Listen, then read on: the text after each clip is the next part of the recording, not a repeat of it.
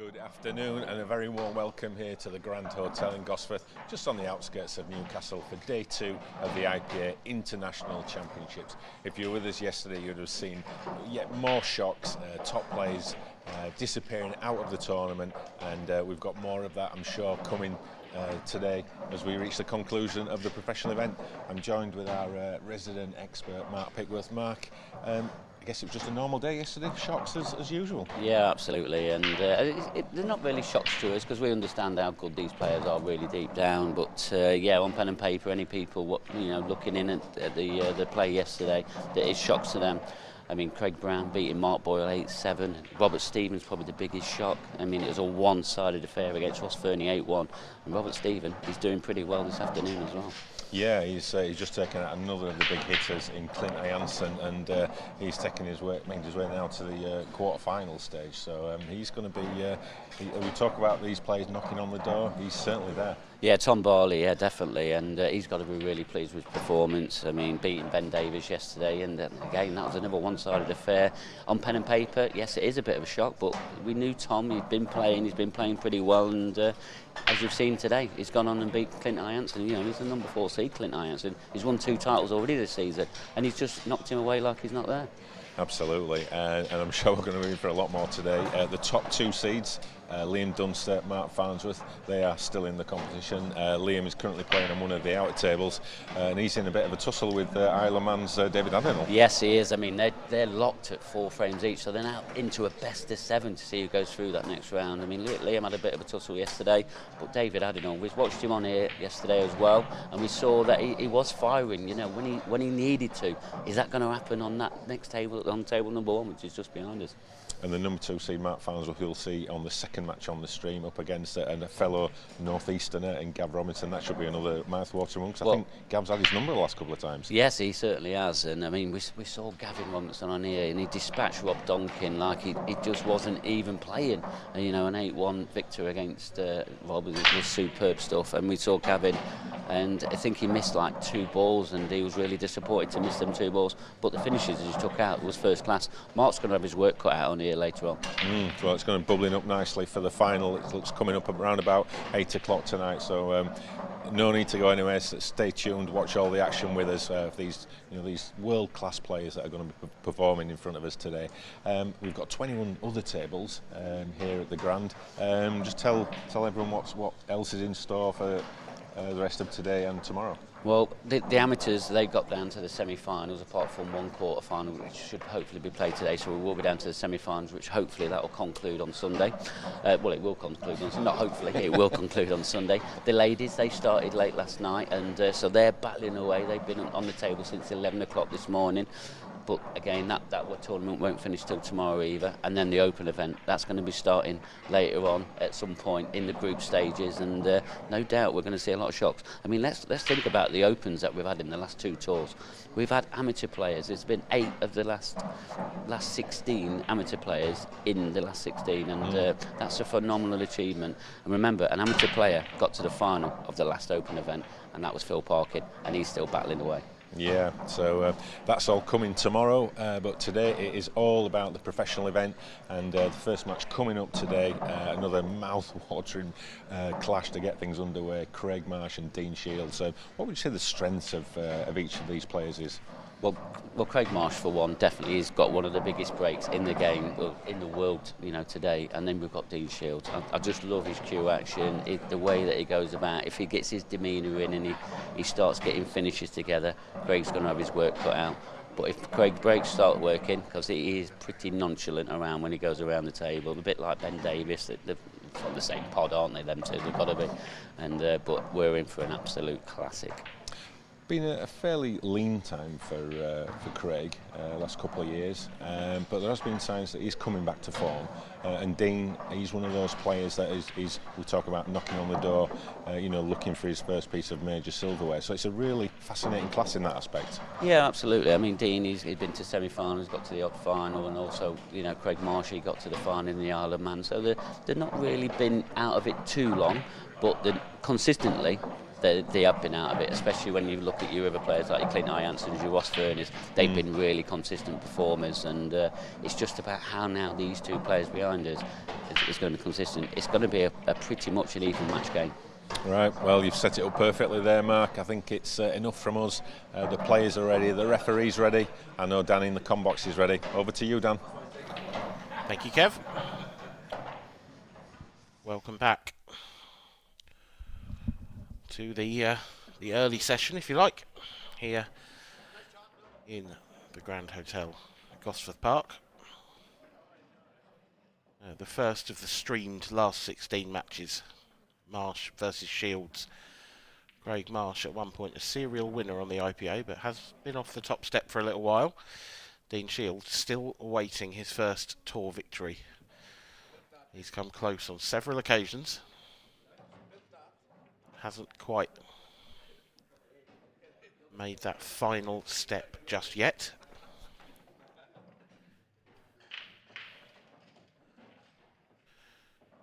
Of course, the rest of the last 16 is underway as well, with one notable exception. Gav Robinson and Mark Farnsworth will battle it out for their spot in the quarterfinal in the next match on the stream table.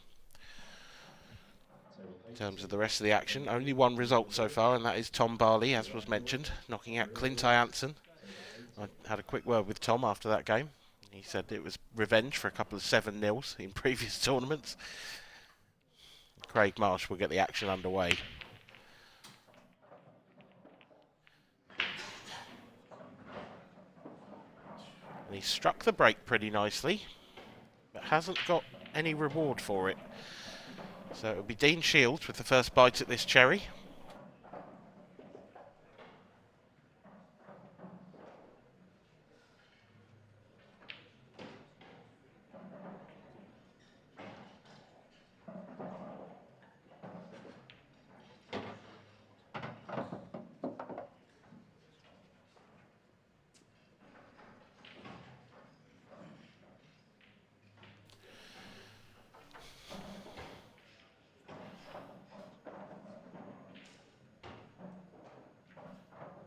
Nice confident opener from Dean. He's overrun the cue ball a little.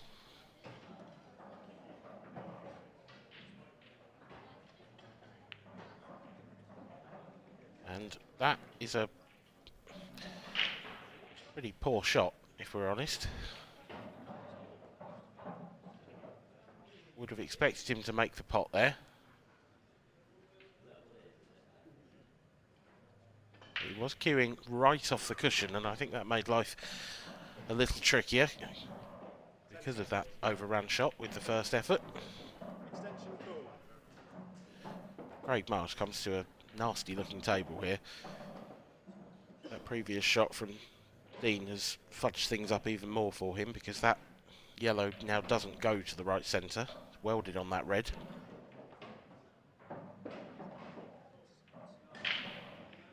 Craig's not happy here because this is just...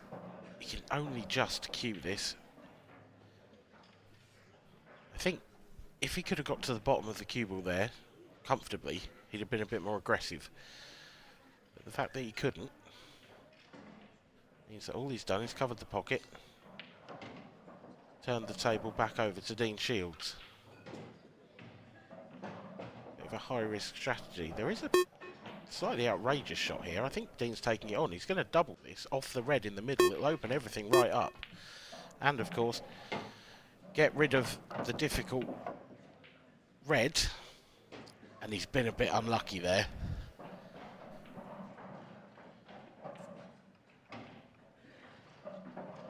I think he's covered that red, but his facial expression doesn't look overly annoyed at that.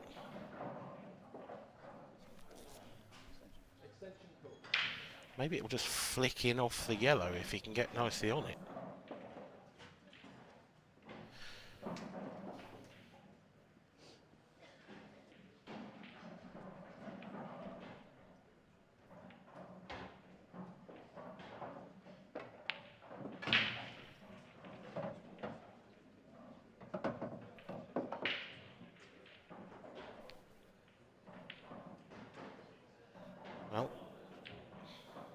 Now may be the time. Dean is going to take that on. Unless he's very confident that it goes, in which case he might leave it till last.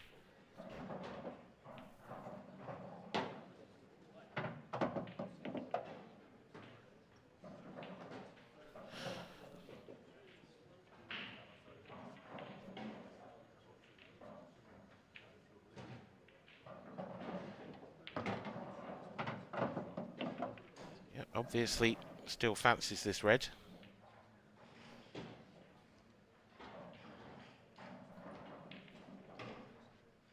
Off the yellow.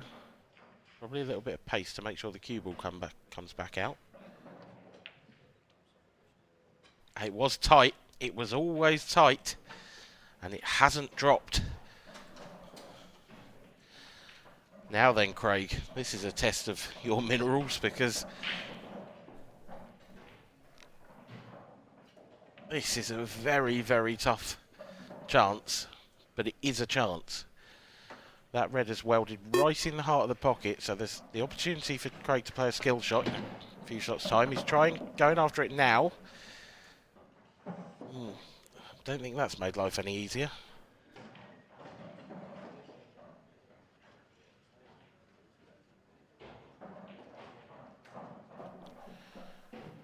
The bottom of those 3 triangles of yellows, I don't think that goes anywhere. He's going to try and skill it this time, is he? Oh, that's desperately unlucky. It's a brilliant pot.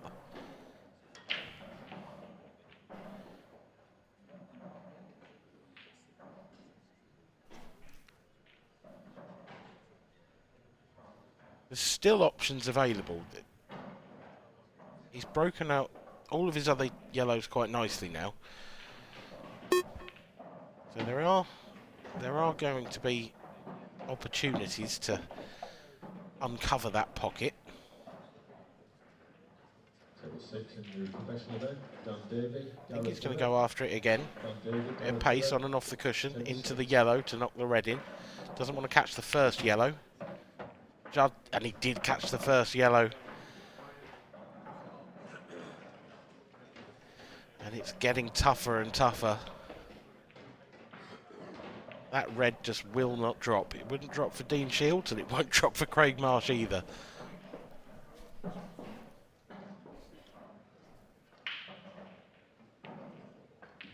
Does Craig need it to? He's left himself the back double.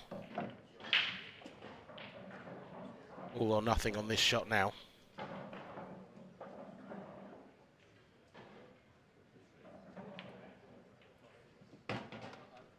Terrific. Terrific shot. Perfect pace. Leaves himself an easy yellow and an easy black to record an unlikely 1-0 lead.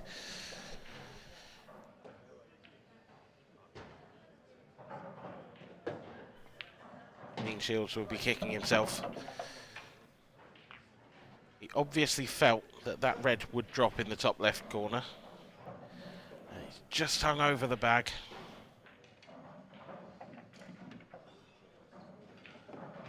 So it will be Dean Shields coming to the table for break number 2.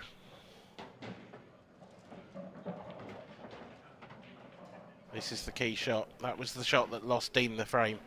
That yellow just covering too much.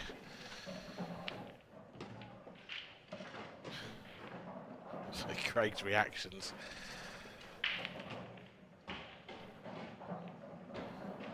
just could not get rid of that red, but in the end he didn't need to. We move on to frame number 2.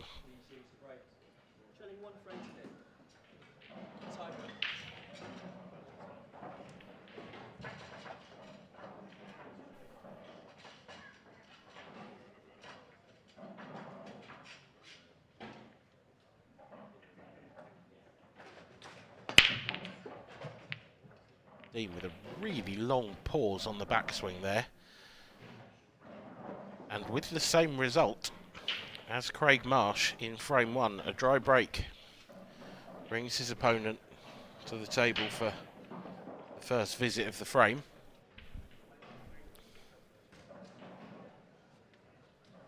very nice opportunity, I suspect, on reds. I think, yeah, opening plant here. Yellow onto red, puts Craig on reds.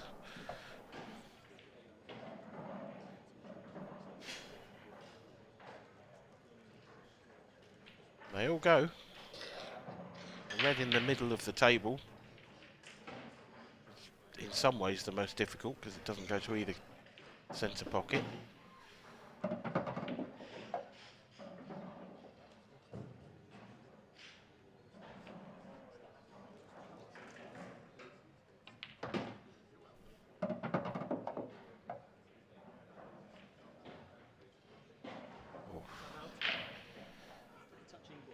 Craig would love that to have run just past that red. Weighted the shot very well. Now this is extremely awkward bridging.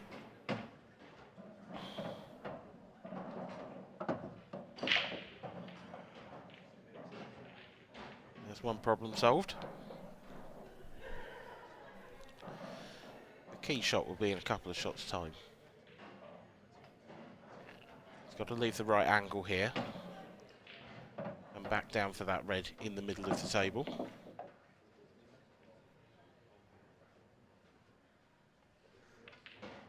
He's got two options really. Does he come down the left-hand side of that red or the right-hand side of that red?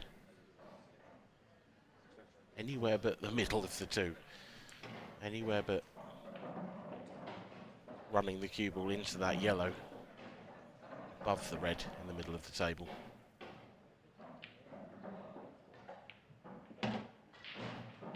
Down the left, overrun it 6 inches, but it's still good. Can hold the cue ball comfortably.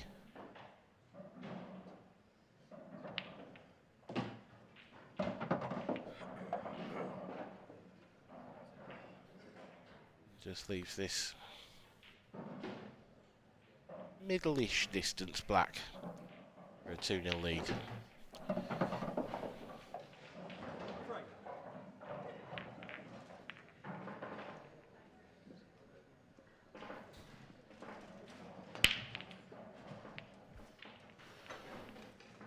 Craig Marsh out of the blocks early on in this match. One miss from Dean Shields sees him 2 frames down. It's Craig to break next. Will we see the first successful break of the match in frame number 3?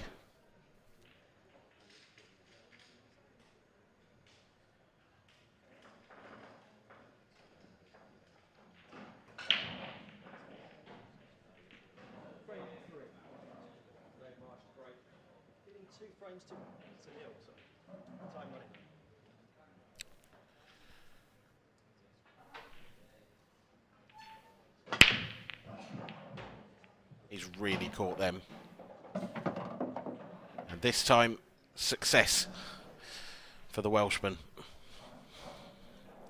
In more ways than one, it's not just a successful break, it leaves a great chance.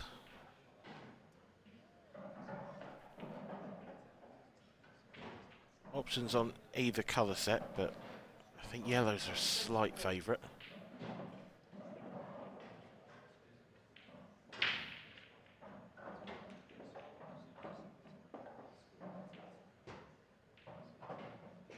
Doesn't actually need to do anything in terms of development here. Being able to get to the bottom of this cue ball is very helpful. Well, he's going for reds. And he's missed. Well, I said you could make a case for both colours, and I stand by that.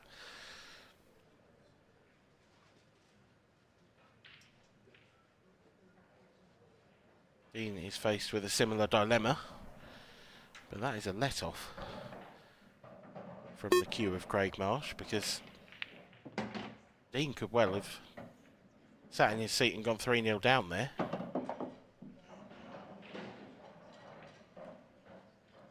Well, there's a bit of magnetic attraction there between the cue ball and the black. I think has forced Dean to change route, but he doesn't look too bothered about it.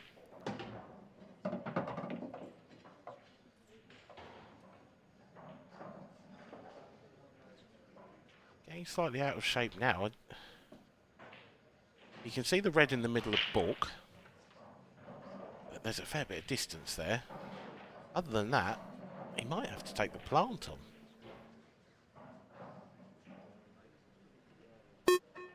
Just feel like the way the cue ball's coming round, if he takes the obvious pot on, he's running into those yellows. I don't think there's any guarantee of position.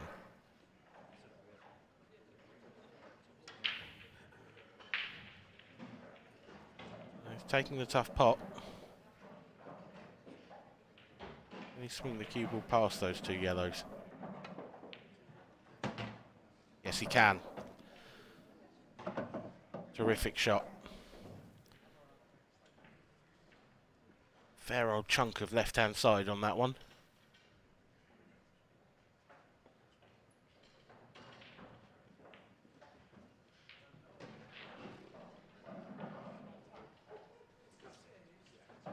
He's still not quite settled.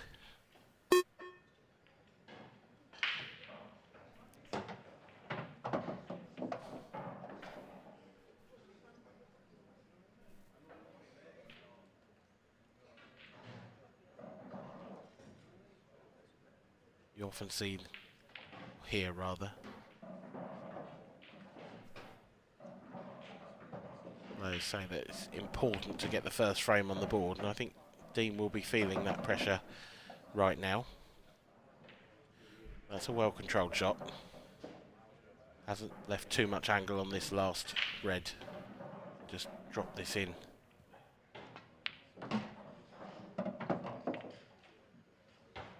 Decided to play it with confidence.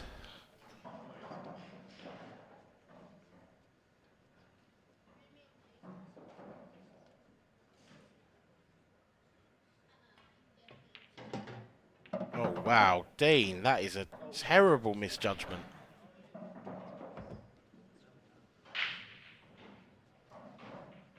There was no danger there at all, just push the cue through. He was bound to have a shot on the black, and he just underhit it. Can he dig his way out of trouble? Well, it was a good contact. But that's where the good news ends for Dean Shields. He turns over the simplest of tables to his opponent.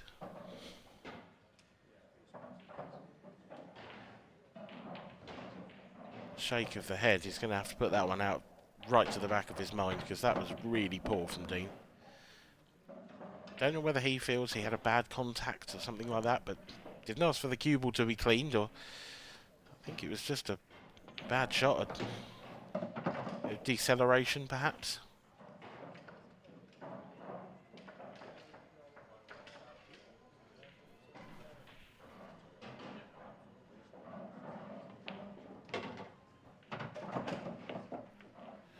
Yesterday on the stream table, we didn't see too many games go the distance. In fact, we had two 8-1 victories. Rob Stephen over Ross Verney and Gav Robinson over Rob Donkin. Rob there in the background, supporting Dean, I'd imagine, the two England international teammates.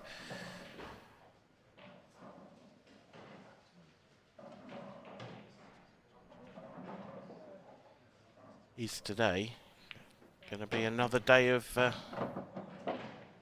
quick fire matches and large margins of victory? We shall see.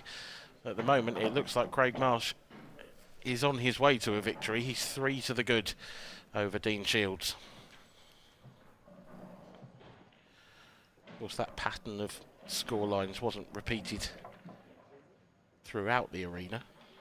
There were plenty of close matches on offer, just not so many on the stream table. And there's a very close match going on just behind the stream table at the moment. Ryan Clark and Robert Stephen on table 12. That is at 7-all, and it's been at 7-all for a while. So that must be a titanic tussle. to replace in the quarterfinals. Other latest scores, Liam Dunster has moved 2 clear of Dave Adenall. He leads by 6 frames to 4. Wade Morley also 2 clear of Craig Brown, leading by 3 frames to 1. And in the only game we haven't mentioned yet, Dan Davey trails Gareth Hibbert. That match has only just started really though, 10 minutes ago. And that is 1 frame to 0.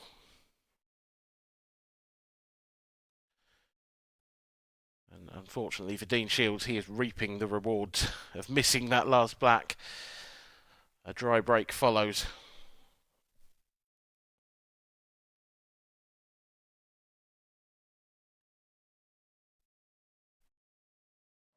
And leaves Craig the opportunity to really bury his opponent psychologically.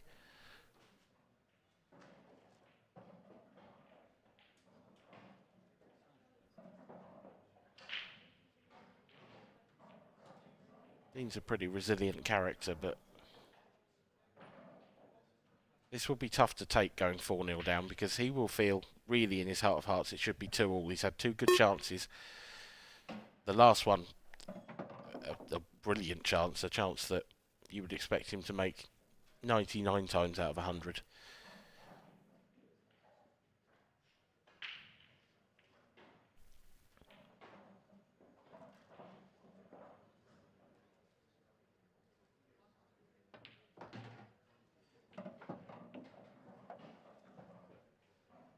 In theory, the toughest shot of the frame coming up now. Very looking at this yellow, couple of inches off the rail.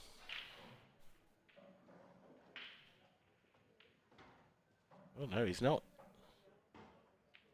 Is he going to try and move it? I think he did. He's ended up moving it into a far worse position. I'm not sure Craig's on anything here. It's a really surprising shot.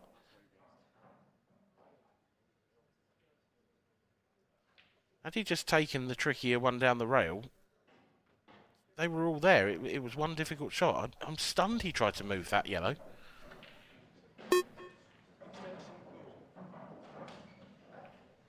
Oh, what's he got in the locker now? Is he going to swerve and try and pop the yellow in balk? He is. That's all he's got. And that is too thin a contact.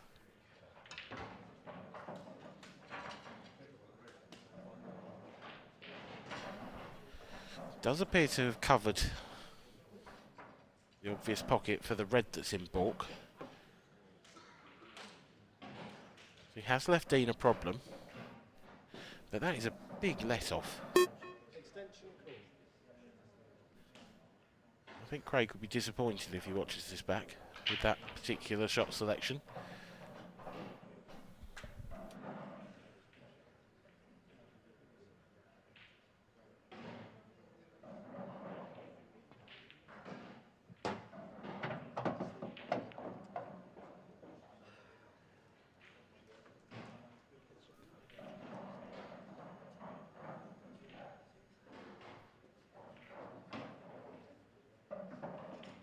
You can see Dean there having a good look at whether he can squeeze that red off the yellow. I'm not convinced this is the shot, but he might cover the pocket.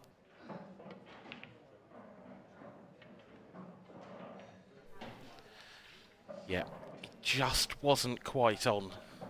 And that's the second time Dean Shields has attempted a shot like that and not quite got it. It leaves Craig once again with another opportunity, a second bite at the cherry in a frame, and you don't feel like he's going to turn this one down. I think he is going to have to take a double on. Here we go.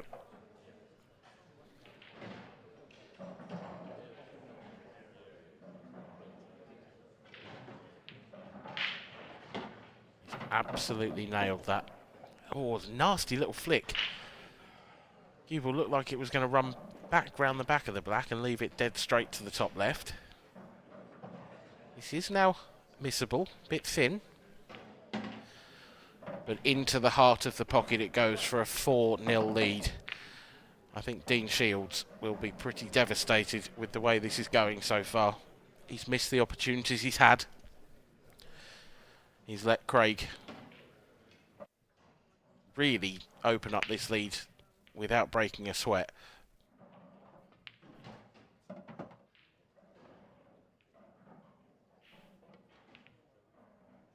And again, there it is. There's the shot. It's cost Dean Shields another frame.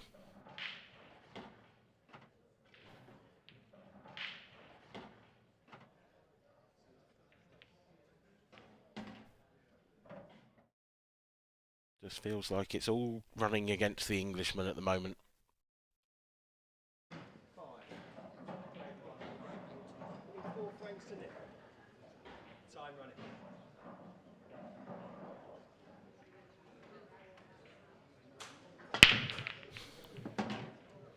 Into frame 5, and the Craig Marsh break is beginning to tick along nicely. Although the cue ball was remarkably close to dropping in that corner pocket.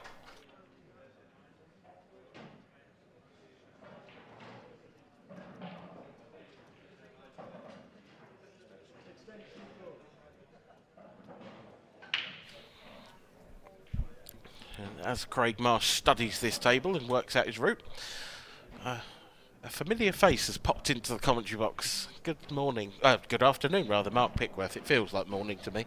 Afternoon, Dan. Has things been then all right, has it? Well, for one of these players, yes. See if you can guess which. Yeah, it looks like it's a bit of a one-sided affair. I mean, I've just been watching the other last 16 match between Robert Stephen and Ryan Clark, and that's gone down to a last frame decider. Yeah, I saw that on the scorecard. So you've been watching. Presumably it's finished. It has finished, yeah. I won't give you the result just yet. I'll talk you through the last frame. So Robert Stephen, he was going for the clearance. Oh, Craig. Oh, he's got away with that one. That's going to hurt Dean Shields even more than the rest of the match has so far, I think. Look at that.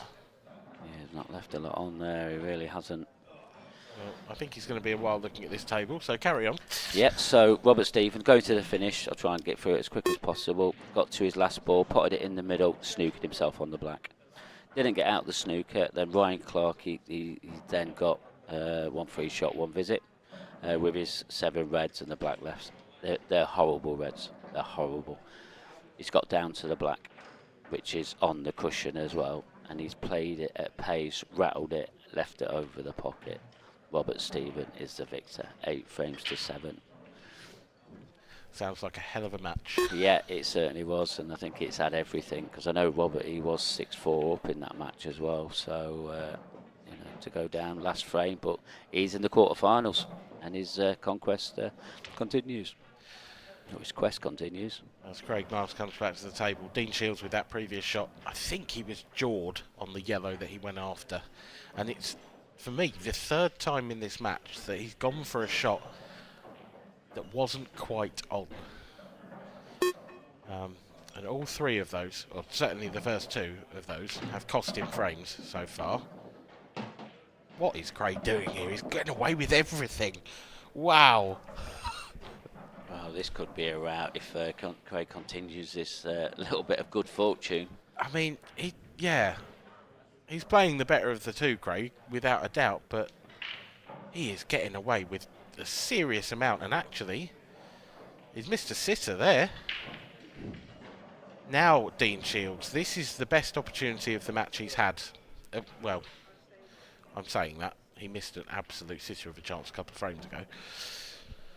But he's got to take this one. This will be the one to settle his nerves. If he doesn't get these, he's in serious trouble. Yeah, you don't see any way back for him, especially against a player of Craig's calibre. Dean Shields, good opening pot. It was a little bit tricky. Taking a bit of a liberty with the pocket there, but got away with it this time. Yeah, played it at a good pace.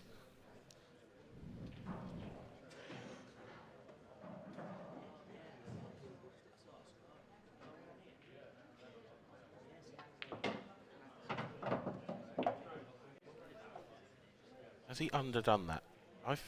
Has he left the plant? He's left the plant, but I don't think he was playing for it. Wow, He hasn't got to grips with the table yet at all. good recovery shot, and he's back in some sort of position now. Surely he's going to take this from here. Surely. You have to hope so.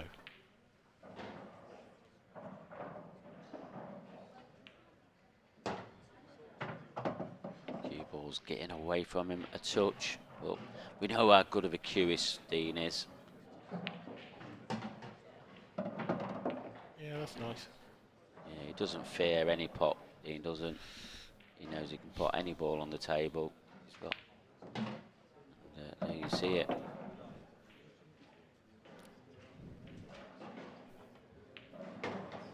And Dean Shields finally gets off the mark in frame number 5. He trails still by 4 frames to 1, but that will be a big sigh of relief, because if Craig had taken that chance and gone 5-0 up, I think Dean would have been fearing the worst. Yeah, absolutely. And just a little bit on the draw. So the quarter-final, that Robert Stephen win there against Ryan Clark, 8 frames to 7. He's been rewarded with quarter-final task against Tom Barley. Remember, Tom Barley beat Clint Ianson this morning, 8 frames to 6. So that could be a good battle. And that'll be a first semi-final for either of them two players. So yeah, whoever gets through there is going to be a bit of a new territory for them both. Have you got a pick, would you say? I think Robert's the more steady of the players, but if Tom knows how to win. He knows how to win. Thing is, Rob came through his first match against Charlie Begley, 8-7. He came through his previous match, 8-7. So he scraped over the line a couple of times. And yes, he did beat Ross Fernie 8-1, but Ross was dreadful in that game, if we're being truthful. Yeah. He was really bad. It was not his day at all. Ross got the iron he deserved, didn't he? Yeah, so absolutely. That's what Robert can do. Tom, on the other hand, Tom has come through. Ben Davis, I mean, he blitzed the table. It was nothing to do with Ben playing badly. Tom was exceptional. Yeah. And then this morning, he's done Clint Ianson as well. Yeah. So, purely on who they've played so far, I'm going for Tom, I think. He's the man in form, possibly of the whole weekend at the moment. Yeah, and I think on form over this year's tour, I think Tom definitely edges it. Robert's had some great results, but remember, Tom's a bit more established in the pro ranks now, and he's getting some great results, and it's going to be a very interesting matchup. I mean, Robert is the man that I backed him to be the first of the new amateurs this year to win a title, to finish as the number 1, new professional. Yeah. I still think that's the case. Yes. But I just think Tom might have a little bit too much in the tank for him this weekend. Yeah, well, we're going to find out. That match is due to go on at 4 o'clock. It could possibly be on this TV table. We haven't decided which quarterfinals we will be showing, but we will be showing at least 2 of them. So that's going to be exciting. Well, anyway, let's get back to this match. Craig Marsh, he's had a fantastic start, and he just looks like he's going to continue just notching up another frame. There's another dry break from Dean Shields. That's pretty much the story of this match as well, isn't it? So, but you can't afford to miss easy chances. That's Dean. the thing. Yeah, it is and it isn't. Dean's break has cost him in a big way, but so has his failure to take chances. And this is a good response from Craig as well, because we know that Craig is the sort of character, quite emotional, heart on his sleeve, capable of falling apart when he does something wrong. Yeah. And 4-0 up, perhaps he just started to ease off the gas a little bit in that previous one. That is a great response, because you could see him falling to a 3 or 4 frame riposte from Dean Shields, and actually he's just got down, done his job, got the 4 frame lead back. Nothing more Dean can do. No, they can't, but he's going to have to try and do something. It's just when is he going to get a chance to do something else? Maybe Craig to break next, I'm assuming. I've not been really close to this match from the start, but looks like Craig to break next, and he could be sat in his seat for another frame. We know how big Craig's break is. Yeah, and Craig, after one dry break, since then his break's been pretty successful. Marsh versus Shields, 5-1. I wouldn't have called that scoreline at the start of today. No, I mean, even I said in the arena just before the programme started, I said it could be quite an evenly matched match this up, but it's not turning out to be. No, I'm with you. I expected an even one. A couple of times, Craig's shot selection for me has been a little suspect. So it'd be interesting to see how he takes these yellows on. Yeah, it was one like this earlier on in the match where he had a yellow on the cushion.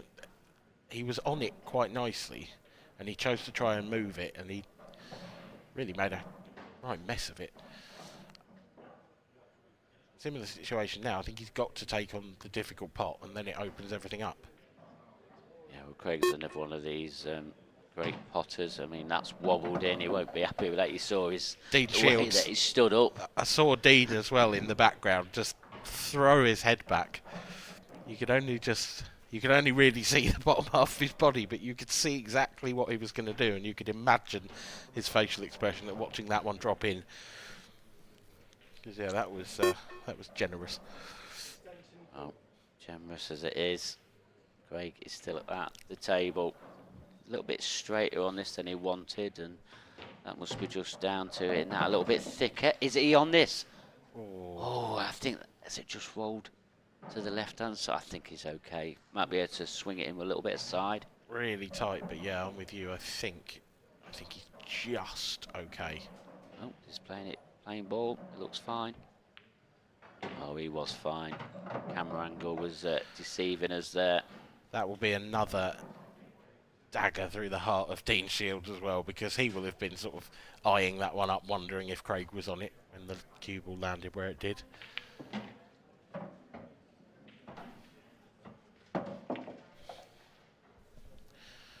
It looks like we're going to have our first break dish of the match. Yeah, and as I just said, Dean could have been sat in his chair a little bit longer before he got back to the table, and it looks like that is exactly what's just happened.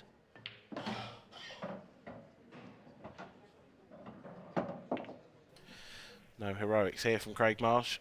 He'll just roll this black in for a 6-1 lead. Have you ever seen this many one-sided encounters on the stream table? Not here at the IPA. We really haven't, and really not sure why it seems to be happening this weekend. I mean, this is the summary of the frame here, and I mean, it's not a bad break. Split nicely. We know Craig gets some great splits, but this ball here, it was only pace wobbled in. Took that in, really. Yeah, I think it's a bit more dramatic than we're. Well, we've definitely made out to be a bit more dramatic, definitely. Well, Dean Shields, though, 6-1. He needs to try and keep Craig from getting to 7 as long as he can. he needs to make a ball off the break, first things first. This is been a torturous performance on the break. That's Craig. That's after that one dropped, I think. He looked a very happy chap, that, then. I think he was a relieved chap as much as anything.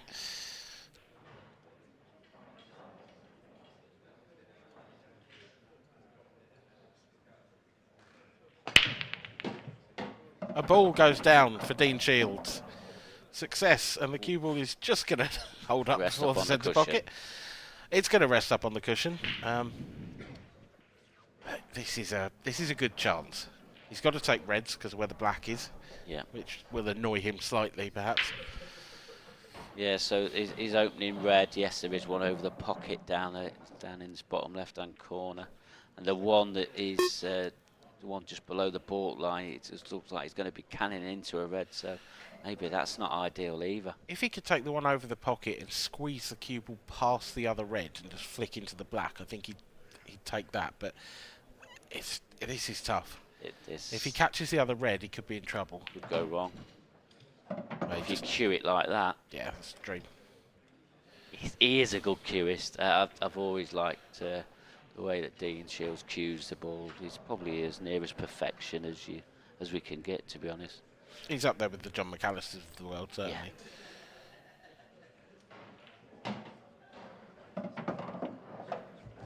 It's a little bit short of pace. Yeah, it's not the first time in the match. I mean, what does he do now? I mean, he can drift up the table, but it runs a little bit of risk. It's not perfect. I mean, is he going to have to punch this in and draw the cue ball off the side cushion?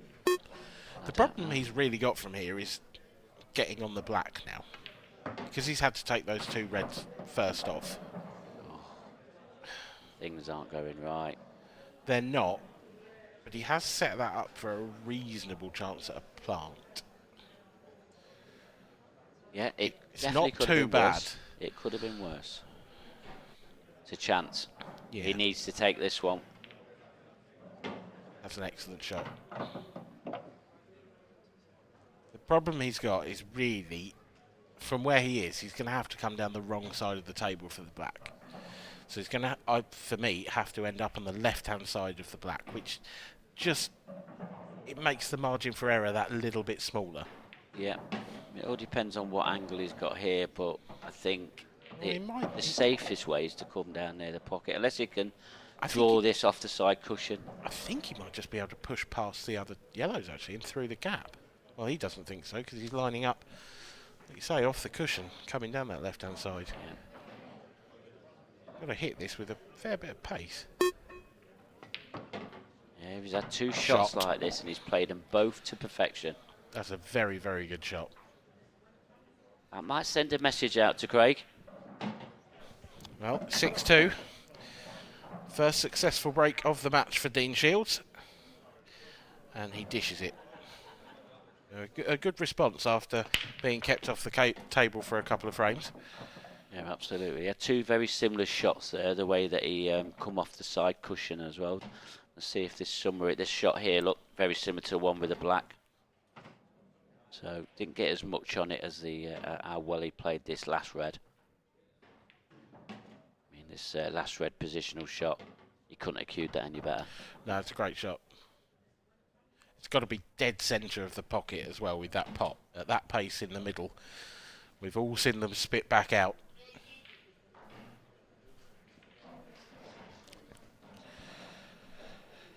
(6-2). Dean Shields just about keeping his head above water.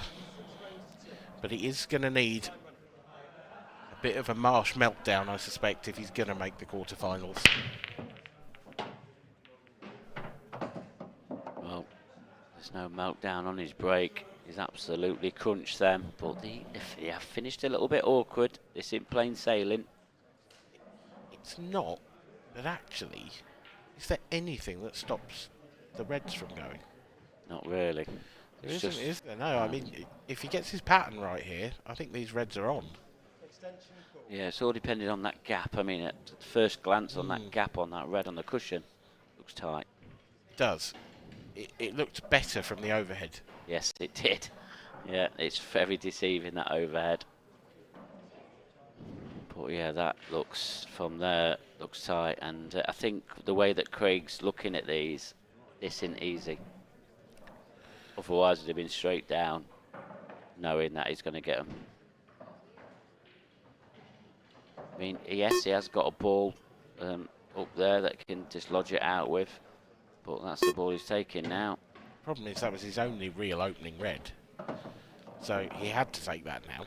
Yeah. He's got a bit of a dilemma here. Does he try and get past the yellow and onto the cushion, or does he go into them? He goes into the yellow, and he's missed the pot. And Dean Shields comes back to the table.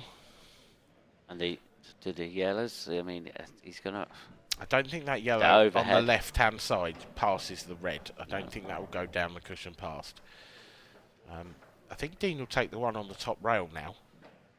And if he gets it, he gets it. And if he doesn't, he probably gets the pocket. Well, the pace he's played to pot that. Yeah, I think there was a bit of 2 in 1 in that shot, to be honest. I think he could have. I don't think he'd have been too unhappy if it hadn't dropped, if it had hung. No, definitely not. But he'd be pleased. He's still at the table. That means he's going to have an opportunity of getting this yellow out. It's all about leaving the right angle now. It doesn't pass, does it? It can't do. It's so close. So. No. I mean, we'll be able to see on the way that he plays this shot next what he's going to do. I think he's finished a little bit straighter on this one into the left centre more than he wanted. So he might have to leave himself a more harder pot now. I think he's taking the one in the top right-hand pocket and dislodging the one on the cushion. Big moment. Big moment. Is he up to the challenge? Well, yes and no. Because it's a very good pot. But, oh, Dean's in a lot of trouble not getting that cannon. Yeah, he is. Even if he can even find his way out here and get a pot, which he's got a thin snick into the middle or a very tough long yellow with awkward queuing, he's still got that yellow to dislodge. So if he finds a pot here, he's only going to have one crack at it.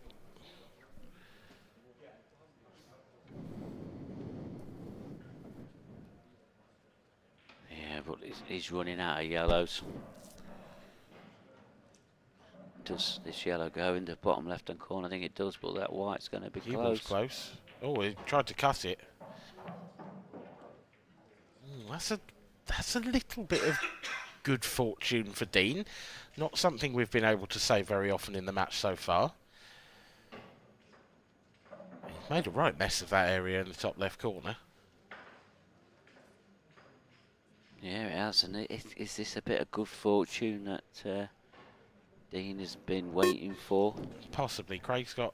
I mean, he can take the one on the right-hand rail. He can take the one in the middle, can he? I didn't realise he could get to that. Well, he was under shot clock pressure there. Don't think he's gone all out for the pot there. No. Just wonder if Dean can sneak this yellow nearest the centre pocket down past the red on the rail and try and cover that pocket. If he can just catch the edge of the jaw. You can't really see either of the other two. He's going to play it across table. Oh, cue ball. Wow, that's a huge misjudgment. And Dean Shields buries his head in his hand. That's just careless. He did not need to be anywhere near that middle pocket. No. Pretty much the only way that he could have left Craig a chance to win the frame from the next visit was by fouling. And yeah, that's poor. Yeah, and I think he will get punished here. There's no doubt about it. Craig's just knocking out his two reds. And from Dean's point of view, although that's not the best shot from Craig, but from Dean's point of view, I felt like if he won that frame, then 6-3, Craig might start to get a few butterflies and get a little bit nervy. Yeah. And Dean's just handed him the chance on a platter. He has, but Craig, he needs one good positional shot here, and he's going to be one frame away from getting himself in the quarterfinals. Still not perfect. It's not, but it's worked out okay. Yeah, he won't be too bothered about this. You'll probably see Craig clear these up in no time.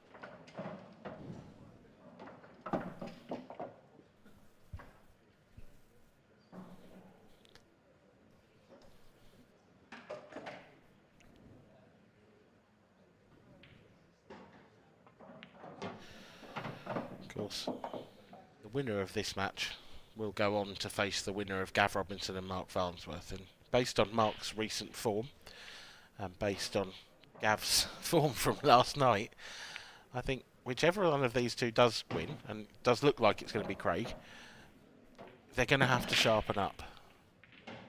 Yeah, they really are. And, you know, when you get to the quarterfinals, you know you've got to be at the top of your game. If you want to go on to be picking up the title at the end of it, you've got to be at your best, because you don't get many second chances at quarter-final level. Well, Dean Shields needs 6 frames in a row if he's going to deny Craig Marsh the chance to potentially add to his title collection. Yeah, and you know, Craig, he's had a couple of chances at this frame, and you got to say, find himself fortunate. This one here just wobbled in again, played it at a good pace. 1 frame away now. How long can Dean hold him off until he gets out of last frame? Dean to break next. Well, Dean has so far made 1 break successfully. The rest have been dry. I noticed early on he had a really long pause on the backswing, and I do wonder if that just stops him generating quite so much power. Well, that's your answer. The answer's probably no. No, perhaps just didn't catch the first break particularly well, because yeah, that's a pretty good one, and it leaves a pretty good chance. Can he make Craig Marsh close this match out himself?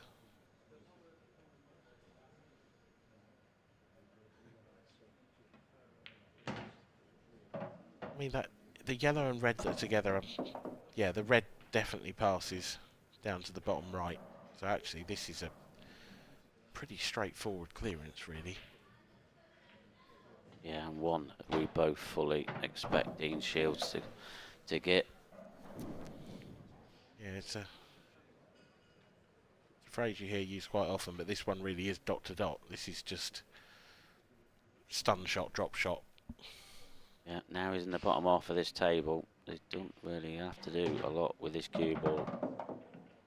No, I think he's going to drop that one in closest to the rail into the centre pocket, and you do want to be nicely behind that. Oh well. Oh, that's fine. It's worked out okay, but I'm surprised. I felt like if he just stunned the previous one and dropped that in the middle, he was going to end up here for that last yellow. And now, is he on this yellow? I near don't the think black? he is. I think that's a misjudgment again from Dean. Oh. You cannot afford these errors at this level. But playing it that way was the only way that could go wrong. He seemed to have got down quite quickly on this shot and rushed it, not give it any thought. I mean, and now he's in trouble, as you said, Dan. Could he take this long, up to the top left? I think the jaw's in the way. I think he's had a look at that. He's having a look again. I think that's his only... Oh, he's cutting it in the middle. This white could go anywhere. It could go anywhere. It's gone behind the black. And isn't that symptomatic of Dean Shields' entire match?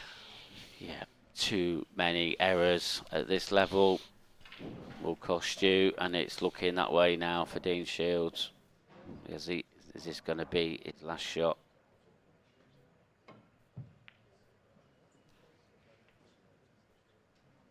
Probably. I think is the word. Probably, Mark. Because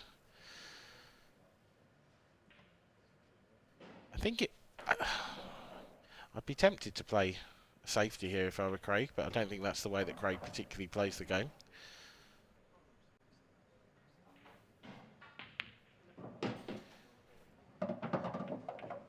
All depends on those two in balk. And actually, from the overhead, it's quite clear that he can pot the bottom one of the two.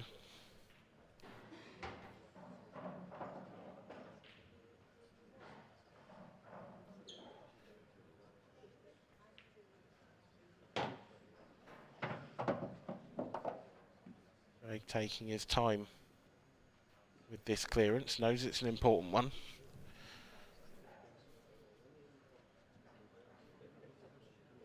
Just steadying himself to win the match.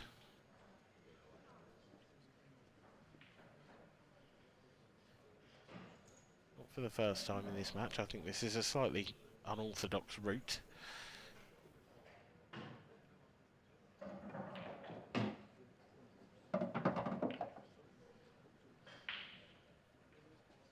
This now is a big shot for Craig Marsh.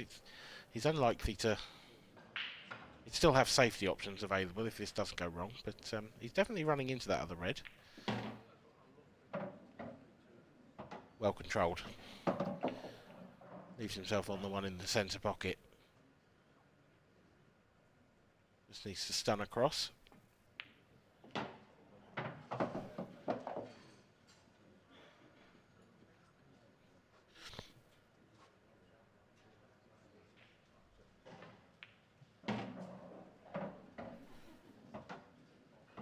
Beautiful, beautiful shot.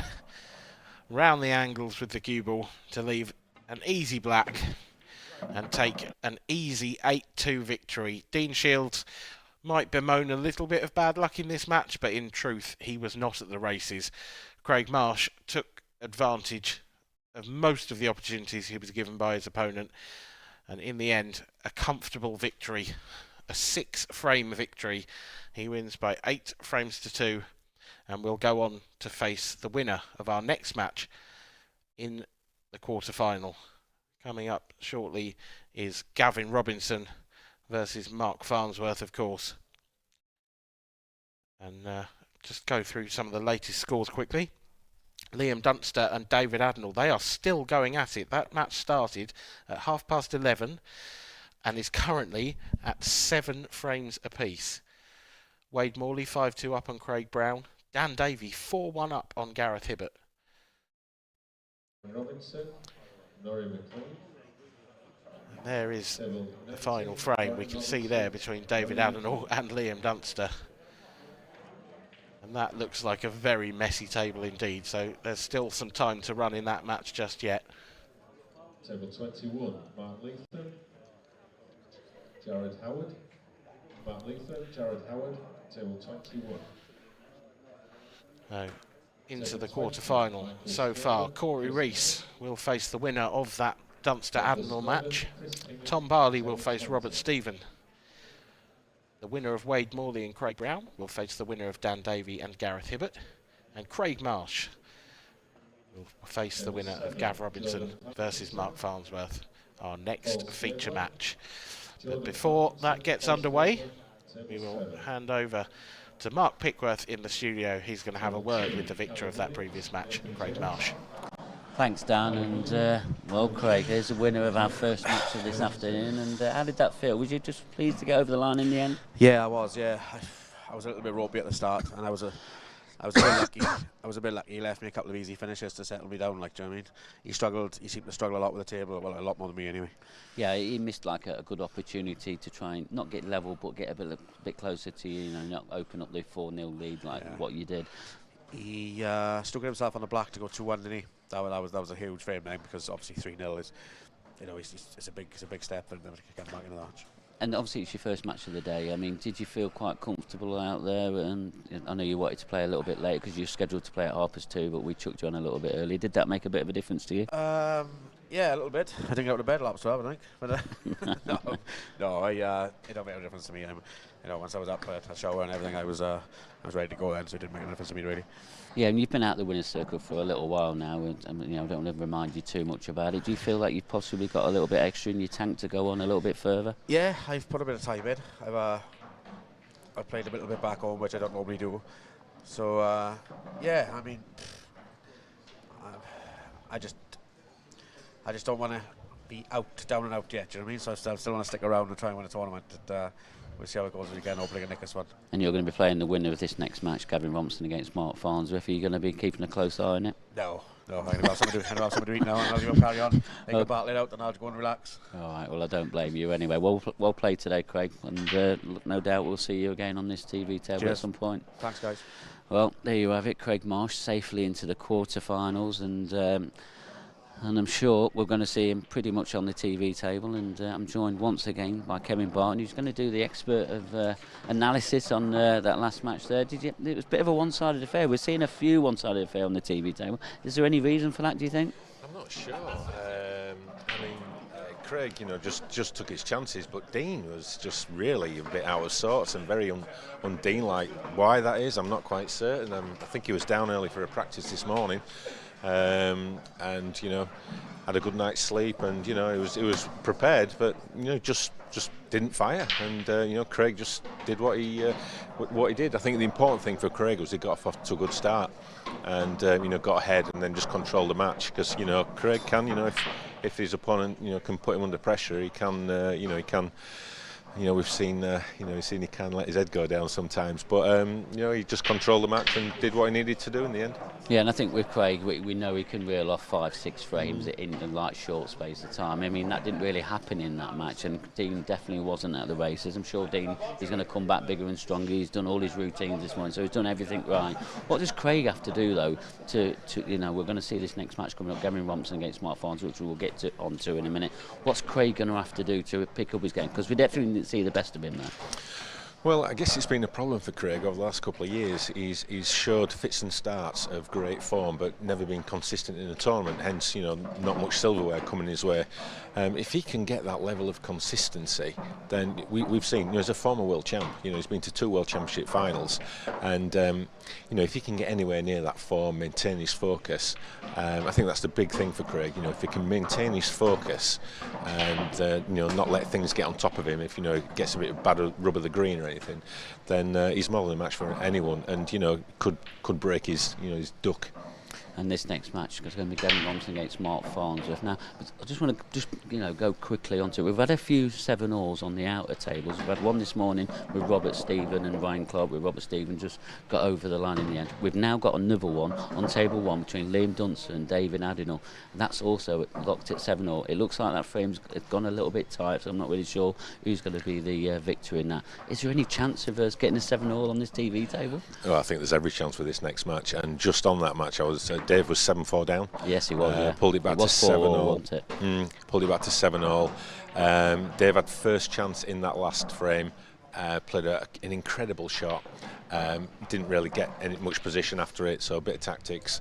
So that's going to be developing over the next 5-10 minutes. So we'll see what happens there. But great performance from both players, whoever wins. This match coming up. 2 great players. Yeah. I mean, it's going to be a lot of local interest in this one. Who's favourite?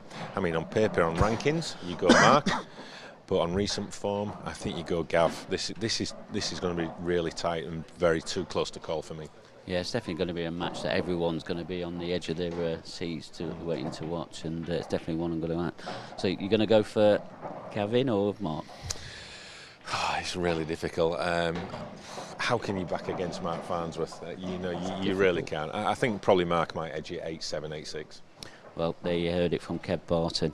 Who's going to be winning this one? Gavin Rompson or Mark Farnsworth is next. The referee's ready, Rick Lloyd. And guess who else is ready? It's Dan Fairway in the comms box. Over to you, Dan. Thank you, Mark. A wonderful introduction. I am ready. I've been ready for a while. Gav Robinson, Mark Farnsworth, the Battle of the North East. Mark and Gav, firm friends off the table, know each other very, very well indeed. But there will be no friends on this pool table over the next hour and a half. This will be a fierce battle. I know Gav would love to get one over on Mark. Mark, on the other hand, just wants to carry on winning titles as he has done almost religiously over the past few years on the IPA. Will be Mark to get us underway. Settling into his braking position.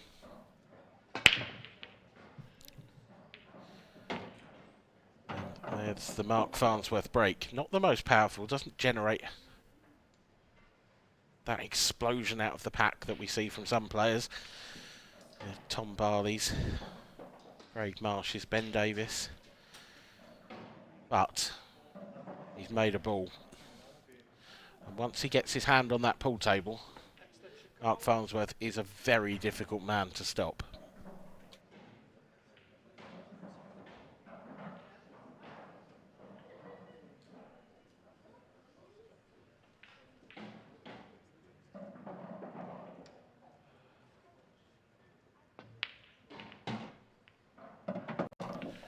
That's a great opener from Mark. That yellow covering that pocket was always making life difficult, and he's gone after it straight away. Got it moved. The reds have opened up beautifully for him.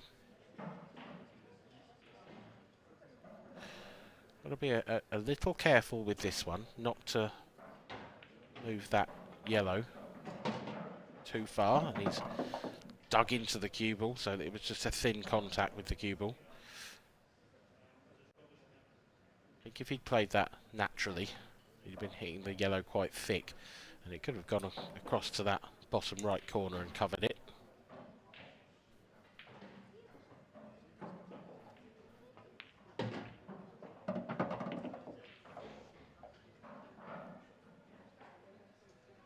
And Mark Farnsworth there, his face speaking 1,000 words, because he's left himself very, very awkward. Bridging over, gonna have to punch this to get on the last red. And I'll tell you what, it's not come nearly as far across the table as he'd like, but I think he'll take that from where he was, because he can cut this red back. Going to be losing the cue ball a little bit. Perhaps trusting to fortune with whether he's going to end up on the black or not. Oh, and hasn't that come out nicely? He throws up a hand of apology, but I don't think he'll mean it that much. He's got himself a shot on the black, and this will be a terrific clearance, as long as he can just bury this last pot. In it drops, and the cue ball's safe, and Mark Farnsworth takes a one-frame lead. Against all odds, it has to be said. Just a couple of shots ago.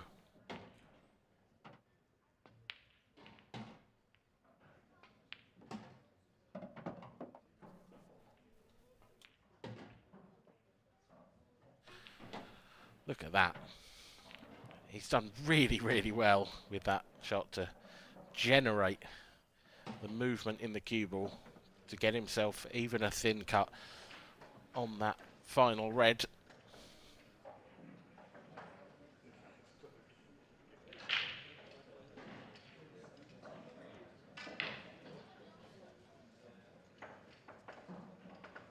Referee to table 7, please.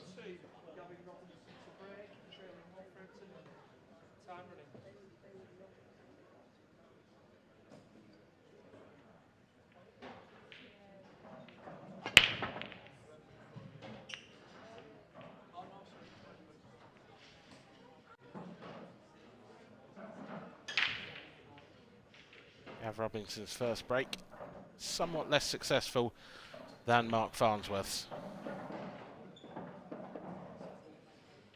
But it's a bit of a safety break, this. Can Mark get through the gap between red and yellow and take this long red down to the bottom right? I feel like that's kind of his only option from what I can see. If he does take that, he does leave a problem. The red near the black spot, that's going to be tough to do anything with.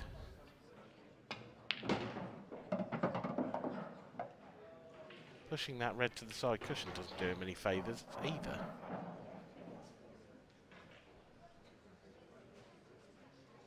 Now this is where Mark needs to use every ounce of that pool-playing brain of his. Those synapses firing. This is not an easy table to work out.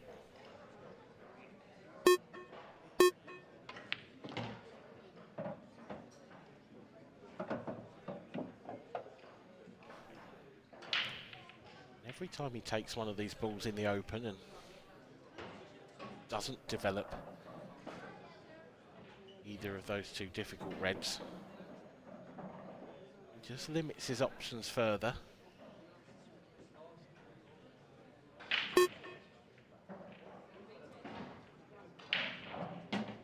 Okay, he'd probably be fairly comfortable leaving the red on the cushion to last, if he had to. And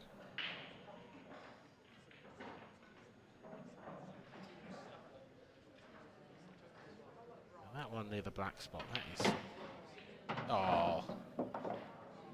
I was going to say that's very difficult to get on, and then he's just got down and punched that one in and proved me wrong.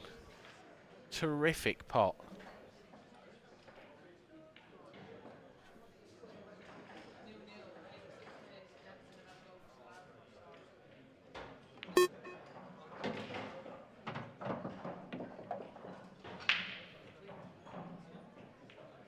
That red on the cushion still looms large. Really wants to be getting right behind that if he's going to take it on. Needs to screw this across. Round behind the yellow. That is very, very good from Mark Farnsworth. That is very good indeed.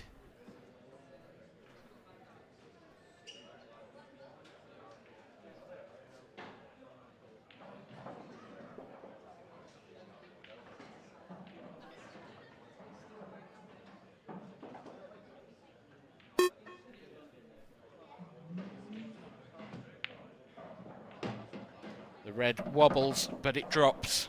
And Mark Farnsworth is going to take a 2-frame lead. Gav Robinson yet to get hand to the table.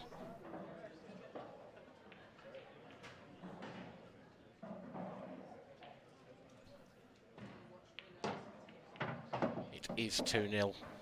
Terrific from Mark Farnsworth. That was a great finish. Forced into reds from Gav's break. Let's see there, didn't quite get the contact with the break. And Gav's break was really very good last night, so maybe looking to make that small adjustment and get that back firing. But how about that for a positional shot there? And arguably this next one, even better.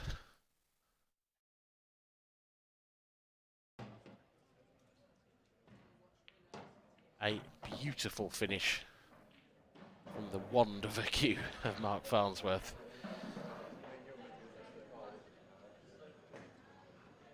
And he will be breaking next to try and open up a 3-frame lead.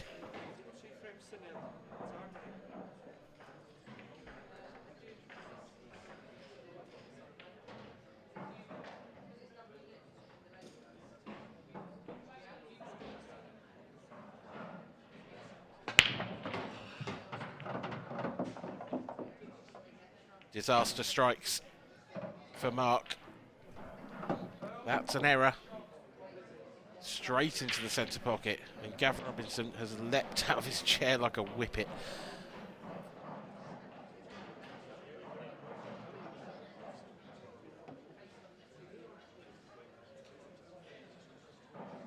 It's going to take him a few seconds to work this table out, I think.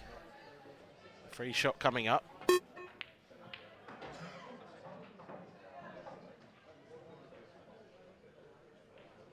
Manoeuvred the red out of the way.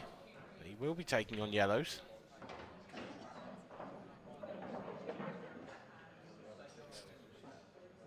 It's difficult to see at the moment where the problems would lay for Gav. Yellow next to the black will only pot into the bottom left, but got a nice ball to get on it. Had a couple actually, because he's done it straight away.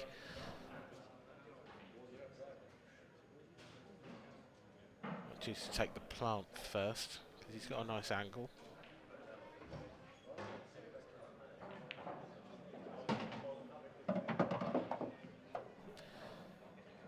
It's an interesting shot, not a great one.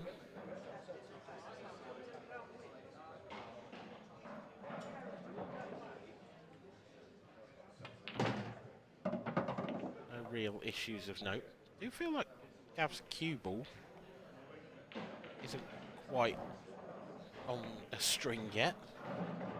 Looks to me like he's overscrewed that a fair distance. These yellows are still easy enough that you Don't see him not getting them. Doesn't want to be hampered. It's okay.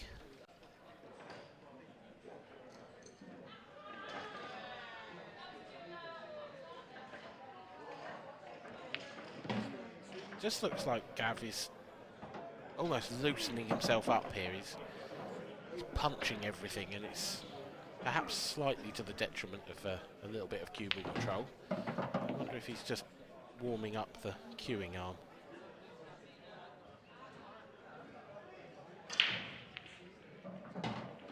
Either way, in drops the black, and a reverse dish gets Gav Robinson off the mark in this last 16 match.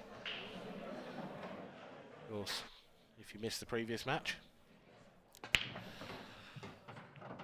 was a rout, really, from Craig Marsh, beating Dean Shields by 8 frames to 2. And the winner of this match will go on to face Craig in the quarter-final.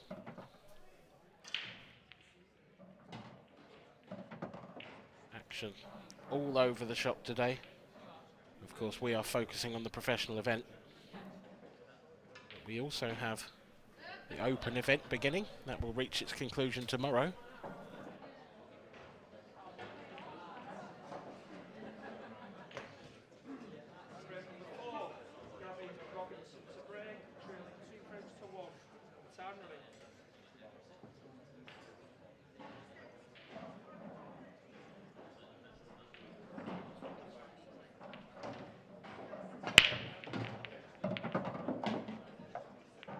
Oh, ouch. Ouch, Gav Robinson. Kicked in off directly from the break. It looked like a decent split. It looked like he was going to have a chance. He's got to slink back to his seat. Talking of slinking into the commentary box. Wow. Well, okay then, Dan. If that's well, thanks for the welcome. Back comes Mark Pickworth. Yeah, well, I've been doing my travels around the arena again, and I was just watching our #1 seed, Liam Dunster, and he was locked at 7 frames each against David Adino. I know you caught on it a little bit just as we was coming to the end of that last match on the TV table. Well, I can say that Liam Dunster, he's had a bit of good fortune. He was in all sorts of trouble in that last frame. He's gone for pretty much a long, outrageous plan. He's rattled it in the top pocket. It's gone across and gone in the other pocket, and then he's cleared his remaining yellows up. And he is into the quarterfinals, and he's going to be playing Corey Reese next on this TV table after this match. That's the next TV match up. What a match that's going to be. But got a feel for David Adino, come back from 7-4 down to go 7-all and lose on with a bit of outrageous luck, you've got to say. Yeah, they say the luck evens itself out over time. I don't know if I buy that, but yeah, I have to say I feel for Dave because he's been on the wrong end of Liam Dunster quite a few times now, and got close quite a few times now, and just can't seem to get over the line. And that little bit of luck will hurt the Manxman. Yeah, it certainly will. But when you're number 16 seed, you know you're going to be playing Liam Dunster in the last 16, don't you? You just know it. Especially if you both win your matches. That's what's happened. You then Mark Farnsworth, continuing his excellent form. He opened this frame out, this match out with a wonderful clearance.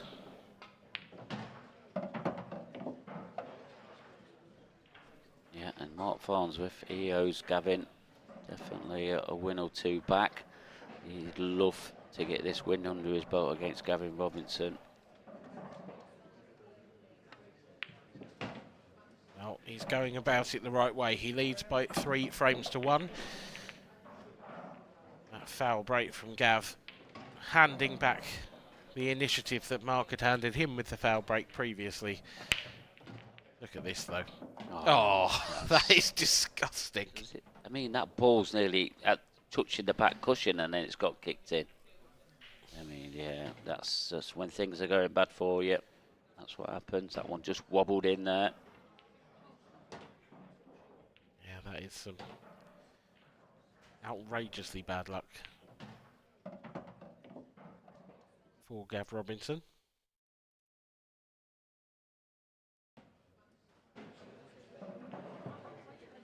Farnsworth with the 2-frame advantage coming to the table to break again. Surely we're not going to see another one-sided match. Yeah, I mean, our expert Kevin Bolton, he said to me in the studio, he's expecting this one to be a bit closer, and well, don't be surprised if it did go to decider. But at the moment, it's looking like one-way traffic, and if Mark obviously keeps his brake working, then it could well be one-sided traffic. Makes another ball. Leaves another chance. Yeah, he does, and these reds, they've all got a pocket, and I mean, you can't see any problems here for Mark. Probably the first positional shot, maybe. Yeah, I feel like he's just got to pop this one in the middle and sort of screw into the red.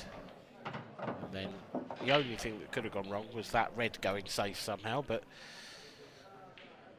that's a pretty good result. Yeah, it is, and I think going there will help him with his clearance. He'll need to take the one in the top half of the table at some point, probably sooner rather than later. Can he drop on it now? I mean, is that the right way of going about it? I think he'll probably take it in the top left, but he's going to have options. Just going to drop on it now. Yeah, there you go. Queuing is okay. You've just got to be careful of that yellow, but you should be able to run this through quite comfortably for probably the right-hand centre pocket red. Yeah, and it was important to get the decent angle on this into the centre, otherwise he wouldn't have the option of running down. But he's okay. Still not in perfect position. Underdone that a fair bit for me, that shot. Still fine. Still expecting to take them, but that wasn't the best. No, I feel that he's hit that red a little bit thicker than he wanted because it hit the far jaw, so that's took the bit of the pace off. Yeah, it just looked a little bit tentative to me. Oh, that's not what he wanted. It's okay. Can he reach it? Can he reach this? This is looking very awkward queuing. He really wanted to be on that other red. He wanted to be on the left-hand one first. Would have made life a lot easier. Oh. Threading that queue through there. He's just got enough onto that.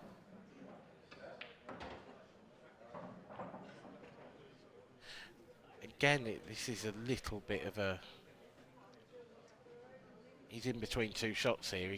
He can stun up towards the black, or he can roll it through for the centre.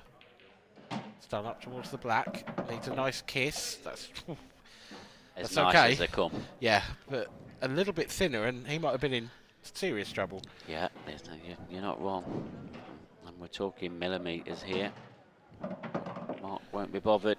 A reverse clearance and a break, and clearance has opened up a 4-1 lead now. This simple black.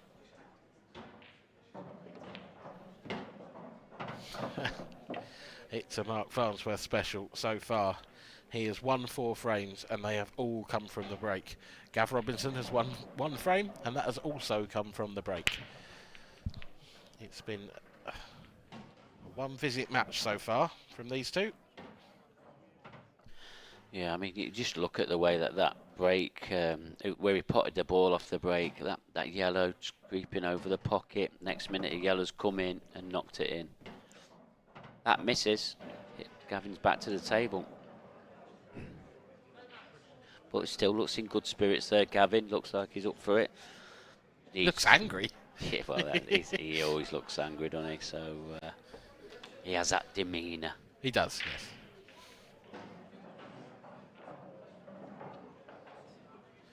yes. Yeah, he's either got the sort of that kind of angry, stomping around demeanour, or more sort of childlike when he's won. He's almost floating around. He's very bouncy when he's happy. Will he be happy now? Is that red going to find gravity? It does. He will be happy. There might be a little extra spring in his step because that looked like a dry break at first.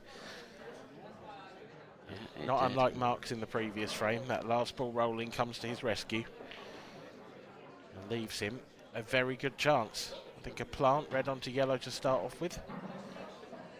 And then, all the yellows look really quite inviting. So I've got another result for you. Wade Morley's beaten Craig Brown 8-4 in the last 16, so he's safely into the quarterfinals. Dan Davey, our very own commentator, he's beaten Gareth Hibbert 8-2. We've got to say that is a shock. That is a shock. No offence to Dan Davey, no, absolutely not, Dan. We love you to death, we really do. We don't like you winning because we want you in here, want you, you know, and even our audience, they want you back in here. But we'll have to do without him for a little bit longer. Beating Gareth Hibbert, the Godfather, 8-2. Great performance there, Dan. That's actually, yeah, that's an astonishing result. It's not the fact that that Dan's beating Gaz. It's the 8-2 that's the shocker there. That's a big scoreline. Yeah, and that part of the draw where John McAllister's gone out, Clint Ireton's gone out, it's opened it right up now. So it's going to be Dan Davey against Wade Morley for a place in the semi-finals. Yeah, and that would be, I imagine, Wade's first semi-final, and Dan's first in quite a long time. Yes, he's probably been in a quarter-final pretty regularly, but has come to semi-finals. No, I can't remember one, not for a while.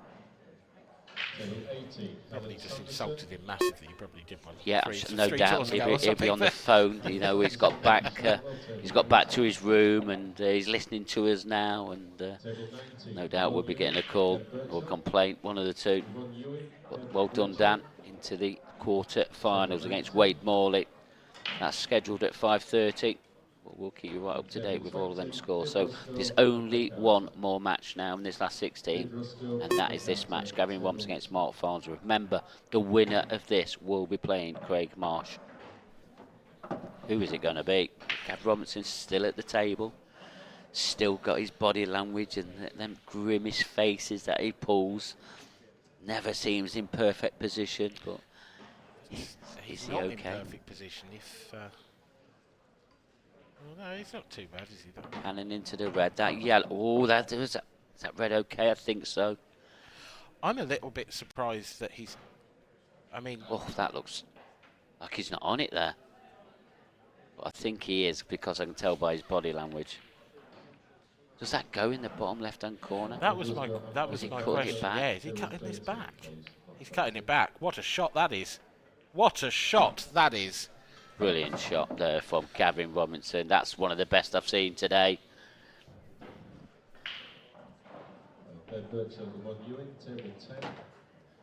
Excellent from Gavin Robinson. He keeps up the 100% record in this match so far of finishes from the break, and he does it in some style. A great recovery yellow to get himself on the black. He trails by 4-2 still, though.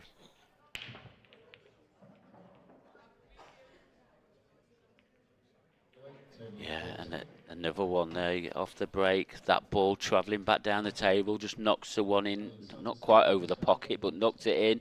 And that's what gave him this chance. I mean, that was a little bit snatchy, that shot. But what about this one? Best shot of the day so far.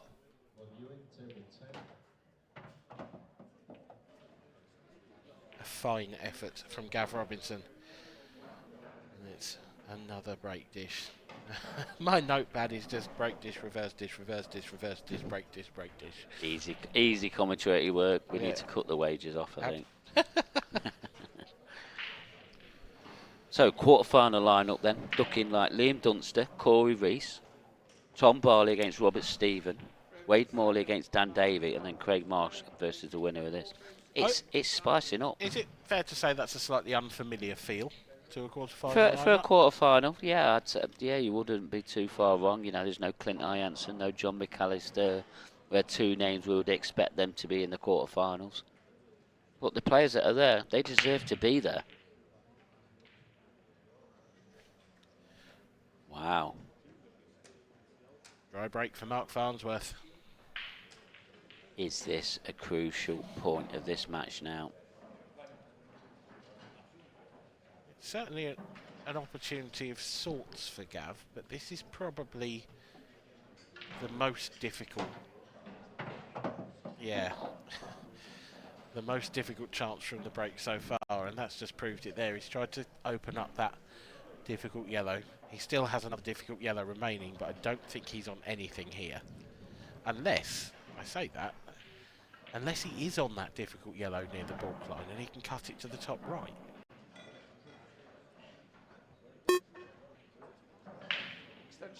Can't really see anything else apart from a safety.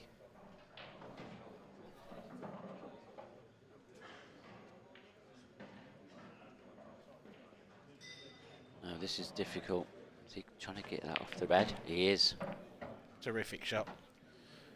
Oh, Push the black safe.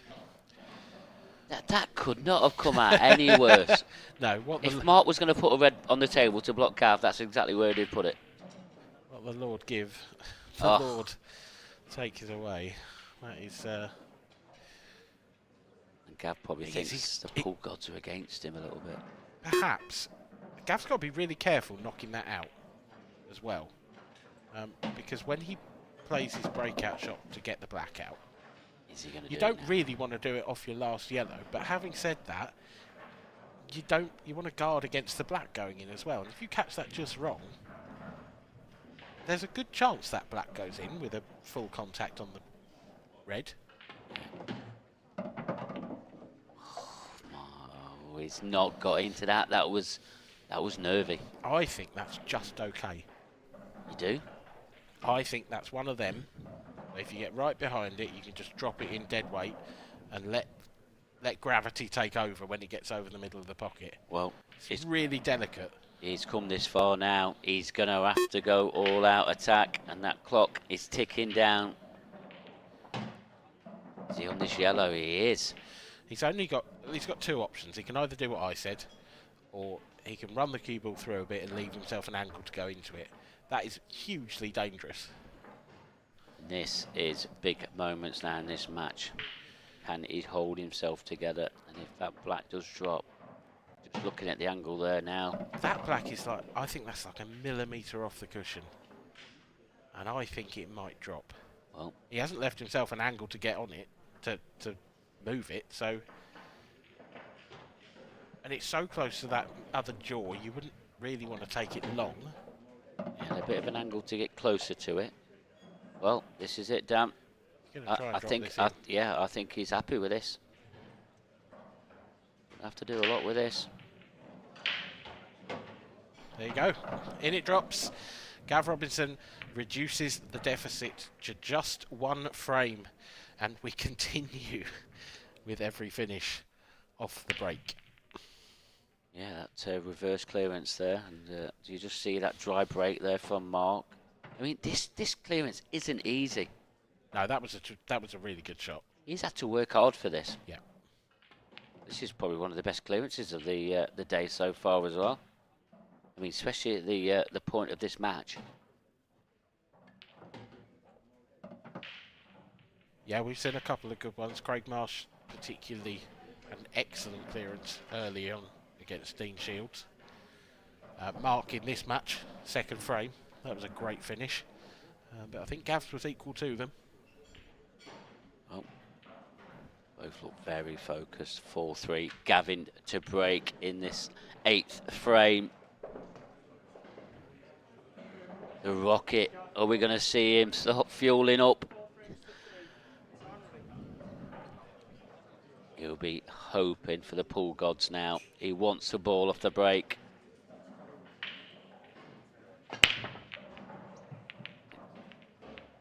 That cue ball was tracking. He didn't really get into them too well. And look at the split. Well, Every ball has a pocket.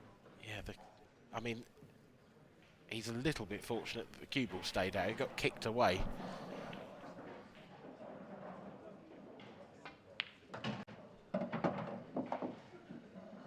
But is it going to make any difference? I have my doubts because Mark's got his hand to the table. He's picked up the yellows. This is a thin little cut. Yeah, and this cue ball's going to be travelling a little bit as well. Needs to have good pace on it. Oh, it's just okay, I think. Yeah, I think he's on the one into the right centre. If he's not, he is on the one to the right corner. He hasn't quite found the pace yet, has he? He hasn't quite found the... Is he going to try and cut this yellow back as well? I mean, the cue ball looks to be canning into the red. Can he avoid it? I think it's thin enough that he would. It's another great pot. That's an excellent shot. It's another great positional shot as It well. really It is is, yeah, superb. He's been scratching around for position in this frame, Mark Farnsworth, but I think with that shot he may just have found it. I think he's finally found the optimal place on the table for the cue ball. Now he can just get to work finally and leave the easy pots that he finds so frequently. Yeah, you've nailed that, Dan. I mean, he's taken on two very tough pots indeed, and nailed both of them. He's finally got the position he wanted, and now this is dot to dot. I don't think you wanted to leave the cue ball directly on the cushion like that. It's fine because he's topping through anyway, really, but a fraction careless. Only as good cueist as what Mark Farnsworth is, and you could leave the cue ball pretty much anywhere. Well, I was confident enough to mark down reverse dish in my notes about 3 shots ago. And I think Mark Farnsworth is about to prove me right. He does, and he opens up a 2-frame lead once again. It's 5-3 to Mark. An incredible standard match so far from these two. 8 finishes from the break from the first 8 frames. That can't continue the whole match, can it? Well, we know what these two capabilities are, and there's no reason why it can't. And we're probably just seeing this tournament now hotting up. And what, better 2 players in the northeast to do this than Gavin Robinson and Mark Farnsworth. Well, I said in the previous match, we sat down towards the end of the game, and we were talking about the fact that the winner of Marsh Shields had to play these two, and I said whichever one of Marsh and Shields gets through, they need to sharpen up. That, I definitely think that is the case now, because these two look red hot. Yeah, they do. It's going to be Mark Farnsworth to break. Saw a dry break last time. He's another one. He wants a ball. I mean, both these players, they haven't got the best break in the game, and they both know that. Gavs was excellent last night, though. Yeah, it was. On yeah. the stream. Oh, he's just struck them well. Oh no. that is the best I've seen him hit them all day. Yeah, and look at the outcome. In off, and again, all these balls have got a pocket. They've split glorious. Do I mark reverse dish down on my notes again at this point? Is this a bit early? Yeah, I think he's got to take reds. But the reason being, I don't think the black passes that red. That's the only reason. The red that he's taking on now, that is his most awkward. Well, he's just clearing it out the way, so clearing the yellow out of the way to open up his most awkward red. Clever shot. It is, but where he's moved that yellow has limited his options for the red to the left of the black spot. Yeah, you're right, It's Dan. not a He's great under shot, it, and it's finished up horrible. He's either under hit it or he's over hit it, but in terms of moving the yellow, I think I'd have been trying to maybe move the yellow into the other two yellows that are close together, make a cluster. Yep. Yeah. He's it's a bit careless in the end. I don't know if he had his extension. Not sure why he decided not to use it, but he hasn't. And now he's gonna he could be able to use his extension, but he's gonna have a very difficult positional shot at some point. He does still have a perfect ball to get on it. I mean, the one he's left to the centre. If you leave the right angle on that, you can push down through the gap or stun out. But it has just added a little seed of doubt into this clearance. And things can go wrong. You start canning into balls, things go wrong. And this positional shot here is probably key now, whether he can take these out easy or he's struggling. Yeah, needs to leave. Perfect angle. Ugh. That's not it. No, that is far from it. Don't think he can get on the red, below the red he's going for next. No, he's going to have to reroute. I wonder if he might have to leave that red we're talking about, the one to the left of the black spot. I wonder whether he could leave that till last now. Trying to hold on it. No, no chance. He has tried to hold on it in the gap there. But if he can leave the cushion, leave the cue ball right on the bottom cushion for this next one, he might just be able to develop enough angle to get round the back of it. What, for to his drift last up? red. Yeah. And playing it in the same pocket as this red he's going to take now, possibly. Yeah. Well, these are big moments. I mean, yeah, if it's the first or second frame, but this one could be nervy. Gavin will know how important this is. That is as good as he could do for me. That's the best he could do with the angle. I think he's got to punch this in. Trace of right-hand side to just kick off the cushion, maybe. Yeah, this isn't easy. Really precise, this has got to be. And he's not just playing a couple of local guys down the club here. He's playing Mark Farnsworth. There's the right-hand side. It's not enough. Has he got enough gap in between the white and the red to cut this back?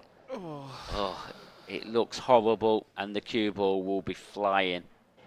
And I mean flying. What do you do here? Well, it depends. If he feels he can cut it, he's going to cut it, but... Oh, wow, how's the cue ball stayed out?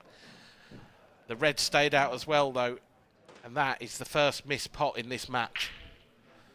Well, yeah, there's your answer, Dan. We're not going to continue clearing off of the break. But how important now is that miss in this match? But it's all down to that first... It's all down to that free shot. It was really careless. He didn't think... He thought about opening up the red to the middle, but he didn't think, for me, enough about where the yellow he was moving was going. Yeah, and I don't get it. Why has he not used his extension? I don't get it. He still hasn't used it now. He's probably going to use it at this visit now, and but he shouldn't be at this. You know, he should be getting ready for the next frame. There's almost no point in using it at this visit because he might as well hit and hope. Yeah, absolutely. But he'll probably use it. Oh, it's proving me wrong again. How did he get around the back of the black? The hit and hope has come into play. And that is gone the worst possible outcome for him to leave them two as a plan. Yep. Yeah, no problems left now for Mark Farnsworth. He can just bump this yellow off the cushion and get to work. And it's going to be 6-3, Mark. And I think Gav Robinson might look back at this match, and he might look back at that free shot perhaps as a pivotal moment in it. Yeah, we saw his body language, the way he was looking around, using his eyes and that, and yeah, he knew he made a huge error. I know I said straight away, yeah, it's a good shot to move it out, but as you said, Dan, he under hit it or over hit it. Yeah, just for me, just, you know, keep that yellow out the way. And out the way. No, it was the right option. It was just careless in its execution.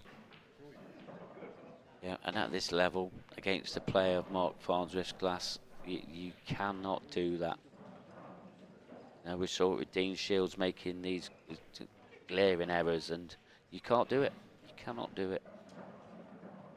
The game will gobble you up. And especially, I mean, we know Mark Farnsworth, we know his class, but the form he's in as well. He hasn't missed a ball yet in this game. This has been an exceptional performance. It's been a pretty good performance from Gav Robinson, really. You know, so far he's made one, what could have been quite minor error. And he's going to find himself 3 frames down because of that one minor error. Yeah, quite easily. I mean, Mark's still 3 yellow balls away in the black. We're getting over the line here, but you just can't see any error now.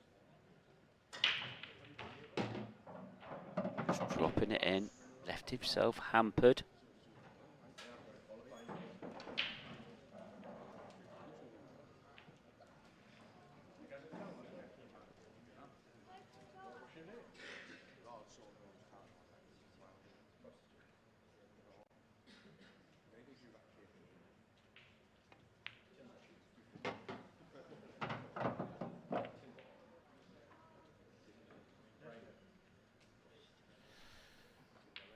Simple stuff for Mark Farnsworth. Simple stuff because he makes the game look so easy. And he now leads Gav Robinson by 6 frames to 3. He's inching closer to that winning line. Gav Robinson has his work cut out from here, Mark. Yeah, he does, and he'll be kicking himself, and I think that was a good chance, especially when Mark went in off, and he should have capitalised on it, and he hasn't. He's 6-3 behind. You can't give Mark, because he's such a good front runner, Mark Farnsworth is, and probably one of the best in the world, to be honest, when he's in the lead, but holding his lead. It's the only thing you can really criticise for Mark for so far in this game is the break. He's fouled off it twice. And he's had a dry one. Other than that, he's been unplayable. Yeah, he certainly has.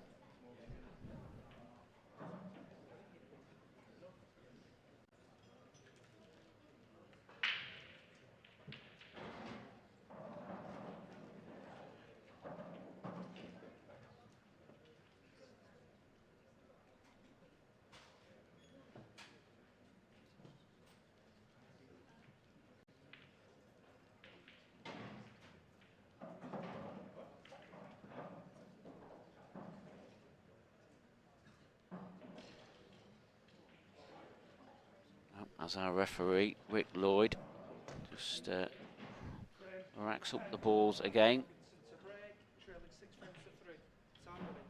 What can Gavin do? Can he get back into this match? He needs to do it off the break. He's got a ball. That's a good start. Fantastic split on yellows.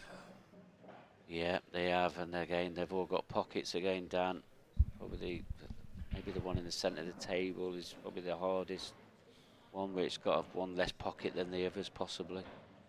Yeah, but even then that still goes bottom left, top right. Yeah, there's still options. Yeah, I mean the obvious pocket you'd like it to take it in would be that middle, but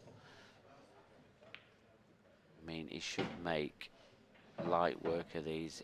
I don't think he's got good contact there.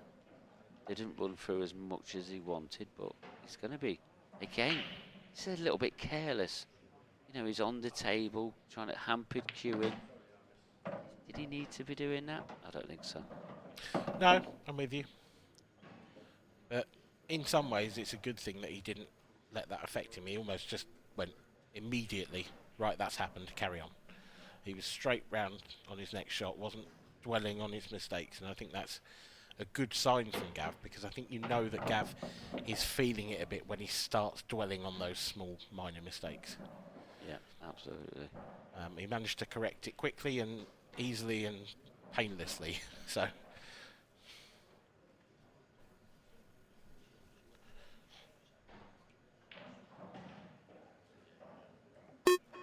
Is this going to be Gavin Robinson's toughest shot in his clearance?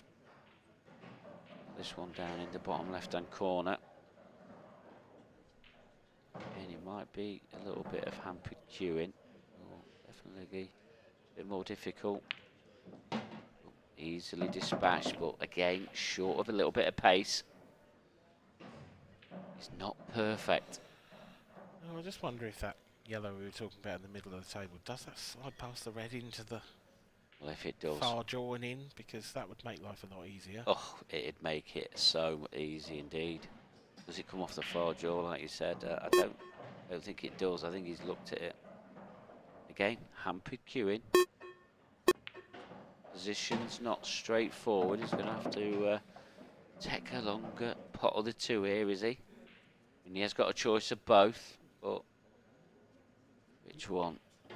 I mean, they're both they're not great. I think you take the longer one and screwed past the black, personally, but I just think that would have made life easier to get on the black after this one.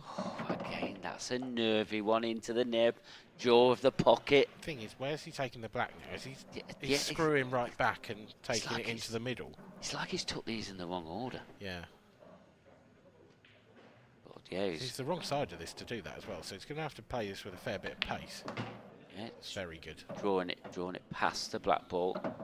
He's on the cushion though. It's when you're 6-3 down against Mark Farnsworth. You've made one error in the previous frame. This black's not easy. Stroke that in beautifully. That is a confident shot for a man who might not have been feeling as confident as he was half an hour ago. But Gav Robinson keeps in touch. He stops Mark Farnsworth getting to 7. Gav still needs 4 of the remaining potential 5 frames. Mark will still be quite comfortable in his seat, I'd imagine. Yeah, that's a great break and clearance there from Gavin, and 6-4 just shows you what a great competitor he is. You know, just when we think he's down and his head's gone and all of that, there he is, just bounces back with that, 6-4. He's asking a question of Mark Farnsworth, and really, he's only 1 frame away from being back on serve. It is slightly insane. We've had 9 dishes out of 10 frames so far. I haven't seen one this good for a long time, in that sense. Well, Mark Farnsworth, you've already mentioned, Dan, he's gone in off twice off his breaks already. And on the previous break, he was in off. Is that going to happen again? This could be big moments now. Yeah, his break's certainly been hit or miss so far. He's had 2 successful breaks, 1 dry break and 2 foul breaks.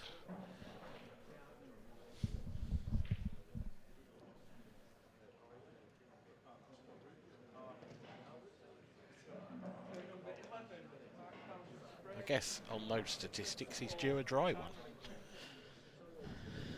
Yes, he is. But Mark will want to get this match cleaned up as soon as possible. He won't want Gav hanging around. Oh, foul. Oh, no, it stayed out. And he's made a ball. That cue ball was tracking ever so close to that top left pocket. And how it wasn't knocked in by either of those 2 reds is a mystery as well. But look at the way this table has broken. This is, well, it's not pretty. No, it's not. You look at it initially and you go, well, actually they're quite easy. He's only got 1 problem red, but it's a real problem, that red. Yeah, I mean, that ball in the middle of the table, yes, he can possibly get it out, but it could go wrong. It's got all sorts of danger around it. It's very isolated, isn't it? That the red and the black. Like you say, he's got the red in the middle of the table, but that is really his one Chance. good opportunity to get them out. And if he does play it off that, he's almost got to use the yellow as well, which adds a little bit more difficulty to it. Yeah, it does, and I don't think that's the best opening shot that Mark's played there. Well, I think it might be time to have a go at that. I mean, because there's still, the thing is, if Mark takes that red into the middle now and doesn't get the red and black, he's still got some control in the frame. He's still got cover of that top left pocket. Yeah, it is time, Dan. Oh, is it okay? I think it's okay. It's actually worked out really nicely. Does the black go? I think it does. I think the black passes the yellow into the bottom left. If it doesn't, he could, well, he's not going to play it, but I was going to say he could actually play red off the yellow now, if he doesn't feel it goes, and just nudge the yellow out of the way. Well, I think Mark knows, obviously, his routine now, and he's made his decision. Okay, 3 o'clock session. Table 1, Keane Monaghan, Alex Milton. So I think this is a key positional shot now. Needs to make sure he gets on. He keeps canning into reds, That'll but do. he's fine. That'll do. Chris Toombs, Matthew Scollett, Chris Toombs. I think the question remains just where's he going to take the black, because the red closest to it is obviously his last ball. If the black passes to the corner, that would be nice, but if you wanted to swing around the angles, the yellow might be in the way, so do you just leave yourself a little bit thinner on the red and just drop the black into the centre? Well, Table 4. I think he might just push this through and drop the black into the right middle. Table 5, Chris Bardsley, Neil Red. yeah, I don't think he's got any chance unless he's drawing it back or playing it with pace. No, it goes clearly in the corner pocket, Dan. Yeah, must pass easily then. That was the only real question that remained, and now I think Gav Robinson might be resigned to the fact that he is going to need to win the last 4 frames. It's 7-4 to Mark Farnsworth. Gav needs 4 on the spin. Table 7, Toby Bolt, Paul Sylvester. And it's yet another break finish. Paul Sylvester, table 7. Yeah, just when you thought Gavin Robinson is going to stop Mark from getting to 7, and just look at this break, we thought he'd possibly in off. And the next minute, that yellow has been kicked into the right centre. That was a great shot. Yeah, it was. I didn't think his opening shot was a brilliant shot for positional wise. No. But we said that he had one opportunity to get into that red and black, and he had to use the yellow as well, which added so much more difficulty because it meant that the contact with the yellow had to be absolutely full. If that's 3/4 ball, the yellow's just going to go past the red and black and he'd have been in no man's land. So the precision on that shot was impeccable.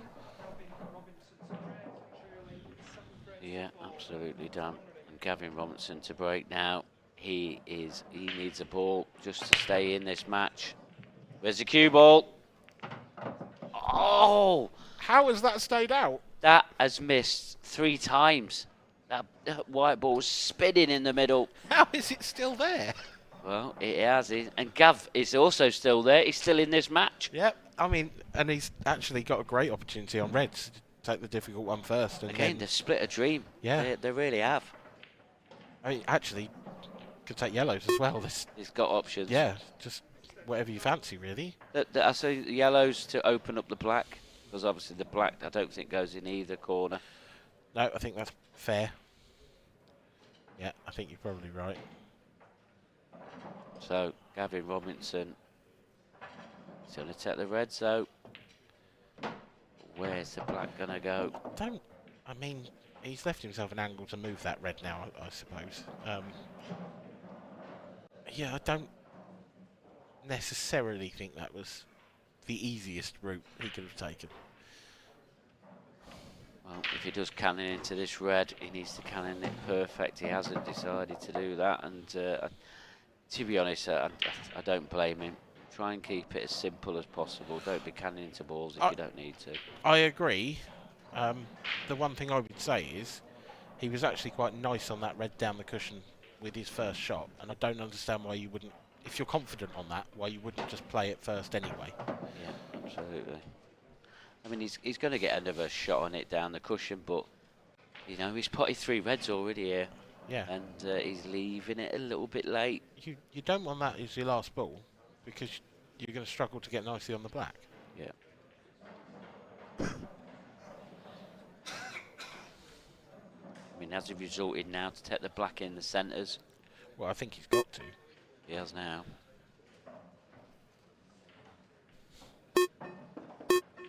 That clock ticking down.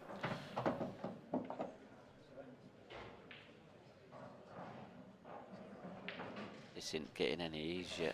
I'm seeing. He's got to go middle now for me. He's got to go middle now for me. Because then he can just run the one in down the rail and leave. I don't like this. Gavin's got his own ways of going about clearances. He looks like he's leaving the one down the cushion now till last, which it's not a problem. But he's going to have to take that black into the far middle.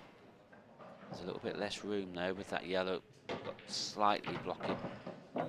This is a good angle, but I mean, it'll be a good clearance if he takes these out. They weren't easy, the reds. Definitely not as easy as the yellows anyway. Which begs a question. Yeah. Gavin does it Gavin's way. So this pot down the cushion. That's fine. Not perfect on this black.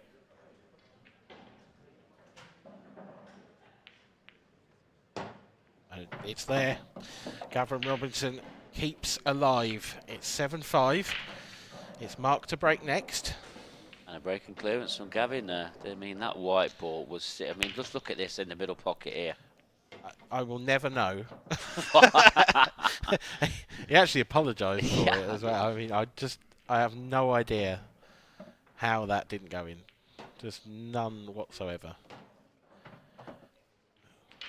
It was a really expansive finish, that, wasn't it? I mean, there's a lot of cue ball movement on what you would think initially looked like quite a drop-in finish. Yeah, he was getting out of shape, but he recovered it every single time. Yeah, if that optic data that measures like football players' movement on the pitch did that with the cue ball, I think it would be up there with a very high one. That cue ball's going to be out of breath. Well, another chance to look at Mark Farnsworth's break. He's 1 frame away from getting himself into the quarter-finals. Where he could be playing another former world champion, Craig Marsh. It's another great break from Mark Farnsworth. That is probably the best of the match so far for him. Yes, except for that little cluster he's left. He's got to take yellows, but he's got to move that one.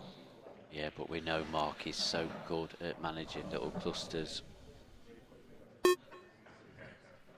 And that yellow that's right next to it, you expect him to muster something with that. Has he tried to get on it there?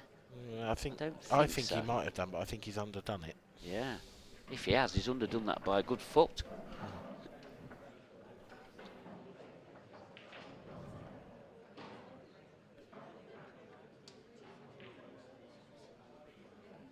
Yeah, he's going to take the one down the rail next.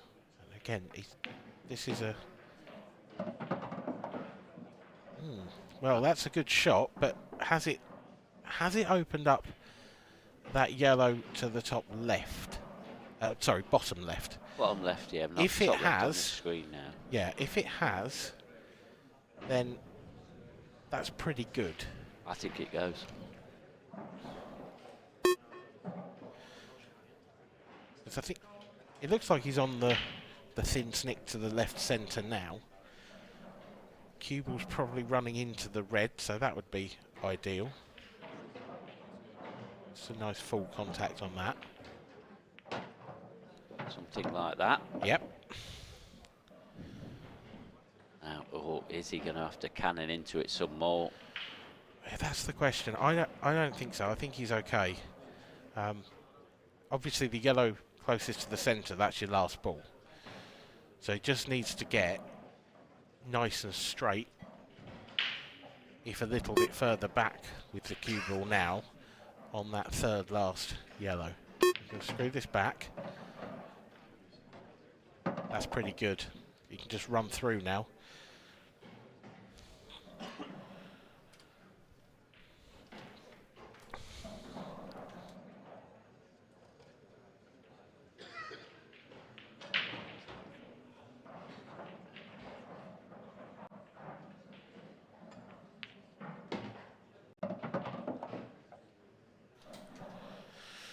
Perfect position once again for Mark Farnsworth. It has been an exhibition display of cue ball control and pattern play. He has demonstrated his art perfectly in this match. Not a single missed pot from Mark Farnsworth. The only blemish on his record, 1 dry break and 2 foul breaks. Gav Robinson has put an exceptional performance in to get to 5 himself, but there is no stopping the man on your screen right now.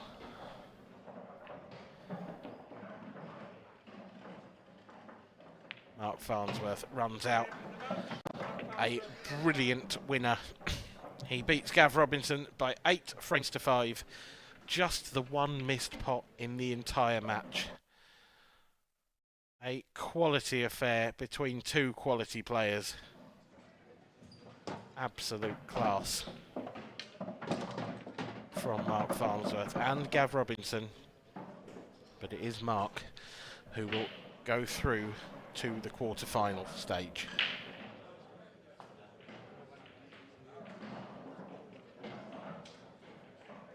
Plenty of action still to come. The next match on the stream will be Liam Dunster and Corey Reese. And the rest of the quarter-final lineup is now complete as well. Tom Barley will take on Robert Stephen, Wade Morley will take on Dan Davey, and Craig Marsh will take on Mark Farnsworth. The winners of our first 2 games of the day here on the TV table will face off against each other for a place in the semis.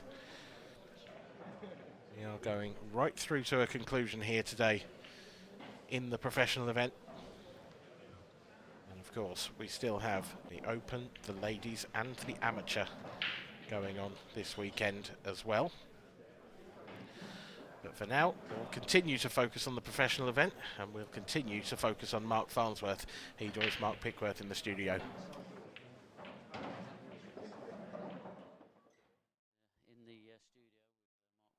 The winner of that last 16 match, and you've got to be thoroughly pleased with the way that you performed there. Yeah, I felt really comfortable all the way through the match, to be fair. My break let us down a few times. I wasn't hitting them very clean, but apart from that, I can't really remember making a mistake or missing a pot, so pretty happy with how I played. No, you're absolutely right. You didn't miss a pot there. There's only 1 ball missed in the whole match there, and that was Gavin Robinson. You've got to say that was a very high standard match. Was that what you was expecting from Gavin today? Yeah, he's playing some really, really good stuff. I thought he was a little bit fortunate a couple of his finishes early on the match, but he's such a good 1-ball potter. Even if he gets in a bit of trouble, he can put himself out of trouble. You know, a couple of times his positional play wasn't great, but he pulled out a big pot when it mattered and got the finish. You know, when you think yourself you've got half a chance to come back to the table against other players, you probably would come back to the table. You know, with Gav, you know, he's capable of making daft mistakes, but he's just also capable of pulling out like really, really good pots to get him back in it. But I felt comfortable all the way through the match. I thought my positional play was pretty good. And like I said, I felt as if I wasn't going to miss, you know. I was confident all the way around, all the way through. Just a break, just obviously possibly let him get back in the match a little bit, you know, but overall I'm pretty pleased. Yeah, it was quite a tricky opponent, Gavin, isn't he? And he has got a pretty decent record against you. Was you pleased to get one over on him? Yeah, I think Gav, he's a confident type of player, you know, and I don't think it really matters who he plays. He goes out and gives it all, and I don't think he's scared of playing anybody. You know, he's pretty confident going into any match. You know, so yeah, especially with the North East thing, it's like the home tour. You know, so you want to do well. I think I won the Open here last year, so you want to try and. Every tournament you enter, but especially when it's on with a few of my mates not here, you know, so you want to do well. And being in the North East, does it make it a little bit more? Obviously, it is very close to home for you. You know, you're only just down the road. Does it make it really worthwhile if you can win a title? Like you said, you won it here last year, and you played pretty well that day as well. Yeah, it's, apart from it being Newcastle, but no, it's good to see there was a few of the lads over last night. I think there'll be a few more tonight, you know. So hopefully I can get through the quarterfinal hours, and hopefully I can get through the later stages. You know, there'll be a bit of support there as well. You know, so it's always good to play that sort of environment. You know, I thought the stream table would have been in the middle of the room. I think it's much better here than it was last year. It was all right last year, but it's centralised, just makes a much better feeling. You know, and obviously the table played fantastic, so you can't ask for a better environment. You know. And let's talk about the quarterfinal next. So you're up against former world champion Craig Marsh. Is that a battle that you're looking forward to? Yeah, I've had some good battles with Craig over the years. I think I've got a pretty good record against him, you know. But at the end of the day, he's a capable player, you know. He's capable of wiping anybody off the table, you know. So just gotta, if I get my chance, I've just got to take them, you know. So it's is that the quarterfinal draw there? Yeah. It is, yeah. So there you are at the bottom. I think he's. Who did he play in the last 16? Did he? Well, he played it here, didn't he? So he dispatched Dean Shield day 2. Yeah, so I'm looking forward to it. You know, like I said, I've had some good battles with Craig, and I'm looking forward to it. Well, I'm going to let you get ready for that last 8 match, and no doubt we'll possibly see you. I'm going to be talking to Kevin to see if you are going on the stream table next. Well done, Mark, and well played, and hopefully we'll see you again. Thanks very much. Well, there you have it, Mark Farnsworth. Big Ray, he's safely into the quarterfinals, and that was a great match. Probably the best that we've had this weekend. It's hotting up now. Yeah, great standard match, and it just shows that where Gavin Robinson's at, because, you know, Mark Farnsworth had to be at the top of his game to beat him, and he did, and, well played, Mark. I mean, it was pretty much impeccable. Yeah, there's been one ball missed in that match, so yeah, we probably did, we deserved to have the deciding frame, but we didn't get it. But it just proves how much Mark had to play well to beat Gavin, and I think he was pleased to get one over on him. Yes, definitely. He won't want to lose to Gav 3 times on the trot, that's for certain. But he's got the victory. He's playing Craig in the quarters, and that is another delicious match to look forward to later on today. That'll be coming up on the stream later on today. Yeah, so now let's talk about the quarterfinals. You know, the quarterfinals are up next. This is going to be the first of our quarterfinals. Liam Dunster against Corey Reese. We're in for a bit of a tasty clash here, aren't we? Scotland against England. I was going to say England. Scotland against Wales. Yeah, I don't think Corey will forgive you for that one. These two have got history. You know, they've had some fantastic battles, particularly in the Champions Cup. And it was Corey who got the better of him on that occasion. Can he keep that record, good record that he's got against Liam? It's going to be a tough one to call, because we know Liam is a tough nut to crack, and even by his own admission, he's probably not at his very best. Where he's at is still probably too strong for most players. So I think this is going to be an absolutely mouth-watering clash between two fantastic players. Yeah, I mean, Liam Dunster, he came through an epic clash there against David Adden, 8 frames to 7, with Corey Reese had a bit of an easier ride against Luke Sandys. Do you think that's going to make any sort of a difference to the outcome of this? No, I don't think so. It's another match, you know, they're both playing on the outer tables, they're playing on the main arena table where they both want to be. You know, Corey, he had to play well to beat Luke Sandys, because we know Luke Sandys is in some really good form, so whilst it may be a one-sided scoreline, you know, Corey did play very well in that match. And as you say, Liam came through a tight one against Dave, 8-7. You know, it's just, these matches are so hard to predict, because it can be determined on such fine margins, and it just depends, you know, which side of the line those fine margins are going to favour. So and that's what makes it so entertaining and exciting to watch, because you just can't call it. No, absolutely not. I mean, Corey Reese, he got the victory over Liam Dunster in the Champions Cup earlier this year. What's your verdict for this one then? Wow. Well, again, how can you back against the world number one, the world champion, the pro number one, Liam Dunster? So I think Liam will take it, but it's going to be 8-6. It's going to be 8-6. Well, there you've heard it there from Kevin Barton. The players are ready. This is the start of the quarterfinals. This is where you've got to be winning to try and get this trophy picked up later tonight. Who is going to be picking up that trophy? Is it going to be one of these two players? Well, you're going to have to stick with us all afternoon to find out. Well, I know one person ready. It's Dan Fairway into the commentary box. Come on then, Dan, take this one away for us. I will do, because I will do. Liam Dunster versus Corey Reese in the first of our quarterfinals in this IPA International Professional Championships of 2022. And joining me in the commentary box, we've got a different voice, and one that I hope isn't too bitter after his previous encounter, because it is the man that Liam Dunster conquered, David Adenall. Welcome to the commentary box. Hello, Dan. Tough match indeed, but it was good, but not to be. Yeah, no hard feelings. No, not at all. Just Dunster being Dunster. We heard from Pickers that he fluked one in the final frame. Is that? Yeah, a little, but he was playing a really good safety with it, and it also always had a chance as well. So, a little lucky on my side. He rode his luck. A little, you didn't get it, but yeah, it was just one of them. But it was always a chance, to be fair. So.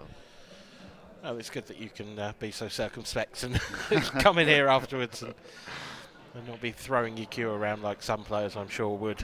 So Liam gets us underway with the first break of the match, and this is a successful one. He's made a ball. Hasn't left the greatest of tables, Dave. No, it's tricky which one to decide here, to be honest. I'll probably go yellows, to be honest. But he has got that awkward yellow side cushion. Yeah, there's the awkward yellow.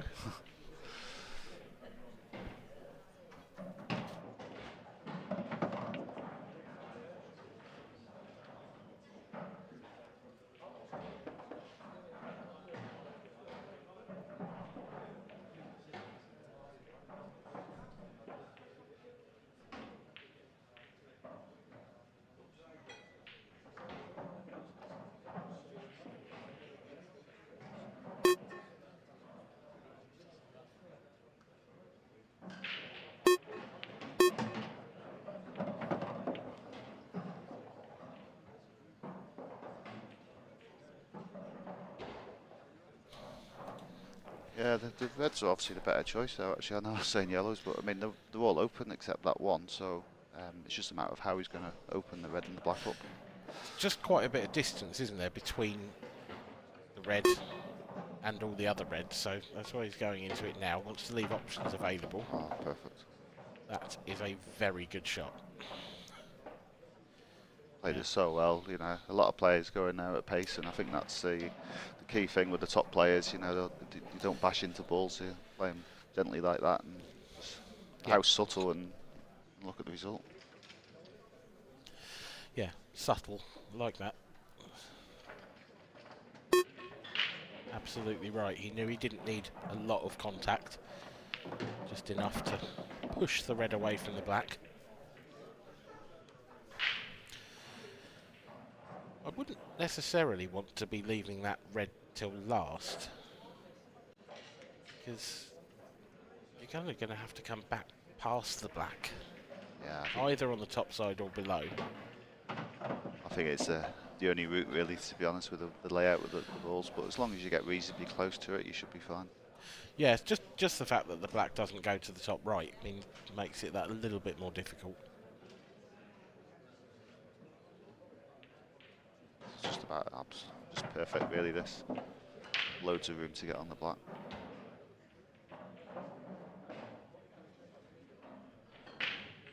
He's just striking it well. You're gonna early match nerves, but we know Dunster doesn't have any of those. Doesn't seem to, does he? No. Leaves himself nicely on the black. And a comfortable break and finish to start us off from the Duster. A good start, but as Kevin Pickers said in studio prior to the game, Corey's been a little bit of a bogey player for Liam in recent times. The Champions Cup final springs to mind in particular. Do you think Liam pays any sort of attention to those kind of records, or? No, it's, I don't think he does at all. Just gets on with the job. It's not such a real surprise with the form that Corey's been in recent times as well. You know, to win a tournament of that magnitude, you know, shows how well he was playing, and even in the tours, he's been having good runs as well. But no, I don't think Liam will pay any attention to that at all. Just another match, and you know, just get on and do what he does. On to frame number 2. And it's our first look this weekend at Corey Reese on the TV table. The young Welshman been in fine form this season.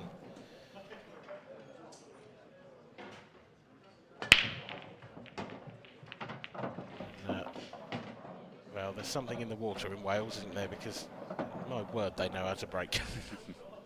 Yeah, he hit them really well. Straight down the middle. Going to be forced, I would imagine, into yellows here, which is going to cause a problem up towards that top right corner. I don't know if the red would go either, so because he could possibly take the red he's closest to into the centre, but I don't think there's any value in that if the red doesn't go. Yeah, he could do, because the red goes past the yellow, but the yellow doesn't go past the red. Yeah, in the other corner. But I think that's what he's looking at, maybe just weighing it up. I think he's stretching slightly on that yellow as well, because I do wonder whether he was looking at almost screwing straight into that yellow. Yeah. Being really aggressive early on. The rewards are there if he plays that shot. Yeah. That's what he's done. Oh, that's desperately unlucky. There was always a chance of it coming out like that, but yeah. that is harsh. Just had to kind of screw into it, like a more natural weight rather than pace. He's in a bit of trouble now.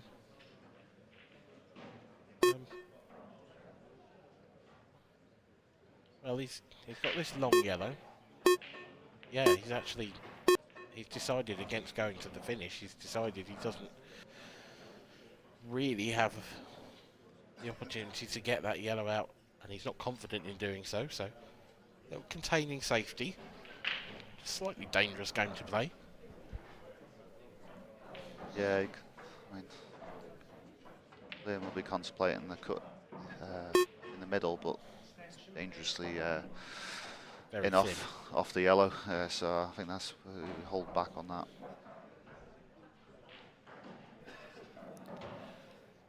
What else does he do? Even the safety's difficult. Yeah, I mean, could he just clip off the red on the side rail and nestle the cue ball in between the cushion and yellow?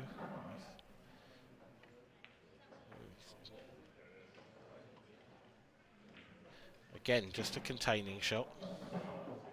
Worry that enough I was mentioning. Just yeah, not pushing the boat out there, Liam.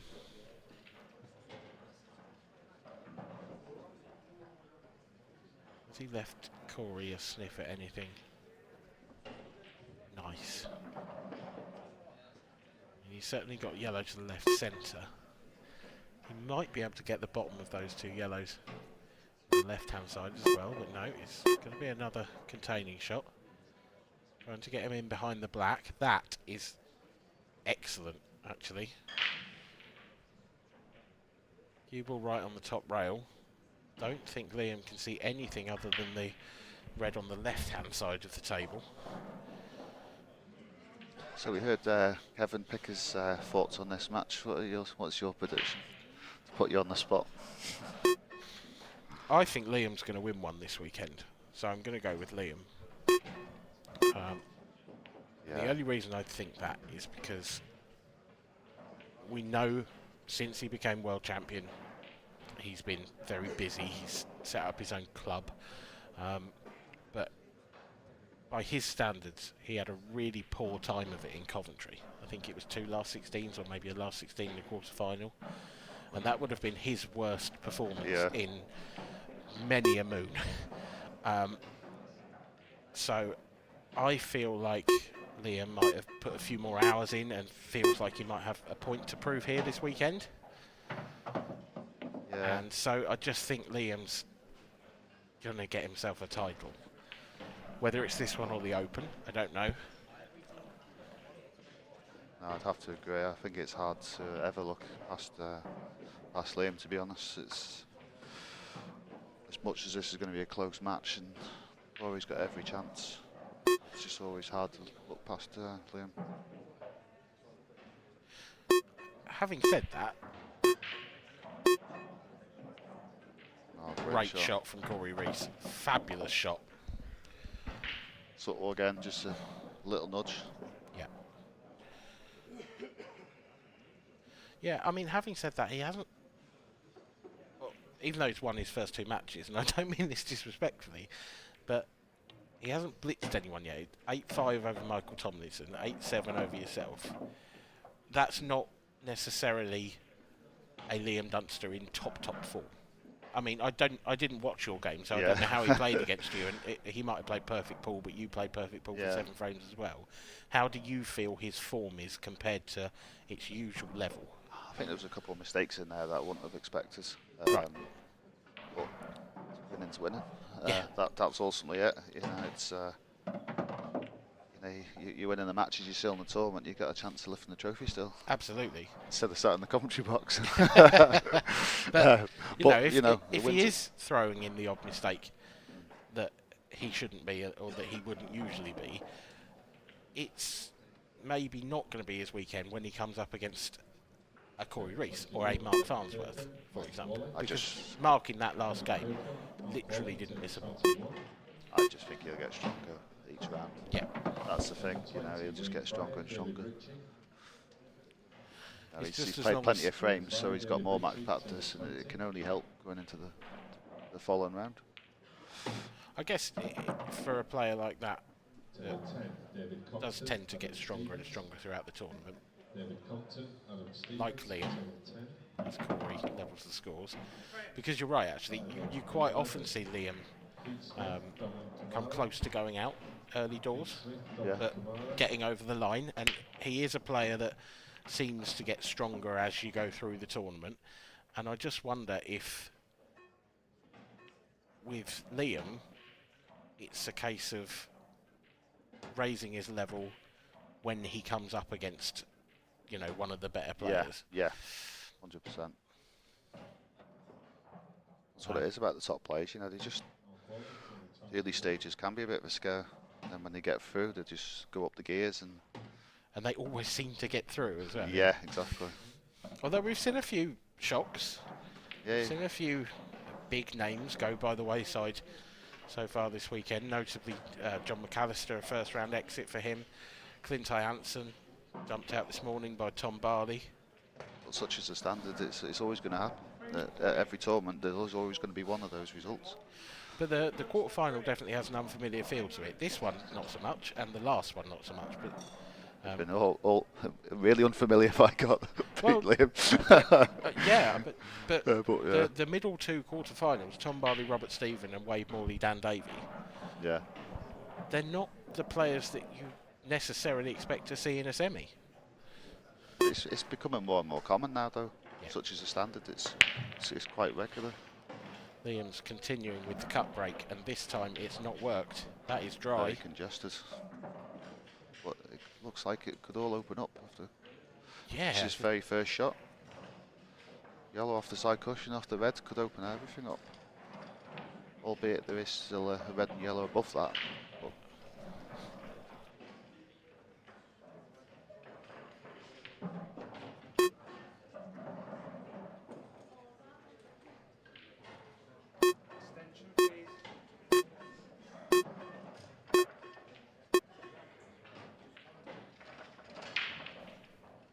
Corey's taking every second available to him there.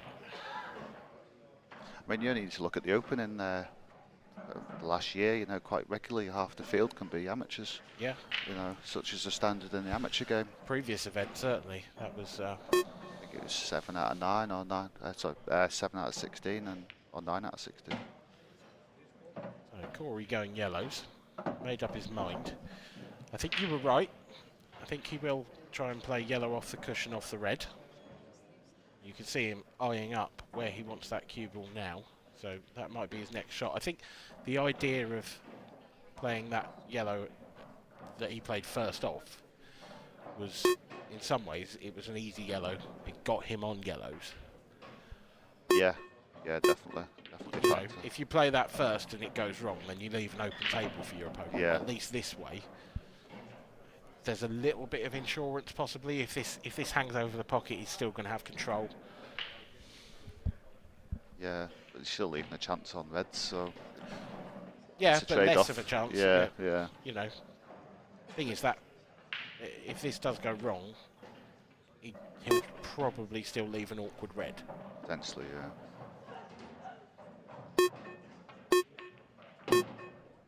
Oh, that's lovely.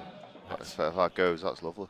That looks like it goes. Does the top of the two yellows go? Is he on it now? I don't think it does. I don't think he can get the cue ball past the red. I didn't realise. He's got to move that one still. Yeah, I didn't realise that yellow is so high potentially at first, but just goes to show again, just not too hard, just nice and subtle. Don't need to bash them open, which I probably would have done, to be honest. Well, yeah, I mean, I guess if he bashed it open, he was trusting to luck, but he has still got to develop one here. So it's not worked out brilliantly just yet. It's not bad though. Screw into the yellow and get that out into the open, or if he could run through and nudge the red and the yellow in the middle. I think that's the plan. Just the think way it he's is the eyeing this latter. up. Yeah, just catch the red half ball, just nudge it away. I Then, rely on the less on luck this way, I feel. yes. Perfect. Beautifully judged cannon from Corey Reese. And it looks now like he's going to make the most of what was initially a difficult opportunity. Yeah, very much so. If he takes this out, it's a very good finish.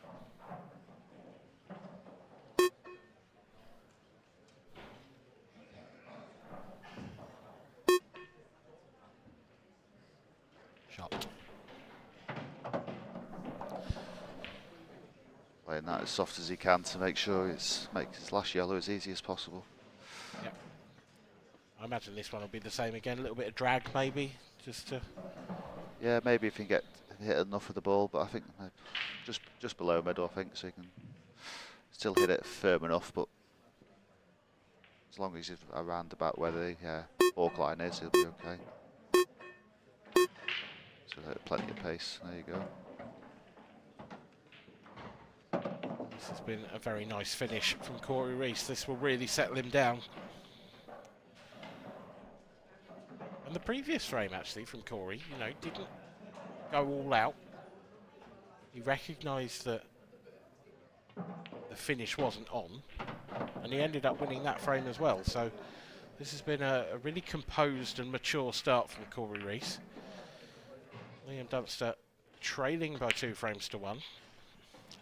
Courtesy, at least in part, of that dry break.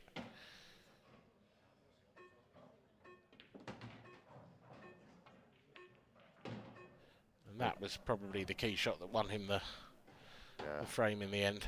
I mean, the table looked really messy at start, you know. It looked like there was loads of problems, but there was just these little touches, little cannons, nothing major that opened it all up.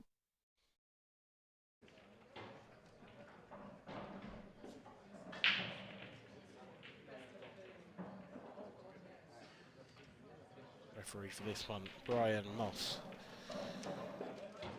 The Northeast finest, local to the venue. Helpful for him. It's handy when it's not far to travel. Yeah, it's all right for some, I think is the phrase. No comment for me with the Alaman coming up soon. Corey Reese into frame 4. You want to keep this going. Yeah, they want Keep another momentum. good break.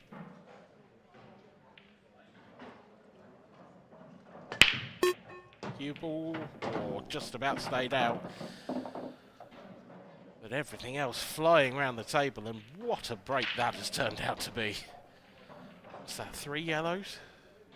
Yeah. But I can pretty much guarantee he'll be taking reds. The only issue is this red on the bottom cushion, which he should navigate easily enough, but that's the only difficulty I can really see. Yeah, very much on its own, that red. At least the red by the black links up with the red in the middle, so you know that shouldn't be an issue. No, it's got to be a bit wary when he does come down table for that red that you mentioned, that he doesn't finish too straight on it. That's the issue. Doesn't want to get the cue ball stuck down that end of the table.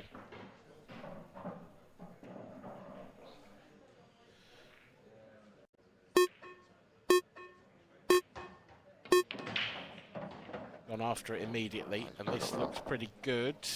Oh, It's a bit straight. Bit straight. At least the red closest to the balk line is an out. It's not going to be easy if he's close to the cushion, but at least it was always an out with that. Yeah.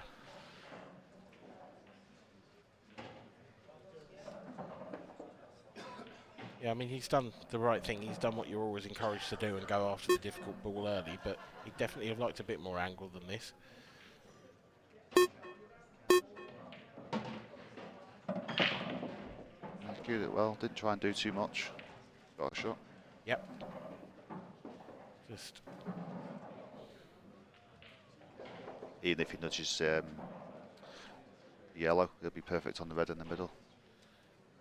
He'll probably go around the back of it maybe, but if it does, it's fine as well. Not left anything to chance there, as he's just trusting himself to make the big shot. And that is why, that is right in the centre of the pocket. And Corey Reese is back to perfect position. He would have been like to have been straight on the red in the middle or the red in the corner though. Could he not? I sort of assumed that he would change his route and go take the one on the cushion in a couple of balls' time and leave the one in the middle as his last ball. I don't think he'd want to be going this route, but it should be okay still though. I think this is fine because once he drops this one in down the rail, Yeah. he'll be straight enough on the one to the middle. He can just drop it in and... Yeah, definitely. And the thing is where the red is over the middle, it's quite easy to guarantee the right angle on the last red. Exactly, yeah. That's what normally put me off if it's not, but I think it is such an easy angle. He might even be able to nudge the black out a little bit more with this shot. Yeah, I was just going to say that. Hasn't chosen to, but that's fair enough. Why take the risk? I mean, he's brought the white back, but I think the white nudging the black would have done the same thing. Yes, you know, ever so absolutely. slightly, of course, but it would have just made it a little bit easier, Yeah. wouldn't it? I mean, you only need to move the black an inch. You know, don't force it. If it's the tiniest bit, then it would have been fine as well, I feel. But like you say, perfect angle here. He can just run this through an inch, maybe. There we go. Now he's got an ideal angle to get on the black. Just making sure you leave an angle so you can run it through off the side cushion. Yep. It's important. You don't want to be stunning it over if you can help it. So otherwise you could end up leaving the black too thin, but it should be perfect for this. That's it. Excellent job so far from Corey Reese in this match.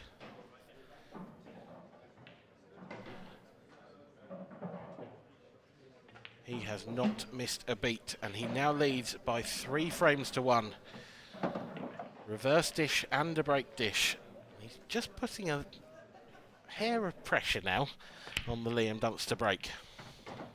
That's what you have to do. Yeah, just don't miss. That presumably is the best way to beat Liam. Just don't miss. Even that's not good enough sometimes. No, fair point. But still the sentiment's the same, yes.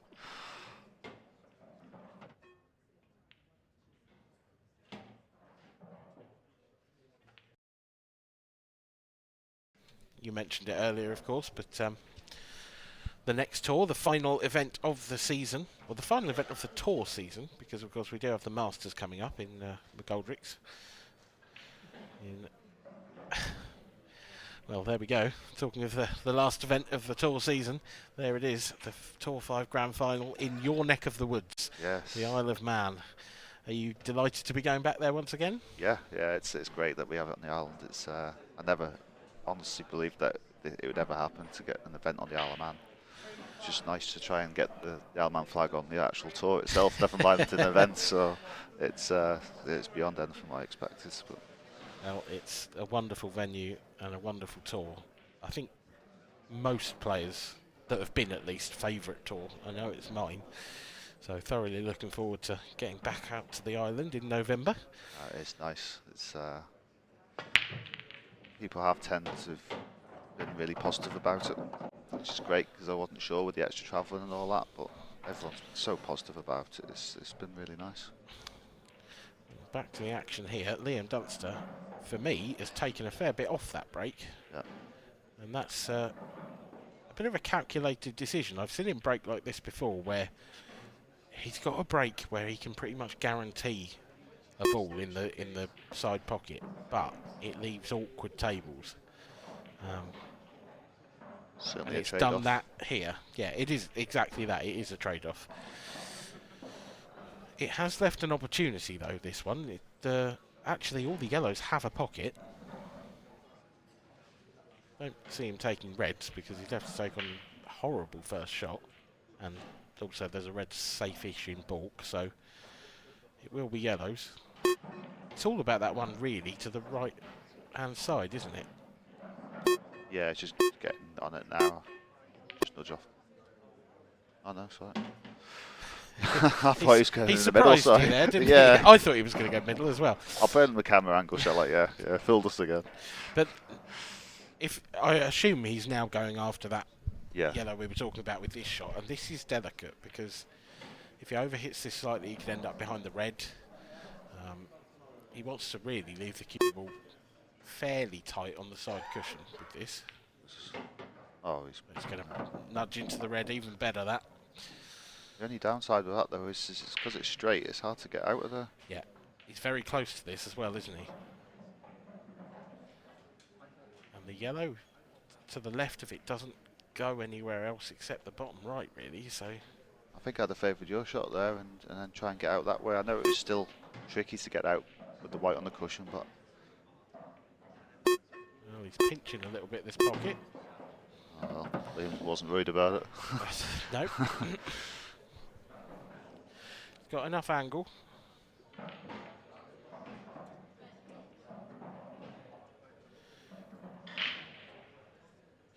It's a good finish so far, but there's still potential problems. I'm assuming he's going to have to leave the yellow in balk as his last ball. Getting from that to the black, there's a lot of traffic with those reds. And this is very straight as well.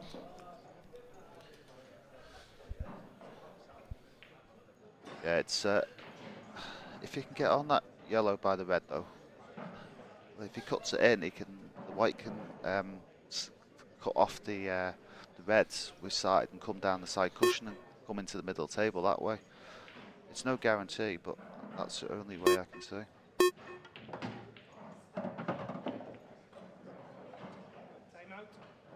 Now I think it's harder to get out personally. Well, I think he might have just asked the referee for a cue ball clean. Yeah, he has. Immediately heard referee Brian Moss call time out. Yeah, this is really tough to get on the black. I mean, Don't see how he can avoid hitting the red, really, unless he's topping right through, maybe lots of right-hand side. yeah, But even then, you're going to deflect into the red, I think. exactly. Yeah, unless somehow he can miss the red. If he can miss the red, he's going to be perfect. But it's so hard to miss the red. And you have to It's play a bit almost left-hand side virtually, and trying to do that off the cushion. I think there'll be a fair bit of pace in this one.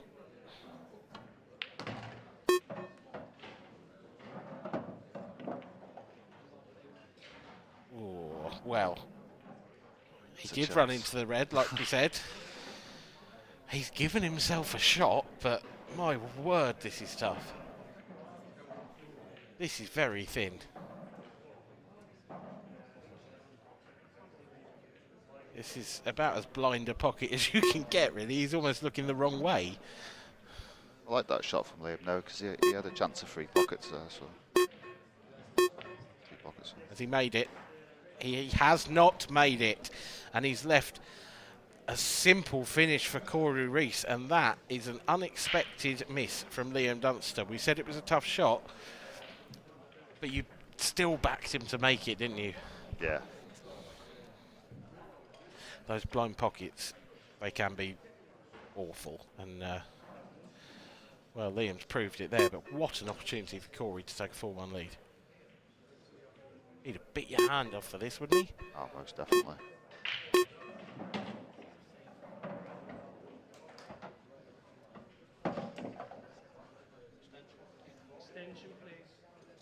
He's got the momentum at the moment, Corey. Just little things like that, you know, the pool gods. He's having a look at his tip there, and he's taking his extension as well, so I wonder if he's chunked it or something, because it seemed an odd time to take his extension. I mean, he called for it immediately, and then had a good look at his tip, and he's still doing it. Interested to know what that's all about. I think it's just the fact he just wanted to make sure he cued that one properly. Yeah, but I mean, he took his extension literally immediately. Yeah. Like, you know, he still had... he gave himself 55 seconds to take that shot, Yeah. and then walked off. And be interested to know what happened there, because it's a bit odd. I think the other thing as well is it's like it was the only shot he ever needed it for. Yeah. It was that as well. I guess so. But yeah, why are you looking at the tip? Unless it's just something he does to compose himself. Maybe. I don't know. He did seem to be looking at his tip suspiciously, so maybe we'll keep an eye on him after the frame. Notice players quite often wipe the foul with the fingers quite often. No, not sure if Corey does that. Well, Corey Reese with a counter clearance that sees him fire 4-1 ahead of Liam Dunster. That miss from Liam Dunster proving very costly indeed for the Scotsman. And well, with Corey to break next, who knows? Who knows what's going to happen? In all fairness, Liam did navigate that clearance really well. It was just that, you know, just one less roll, he'd had a shot. He did, Shot there. but you say he navigated it really well, and he did, but did he paint himself into a corner by leaving that yellow till last? Could he have done something else? I don't think he had a choice, to be honest. And he's obviously hit it hard to go into the red and go off it, so you are relying a little, but you know, you do have the corner, you do have the middle, so I think he's done about as best as he can, and for it to just roll right on the black is A little bit unlucky. a little bit unfortunate.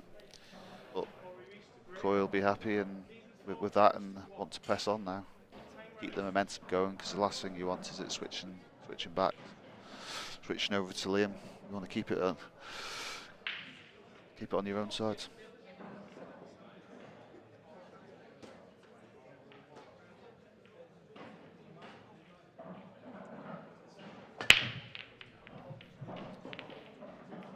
Corey's caught those a dream, and the last ball rolling is in. I thought it was dry. I think he thought it was dry. How often does that happen? And then my eyes flickered over to that left centre pocket, and it's another great split. This is a brilliant chance. Has to be yellows. Yeah, the red on the side rail is the most difficult ball. Yeah. And okay, you've got yellow on the side rail as well, but it's closer to the pocket. It's not as difficult. It links up to the other two yellows as well. Yep. Do you think that will be his next ball? He'll take the one on the balk line, screw back. I think he'll take the one down the rail. Yeah, yeah, definitely. Yeah, I think that's the route.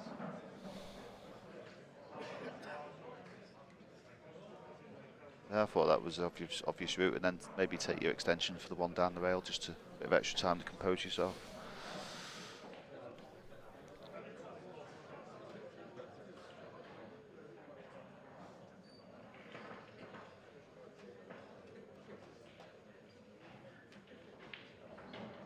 I just like that one at the balk out of the way early. I wouldn't want to go back for it. Yeah, you're just travelling with the cue ball if you don't get rid of that now. So what's the point? I mean, this is quite an important shot. I mean, it's priority that he doesn't leave himself on the cushion. That looks pretty good. That looks He's pretty probably good, overdone that a fraction. No, I think that's all right. You cue it really well still. He's plenty of room to get through.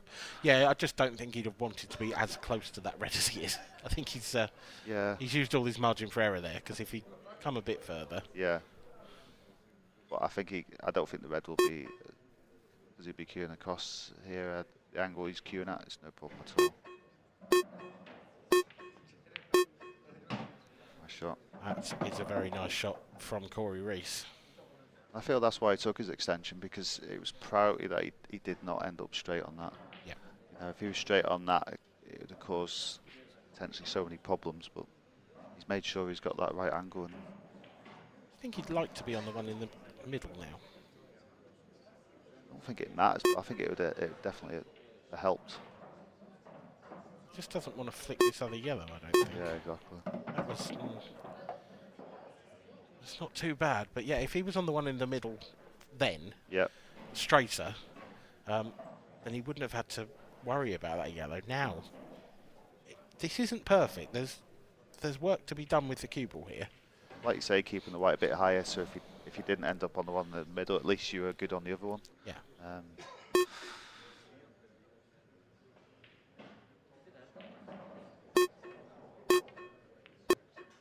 Nice bit of touch there. That is an exceptionally good touch.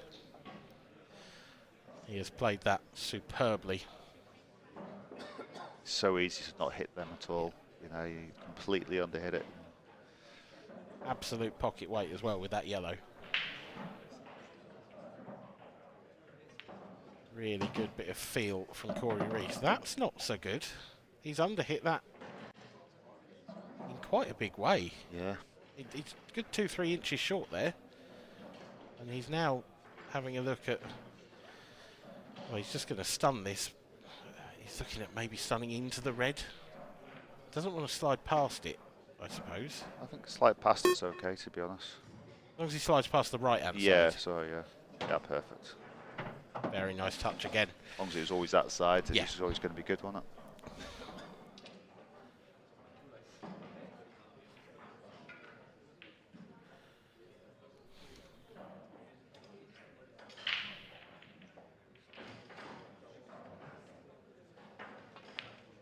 It's been a commanding performance so far from Corey Reese, and he is continuing in that vein. He has dished 3 of the last 4. He has won the last 4. He hasn't missed a ball yet in this match. And he's pretty much frozen Liam out, apart from maybe one frame. Yeah. He's played really well, took his chances, taken them out really well. Yeah, I mean, Liam started the match with a break dish. In the second frame, Corey decided against going for a finish, and that worked out for him, and since then he's been flawless. It's been brilliant from the Welshman. And at the moment he is blowing Liam Dunster away, and Liam needs to find something from somewhere pretty sharpish, because 5-1's a big deficit to overhaul, even if you are Liam Dunster. It is, but it's just a matter of sticking in there. Any chances come your way, take them and ask the question. It's never over. Which is why Corey Reese will we want to continue this momentum. Well, will Liam continue with that similar break? Is he going to take all the pace off again, sort of guarantee a ball, and like you say, take his chances that the split comes out nicer?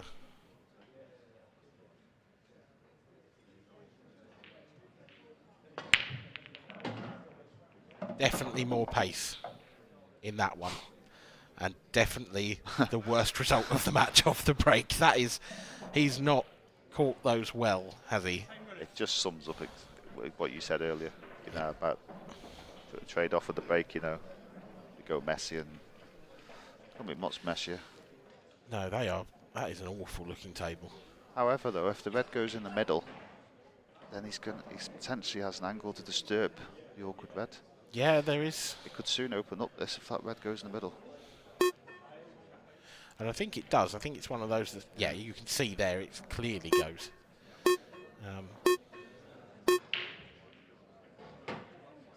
Liam taking the red. That's not the best touch, but he's still on that red above the black. I think the thinking here is like you can play that shot to disturb and get the red out while leaving the red over the middle. I think he's thinking the same idea, but approaching it differently with a bit more of a backup. Yeah. I guess the only problem with that is the way that this has panned out. Yes, he's going to have that backup, right? Yeah, he's not going for it. I was going to say he would have had that backup, but equally he would have only had one chance to go into them if it hadn't worked out. Yeah. So Corey is. And I think it is trying to get the white out as well. You might have to hit it with pace, so maybe that's why he's held back as well. And I also think the scoreline might have something to do with it. Yeah. Yeah, Liam can't afford to lose this frame, really. Corey's just going to make life more difficult for Liam. Keep things tight. I think it's because Corey's 5-1 up. I guess there's an argument that, you know, he could afford to be aggressive, but equally, he doesn't need to be aggressive. He doesn't need to force this issue at all. He can just let Liam try, basically. Yeah, don't be inviting Liam back into the match. You've got a player down, you just keep them down. You know, it doesn't matter who they are. All these players are too good to not be able to come back. They've all got the ability to do it. Yeah. Well, Liam now has left that one red in that cluster quite isolated. I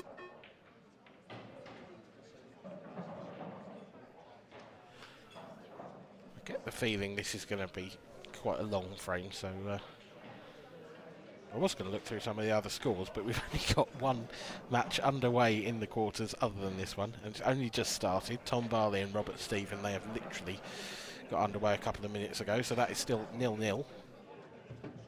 And of course we still have the Open and the Ladies and the Amateur. The conclusion of the Amateur, which started yesterday, that will finish tomorrow.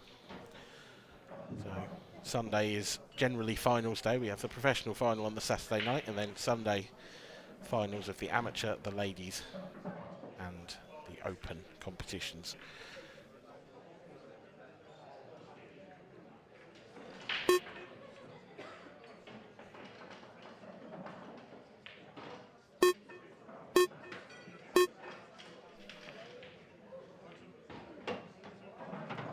You were saying there, Tom Barley against Robert Stevens, actually a good match. Tom is in extraordinary form so far this weekend. Most definitely the fastest player on tour, I'd say. I think it's hard to look away from Tom as regards to that. Certainly one of the best to watch as regards to how quick he plays the game.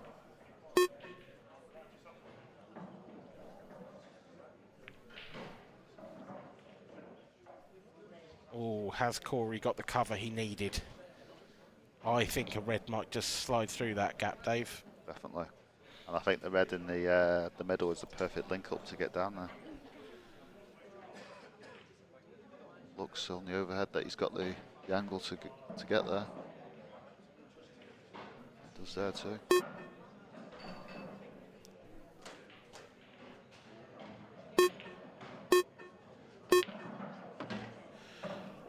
Yeah, that could be the error. I think he'd have liked to have been straight on the bottom one, but maybe it just wasn't possible. I think the other one will go. Yeah, I'd like to play the one down the rail off the yellow personally, but you know, it's whether it was possible to get there. You know, it probably wasn't. Yeah, it is just one of those where if you catch the jaw, that yellow looks like it's right on the jaw. You could end up with a double kiss situation or something, but I think this goes quite comfortably.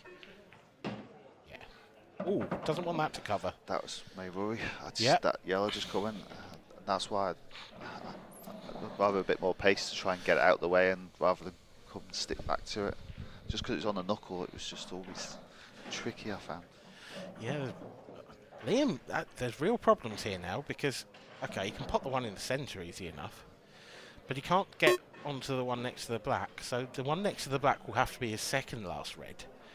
How do you get from there back down table for this one? And then back up. Yeah. The only thing I can think of is pop the one in the middle, which is pretty much forced into, and then playing the red by the black, playing like the plant. But then it's getting the white back down this corner to get on the red by the yellow, which is fraught with danger with the in off as well. Is he trying to screw back up for it now? He is, you know. What a shot that is. I didn't know that was on, to be honest. That's a superb shot. I didn't know he could plot it at that pace, to be honest. That's a He brilliant certainly, shot. he's taken a little bit of a liberty with the middle pocket there because we know that they like to spit. But you don't blame him, really. You know, he's got. It's a great shot. He's got the yellow down the other end. You know, on the cushion. Yep. It's definitely worth a shout. That Worth a poke.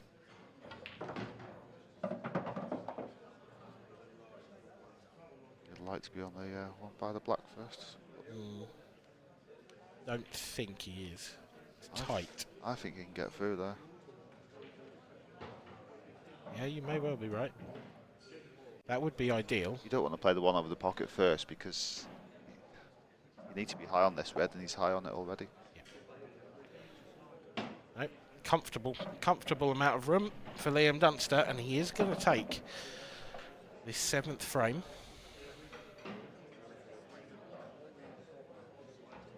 Big clearance regards to the scoreline, getting back into the match, and also the quality of the clearance. And the other thing this frame has done, the way the break came out, is it's really killed Corey's momentum. Yes. You know, up to now the match has been very quick fire. Corey would have been quite comfortable, and just now Corey's had to sit in his seat and maybe get a little bit edgy. Because, you know, when you're sat in that seat, you see the screens and you see the score line and you see everything going on around you, and that's when perhaps you just tense up a little bit. Yeah. Sat in your seat for a bit as well. It's just not where you want to be. He was a bit It's unlucky only with 5 that minutes, shot, and Corey not to cover that pocket.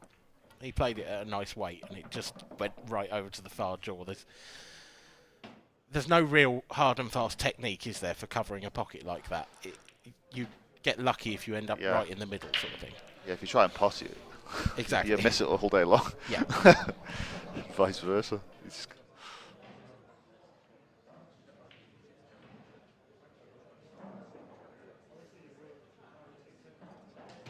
On we march into frame 8.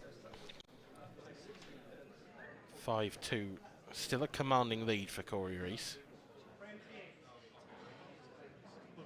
Well, it doesn't matter if you lose the odd one. You know, if you can keep the break going well.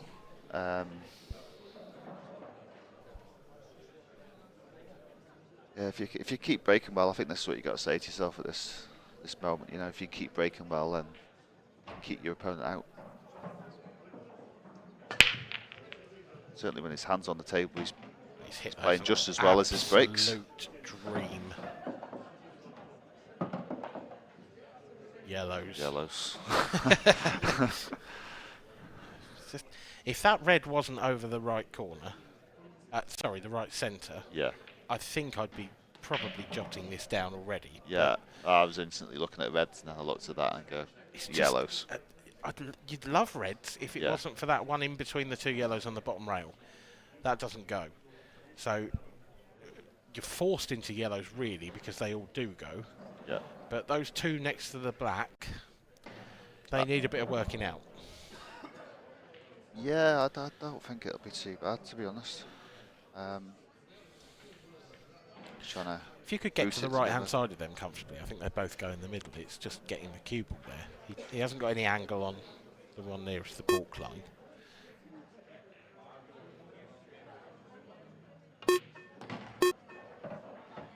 Just working out the route.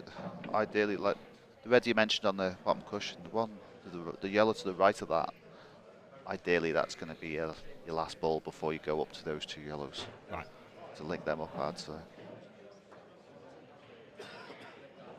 So then you got plenty of options. Then the white can go through the pot the yellow top left. The white can go between the black and the yellow.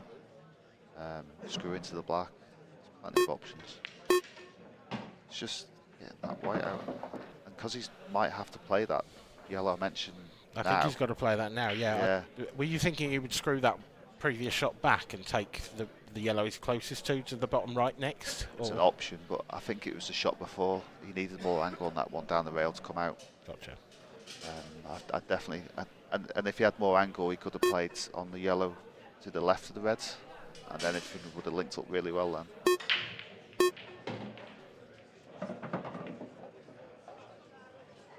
Just a puzzle still to be solved in this frame. Apologies, yeah, just that's what I was just about to say. That yellow flies in the pass there. He needs to get on it. All opens up again.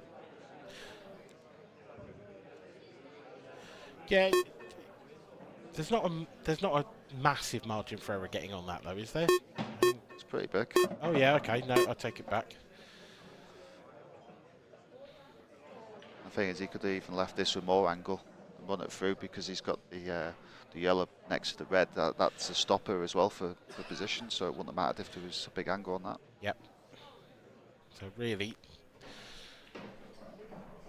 in theory, this could be the clinching pot of the frame, if you like.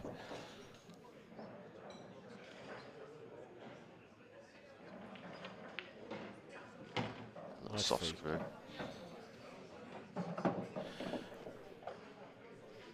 A little bit straight on this, because I think he would have liked to have done what you said and run into the red as a stopper, but I don't think he can do that now. I think that's why I'd rather have ran that yellow in rather than like a stun run through and not miss the yellow. Yes. Although it doesn't mush the yellow over, the white would have been gone wider, which would have been better for the shot I mentioned. But he's still good, especially if this is straighter than it looks. If it's not, there's always options. Yeah, it's not. So it looks like he's looking like stunning past the black and taking it to the top left. At least he can cue it properly then. He can cue it a lot better. And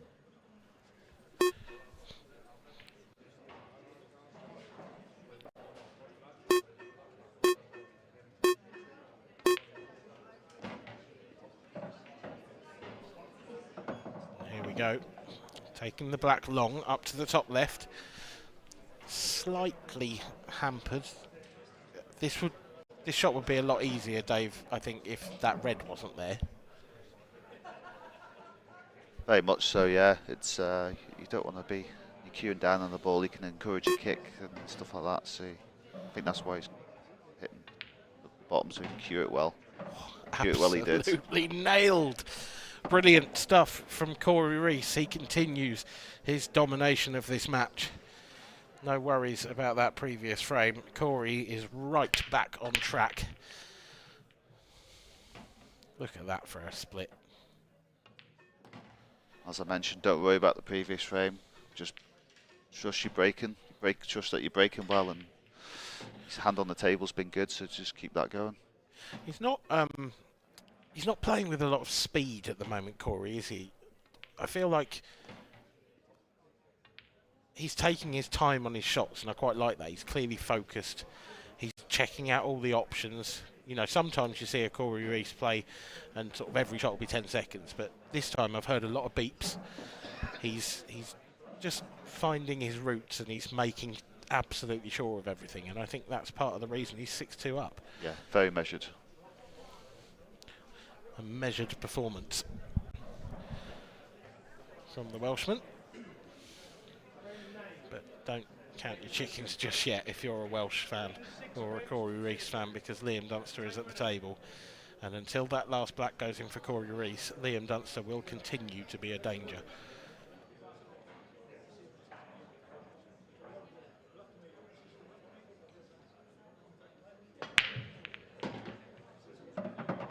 got that yellow in the corner again. But messy-ish. Wasn't the best, that. The cue ball flying across the table, that actually nearly went in the bottom right. It can be the danger of the cut break sometimes. But one good opening pot though, and yellows are actually all there. Yeah. But it is going to have to be a good opener. I think it's a yellow at the top left. If you can get that and get onto the yellow in the middle, to the right middle, then they're all there. But it's not the shot you want to be facing for your first shot, really. Not a 6-2 down. No. Because if you miss it, you leave Yeah. an easy opportunity. Yeah. But it's a shot I feel that needs to be taken. Okay, we're ready to start the 4:15 session. Table 2, Kieran K, Sam Chambers. Kieran K, Sam Chambers, table 2. Great pot. Wow. Has underdone it. Fantastic pot. Table 3, Lee Undercooked the Thompson, cue ball. Yeah. Morris. I think it's the fact that he potted it slightly on the thick side as well that's took the pace out. So now, the obvious problem for yellows, the only problem for the yellows really, is that yellow you were talking about, the one near the right About centre. the cue ball, yeah. Now it's going to be tricky to. Kind of got to leave that till last now, hasn't he? I think so, yeah. Table 5, Mackenzie Brown, Anthony Mason. Problem is now is like when you cut that. Brown, table 5. Well, I think it's going to be a double now, to be honest. But at least when you're cutting that in before, you had the yellow of the other middle, but that's not there now. So it could potentially be a double. I think it's got to be a double and last ball. Yeah. Send the cue ball around the black, so John Hopkinson, needs to make sure he finishes table 6. a little bit low on the double. Yeah. Oh, fair enough. Well, this is a big shot. Nailed it. Table 7, Sean Broad, Ooh. Gibb. I was going to mention about potentially that down the rail, but I was thinking more later on. But he's definitely played at the right time. I mean, it's one of those, isn't it? Get rid of your bad balls early Yeah. and you make life much easier. And He was he on has it. made life much easier, so yeah. He was on it. Why not play it? Andy Coles, Carl Page, table 8. Looks like another break dish. Table 9, Dave Stratford. This match, the Liam second Charles. for Liam Dunster, Dave Stratford, Liam is on Charles. the way. Table 9.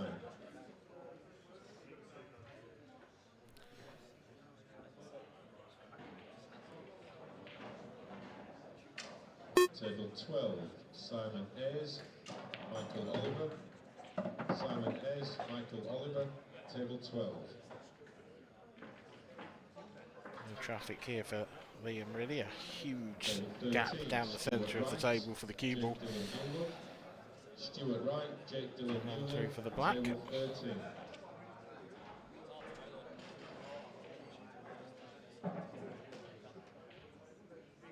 Table 14, Jason Tuvey, Jack Galloway. Jason Tuvey, Jack Galloway, table 14.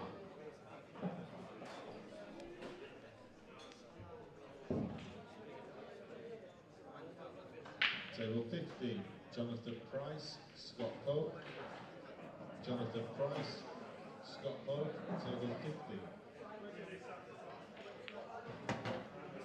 And in it goes. Liam Dunster reducing the deficit once again. Keeping everyone interested, Wilson, Jonathan Roberts. but still a 3-frame deficit. It's what you got to do in Liam's position. Just keep getting the frames on the board, frame at a time, and things can happen. Things can happen, but we have seen how well Corey Reese has been breaking. And that's what Liam's. Corey's just got to think now. He's been breaking well. Continue that. He's been playing well with his hand on the table. So just think of that. Don't worry about what's just happened. Sean Foxton, William McEwen, table 18. See if we've got any other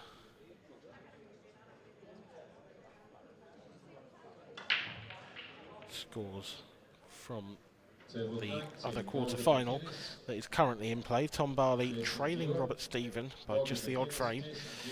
Table That's 19. 3-2 to the Scotsman. still 2 more quarterfinals to be played as well.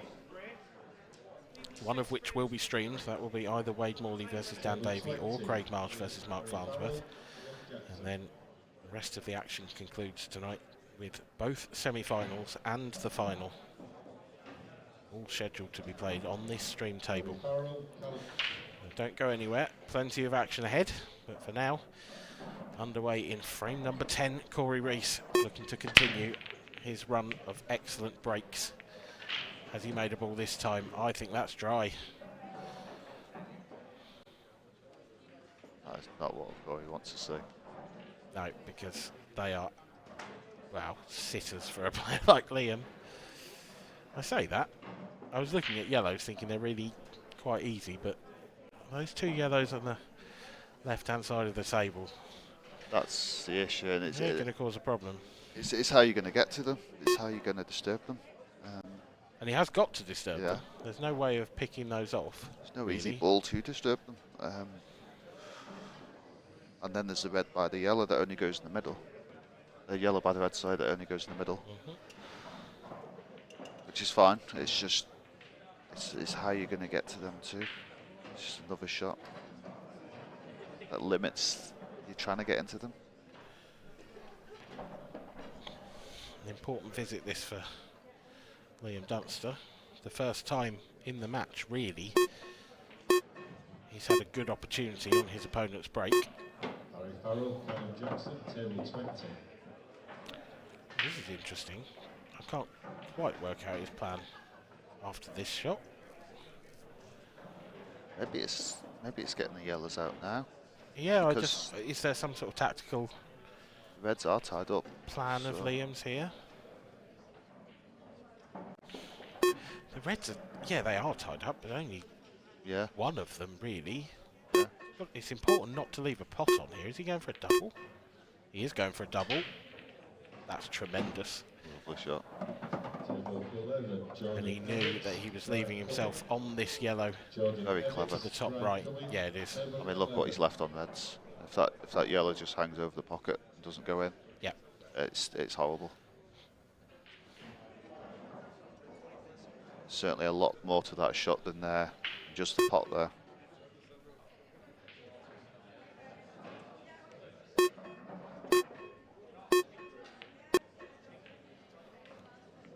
Oh, well, I thought that was tracking towards that yellow, but I was still surprised when it hit it.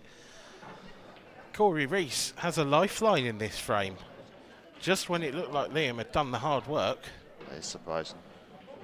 I do feel as well when the cue ball's close to the object ball, they are a little harder to judge. Yeah.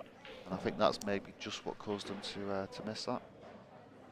But still, you would expect them to make it. Liam Dunster has given up a big chance there. He has handed the table over, but Corey Reese has still got a huge problem in that balk area. How do you solve a problem red like that? It's horrible, isn't it? Because you also have the red by the yellow. I mean, I almost wonder if it's worth him just trying to take that top right pocket.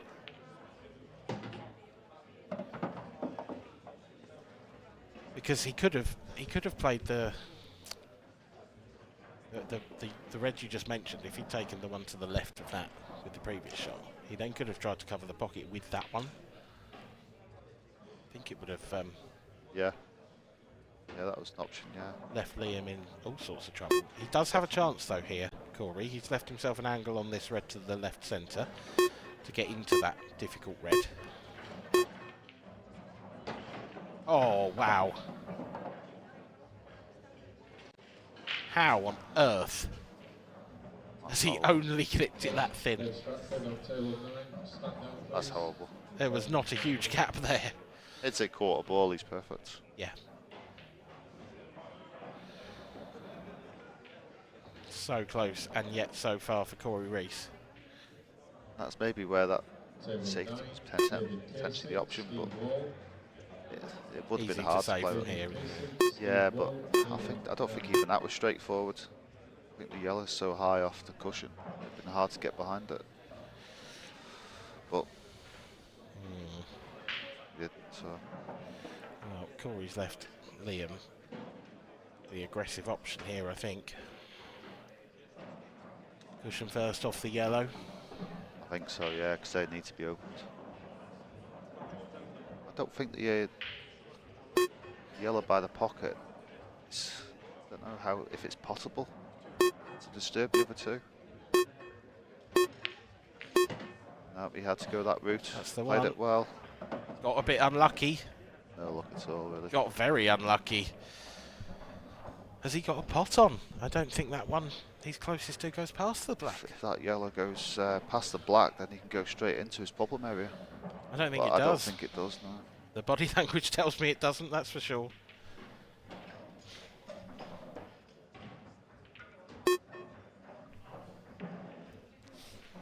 Just Liam's going to shut up shop here, try and get the cue ball behind the black.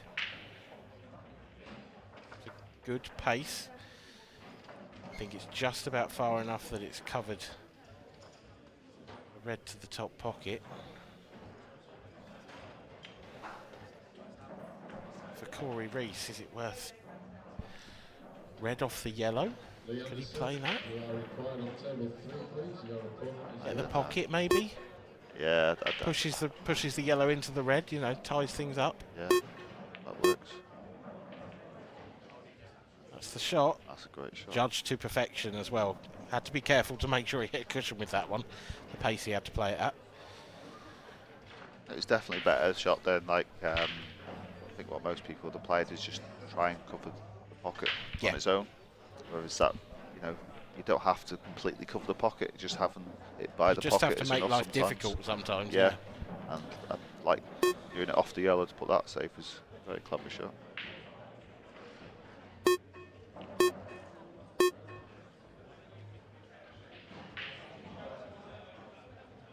Liam just keeping things tight.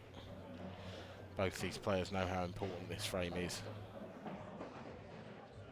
It's massive, isn't it? You know, it's how you feel coming out of this if you win it, and then compared to if you lose it, it's just massive. I think this is going to be a very delicate little shot from Corey Reese. I don't think he's entirely happy with that. I think he wanted a slightly thinner contact, but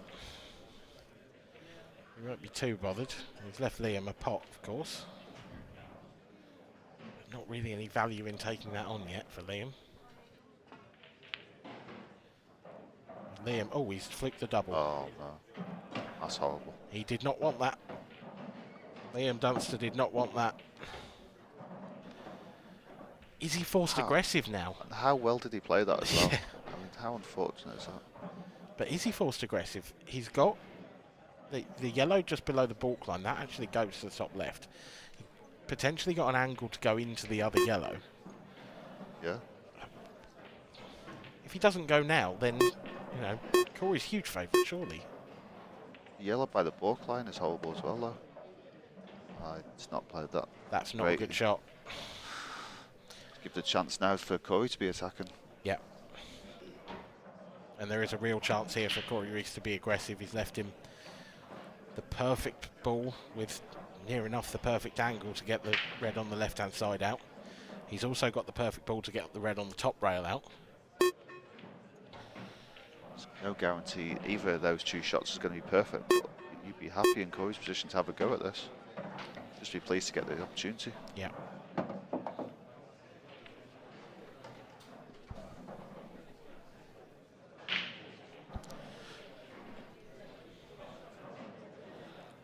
So, are you trying to break out that other difficult red now to keep your options open, or are you taking the one down the rail? I think probably go now, to be honest.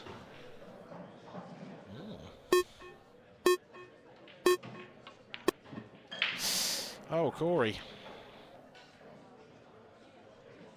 The pressure tells. A very rare missed pot in this match for Corey Reese. But how much damage has that actually done? Because Liam could pot that yellow, but it's too thin to get into the other one. John Prince, Joe Prince, table 21. Just going to cover the pocket. That's the plan. That's good enough. Another example, it doesn't have to be right over the pocket. Just having it close enough to sometimes more effective. Corey's got to guard against. That's a really clever shot from Liam, because Corey now has to guard against Liam getting on that ball over the pocket. Yeah. If he does, he's only got one tricky yellow left, and that would be a perfect ball to break it out. So this cue ball needs to get in behind the black, and it hasn't. Or tight on the cushion, But which it hasn't. yeah, it is tight on the. It might be tight enough on the cushion that it makes it more difficult. It does, but it's also give Liam a chance. Yes. But equally, where Corey's pushed that red into that cluster, that's another thing stopping that yellow coming out nicely. The other thing as well, this is another example of why it's so important that yellow wasn't right over the pocket. Yeah. This wouldn't be an opportunity then. Also, a shot I have seen is the yellow goes off the ball rail, off the red. Well, I think that's the shot Liam Dunster's seen as well, because there's no way he'd play that way otherwise. That's exactly what he's looking at. The issue is he won't be able to play that shot with much pace, so he will have a long black if that's the case. He's playing it now. He's trying to... Oh, wow. I didn't think that went. I will call a shot right too soon. I didn't think that went straight like that. No. I don't know if Liam did, because surely he'd have played for better position on... This is a thin cut back now. Well, I don't think he'd have played to cover the pocket because No, he where's lacked the a skill advantage? shot. Yeah, true. So, But this is awkward. Bridging as well. And he's missed the ball completely. And I don't think I have ever seen Liam Dunster do that before in my life. But it was very thin. well, one thing I can say, You're he's not the first person to do it on stream this week. Oh, really? Yeah. Okay. I won't mention any names. I don't think you need to. Okay, I will. It was me. Well, well, well. What a moment in this match for Liam Dunster. And what a moment for Corey Reese. I mean, Massive. Yeah. I know that wasn't a great chance, but obviously, regardless, 7-3, 6-4, it's huge. Corey will just be hoping for just one of them breaks. yep. You are not wrong. I mean, the thing is, when Corey broke dry in this frame, we thought, well, you know, comeback's on.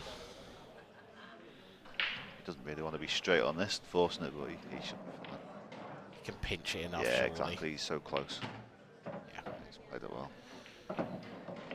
Just sometimes rather the cue ball do the work rather than having to force it. Yes. But because it was so close, it's easy enough. A 4-frame lead for Corey Reese.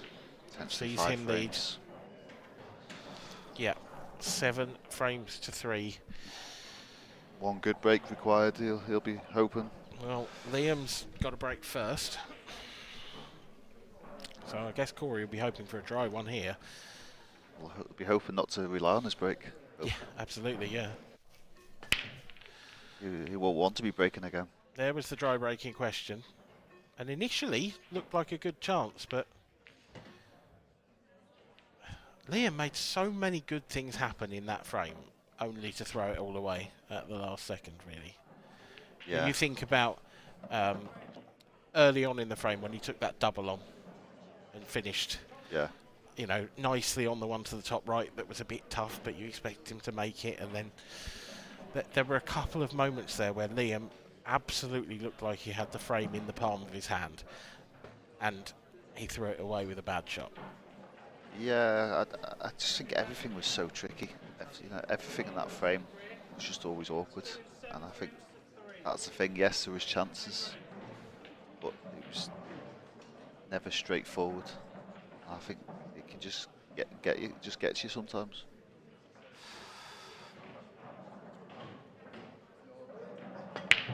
Liam Dunster breaking to stay in the tournament. Strike. Here's a chance. Yellow's outside. I would say so too. Is he? Can he actually play the one that he's almost on top of and move the red out of the way as well? Yeah, I think so. Yeah, and you only need to move it a little bit as well. You don't need to just want to clip it. Oh no, you can't now. You need to he can. You need to hit it a bit harder. Sorry, I thought on the overhead it looks like you just need to nudge up the rail, but you do need to get it out. Yeah, I think if he plays that, you know, he almost goes cushion first into the red and bumps it up table, which could cause problems of its own, but I feel like it's a risk worth taking at this point.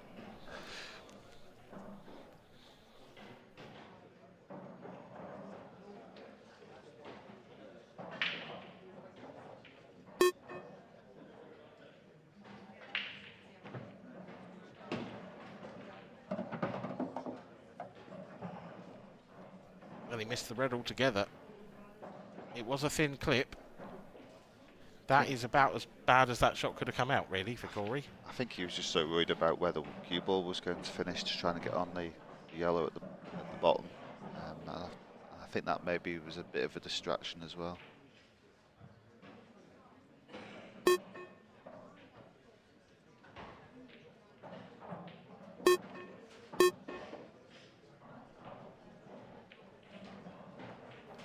Corey, once again, just tying things up, really, and that's a good shot, because actually he's managed to cover that red off completely, but still leave the yellow possible.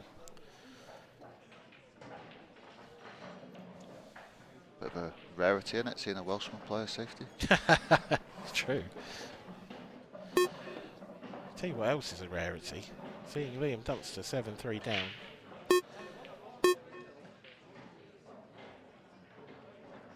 That is a terrific safety shot. It's very good.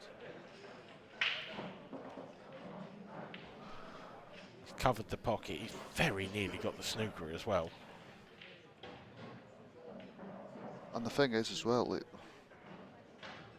them two reds, if you get there on the right position, might actually plant, which means they're all on. What he's getting there is... Yeah, tight as to whether those two are a plant. Not entirely convinced. He's definitely improved his chances. That is a very good return from Corey Reese, because he's forced him. The only thing he can do is play those two reds now, really. So I don't think they do plant, because I don't think Corey would have left that. No, it's really, not from that angle. I think it'd be really thin, wouldn't it? You'd have to. You'd almost want to be taking that. If you were going to take that as a plant, you'd almost want the cue ball to be near the left centre. Yeah. Yeah, either like just left of the black, or like you say, around about that area. I think he'd be looking at trying to develop them and play safety at the same shot, but it'd be very difficult. Playing off the left-hand side of the first red, maybe. Yeah, I was thinking that, but he's got to be careful not to leave the yellow over the right corner on. But if that red's goes on the cushion, he could. I also don't think he's too worried, because I think it's also maybe let Corey go for it, because there's so many problems to solve. And this is now the question, isn't it, for Corey Reese, is how patient can he be? In theory, he's got 5 chances to beat Liam Dunster. Yeah. Is it worth taking this one on? And if you don't get it, just go, well, I'll take the next one. I think he has to go for it. I just looking at the way Liam's opened the balls up now, he can go for it when he next gets a chance. I think Corey might not get another chance, so I think he has to go for it.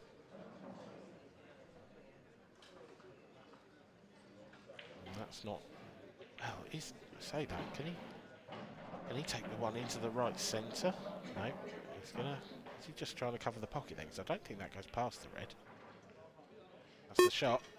That's very good. That one shot has changed the whole frame. Yep. Yeah, that has completely changed the complexion of this frame, because Liam Dunster's just gone second favourite. Now he has 4 reds down there that were in his favour and now completely turned on its head. Can get one out here. Doesn't want to nudge that too hard.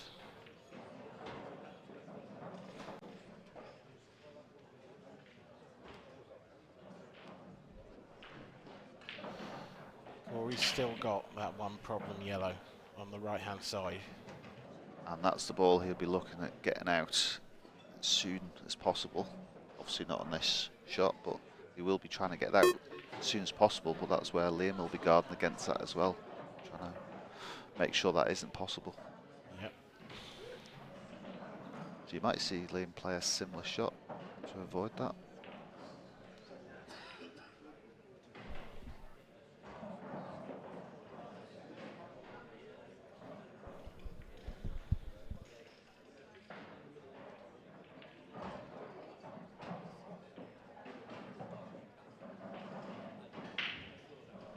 There you go, he has, and he's played it very well, unless he's left the edge of that yellow out.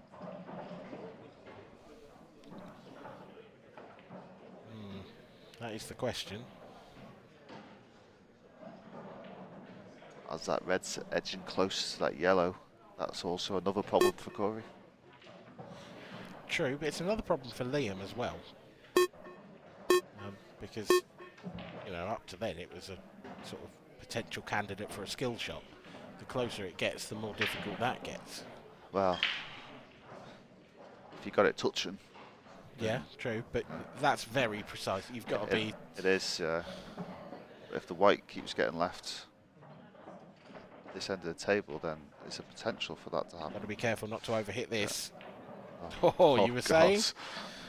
And this, for me, is where Dunster's touch is. Yeah. This is why he's the #1 player. His touch is incredible.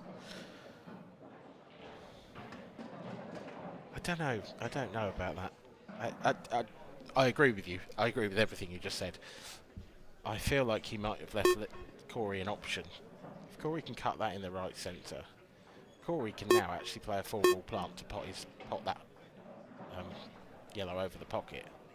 Oh, of course, yeah. And the chances are he can play it in such a way that the yellow comes out. Liam's going to be guarding against it, but it's another problem for Liam to deal with. Liam's going to try and get the snooker here. He hasn't quite got it.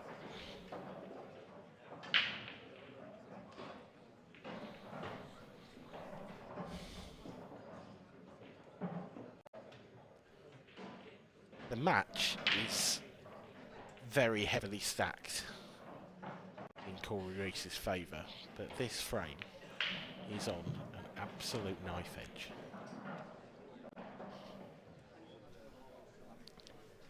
And you never know, this could be such a big frame, this. Potentially, yeah, it could be a turning point. Yeah. Put so much into a frame and you're a frame away. Corey, of course, broke dry in his last frame as well, so when he comes to break again, if he comes to break again, that might weigh heavily in the mind. Now then. Yeah. Now then. Liam's just set up that plant. It was clever thinking. He was trying to make sure that wasn't on, but unfortunately, he set it back up.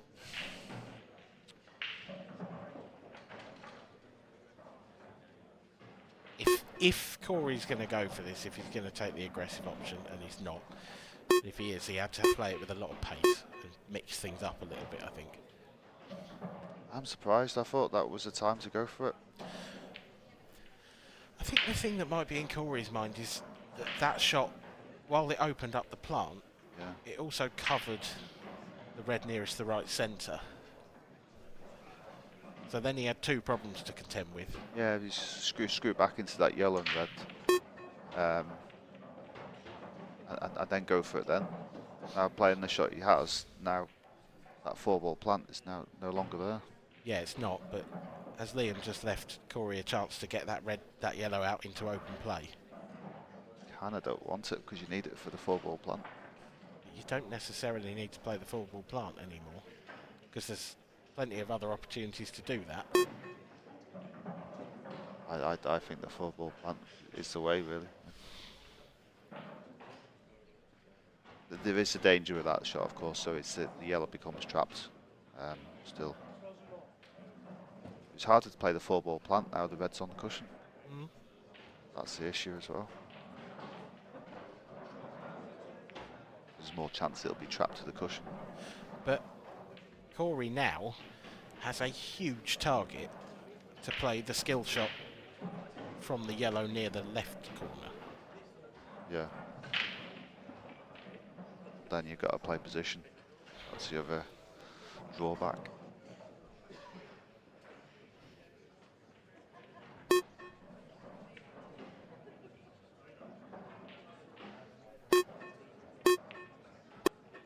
Just like the 4-ball plant before, because yellow had a good chance of coming out, it just wasn't guaranteed.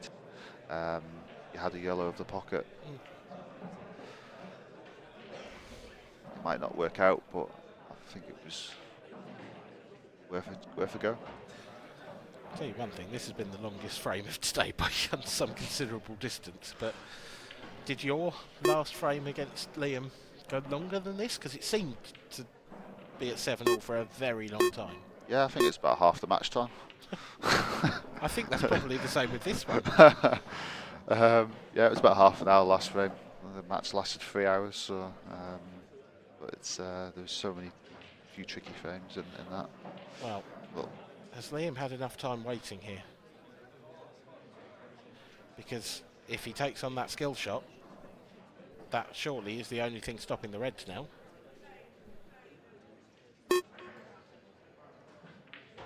Hold on to your hats. Well, this is the shot.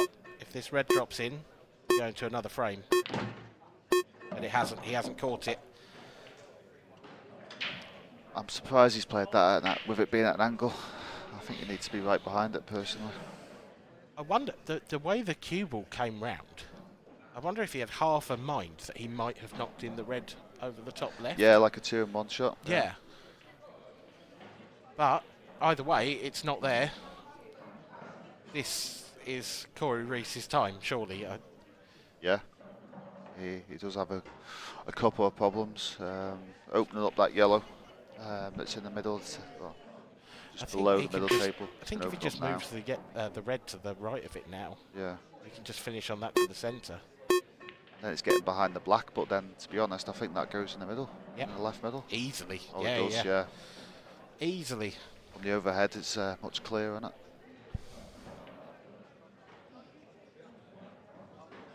Yeah, Corey's got so many options to get on the black. I mean, he's really got 4 pockets available for it, so.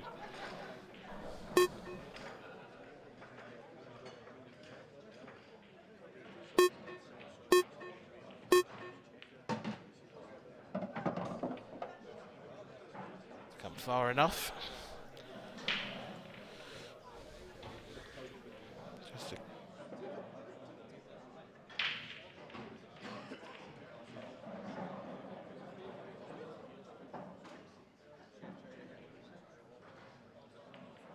Smart cueing this one well, which he has. all about just getting nicely on the black now. I think he'd like to be a bit straight on this yellow in the middle, because then he can run through, so he has the white on the side cushion, but it shouldn't cause any problem. Yeah, just the worst thing he could do now is accidentally put both of them, if you know what I mean. So just drop this in and, I don't think there's any danger of that. No, but you're right, because now he's left himself sort of as straight as possible on this. Yeah. It's just a little bit trickier to get that perfect position on the black. He held back a little because you don't want to end up with the cue ball on the baulk cushion either. So no.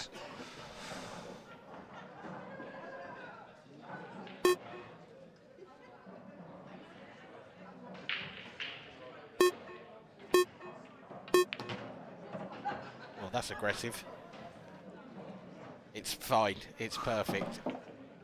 It's, well, yeah, it's not quite perfect, but he will take it all day long. It looked like it was going to run very close to the black at one stage, but yeah, it's a comfortable shot to right centre in the end. I don't think I'd have been as brave as that. I think I would have played the middle, but great shot. Corey Reese is through. That black off the far jaw, but it dropped in the end. Nothing Liam Dunster could do after a superb performance from Corey. A really composed and really mature performance. Yeah, very much so. I he played well from start to finish. Really, he didn't make many mistakes at all, and got himself over the winning line. Yeah, exactly. Yeah, didn't do much wrong at all. And very deserved victory. I can tell you that his semi-final opponent has already been decided, because Robert Stephen, who at one stage was locked in a tight battle with Tom Barley, has come through by the same scoreline as Corey Reese. He's won by 8-3. Robert Stephen is a man in form at the moment, but he will be coming up against Corey Reese, and that will be our first semi-final later on today. Our next match on the stream table, would you believe it, will be Craig Marsh versus Mark Farnsworth. Of course it will. Yeah, but before that, we will hand over to Mark Pickworth in the studio, where he will be talking to your semi-finalist, Corey Reese. Thanks, Dan, and what a great quarter-final that was. And I'm joined by Corey Reese, who's the second man to get into the semi-finals. Corey Reese, good to get that win there over Liam Dunster, the number one player. Yeah, any win against Liam's good, obviously. So, yeah, got off to a great start. He didn't play his best, but even at 7-3, I'm thinking, nothing careless, because he can easily come back and win from it. Yeah, absolutely. I mean, you're no stranger to beating Liam. You beat Liam in the Champions Cup earlier this year. I mean, we've not seen a lot of you this season so far. What's changed? Why all of a sudden you're here battling away and you're into a semi-final? I don't even know. It's no difference really. I've been still putting the same amount of hours in as I have been before. It's just the standard's good, and sometimes you just play well and you just don't win. And let's talk about the standard on the IPA tour. I mean, we do. Me and Kevin always talk about the standard. Is it getting better and better? Is there a lot more players coming through, and there's a lot more potential banana skins that can obviously cause you to lose at some point? I think so. I think it's just the standard, even in the amateurs, is just crazy. I mean, you have a couple of dry breaks and 5 frames are gone against a huge amount of players. So you just got to be. That's why the break's so big now. So like I broke like God then, to be honest. Like I'll take that every match, but I know it's not the case. But yeah, the standard's awesome, really. And do you think that's the case for Liam Dunster? You know, he picked up that World Championships in February, yet to pick up a title this year. What does he need to do to obviously get his game going? I'm not the person to tell him what to do. And I mean, he's won so much. He'll win one eventually. He's too good not to. It's just one of those things, I think. And of course, you're in the semi-final now. You're going to be playing another Scottish player, Robert Stephen.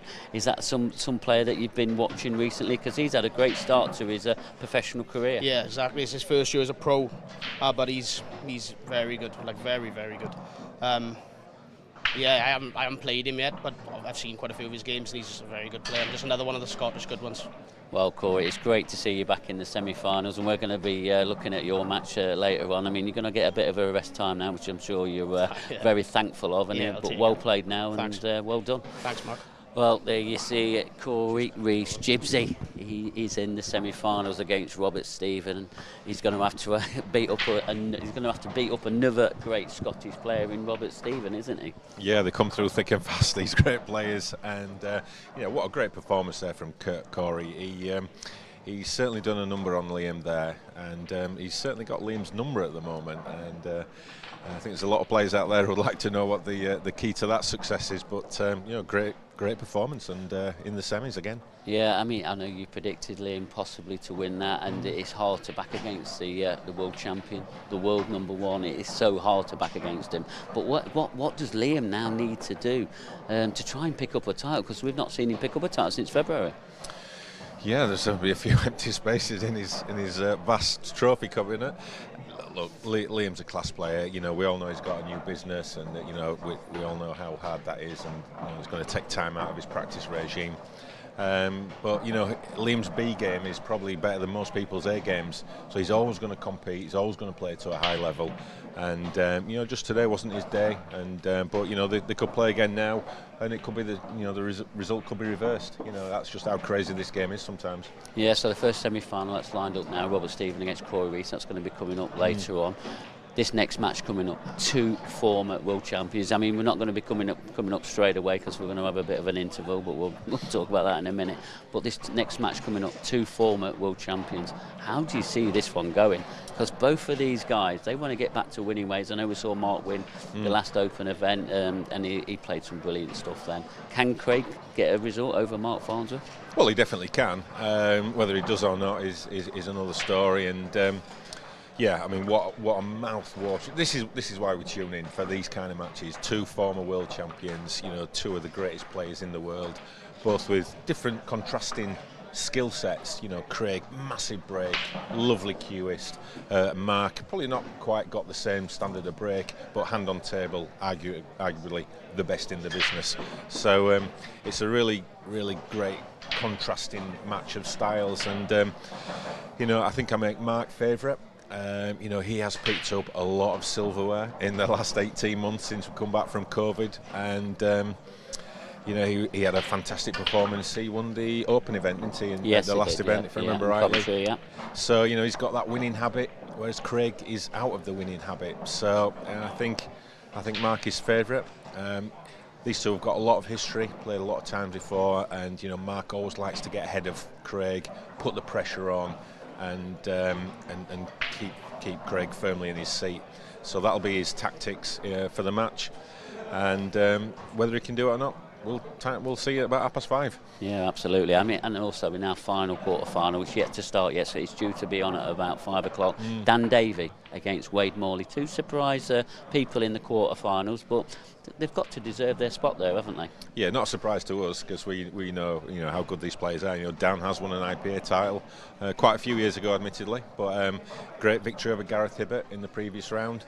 And Wade, who we saw yesterday, beat John McAllister. He's full of confidence, feels he's unbeatable. Beat Craig Brown, who was another giant killer against Mark Boyle. So Wade's continuing with that great form.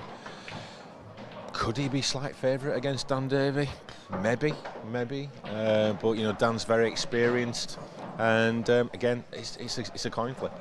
Yeah, well, we'll keep you right up to date with that. We're going to take a 30-minute break now, and we're going to be up with our final quarter-final, and that's going to be Mark Farnsworth, and that's going to be really one that we really cannot, wait to see. It's definitely against Craig Marsh. But join us back in 30 minutes, and we'll be back with the next quarter-final.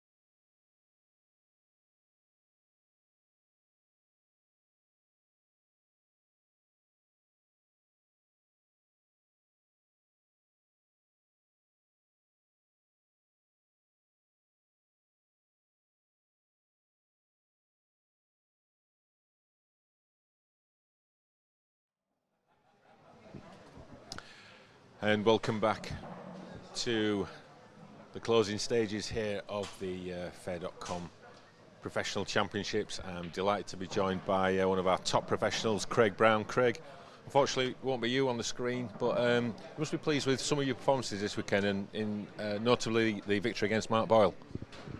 Yeah, and I played pretty solid against Mark. To be honest, he started off a little bit slow, and then he started to put me under it, but I kept my cool and I managed to grind it out in the end. But I didn't really turn up against Wade that much, but Wade did well. Wade played good and he deserved to win.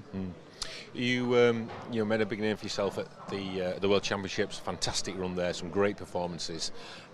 What's it been like after that? Has it been difficult to sort of live up to that, increased expectation now that you probably got on yourself? I'm not sure. I think apart from that, I've had a terrible season really, but I don't know if it's because of that. I don't think it is. I've had a bad wrist and stuff like that. That hasn't helped, so I haven't really been able to practice. But I don't know. I don't think that was the cause, but because I don't know. What do you put that down to at the Worlds? Because you were absolutely fantastic then. You close to getting to the final. Yeah, I think I had a better attitude somehow. Like my head was on all week. Like I seemed to just stay positive and find ways around issues and stay in the games. And yeah, I don't know. I nearly got to the final in the end, but couldn't have done much more really. No. And fast forward to this event, close to obviously fairly local to the area. Is it great to it's a great venue here as well, isn't it? Has it been great to play in? Yeah, I've enjoyed it so far. The tables have been playing really nice as well. So Newcastle's a good city, isn't it? I mean, it must be good for the people that are coming up to. I imagine there's a few having a night out. So it's a good night out in Newcastle. I think there is a few that have had a night out as well, definitely. A few sore heads this morning, and for sure.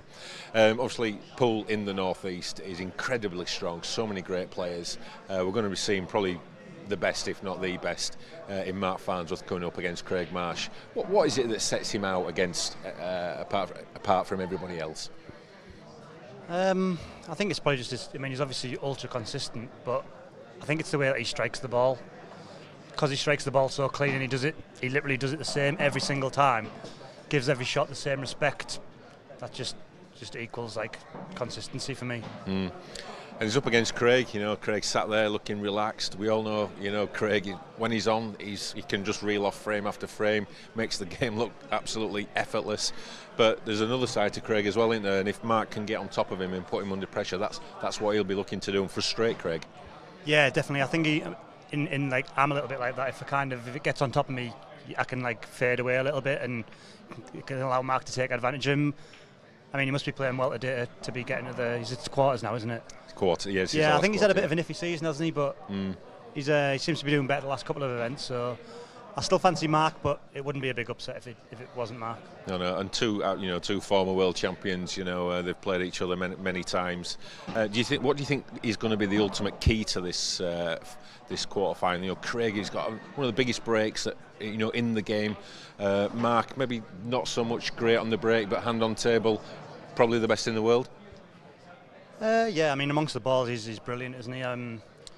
I think the key to the match is probably how Marshy starts, and if he can get settled and maybe if he doesn't miss any, he'll get little tricky chances and make a couple of mistakes. Maybe he could get flustered a little bit, but if he keeps his composure, then it's going to be a close one. Right, well, thanks a lot, Craig. I think you've set it up absolutely perfectly. I think it's time to get over to the commentary box. The players are ready, the refs ready. Over to you, Mark. Thanks, Kevin, and wow, what a match we've got in store now. Two former world champions, Craig Marsh against Mark Farnsworth. It is going to be a classic. Race to 8, remember, in this professional event. This is a quarter-final. There is still another quarter-final outstanding as well between Dan Davey and Wade Morley. So I'll keep you up to date with the scores of that one. But let's go with this one. Mark Farnsworth to break us off.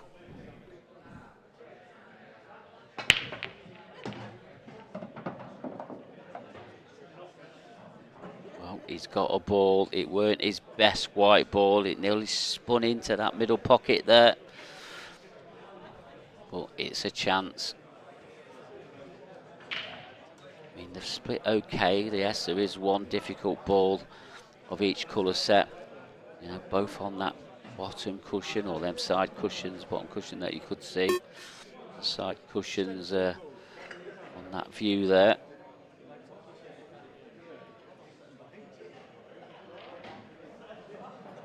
He's got an easy opening pot on either colour set here. It's just going to be down to what he fancies the most, so he's opting for these reds. And as you can see, a red ball that's going to need some moving out. There's that one above that middle pocket there.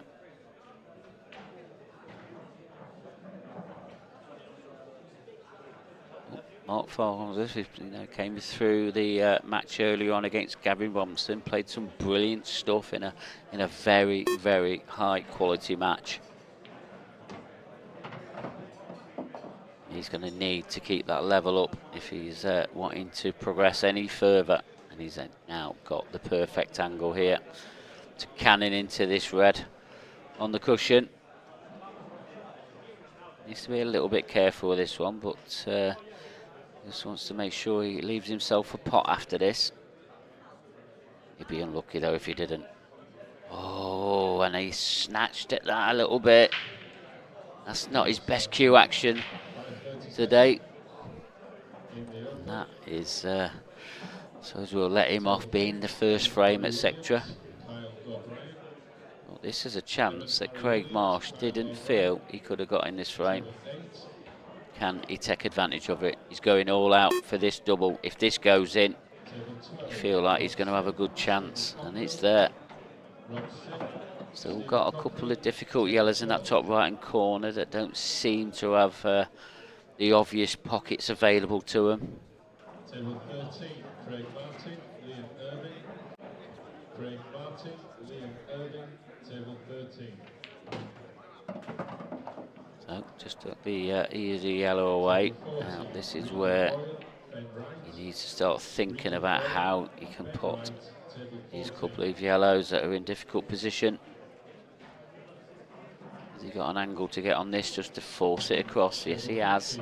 Brian Weirs, Daniel Frame. Brian Weirs, Daniel Frame, table 15.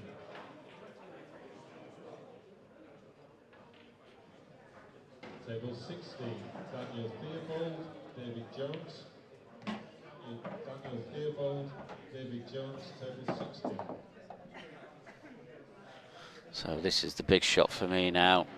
Just going to play this yellow.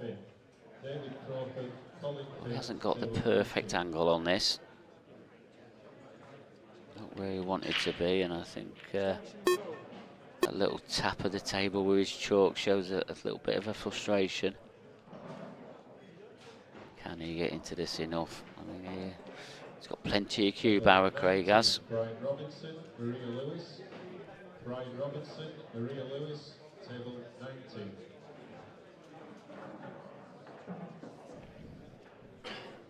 Table 20, Rio Smith. So, yeah, it's looking like he's having to reroute here. No, this isn't his plan. What has he left here? Table 21, Otis Howell, Will Driscoll. Has he left himself a straight double? It looks like it's a little bit off straight. Table 21. Big shot. Table 10, He's undercut that a little bit, and it's gave Mark Farnsworth a second chance at this opening frame. Both players showing that you know, that first frame where you do always seem to get an error. So can Mark Farnsworth take this out now at this opportunity? Just a little nudge on this red, played it well. But has he got a pot on? Does that clip into the centre? Can you see the one over the bottom left-hand pocket? I think he's okay. Oh, I say I think he is. Is he having to swerve it? Or he is. Well, that clock is ticking down. He has had to swerve it and he's missed it. That's another error from Mark Farnsworth, not the start he wanted.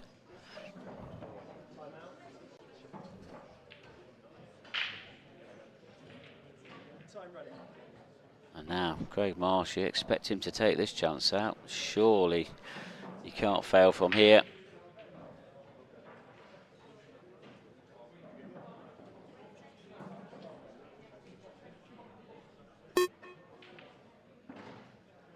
That clock is ticking down. Both players have used their extension, so they're not going to get any time to be thinking. But he seems to be okay. Just run that down nicely. It's not perfect, but you don't see any problem here. And the opening frame here is going to Craig Marsh and Mark Farnsworth. He's had 2 chances in that frame there, and he hasn't taken either of them. Craig Marsh 1-0 ahead, and it's going to be Craig Marsh to break next. Can he open up a 2-frame lead? That is some really strange circumstances there from both players. He saw the break there from Mark, and he had a chance off the break. Missed it. I mean, this ball he misses it. This next shot is unforgivable. I mean, it's just a ball you'd never ever see Mark Farnsworth miss. And that gives Craig Marsh this chance he needed to finish him off. And there you see it, 1-0 ahead. Just as you was watching the summary there of the first frame, I've been joined in the commentary box by our fellow professional player, Ben Davis, and a long-term friend of Craig Marsh. I bet you could share us some stories between you two, couldn't you? Yeah. Not on air, obviously. But yeah. I don't think many of them be suitable for on air, Mark. Absolutely, and you just caught the closing moments there of that frame. That was pretty uncharacteristic, really, for both players. Yeah, Mark seemed a little bit edgy there. Seemed a bit rushed by the clock. You know, he's played on it enough now. You would have thought that you know, he could have sorted everything out before he played his shot. He seemed to rush and then missed it by quite a bit. Yeah, he did, and that's the first time we've seen Craig Marsh break off. And got to say, Craig Marsh here, he looks in. These yellows don't look too bad. Oh, he's played that well. He has played it well, but that yellow is just wobbled in. He used every inch of the pocket. I think he concentrated on so much on getting the cannon, and he nearly took his eye off the pot. But luckily for Craig, it's fell in. Still got a little bit of work to do though.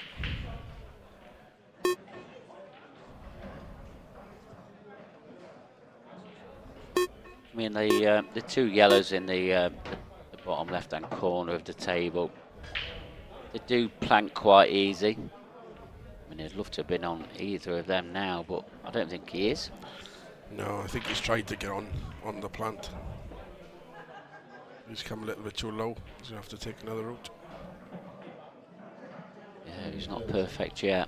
He don't want to be leaving these 2 till the end, but I don't think he's going to have any choice, is he? No, ideally he'd want to be straight down the plant. Needs to play a delicate shot here to screw across. I mean, he could go out for the plant now, but I don't think it's a shot. This is a shot. Needs to get on straight, as you said, Ben. Ah, he's played it perfect. Wow. That's a great shot. Certainly was, and if you're going to place it with your hand, you'd probably put it there, would you? Yeah.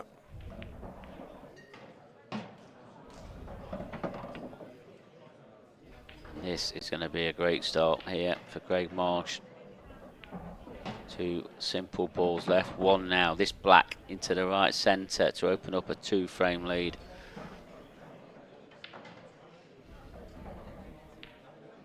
And there you see it. What a start there for Craig Marsh, and that's what he can do though off his break, because he does give him a crunch, doesn't he, just like you do. Yeah, he seems to be queuing well, and the further out in front he gets, the harder he'll be to catch. He always plays well on the front foot. Yeah, and I don't think when I was talking to Craig earlier in the studio when he just got that win against Dean Shields, I don't think we saw the best of him in that match, but he did enough to win and get over the line. He's playing a lot better lately. I think he had a good run in the last event as well. And you know, he's been off the boil. He'd probably say himself, he's been off the boil for quite a while. But no, it's nice to see him getting back to some of his old form. Yeah, absolutely. And well, he started off like a rocket, 2-0 ahead. Another chance to see the Mark Farnsworth break. Nearly got kicked in off last time. In the right centre, wasn't his best break, but got a ball. He can't afford to go 3-0 down. Again, he's close to that centre pocket. That was a centre pocket he was close to on his first break off. But he's got a ball. Yeah, he just put his hand up there to Craig to say sorry. He kind of got away with one. So first glance here, Ben. I mean, they have felt a little bit untidy. They're not straightforward. No, I think first glance the yellows look a little bit better, but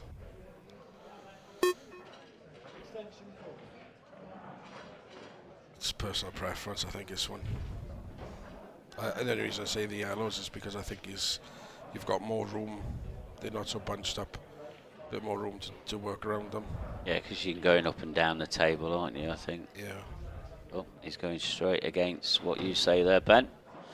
It's, like you said, it's personal preference, isn't it? It really is. Yeah, even like, it looks like he's going to try and play the red to the top corner and knock the other red out, or maybe just stand off the rail and back out. There's no guarantees with this one, though. He's going to need a little bit of luck. Yeah, I didn't like that option, because even if he hit the red perfect that he was trying to knock out, he was never going to land on anything. So a bit of a strange one, that. Yeah, it was a bit of a low percentage shot, I think. Yeah. Just going to get some control here now, I think, cover the pocket. I don't think these will plant. Yep, and that's exactly what he's got, a little bit of control. Just tying Craig up a little bit. Has he left a gap there behind the red on the hole? Maybe he could play the yellow across the back rail off the red if he can find a pot. Yeah, they're looking at one of the camera angles. We're looking at the overhead. It looks like that's a possibility. But I don't think he's got an easy opening pot. Oh, he's made it look easy though. He's just rolling them in. Well. This is dangerous for Mark Farnsworth now, as you know. Well, I think the way that he's looking there, he didn't want that in, did he? Yeah, it looks like he's kind of played to cover the bag. Maybe he hasn't seen the yellow up the top. Or maybe it doesn't go. Yeah.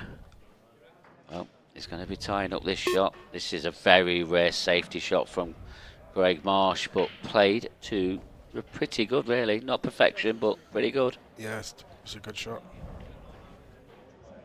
He's got a pretty big target, Mark has, though, to hit the red, yeah.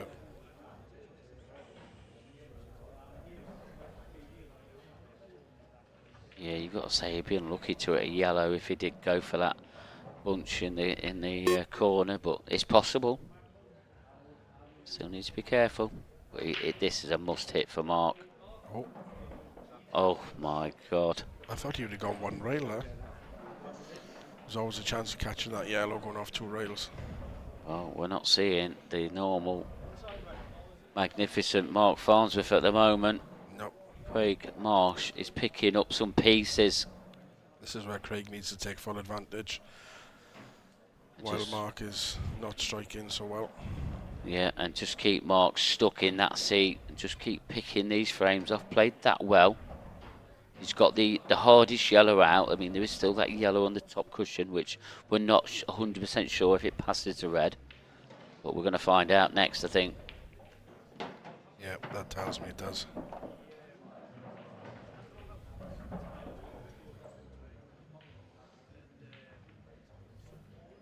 And these are dangerous times here for Mark Farnsworth.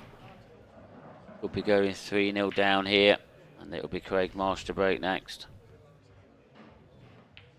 Dangerous territory. Oh, is that going to drop? He caught it just a bit too thick. Yeah, it weren't clean cut, was it? Mark Farnsworth back to the table. And it looks like he's got the perfect angle to screw off this red and pot the yellow. Yeah, he's definitely going to clear that pocket. Can he do it? This opportunity should be okay. Yeah, he's played that well, Mark has. Oh. So they've got to find another pot, though, unless Yes. he can play a snooker. The snooker looks a bit tricky, though.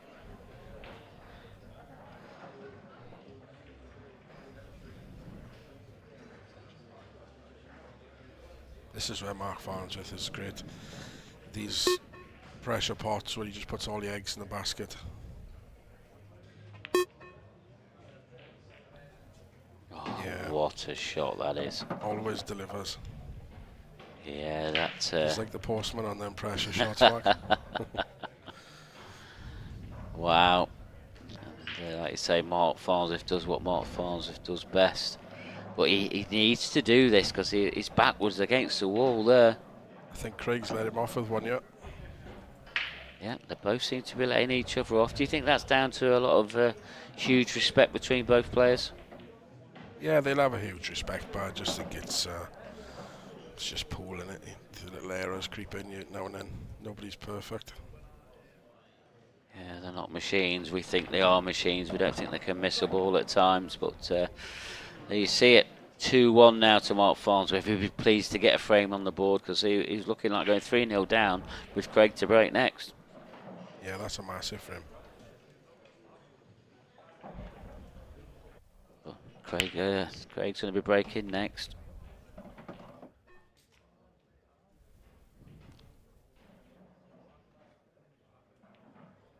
Nice little snooker here, look, from Craig. Produced a bit of a chance, but this shot here, which we didn't see, but that one there from Mark opened it up, and this one down the rail was class. Never looked anywhere else, did it?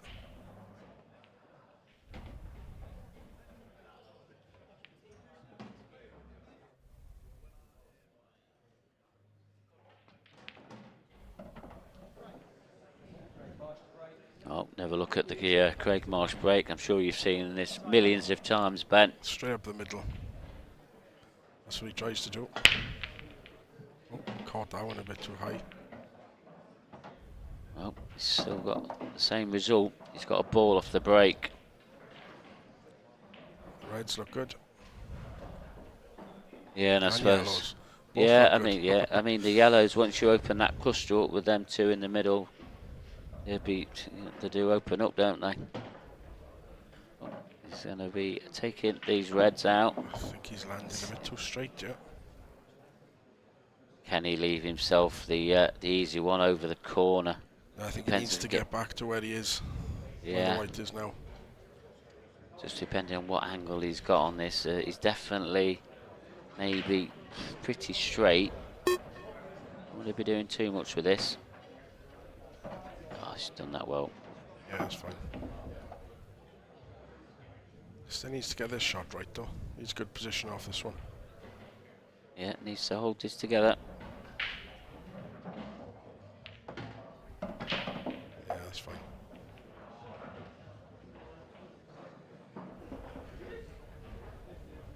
It's a soft stun, leave himself an angle to come across with a bit of luck. Yeah, I mean, leave a nice angle off the middle one for the black. Yeah, yeah, and that's the best way of avoiding the blockers with the yellows. So come across to the side cushion, or the opposite side cushion, should I say.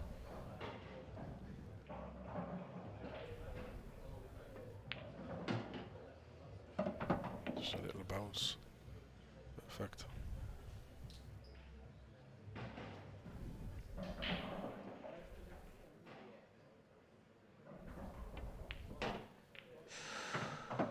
Try to be too cute then. Tried to get it too close, didn't he? Yeah, he didn't need to do that. All he needed to do was the yellow that he hit. As long as the white cleared that, and just left himself a shot, he was fine.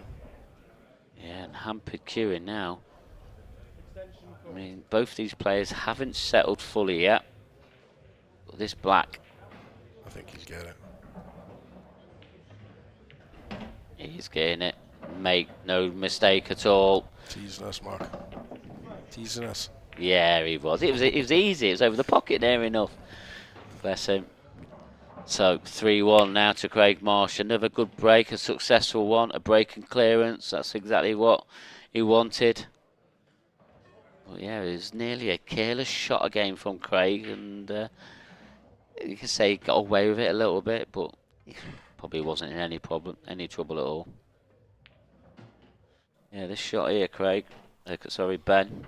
from Craig, should I say. Yeah, I think he should have just rolled it in. As long as he cleared the yellow, he was by. He was never going to get perfect on the black. Got to the borderline, fine, wasn't it? Yeah, just get yourself a shot at it. It's fine. It definitely been a lot easier than what he had faced with, didn't he? So, Mark Farnsworth break again. Remember, he's been close to this middle pocket on the right-hand side. Twice running. Just catching the top ball off centre. He's a bit better that time. Cued it better. Overcompensated that time. Oh, but look, it's dry. And they're all there again. It's a good break. It's a sensational break, but it's not gone for Mark Farnsworth this time. Can't see any problems here, can you, Ben? No. No, there's nothing blocking any yellows. Should be pretty straightforward, yeah. Should make light work of these. He's just making super sure by taking his extension, making sure he's taking them in the right way. Yeah, just clear the top end of the table first if you can. Well, it depends on how much you can hold this white ball here, and that's okay. Yeah, that's fine. That's fine.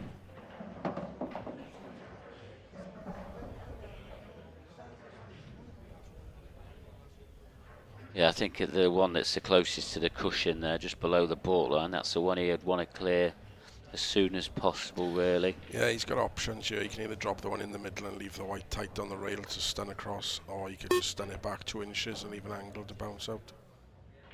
No, you don't want to overthink this, because sometimes you can overthink these clearances, and you're seeing problems that aren't really there. He's under it, that one, a little bit. A bit more. You would just like to screw back a bit further to leave more of an angle. Yeah, and you've got to say this next shot that he's going to be faced with, the pot's okay, but he could also be a little bit shorter position on the next one. You might see him reroute.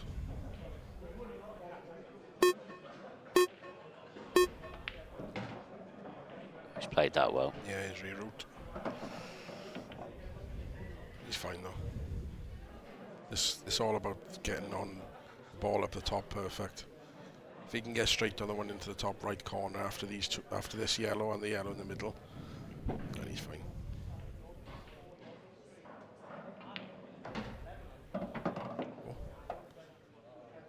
So, again. Exhibition. Yeah, yeah. I think he feels like he wants to leave the one in the middle till last, and I gather that black goes past that red into the bottom left-hand corner, and he's trying to keep it very simple, but he's queuing well enough to have gone either way anyway. Yeah.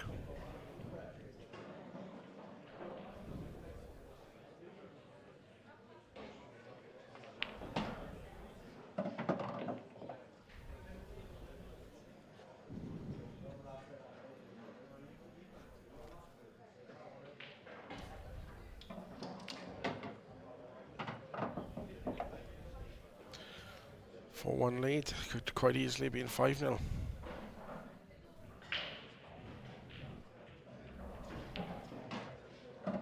For 1 it is.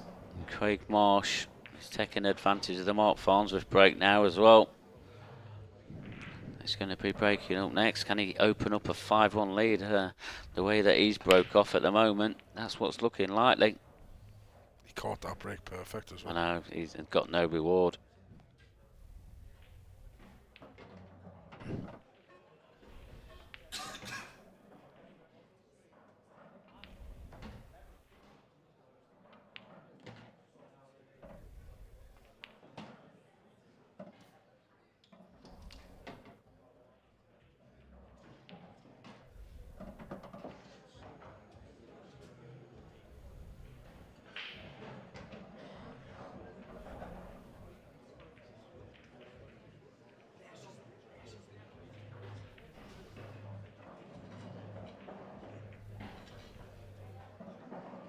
Craig Marsh break again.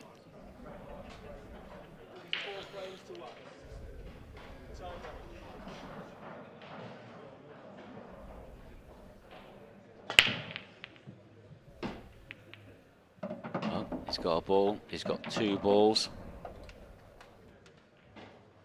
2 reds. Do you see any problem here? It looks like they've split pretty open again, haven't they? Yeah, it was the same when I played on this table yesterday, Mark.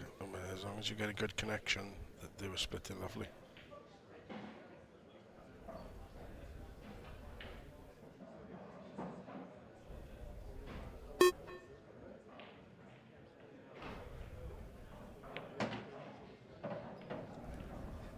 A little bit short of pace, but it's fine, isn't it? Yeah, he's okay.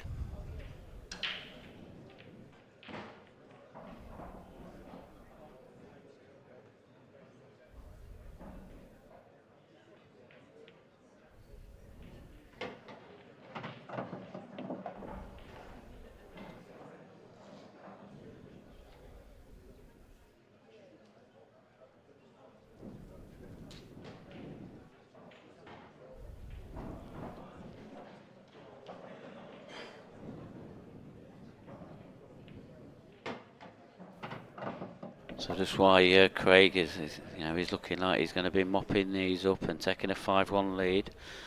The other quarter-final, Wade Morley against Dan Davey, that kicked off at 5 o'clock. That's currently 4-3 to Dan Davey at the moment.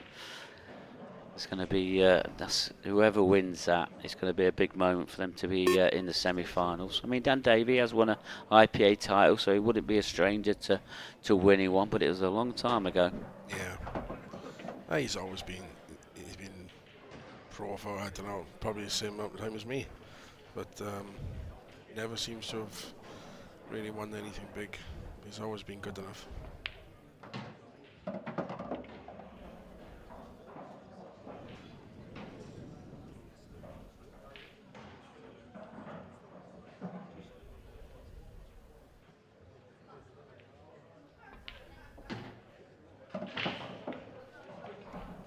Oh, and now we're looking like 2 simple balls here for Craig Marsh.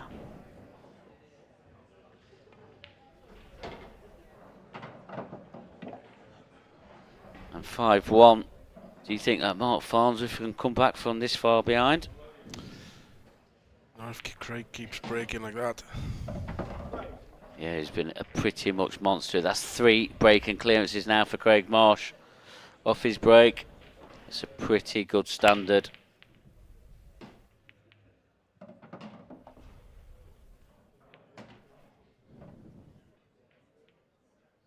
As you can just see, just taking this finish out here.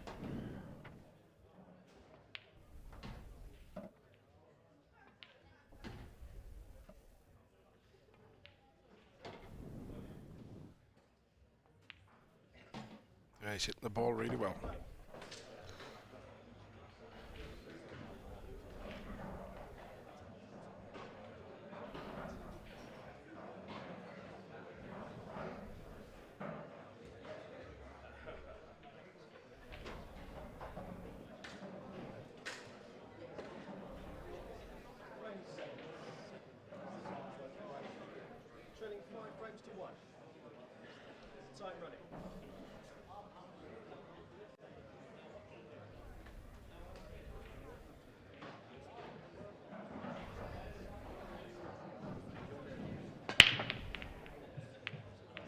That middle pocket.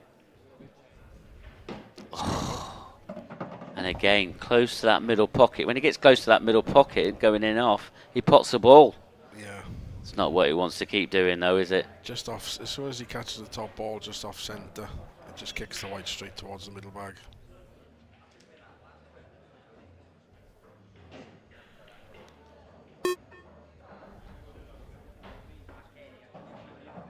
It's a good chance of getting his red, so.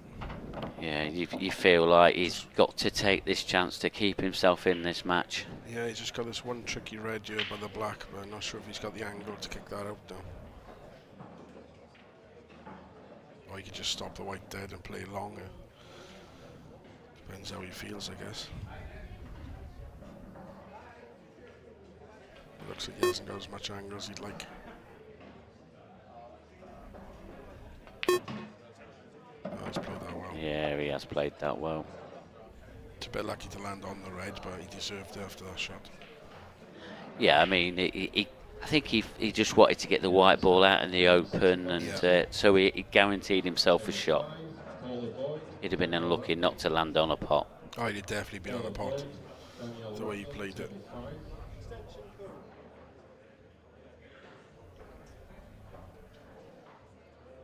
Table 17, Amy Beecham, Kerry Griffiths. Amy Beecham, Kerry Griffiths, table 17. I think he'd like to knock the red out rather than play a plant, or maybe land on it, 11, just in case it double kisses and slides behind the yellow. Alexandra Cunha, Beck Sweeney, table 11. Well, he's got some action on that ball. I mean, I think now is he gonna play the plant now? Not now, was he? Or is he? That's not perfect. No. You needed to be right behind that to play the plant. Yeah, you'd like to play the plant dead weight, ideally. So we could just brush past the red in the middle of the table and leave it into the centre, he'd be okay. Ah, he's fine. He's played it well. Yeah, that could have gone wrong, but it hasn't. And I think he's pushed that red as well, so it goes into the opposite centre now.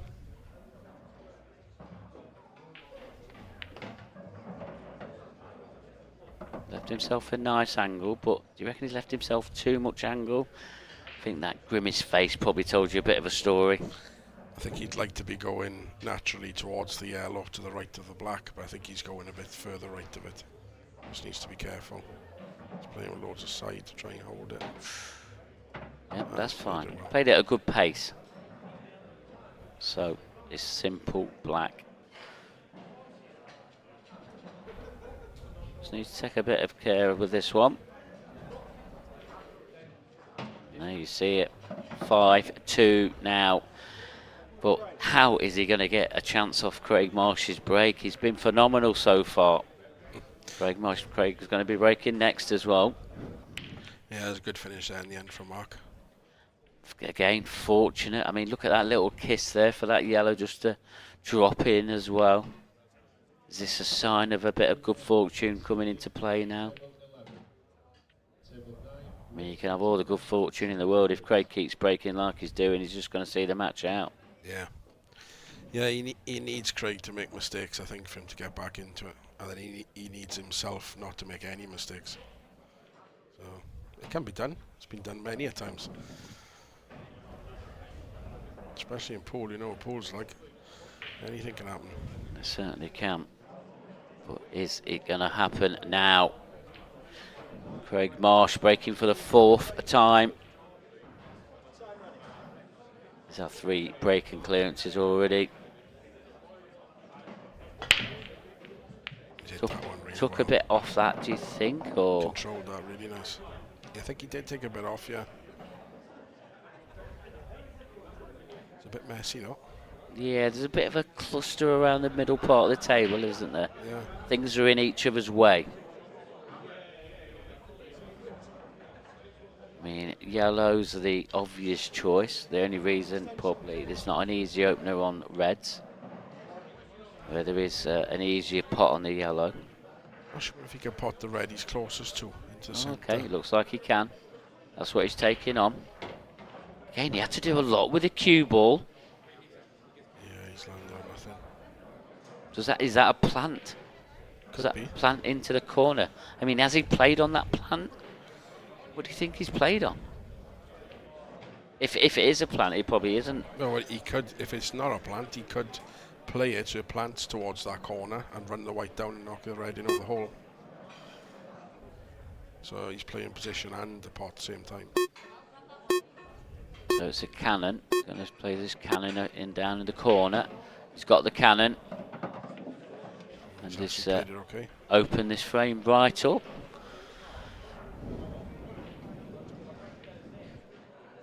I mean, that first shot was a little bit to be questioned, was it? Or did he think that he could find the gap for that one over the pocket, I suppose? I think maybe he was expecting a bigger bounce off the cush to come up towards the middle pocket. Oh, that's a bit short. I think he knew he underhit it when he struck it It's the new cushions, you don't get so much of a bounce off them. Well, he's been rerouting most of the clearances he's had. He's going to have to reroute this one as well. I mean, he could play a safety shot if he wanted to, but I don't see any value in that. But that clock, I think he'll stun us in behind the black. It's ticking down. He needs to be behind the black, and he's not. That's a loose shot there from Craig Marsh. Mark Farnsworth is out his chair like a whippet. It's the mistake he's been waiting for. Needs to make it count.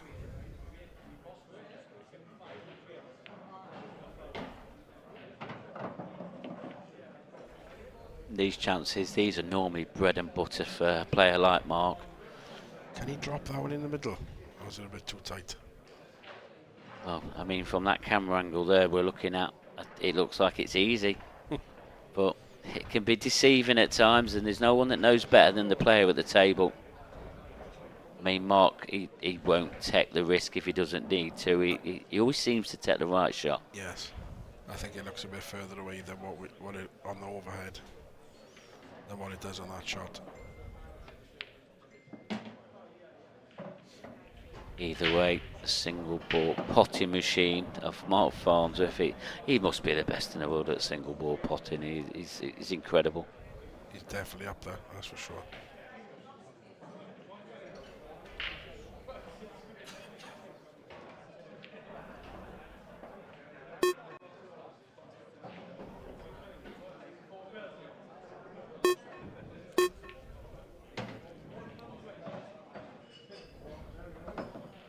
Perfect.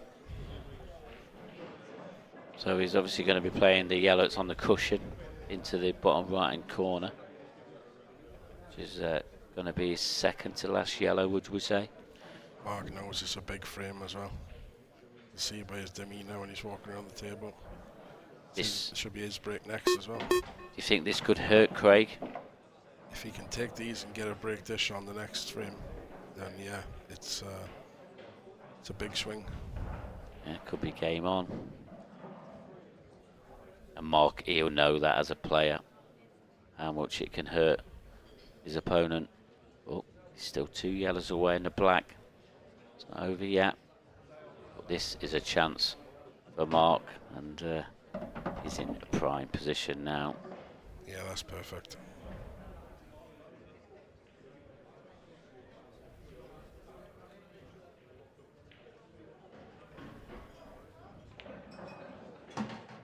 Yeah, so it's looking like 5-3 now. Mark Farnsworth to break. I wouldn't say he's broke the best he's broken so far in this match. And there you see it. 5-3 is in within 2. He's taken the last 2 frames from 5-1 to 5-3 now. We've definitely got a game on here. Yeah, Craig will be kicking himself. He could possibly be 7-1 up. The chances he's had.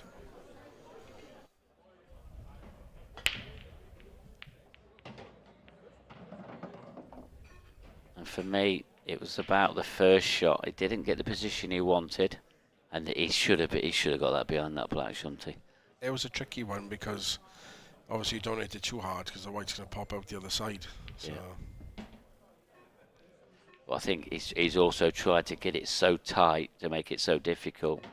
He's just not got the basics right. And Mark does what Mark does. He does best is really hurt you when you've played a bad shot. Oh, he's changing to the cut break. Wow. He's obviously not confident on this head ball. He didn't seem to be in control, Mark, to be honest. Like the twice he broke, it went straight to the left centre. And then the other time he broke, it went the other way. Cue ball. Wow. I mean, when you cut break, you've got to say that's unlucky to go in that middle. Yeah. Oh, it's definitely unlucky he's been kicked in off. But in this game, Mark, when you're chasing a break and you can't find a break, that's what happens. No matter where you go, it always gets you. The harder you try, the worse it gets. Wow, and just as we thought, there was a mini comeback on the way. Craig Marsh What do you make to that shot? I'm not sure what he was playing there. I think we just heard him say, great shot. I think he wants to stay on yellows, I think, but he's going to have to swap to reds. Yeah, I think he could pot the red at the bottom here and just go into that cluster of 2 reds and just move them. Well, for the beeps there. He should be okay to land another red. If he plays it alright. With the right base. I mean, he's still got all these reds on the table, and it's just a matter of just getting himself back into the groove. I mean, he's still winning this match 5-3, so he's not under any pressure yet. I don't know why he's playing this shot now. Where's the cue ball? I thought he could have played that shot the first shot. He's actually landed okay though. So he can put the red into the same pocket instead into the yellow. It should open them up. Yeah, and he played that at a very soft pace, because if he hits them reds thick, he'd been landed behind him. Yeah, peculiar one. Well, maybe he's just taking this red out of the way first because it's hampering his queuing.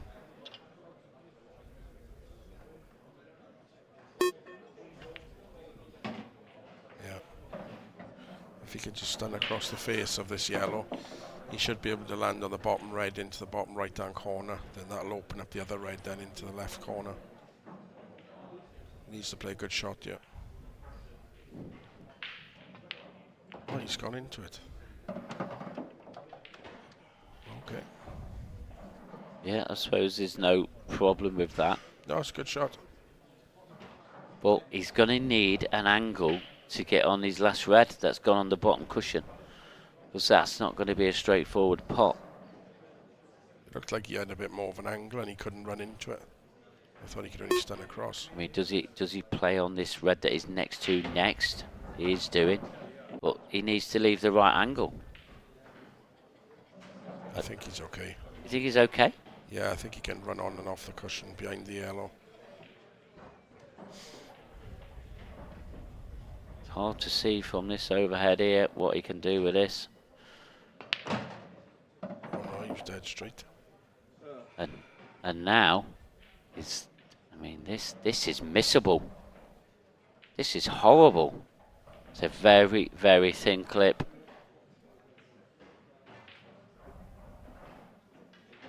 Mark Farnsworth is out of his seat. He's got the pot. Has he got the position? Oh, a nice kiss as well. He has got the position. It's a good pot. It was a great pot. Yeah, he put himself under a lot of pressure that he didn't need to. He played the cannon really well. It was just the shot he played when he tried to come off the top cushion, come back down. He didn't hit it hard enough. Well, 6-3. He's made that a bit more difficult than he needed to. He's had a bit of a chuckle to himself there. The finishes are not going in as easy as they were at the start, Mark. That in off there for Mark is very, very unlucky. That was unlucky there, to be fair.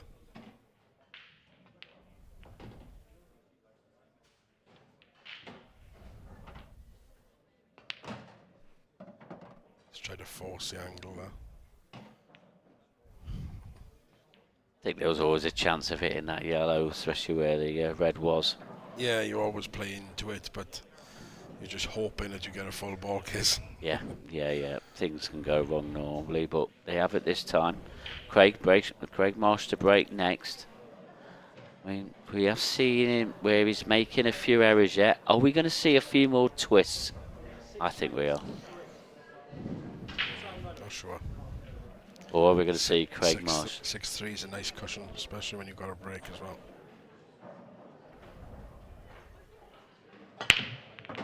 Oh, didn't catch that right. That cue ball is flying around the table, and it's not really gone near a pocket. He's got a chance for a finish as well. It's not easy, but he's got a chance. Yeah, these yellows, I mean, the hardest yellow he's got is probably the one on the bottom cushion. It's close to that red. I think it goes into the opposite corner. And possibly the yellow could cause him a problem, the one closest to the black spot. But you wouldn't expect that one to be a problem. Well, when you get clearances like this with like a couple of problems, you have to take them out in the right order. Yeah. Usually, you like to get your problem area out of the way as soon as possible. But in this instance, he's going to have to leave his problem area to last. Yeah, and that is when things can go wrong.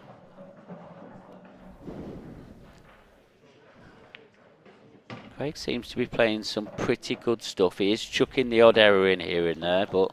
He's going at his problem area now, Mark. I thought you might have left this to last.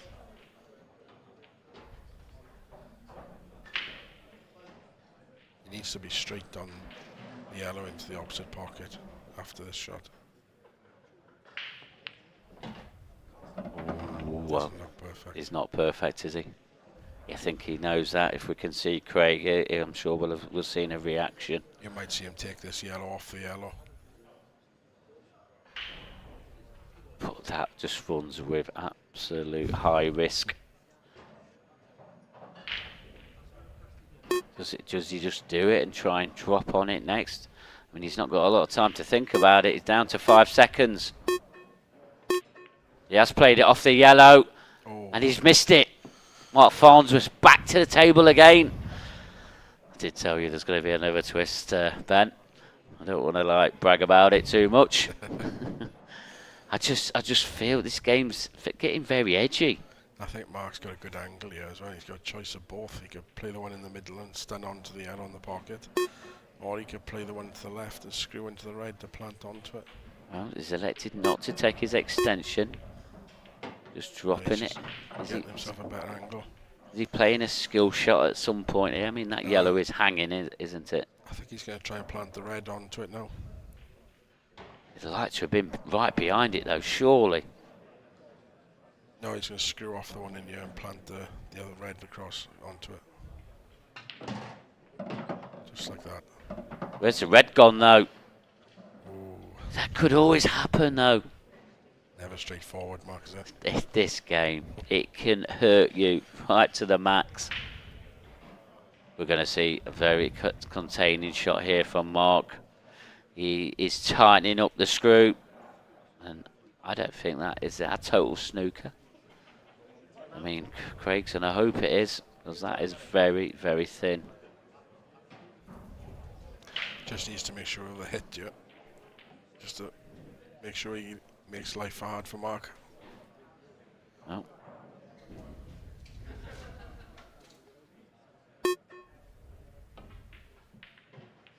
He's got the hit. The hit is exactly what he wanted, but what he don't want to do is knock the red out. That's actually landed perfect for Craig. Yeah, it has. He's got this yellow out and open. Unless he can plant them into the centre.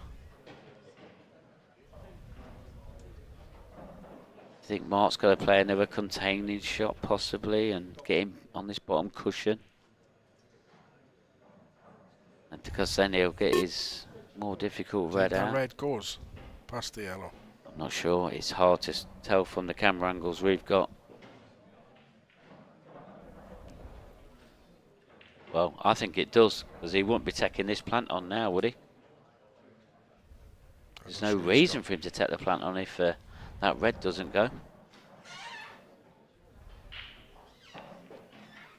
He's got the plant, just dropped it in nicely and developed the other red in perfect position. Does this red go? That's next to the yellow into the opposite corner. There's a big gap there, so I think it could go. Well, there's one player that definitely knows what the outcome of that red is, and the way that he's playing this, it definitely goes. Yeah, that definitely goes. I think that tells the story. I thought he'd just nudged it originally and it hadn't gone far enough.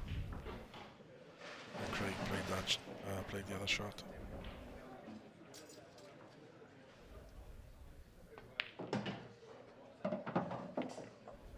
He did all he could with that ball. He's got a nice angle here on this red. I don't think he's got all the pocket here, so he needs to still give it a bit of care. Oh, it's perfect, and this is 6-4 now to Craig Marsh, and these two heavyweights of the game, they're going blow for blow. You still can't call this one, can you, Ben? No, it's one break. That's all it is. Yeah, in the tennis terms, I mean, it is only one serve away from levelling up again. Good shot there from Mark. Was a bit unfortunate for the red to go near the yellow, so they had a bit of a chuckle with themselves, etc. But Mark just took the opportunity. I mean, it's amazing how this game can just open up just like that. You see them both 6-4 now, nothing between these two. It's been a great match though. Yeah, it's been good. It's had a bit of everything. Bit of back and forth in it. Yeah.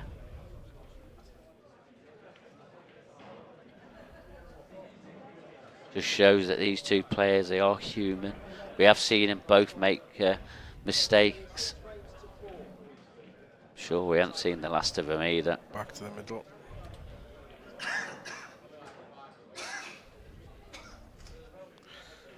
Looks like he's queuing off centre on the white ball. Ah, he's caught that one perfect. But he hasn't made a... Oh, wow! How has that dropped into that centre pocket? I think he'd had a look 2 or 3 times. Well, we didn't even see that one coming round. We were near enough giving her up, and it's going to be a dry break. But Mark, he'll be happy to see that one drop. But look where that red's gone on the top of that black ball there. I think it's not a big problem. It may go into this bottom corner. It's just got a lot of traffic to work around you. Yeah, it's like all these red balls are surrounded by yellows. This one is closest to now. But I mean, he's got the angle to go into this black and red now. Yeah. With the one that's off the cushion into the bottom right corner. But them two that's close to this cushion, they're still going to need a bit of careful navigating. I think he's perfect. He's on the one on the bottom, on the right hand side of the bottom now, if he wants to take that. But he's also perfect on the other red to kick the one off the black. Yeah, it's a big decision for him to take, and these are decisions Mark normally gets right.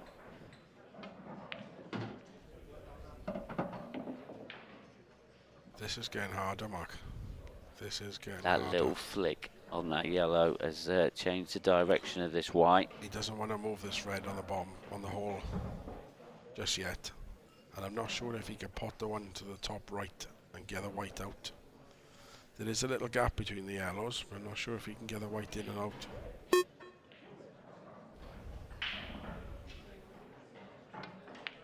Oh, he's played it perfect.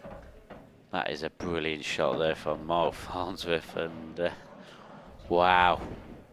I mean, I bet Craig was sat in his seat thinking he could have got back to the table there. He's still got to play a good shot here, though, because he's going to have to leave the one that's touching the black into this corner. Does it pass the black into this corner? That I can't see him trying to knock it out anyway. From there. Well, he's taking it on now. Yeah. He was developing it. That's a very strange shot. And it's a shot you don't normally see. I can understand what he was trying to play, but he was never going to get perfect on this red. Well, he's going to have to play a good cannon now. Has he played a good cannon? He hasn't. He's got a football. He got down and played that really quick as if it was perfect. Yeah, he did. Probably hit that red a little bit thinner than he wanted to get the perfect cannon. Now he's in trouble here. We're seeing some errors here from both these players. Is he going to cut it in? Oh, what a shot! Oh, that's a great effort. That was brilliant. Well, it's going to give Craig Marsh something to think about, because these yellows aren't easy. Is it easy to get a just wondering safety? If he can see the yellow near the baulk line, full ball, so he could just play straight onto that. Extension cool. And leave the white there. I mean, looking at that camera angle there, it don't look like there's any chance to seeing that yellow you're on about. Yeah. Other than that, they just play the one across the rail here and put it near the red. This is delicate. Just like that. Yeah, not done anything too extravagant. It's got 3 cushion escape available. Round the back of the yellows, yeah, the bit of side. Oh, you're making this sound. It's very easy shot, this one. Well, what a spectacular one it would be. I mean, oh, you can play this through. This is. Oh, wow.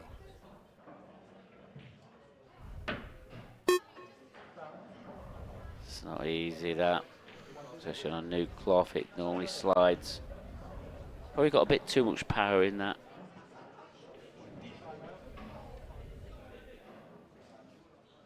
Yeah, that was quite a way away. I think you need a little thing ground it, but. Oh, ball in hand now for Craig. Can't see him failing from here. Just going to get one of his awkward yellows out, and he'll leave himself on the next awkward yellow. Just pushing it out. It's a good shot.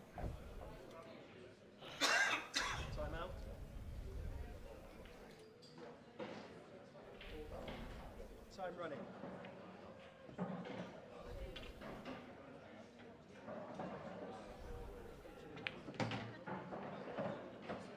Stunned that.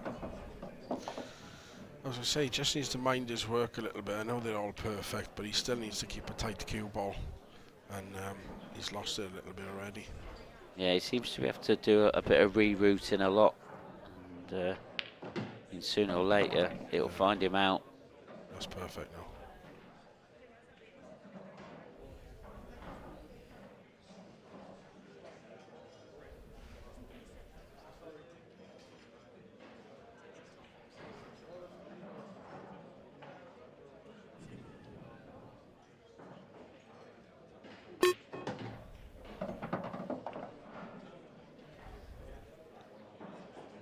Played on the bottom one, but I think he'll take the one into the centre because it looks like he's landed on it quite nice.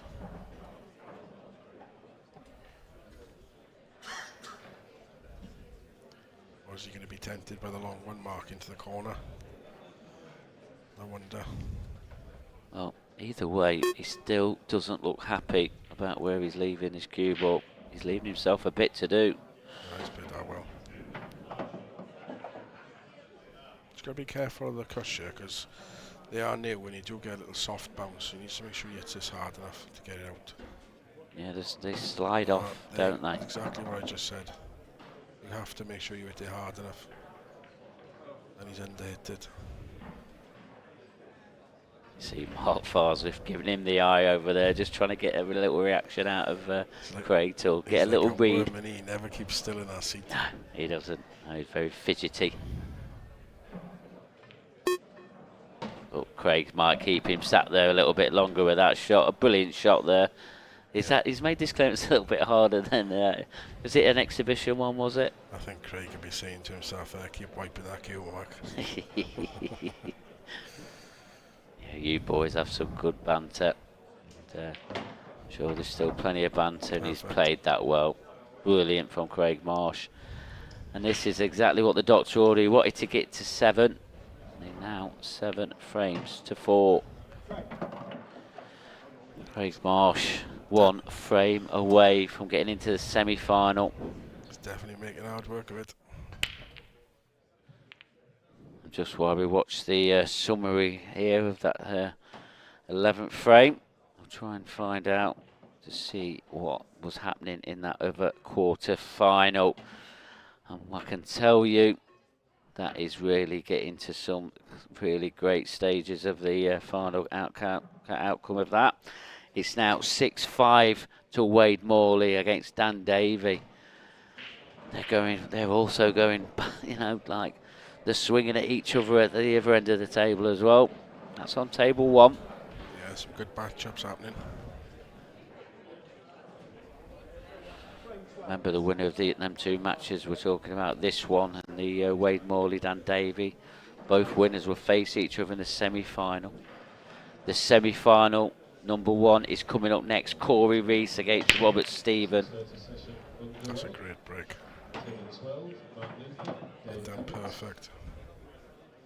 Mark Leatham, Dave Evans, table 12. It's got a little bit of work to do, but you'd fancy Craig to get these. Gary Southern. Stephen Walker, Gary Southern, table 7.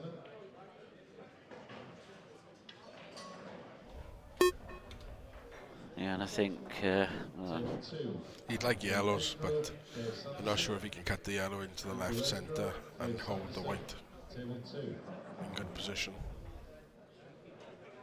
So he's forced to take reds.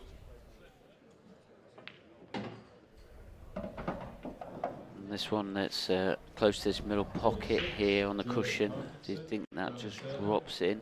Yeah, he can play off the red as well if he wants to. He won't want to move the red too far because he might use that to come down for his awkward red on the bottom of the table. Unless he's got the angle now on the one to come down.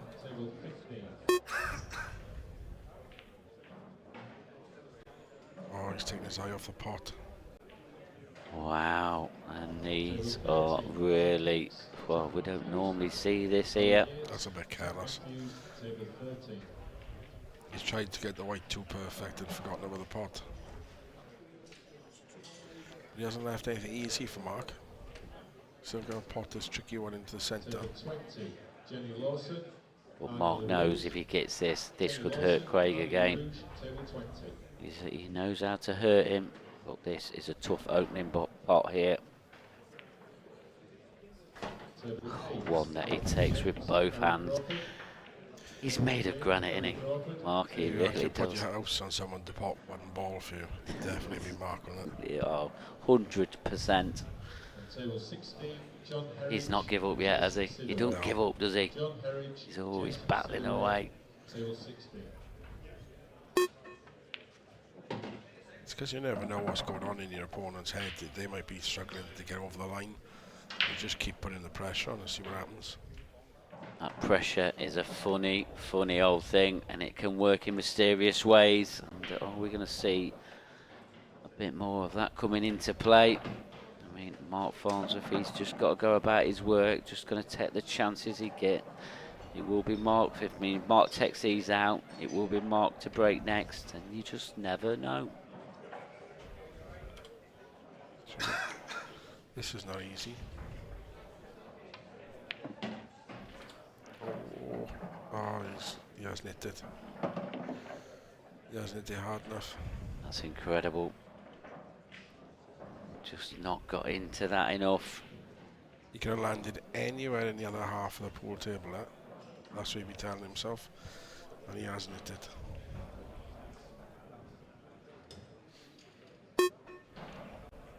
You don't get time to think about it, you just got to keep going. Is he trying to cut this into the top right hand corner? Yeah. Oh, it's not a bad effort again. But now, can There's a Craig chance. Marsh close this match out? You're not going to get a better chance than this.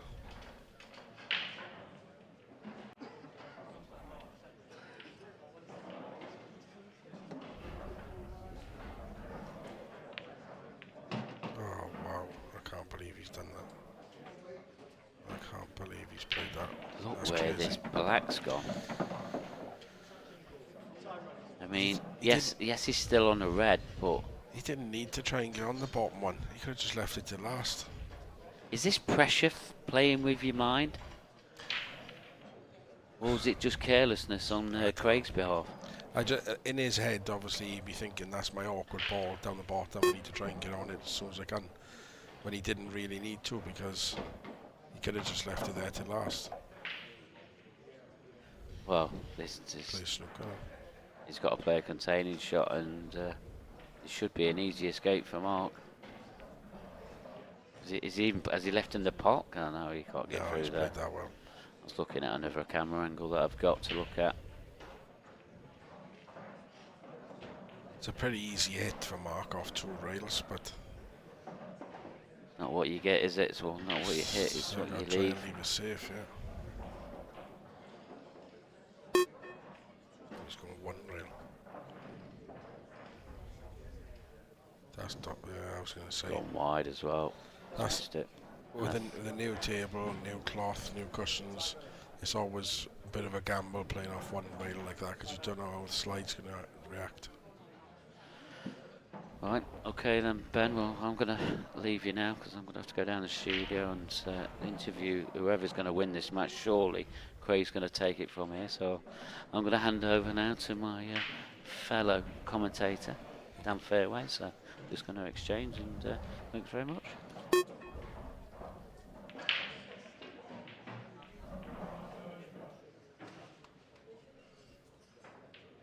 You'd have liked that black to roll a bit further. Not sure how much of an angle he's got here to force the white back out.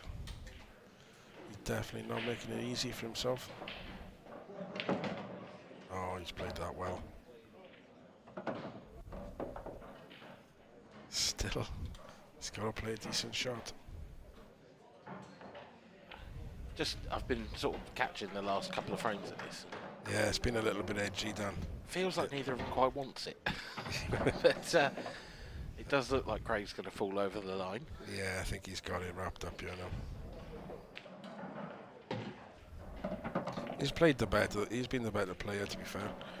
He's had the better chances.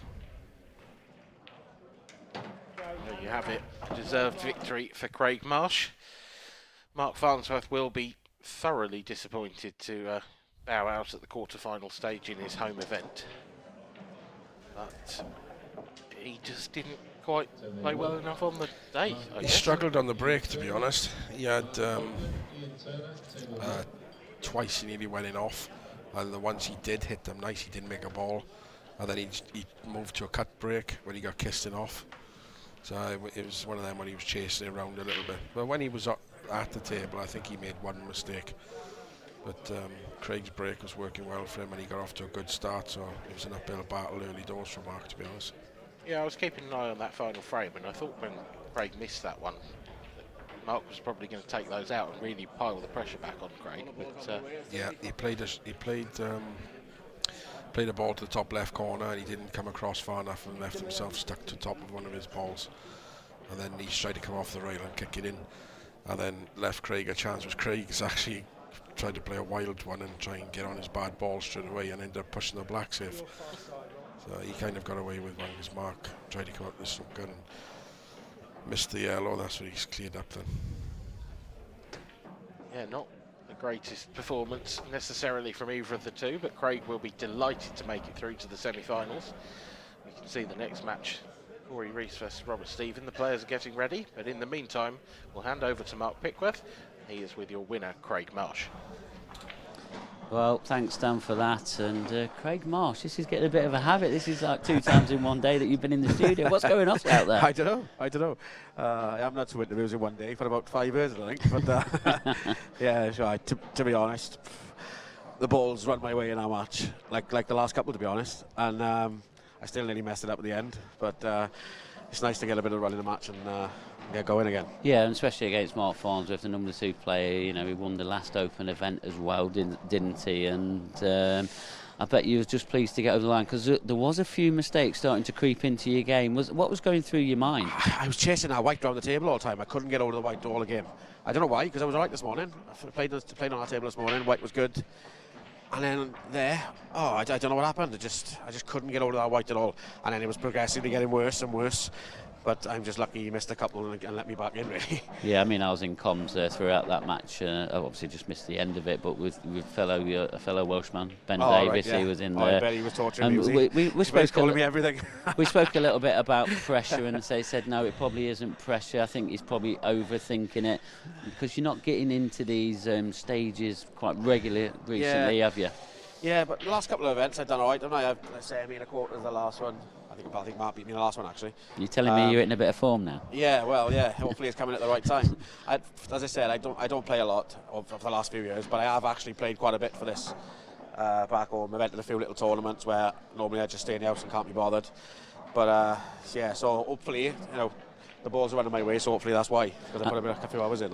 And I think one thing that I've noticed over these past few tours with yourself, you seem to be enjoying it more. You seem to be more you, and you're happy to be here, and you're possibly putting in a bit more time, and you want to play the game. Is that right? Yeah, absolutely. I'm relaxed.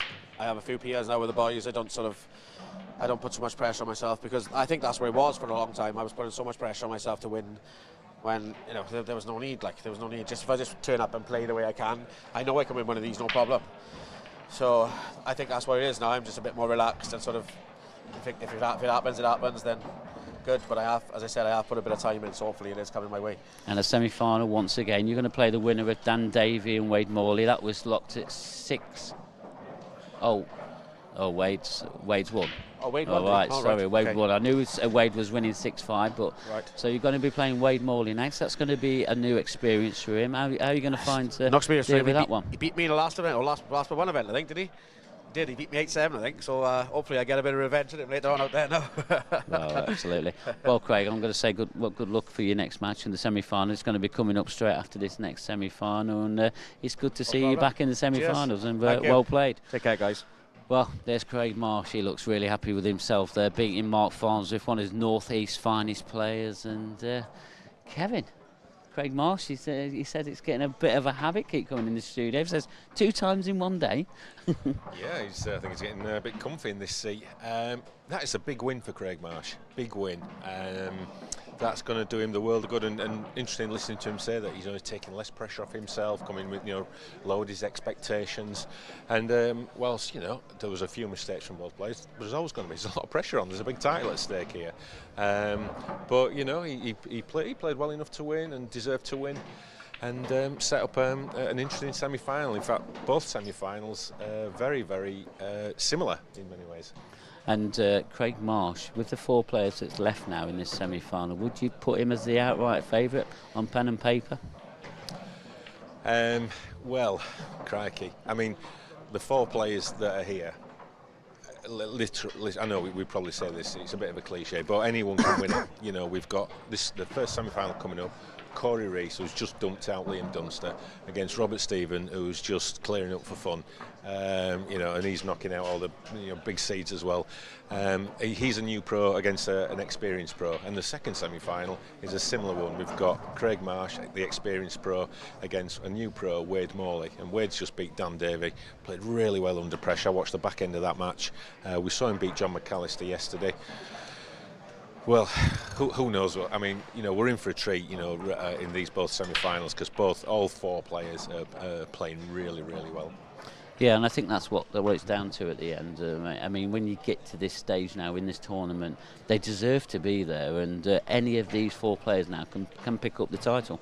Yeah, and we've been talking about, the likes of Robert Stephen and Wade knocking on the door, even though the new pros, they've made themselves known this year with their results and performances. Will experience play a factor in these 2 semi-finals? Well, we'll just have to wait and see how it all pans out.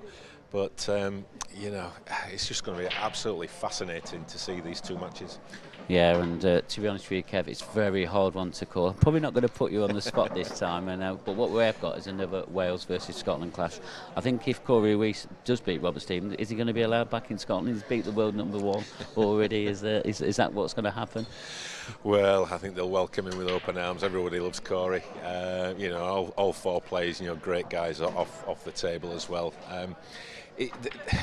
Again, these matches are just too close to call. I think experience could play a part. It's a semi-final, but we've been wrong nearly every match that we've tried to predict this weekend. I think I'm going for an all-Welsh battle in the final.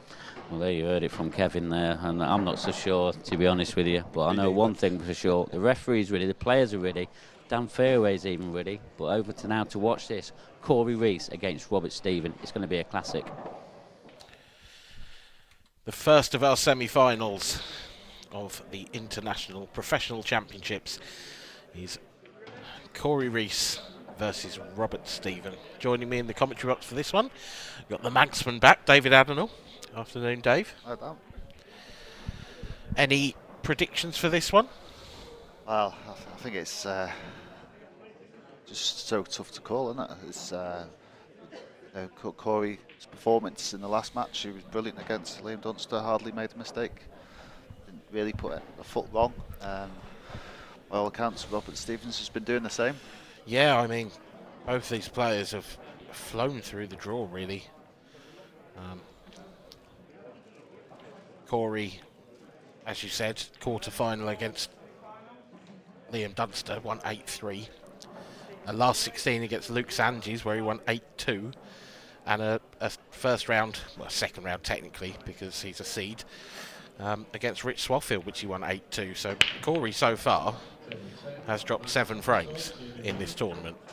In this field, that's it's very impressive. It's a hell of an achievement, yeah. And equally, Rob, 8-3 over Tom Barley, who's been in exceptional form. Scraped over the line against Ryan Clark. Absolutely demolished Ross Fernie. And then in the pre-qualifying round, because Rob isn't one of the seeds, again, scraped over the line against Charlie Begley. So I guess on form, you've probably got to make Corey a slight favourite, and on rankings, really in every department. But Rob is so classy. Yeah, exactly. He plays the game in such a classy way. Sometimes as well, when you come through a few scrapes, it can feel a bit like it's meant to be sometimes. Yeah, and I mean, I fancied Robert to win something soon. I've been saying all season that I think he's the best of the new pros. But of course, he's not the only new professional in the semi-finals either. We should give a mention to Wade Morley as well, who's gunning for his first final, into his first semi. Terrific win over Dan Davey by all accounts. And again, he's upset the apple cart to get John McAllister. So, yeah, the field is wide open. It's not the last 4 that we would necessarily have expected, but I'm excited to see what happens. Yeah, very much so. But it's also becoming more of a common theme. Now, you know, it's quite regular in these events now that we're not getting the expected names getting in the last 4. You might get 1 or 2 maybe, but you know, it's happening more often. Yeah, I don't think it's unfair to say that Corey is now in that bracket where you're not at all surprised to see him. No. Champions Cup winner. Yeah, exactly. Does it all. Yeah. Corey's got some tournament wins under his belt, and of course Craig is still Craig, still former world champion, one of the best players in the game. And overdue one. Yeah. But Rob and Wade certainly making waves in this tournament. And Robert Stephen is making waves in the first frame of this match. A break dish to get us started. Nothing Corey Reese can do about that. And Rob Stephen leads by 1 frame to 0. I'll help settle any nerves if there is any about. Yeah, because I imagine there will be, you know, at least a little bit, because this is realistically, I mean, I don't know. I know Rob played a lot of snooker before he came to the IPA, but in terms of his pool career, this is probably the biggest match of it so far.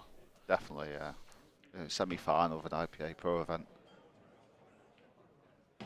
I mean, the next match might be even bigger, but yeah, at the moment, I would imagine that this is the biggest match of his career. So, interesting to see how he handles that pressure. So far, so good.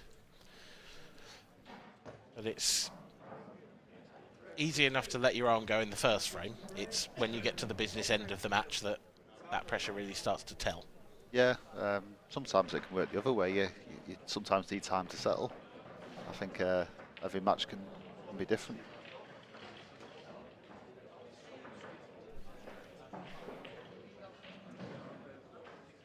Also the tables. TV table plays slightly different. I think sometimes players need time to adapt. Oh, this is dry. Oh, how did nothing drop there? I think Corey Reese can consider himself a little unlucky at that split. It's a good contact, a couple of balls rattled, that yellow very nearly dropped in. It's sort of hanging at least a quarter over the pocket. And the red. Yeah, absolutely.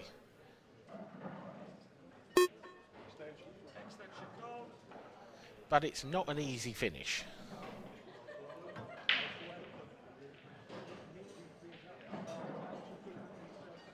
fair, Rob's got some work to do here. He's looking at red, so imagine that red will go off the yellow to the centre, which would free up the centre for another red. He's still got those two that are in that cluster with the yellow. They need developing.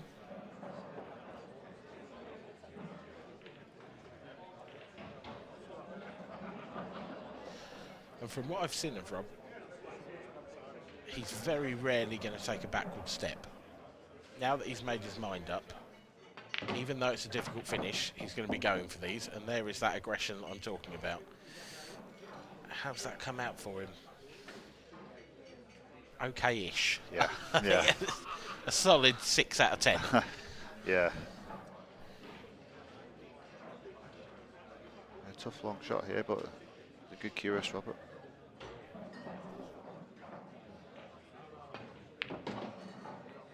That is a bit unlucky. Yeah. It's a terrific pot, and he's got into his bad ball as well. Absolute great effort.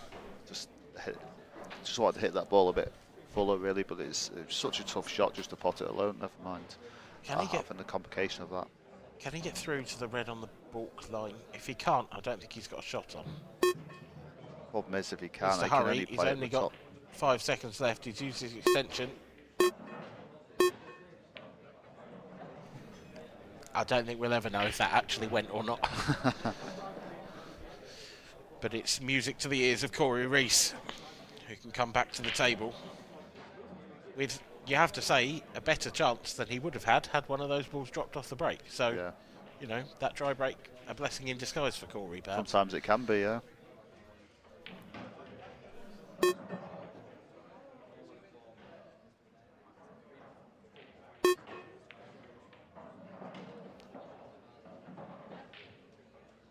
Corey playing with some patience there. And he showed in the Liam Dunster match, he's not afraid to do that. He's not afraid to wait for his opportunity. Which is good to see. It's good to get the balance right. It is. Different Did matches leave require. Robert a sniff, which was a calculated risk.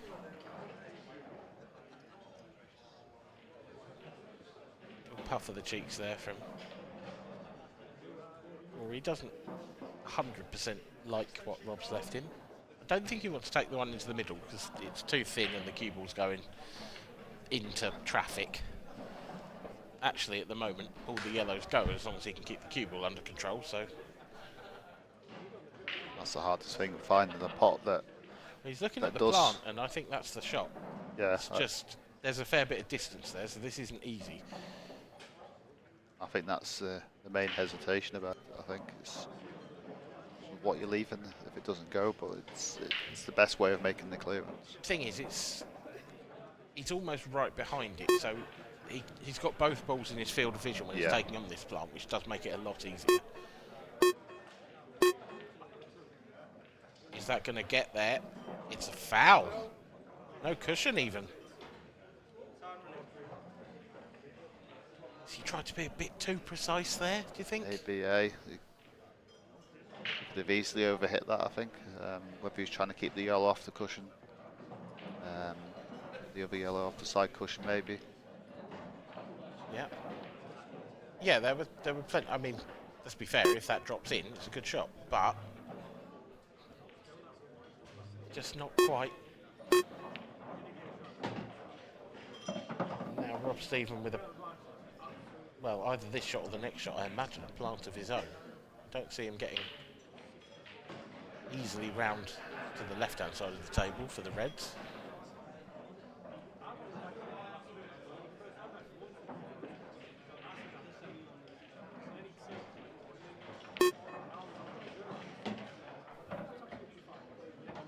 Looks like that plant's pretty straight, so all he's got to do really is stun this.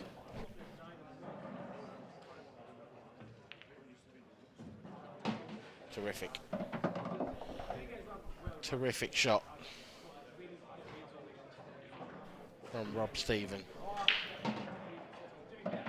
he's going to take a 2-frame lead. Absolutely delighted with this start. Well, he couldn't have asked for much more. Like you say, he will be absolutely delighted with this start. 2-0 lead over Corey Reese. It's the new professional with one toe in the final.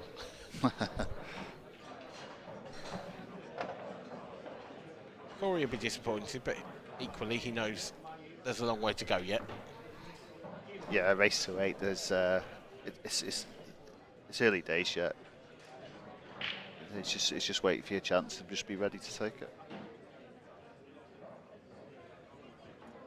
Sometimes can feel the end of the world. Sometimes the early stages, you know, you make a mistake in the first couple of frames, but so often these players come back and needs to get back in front should they take the chances. Even the difference between the Pro and the Open event is a bit of a psychological effect, I imagine. The fact that it's a race to 8 rather than a race to 7. It's only one extra frame, but it feels a lot longer somehow. I definitely noticed that, yeah.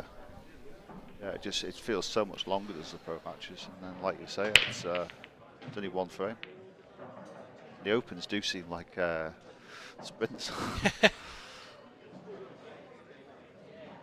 Well, it's Rob Stevens' turn for a dry break, and you can't accuse him of hitting that one badly. The balls have spread far and wide to all 4 corners of the table. Nothing has found the bottom of one of those pockets, and this is the perfect tonic, really, for Corey Reese after that last frame, because I don't really see any problems here.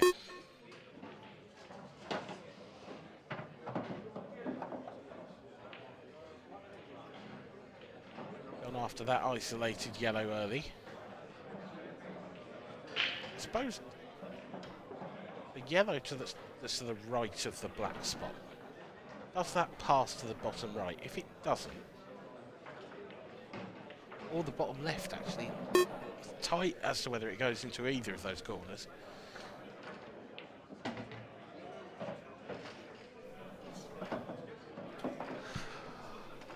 Yeah, if it does, it's just finding the ball to get onto it. I think that's the key, but it does look like it. I think it goes bottom left. Corey's just pointed his cue in that direction, so.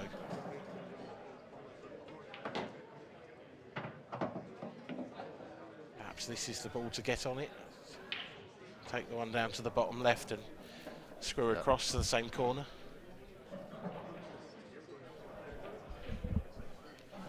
Needs to cue this one nicely.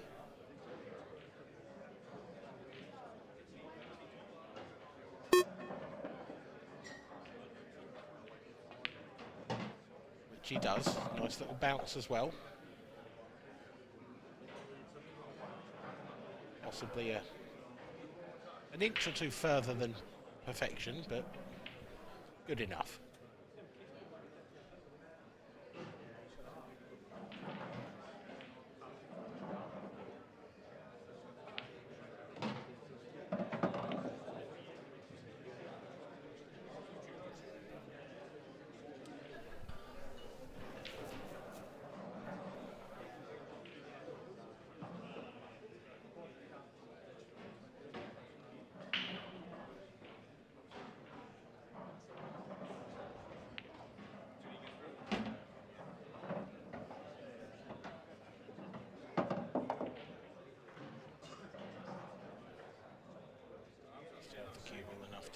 Drop the yellow in. Hold comfortably for the black, so it's going to be 2-1. It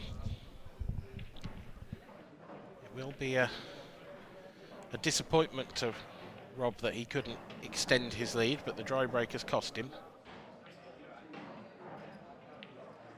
And Corey Reese, can he restore parity in the next frame?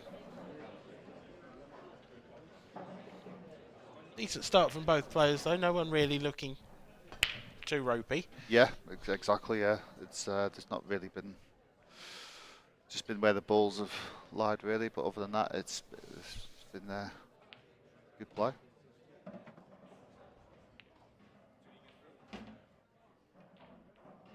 great when you're in the semi-final, you know, to get off to a good start, get your hand on the table. It's all you hope for, really, in any big match. Yeah, I mean, both players should be settled in now, really. Yeah. Corey to break next. First one was dry, of course. Somehow.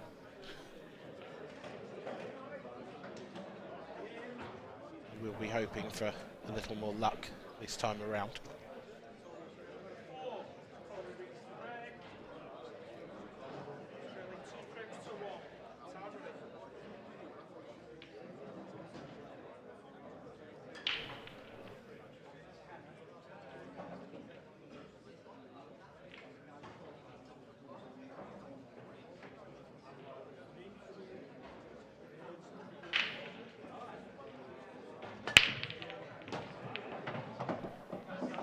That's certainly a better result at first glance.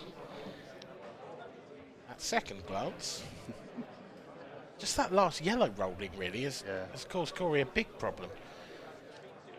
If that was out in the open or even just a couple of inches to the right, you would be chalking up a frame almost in, I certainly would in my mind. Yeah.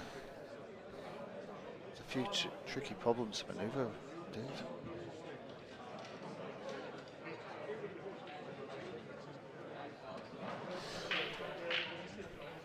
It's a really tough shot, but he does have the perfect angle on that yellow to the right centre to actually come down and land on that difficult one closest to the right corner.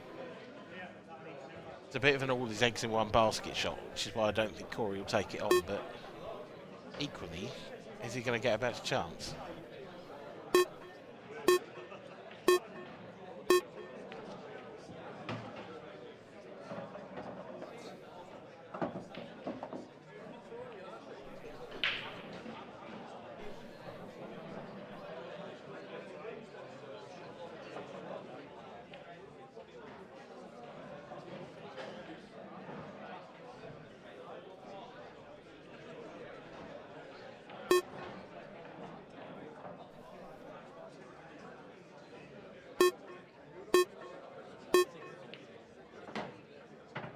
That's a great shot.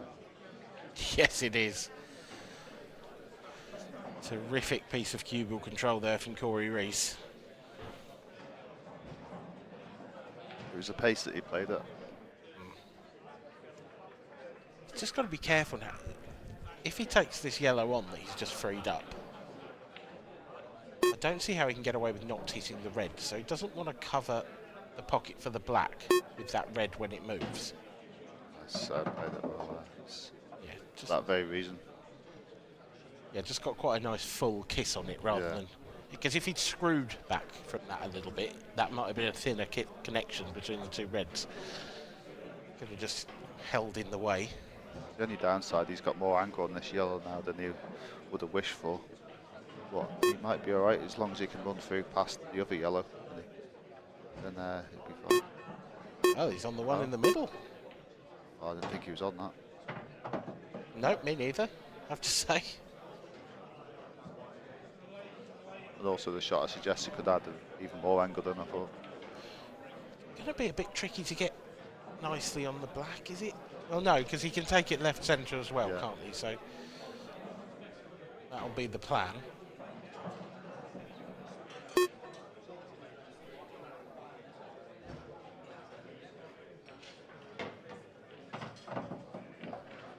Good weight on that cue ball there. Looks perfect. Yep. Hitting this cue ball a little below centre. It's a soft stun.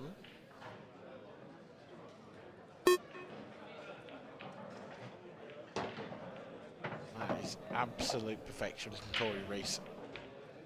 Straight on the black, straight down within a couple of seconds, and knocks it in to restore a level score between the pair. It's 2-2. Continuing the form from the Liam Dunster match. Yeah. Yeah, that really was a sparkling performance from Corey. There aren't many people who limit Liam Dunster to 3 frames in a match, I can tell you that much. Exactly, yeah. And that's why Liam's number 1. You know, he just doesn't lose many matches. Obviously, that's why he's so far ahead in the pro rankings. Just so consistent. Yeah, Mark Farnsworth missed an opportunity to make a dent in that lead, wasn't he, at the top of the pro rankings with that loss to Craig Marsh, because actually, so far this time, Liam won't particularly be happy with his performance. He won't have been happy with his performance last time. I've spoken a lot about the curse of the world champion and the fact that, with the notable exception of Gareth Hibbert, who did do it, no one else has won a tour title in their year as world champion. Everyone told me that Liam was going to be the man to break that series of results. Well, he's only got 3 tournaments left to do it in. Yeah. Yeah, it's you would put him down as the exception, definitely. But it is a crazy stat, really, isn't it? It's a hugely surprising stat. Yeah. It's almost like the Crucible curse as well. First time winners. It kind of is on those lines, yeah. I mean, you know, Gareth Hibbert, as I said, did do it, so it's not quite there, but it's been a long, long time, and that was back in 2016. Yeah. Roberts made a ball on the break. Left a glorious chance on either set, and has got to work on red. Is he going to move that red? Nope, no need. That's a dream split, isn't it? You've just lost the previous 2 frames. It's a careless one. I think he thought maybe he's just going to be automatic on this red down the rail. Yeah, needs a bit more care. Did he catch that one a little bit thicker than perhaps he Yeah, thought? definitely. Unless there was a bad contact, of course, but it just Maybe, looked like he hit it thick. Looked like he potted it thick. Normally, a player would ask for the cue ball to be clean if they felt there was bad contact. Yeah. So still on this finish, but this has made it considerably more difficult.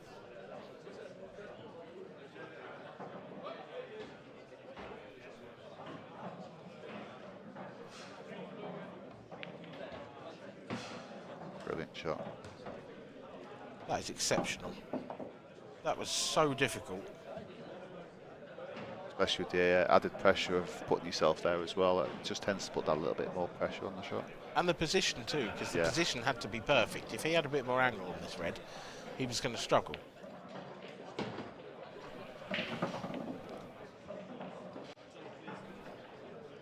Good shot required here. This isn't as easy as it looks. No, got to be careful not to run past the black, but not past the yellows. Yeah, and he's underdone it a little bit because he was worried about that. Possibly again caught the red a little thicker than planned, but he is comfortably on this, so I don't expect Robert misses these very often. Doesn't have to worry too much about the cue ball because they'll be flying into the yellows. And it has crept into the pocket. Robert Stephen re-establishes a lead. Another break dish in this match, this time in the favour of the Scotsman. He leads by 3 frames to 2.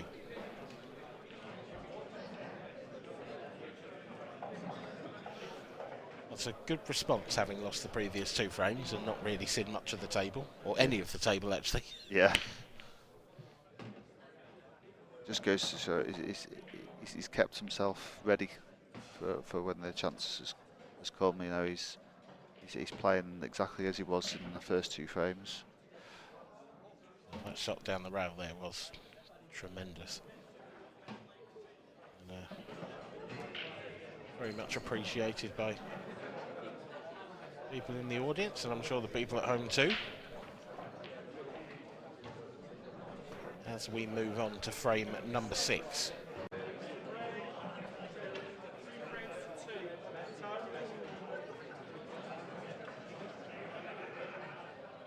Just get the feeling this is going to be a close run thing, Dave.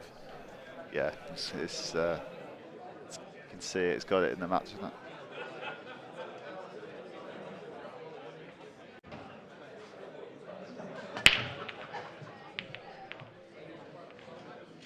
dry, is it? It is. It was a yellow tracking towards the centre pocket, but it nicked off the jaw and away.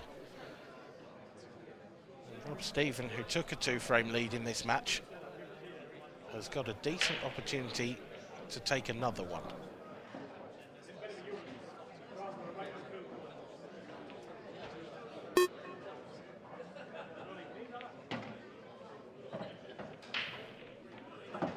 Nice little shot there.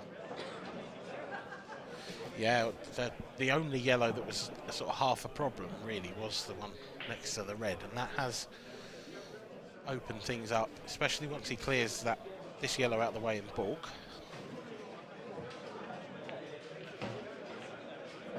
I think Corey Reese might have to sit in his seat a little longer in this frame.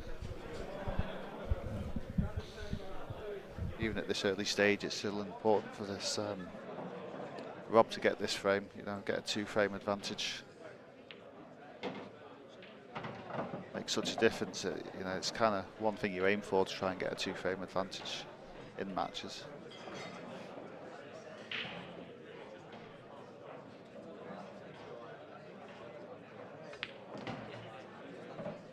Yeah, I always feel as a player that a 2-frame advantage, or disadvantage then, a 2-frame disadvantage doesn't faze me that much, but 3 feels massive. Yeah. I think it's, you always feel like you're in it, if you're a couple away. But, sometimes when when you're in front and you're trying to break away, I find that like a target is to try and get that 2-frame gap, and then you've got something to build on or maintain. If you're breaking well, you get that 2-frame gap, you can then kick on. Perfect pace needed here from Rob. It's a little bit under. If he could have finished straight on that yellow, he'd be very happy. I think that's a little bit too much angle to hold nicely. Yep, so on and off the rail, pressure shot coming up. Do you go long or do you go side? I'd probably go side. I think he might go long. Being a snooker player, this angle, this is a... Yeah, maybe long. No, side it is, and side it goes.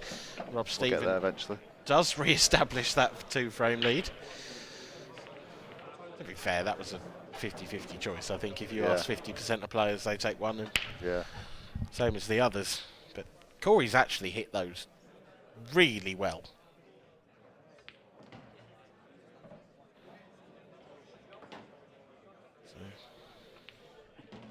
Frustrations of pool. You hit the perfect break, you get nothing. Hit him badly and you pot 3. Yeah, absolutely. And the black drops in for Rob. So a 4-2 lead. Rob's just taking a step out of the arena. Going to go and, do what people do when they take a step out of the arena. Who knows? So he leads by 4 frames to 2. Let's look ahead. Let's look ahead to the second semi-final, because that really is youth versus experience, with Wade Morley and Craig Marsh taking each other on. Yeah. How do you see that one panning out? It's hard to tell, because I think Craig's. I think you'd have to say Craig. I think I'd go experience, but he's not been here for a long time. But I think he's due a trophy. On the other hand, Wade will be full of confidence, getting to his first semi-final, and I think at this stage of the tournament, I don't think it such matters. I think because everyone's playing well, I think your confidence can get you through, if you know what I mean, and you just carry on doing what you're doing. Do you think Craig will be eyeing this last 4 up as a little bit of this is going to be his best chance to win a tournament? Because it's been a while since he's been on the top step of the podium. He did make a final back in the Isle of Man last year. He's made a semis, quarters regularly. With no disrespect meant to the other players, this is probably the easiest last 4 he's found himself in that it doesn't have Dunster, it doesn't have Farnsworth, it doesn't have Clint. So, for Craig's point of view, do you think he'll be looking at this and thinking, this is my chance to get back to that level, this is my chance to get back in the winner's circle?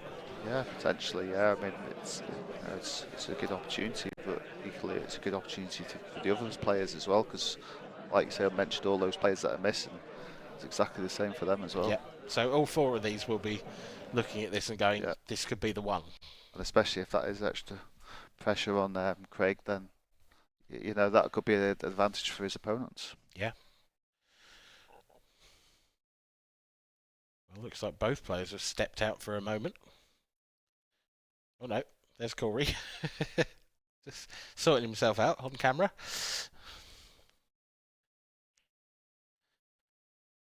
And don't forget, we still have an action-packed day to come to you tomorrow. 3 finals, plus probably last 16 quarter semis of the Open event.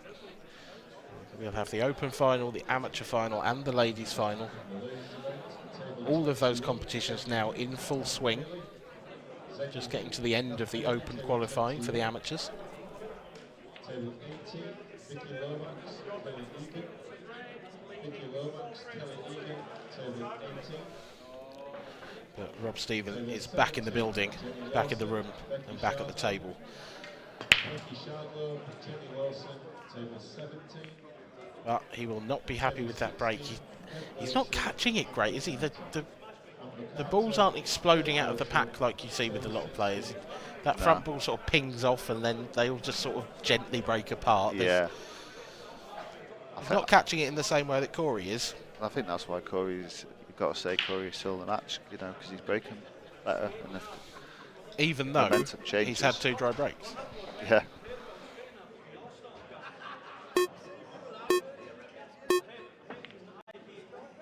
Just see the way he's breaking against Munster, you know that can come back at any stage.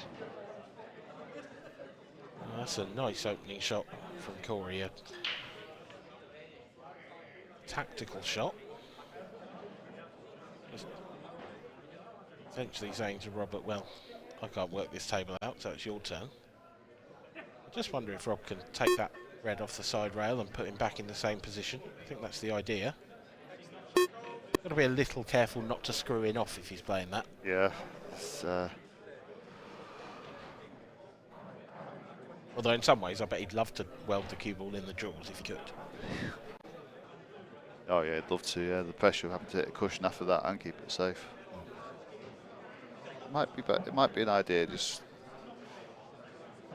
maybe flicking off the other red because it's easier to keep them safe. Just found that as a bit of a easier shot to play. Maybe not the best result as such, but it is. But it has opened it up because now Corey's only got 1 difficult yellow, really. And there's a ball there to attack it with near the centre pocket. Yeah. Yeah. Well, he's not going for it, so. Obviously feels like he can generate a better chance than that. I think here Rob's only got 1 option, and that's just thin off the red and put Corey in this similar position to the position he's in now. So I wonder if Robert taking that extension in the previous. Well, he's going for this. He can see the red.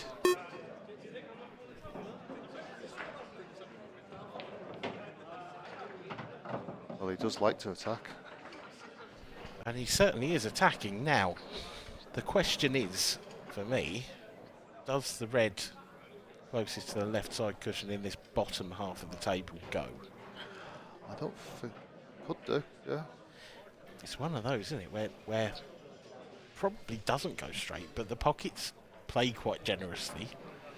Yeah, if you're not having to play it with any much pace, then yeah. I think the other advantage about going for red is the red and yellow by the balk line is the fact that red goes, whereas the yellow doesn't. Yeah. Well, here we go. Is this going to slide in off the near jaw, or does it go straight? It slides in off the near jaw, and he's played that exceptionally well because that's exactly what he's played for. He's nudged out the red as well, and he's on it. This is terrific stuff from Rob Stephen. Very good. It's going to be very tricky to get ups for them other 2 reds because the yellow by the left middle is really where you want to put the cue ball. That's the tricky thing about this clearance. Oh, you can see what he's eyeing up there. He's just going to drop this in dead weight and try and finish on the one. Sure.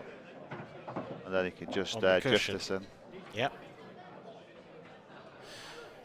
There's a fair bit of angle on this shot though. I think it's actually going to help him, to be honest, so he can play it in a bit softer. The cue ball's not going to be stuck to the cushion. Well. I'd have probably played it a bit more dead weight pace to have a bit more control over it. Yeah. It looked like he had made mincemeat of what was a very tough finish, but he falls near the last hurdle. And he's left Corey Reese the perfect angle here.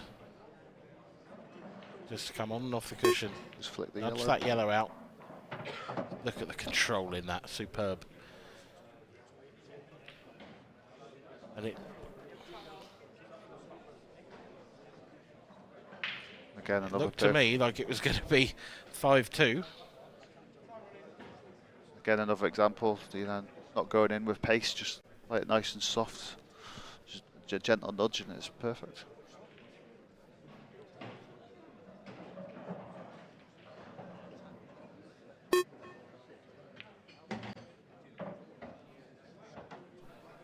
I shot that with the rest because there wasn't a lot of distance between cue ball and object ball there, and it's quite easy to double hit that. Very, very easy. It's hard to cue them smoothly, like you say. It's not the sort of thing these players do, but it's certainly the sort of thing amateurs like me do. It's the fact that you can underhit it or overhit it, or like you say, double hit. Yeah. It's so hard to judge the pace off. Just don't have that same feel. No, not at all. The good thing is he would have always been okay, but like if it was another shot that wasn't, then it would definitely have a potential impact.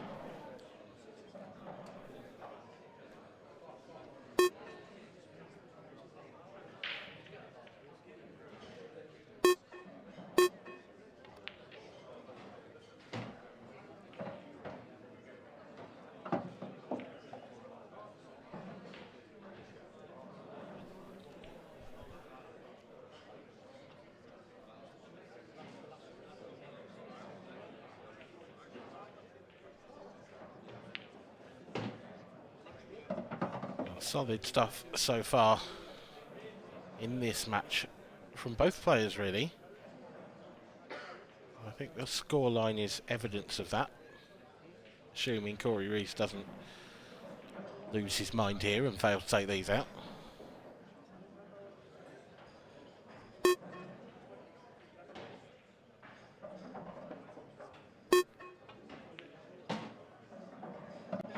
This is only the second frame in the match that hasn't been a visit directly from the break.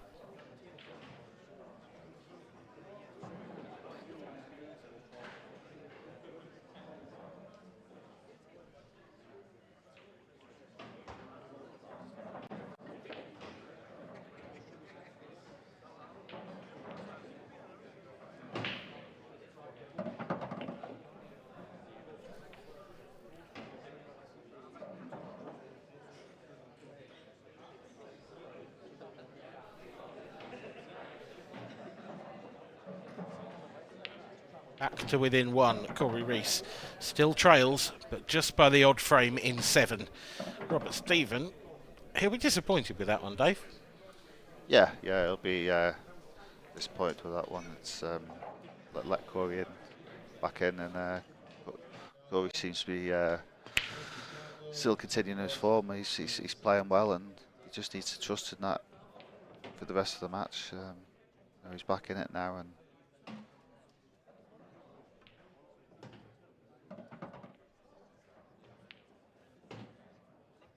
but Rob did seem to have got most of the hard work done. Yeah, it was just that one tricky shot left that did for him in the end. Like you say, perhaps just overhit it. A gram of adrenaline extra in the system, perhaps. I think it's more because he tried to like punch it in rather than. I personally would have preferred to roll it in. but then obviously every player is different preference. But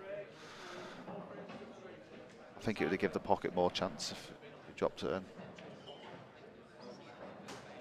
I still think with with drag and a bit of left-hand side, the cue ball would still have been in a good position.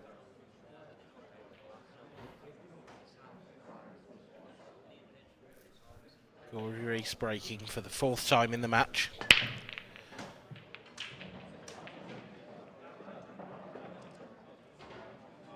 And I'm a little surprised he hasn't actually broken a ball there, because my word, he has caught them. What's he left himself? I think you've had this conversation before about the potential fouls off a break. Yeah, was it if a ball breaks in half? Yeah, yeah. I remember listening to that once. I've just noticed it's a dry break. I thought I heard one go down. Then I've seen Robert Stephen come to the table, and I don't know whether I heard something on the outer tables.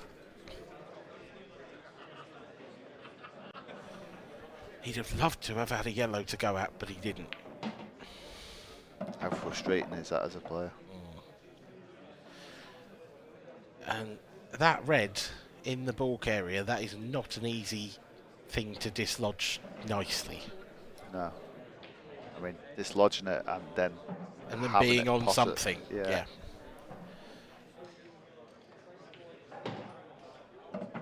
However, if you were to dislodge the yellow next to it, half ball, and the white bounce off the side cushion, could potentially have a red into the middle. Totally, yeah, and I think that's his intended choice of shot, possibly next. I think he's going to take the left of those 2 reds on the balk line. Here we go. Enough pace to hit the yellow and the side cushion. Oh, just like that, but that is a brutal touch. Just a bit too hard, I'd say, but that's so unfortunate. He obviously didn't want to stick to anything though, so it was hard to hit it. Yeah. It's hard to hit it, trust yourself to hit it at the perfect pace. That for me just goes down to a little bit of misfortune. Yeah, definitely. What's he got his eye on here? Is there some sort of carom? Well, it was tracking towards the pocket, but I think the double kiss was always going to happen there. And Corey Reese gets another chance. Can't see him messing these up. Not the form we've seen from him. Couldn't see anyone in this last 4. I couldn't see anyone in this tournament messing these up, to be honest. Not. I don't know. I think I could manage it. You shouldn't be so hard on yourself. You've lost in the odd frame to the world champion. It's not that bad.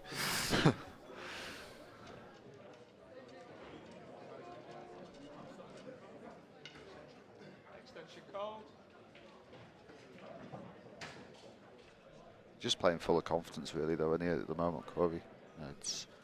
Yeah, but it's controlled confidence, isn't it? Exactly. It's not, when you talk about players playing full of confidence, you expect to see them striding around the table, making quick-fire finishes, and that's not the way Corey's been. He's actually quite methodical. Yeah. For a Welshman, because the pedigree in Wales, Ben Davies, Craig Marsh, countless other players that we've seen that have that real flair. Yeah, very much so. Corey is more of a Liam Dunster than he is a Craig Marsh, in my opinion. He just seems in tune at the moment with everything, in control of everything, and he looks like he's up for the fight to win this tournament. Yeah, but he checks and he double checks, and I like that about him. I like that he's got that methodical nature. It would be a really interesting final if he were to make it and Craig Marsh were to make it. It would, yeah. That Welsh affair. I know that the two of them have had a little bit of needle in the past on Facebook and social media. I think it was tongue-in-cheek, but I've seen a couple of posts that have, I knew. They both like the banter. Well, the Welsh in general like the banter, don't they? They do. So. Particularly Marshy. Yes.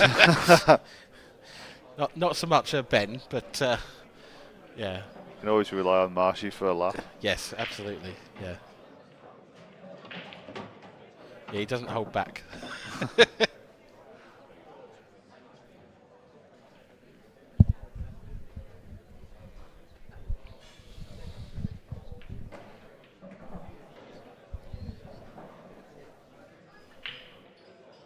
They're different characters as well. Like Corey doesn't give much away, whereas Craig, you'll always see what he's thinking all the time. Yeah. Hasn't got the best poker face, Craig Marsh. Although, having said that, Corey's got some cracking facial expressions when things go wrong. Yeah. Yeah. Full-on sort of eyes rolled to the back of his head when a shot goes wrong. And yeah, I think that's a like bit of a someone's giveaway. performing an exorcism on him. You know, but he won't be rolling his eyes back just yet. 4-all at the halfway stage, and it's evens. So, in some ways, you'd probably I mean, Rob's got the advantage of breaking last if it does go to a decider, but Rob's break hasn't been as good as Corey's, although Corey's been dry a couple of times. Yeah. Somehow, I mean, that last one, that was an exceptional break. He really got power through the pack, and nothing dropped again. I think he just has to continue doing what he's doing because he has been breaking well today. So I just think you have to just trust in your break if you are playing well. But it is frustrating if you keep doing that and, like you say, just keep coming up dry because it will cost you the match. Well, Rob Stephen might feel that he should be 6-2 up because he's missed chances, not necessarily easy chances, but he has missed chances in the last 2 frames. So even 5-3. Yeah. Yeah. But Corey will be pretty satisfied with his evening's work so far, I think. I think to be 4-all when your opponent has probably had 6 chances and you've maybe only had 4, really. Yeah. Corey, second frame, fouled, handed the initiative over. But other than that, Corey's only really missed 1 chance in the match. Rob's missed a couple, so Corey may well be the happier of the 2 at this stage. That cue ball is in. Thought it was going to get kicked away, but that is disaster for Rob Stephen and delight for Corey Reese. Table 14, David Jones, Toby Vernon. David Jones, Toby Vernon, table 14. And table 17, Colin Finn, Chris Bardsley. In this situation, Dave, where does your eyes drawn to first? Are you looking at the cluster of the 2 reds and the yellow, or are you looking at the yellow on the side rail? Which is the bigger problem here? I think the yellow on the side rail is getting that over the middle pocket because then you have other shots to try and go into that and still be on something. Like, you know, you could put this yellow over the middle, then use another ball that's in the middle actually to then play into it and still be on a couple more. Or corner. Equally, if you play that red onto yellow now, yeah, all the yellows go. Yeah. So there's that argument as well. I just don't think you want to be leaving 1 down the rail. You know, sometimes they're missable. Yeah. As we've seen with Rob's red earlier in the match. In this situation, the breakout is easier and more controllable than getting nicely on that ball. Yeah, I personally would say that. Because to be fair, he's got 2 balls now that are perfect to go into that. Yeah. You can either go middle and come down table, or you can go corner and go across. Looks like that's the option. Just got to make sure he hits the red here though, and with plenty of pace. If he didn't hit that as hard, then it could have stuck. But it's only just worked out all right, you know. If that yellow travels 1 inch further, it still doesn't go because it doesn't go past that red. I was a bit surprised he didn't go in that off the middle because then you were moving the yellow, but you were keeping the cluster of reds together, sort of thing. I was worried about the way Corey was going just purely because if he didn't open it up enough, but because he hit it with so much pace, then it was never a danger. So I definitely think that was the right route that he went.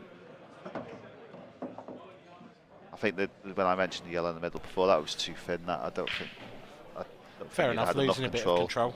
Yeah, I think the way he did it is going into it fuller, which meant he could move it more without the cue ball moving as much. But you had to hit the red though. Now he's just got to come around the back of this yellow, leave himself nicely on it. Probably a little low would be good. Not that low. Bit too, yeah, it is a little too low, isn't it? I'd rather try and get on. I'm sure Corey played that there, try and edge on being too high. Yeah. Because if it is a little high, then you can always use the bottom cushion as well. So can he hold the cue ball now and still pot that last yellow? I don't think it's possible. Is he going to have to go up and down the table? Big shot here, 'cause he's got to avoid those reds if he's doing this. Oh, this isn't great. Is it? I think it's just okay. But he's got to run into the black.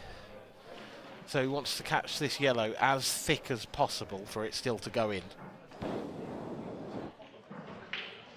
You've got to hit this yellow with a fair pace for it to drop as well, because he's hitting it so fine to get a clean contact. I think it will sort of almost slide in off the top jaw, the bottom jaw rather. I think this is okay. Oh yeah. I skilled it. Hello. That was much easier than I thought. That's one way to do it. In it goes. The black and the yellow in the final shot, and Corey Reese takes the lead for the first time in the match. He leads by 5 frames to 4, and that is a decent time to take your first lead. Rob Stevens screwing in off from the break.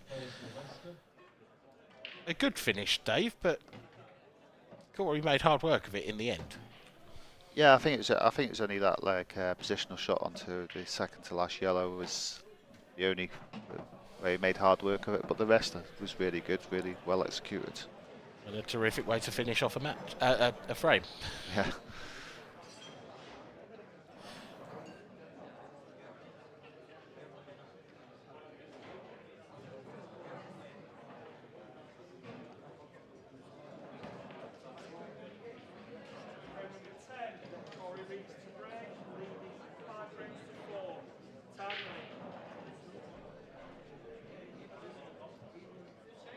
This is where Corey will be hoping he gets his break back on track, and that two frame gap that I was talking about earlier, how important it can be of breaking the back of a match. Yeah, certainly at 6-4 up, you feel Corey becomes a very heavy favourite. Needs to keep the cue ball on the table though, and he can't. He's done exactly the same as Rob Stephen, and immediately handed the initiative back to the Scotsman. And don't see these reds hanging about all that long.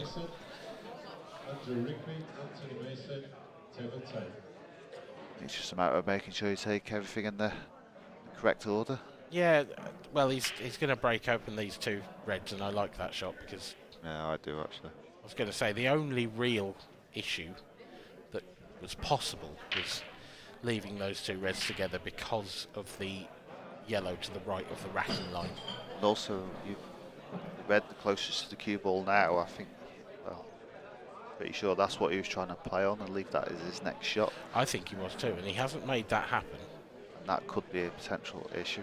It could. I feel like he could probably just play this one that he's looking at now and screw back onto that to the left centre. But I don't think he can. No, he's going to come That's all the way across. Shot. Doesn't want to be. Great shot. It is. He's played it very nicely. If he can get to the centre of the cue ball, this is quite easy, and he can by the looks of it. So not so bad. Did it nice and firm, nice and confidently. That was quite a bold way to play that, because he was so close to the black with the cue. Yeah. That where the cue tapers out from the tip, yeah, you've got to be really careful not to catch the black with where he ended up.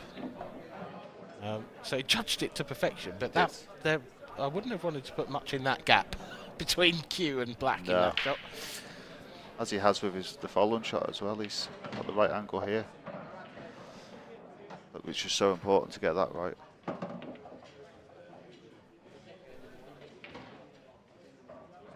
We've had 2 foul breaks in a row, and I would say, I don't know what the percentage is. I'd love to see a statistic of pro matches where what happens after foul breaks, but I would say it's got to be in the high 80s, low 90s that is a reverse dish. And well, making stats off the top of my head, but it's happened again.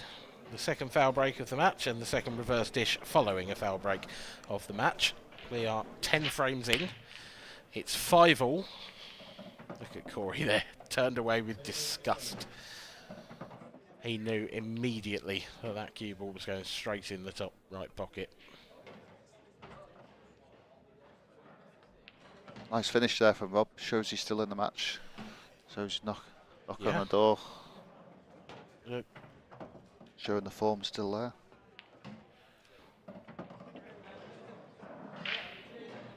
Let's keep an eye on the Robert Stephen break once again.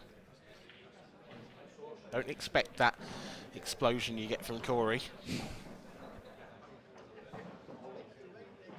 But equally, their breaks have been, despite Corey definitely catching them better and definitely getting through the pack better, their breaks have been very similar throughout the match in terms of, you know, chances created, if you like. It's just weird how it works, isn't it? Just try and do the best you can. It's a cut break. And then hope for the... Because it feels the need to change it up. Well, that's a Mark Boyle break. He's hammered. That's a sledgehammer. He's hit those harder than he hit his front ball break. And he's left a golden chance on reds. I think he's spending too much time with Mark then, do you think? I think so, yeah. That's dangerous. We'll have to put a stop to that. That's dangerous for everyone else. Helpful being able to get through to that red first ball as well. Yeah. Means he can go up table first. No, he's not. I think this is the...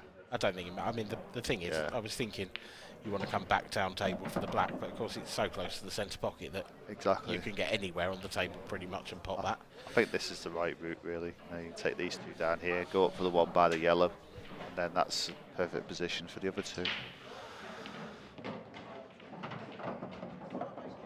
It's not like that red by the top right is on the cushion. You know, it's... Oh well, let's leave one there. Well, either way really, I suppose. Yeah. A bit straight on this one. Can he force the cue ball across? Good enough. It's okay leaving that one down there till the end. It's just, you wouldn't want to play it with too much angle. You know, and because it's running into the yellows. Anything could happen. I think he's almost guarded against that by playing it with enough angle that he knows he can go around the back. True.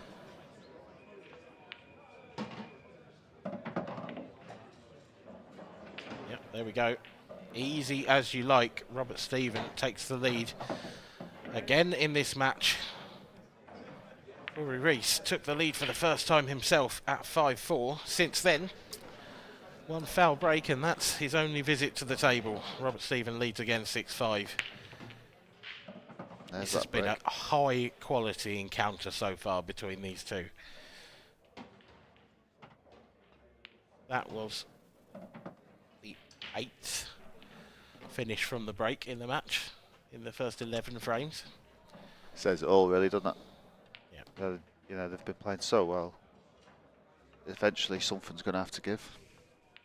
Well, something's going to have to give. You're absolutely right, Dave. But the pressure has really piled on Corey now with this next break.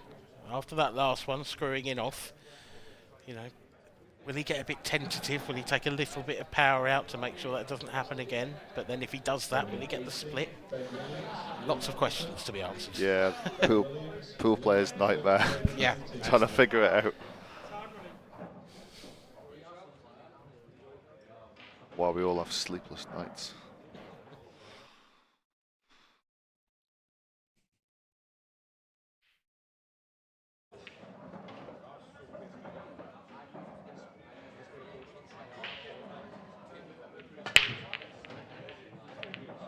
Took a bit off that. Yeah, just a little bit, but look at the result. Now, here's an opening shot for you. Are you playing that 3-ball plant? Yeah. Red onto black onto yellow. I'm looking at that. If it goes, then it's a shot. Thing is, I think it does, and I think because he's almost got to play that red half ball, because he needs a slightly thin contact. Even thinner than that potentially. Yeah, but he needs a thin contact between black and yellows, which means that the black will move out of the way of the red as well and still go potentially. Yeah, so it needs, I'd say about quarter ball, like so that the black does stay there. I've not looked at it. Going after the reds, which is an interesting plan. It's understandable. It wasn't what I seen the 3-ball plant at first glance, but yeah, it's not a gimme. Yeah, it was definitely an option. This can soon open things up. This next shot. Yeah, is he going to go into that area now? Needs to be careful not to catch the yellow full and stick in behind the black. You just need to hit the black, really, I'd say.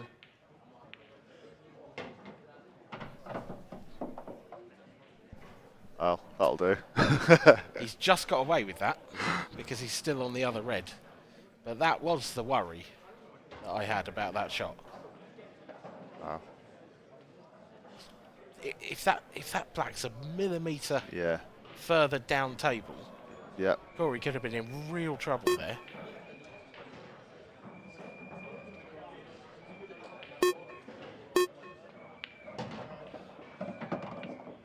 From that shot, it was obvious that he couldn't really hit the black as well. Yeah. Which,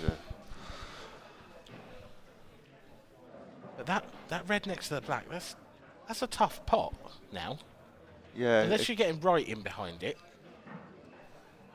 You've also got a red near it, so if you can use that one as the ball before that, then it won't be too bad. It's just taking it sort of long down to the bottom left rather than It'll depend on this shot. Oh, he's not happy. He is not happy at all. That is a miss in the column of Corey Reese. Oh, he's blaming the cue ball.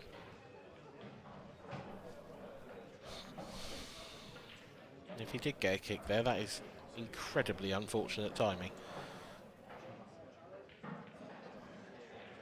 for Corey Reese. However, for Rob Stephen, probably couldn't have come at a better time.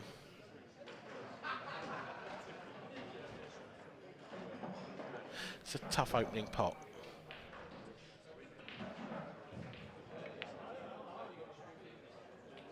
And he's missed it. Well, we've hardly seen a miss pot all game. Right, the nitty-gritty. It was a tricky one, that. Yeah, it wasn't easy. It was like them, like kind of in-betweeny shots when you're hitting it. You know, you're not screwing it back or running it through. It's just like a soft stun. Yeah.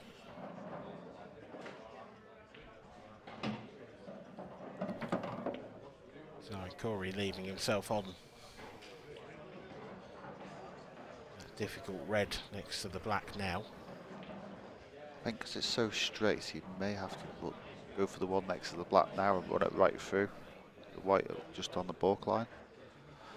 Unless he decides to go for the middle first, but I think I'd prefer the other route personally.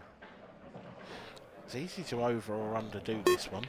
Yeah, that's the only thing that He's put gone me off after that it shot. with a lot of pace, but now he's left a little bit of a blind pocket. This isn't a straightforward shot by any means, and also the other red doesn't pass the black to the centre pocket, so he's going to have to work quite hard with position as well, isn't he? I think the other reason Corey may have played that shot is maybe it wasn't as straight as we first thought.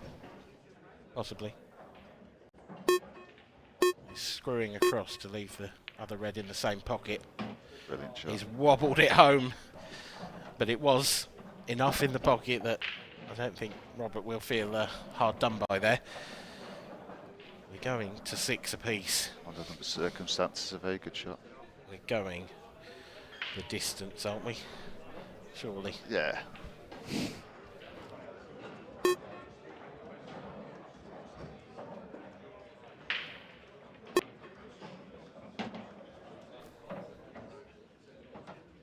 It's certainly a match that deserves it.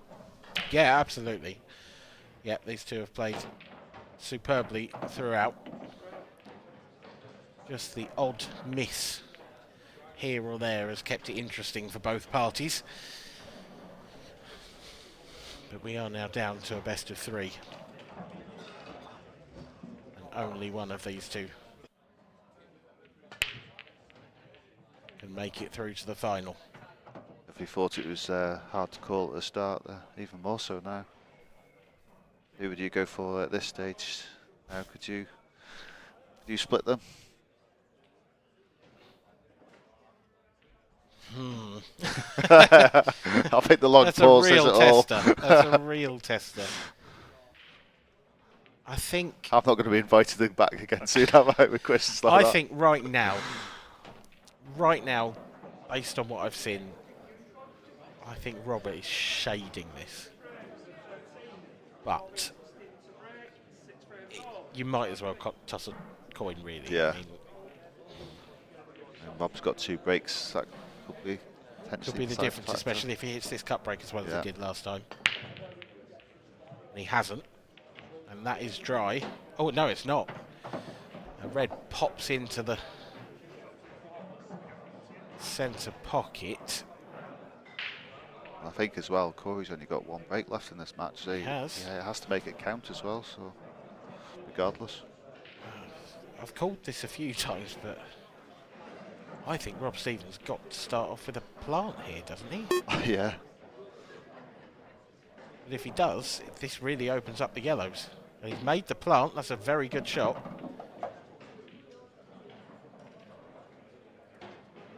On the yellow to the left centre. The 2 in the middle of the table are a little awkward. You'd love to be able to hit the bottom of the cue ball here, because you can pop one of them in the middle and stun into them. You should still be able to play the shot. It's just more tricky. Oh, that will work out very nicely. That's very good. He'll be very happy with that.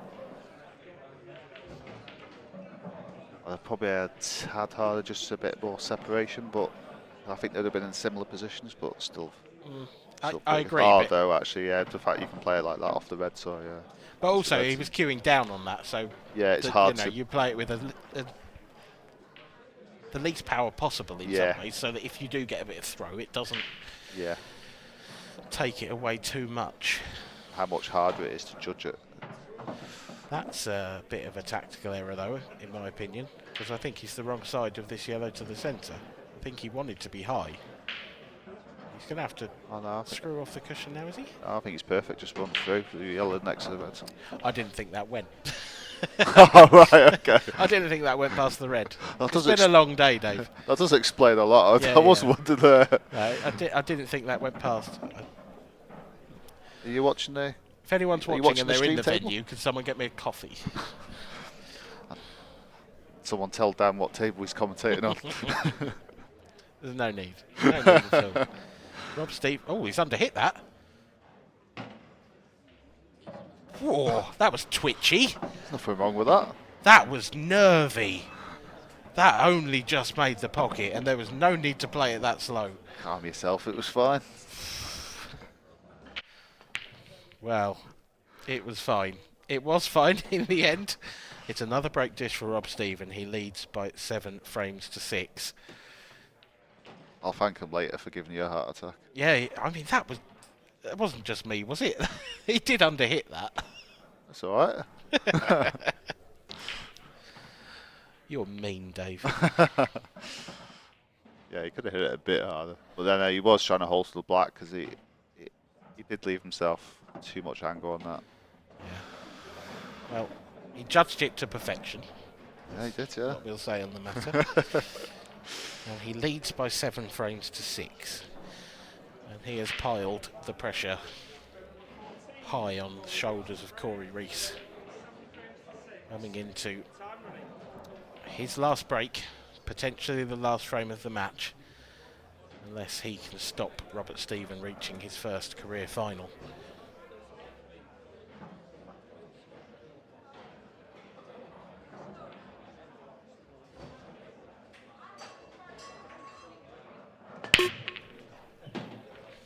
Great break.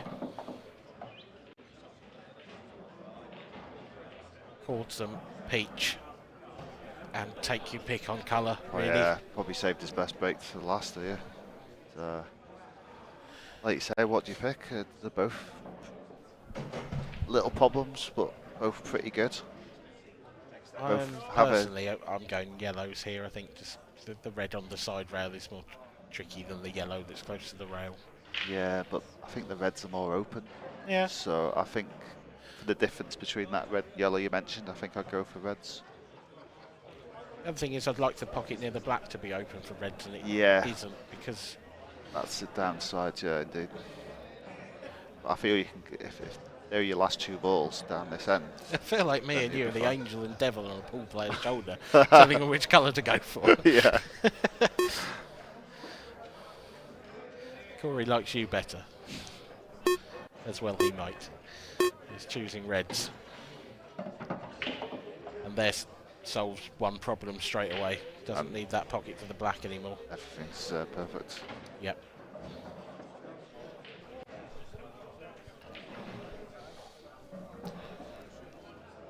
This has been a very high quality affair, but we are getting down to the last knockings. Just wants to get as close to this red as possible. Like to be Were a you bit expecting closer, them to or play the one along the rail next? Next, yeah. Yeah, me too, Yeah, but that's not a great shot. Yeah, unless you're just worried about getting into it too much maybe, so held back a bit, but... I guess so, but the thing is, he's now bridging over the yellow. He's got a fair bit more angle than he would have wanted. Yeah. I think he might be saving that till later now. I think, yeah. I think that was the plan. Yeah, I think that's what's happened, yeah. I think it's a sensible idea to reroute. That's worked out nicely. That was a nice little flick. That could have gone wrong. I'd have still been tempted to go for that down the rail. Yeah, but I mean, to be fair, the black's hanging over the pocket, so if you leave that till last, all you've got to do is get right behind it. Yeah. I don't think that would be your last ball anyway. I think it would still be the one in the middle. Oh no. Yeah, sorry, I didn't see this one. Right, which table are you watching, Dave? Get your own back.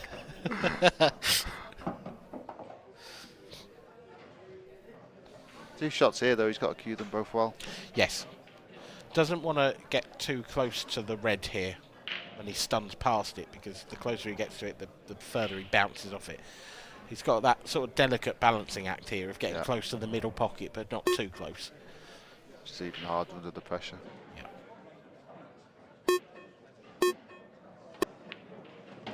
That's pretty good. Played it well. That's very, very good.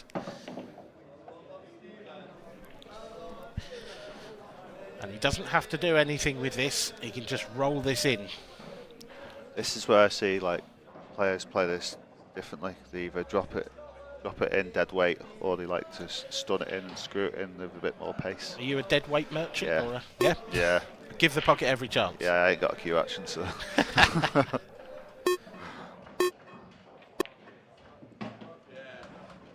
And Corey has got a cue action. I mean, that was somewhere in between the two, to be fair. Yeah, a little bit, yeah. I think that was the right pace. I think that was a good pace to play that shot at.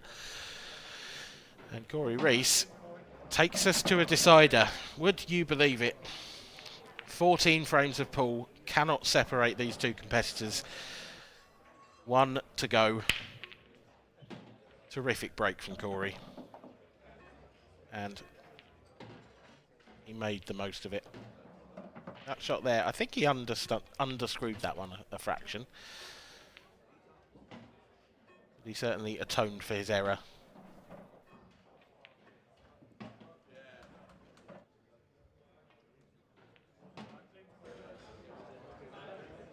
And there we go.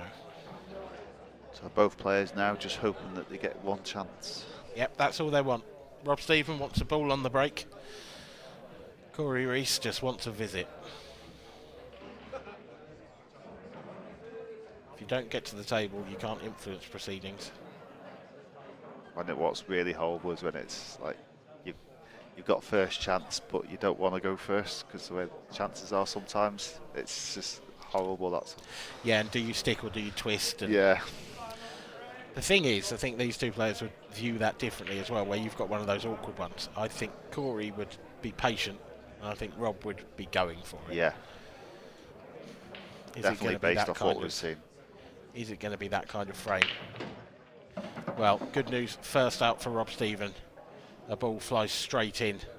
And it's even better news than that because these Reds, he couldn't ask for a better chance. Oh, it's about as good as you could hope for, really. You take this all day long, you get given this opportunity.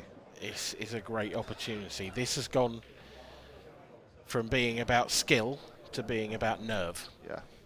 Because Robert Stephen is more than capable of taking these out. He's going yellows. Oh. They are both good, but I'm surprised at that. He needs a good shot now, or a good shot next up. The only thing I was thinking before was on the Reds. You still need one good positional shot to get the one close to the borderline, or just a second one close to the borderline. Yeah. That's the only thing. I think that's what's made Rob think of yellows. I get it. I did see that, but I just backed him to get there, you know. Definitely. Because that red that you're talking about, yeah, I agree, but it does actually go top left, so I think it does anyway. I might be wrong on that. Oh, Rob. Oh, no. Oh, that is criminal.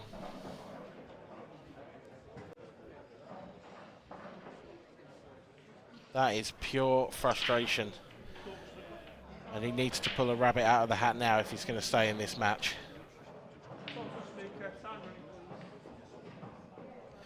Well, he finished just the wrong side of the previous yellow. I said he needs to play a good shot here or a good shot next up. I thought he was just going to leave something at distance. Yeah. This is... Oh, he's got to red in as well. Bad insult to injury. I'm stunned he went for that yellow, though.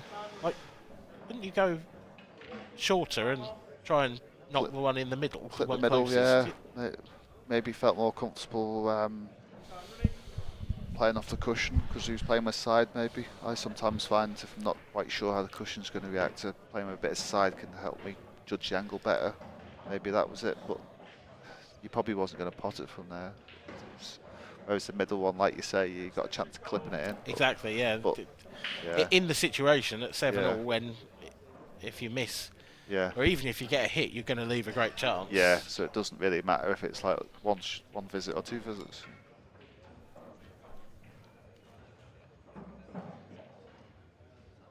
Well, it's been an unbelievable match, this. The two players.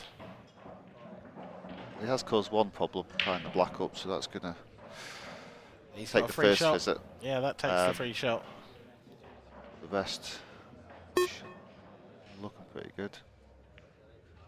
Yeah, nice shot. Is it? I don't want the white on the cushion. No, he's just got to knock in a long one now, hasn't he? Yeah. The sort of... He didn't want to. No, no, absolutely not. But no. This... Equally, he can play this one with a little bit of safety in mind as well. He's just got to top this one through. I think that has to be the shot under the circumstances. Yeah, just going to pop this one bottom left. But see, yeah, the weight he's played that at is perfect. Had to be the shot, didn't Exactly. If he doesn't get the pot, if something goes wrong, he's not leaving Robert anything. It's actually, for me, underdone that slightly because I think this finish is a lot easier if he's straight on the left of those two and can just drop it in the centre. I don't think it'll really matter because he'll use the other... Oh, I thought he was going centre. Well, I would have probably gone centre, to be fair. But I'm he can get back down there now. Yeah. It's fine. I just thought it'd be handy to get one off out of the way. I thought the other red would be a good stopper without pushing it into a problem area. that's the only reason I can think Corey chose not to play that shot. Maybe he had to when he played that, he had to hit it harder than we thought.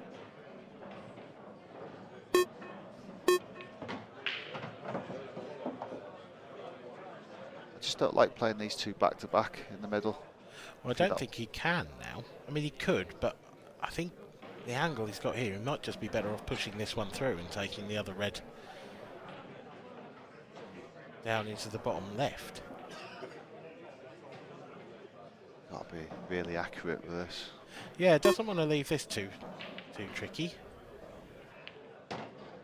Overdone it.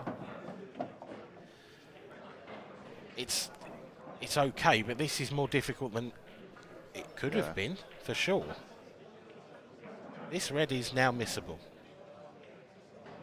If he was right in behind it, it's nowhere but in the pocket. But just now, on the flip side, he had to slightly overhit it because it would have been much worse if he was queuing over the yellow. True. Trying to pot the red, so I think that was he was on the edge of course.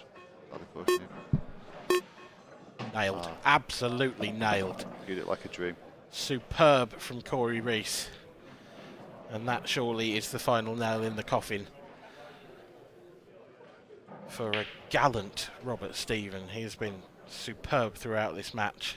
Still got a bit of work to do still on this with the angle. I don't think he can screw it straight back. I think he probably can, but I think he can. Does he have to run around the angles? Run around the angles. He's going to leave himself a shot, surely. Even screw across and leave yourself dead straight in the middle.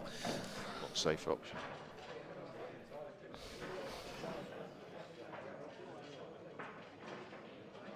Yeah, Robert Stevens' race is run.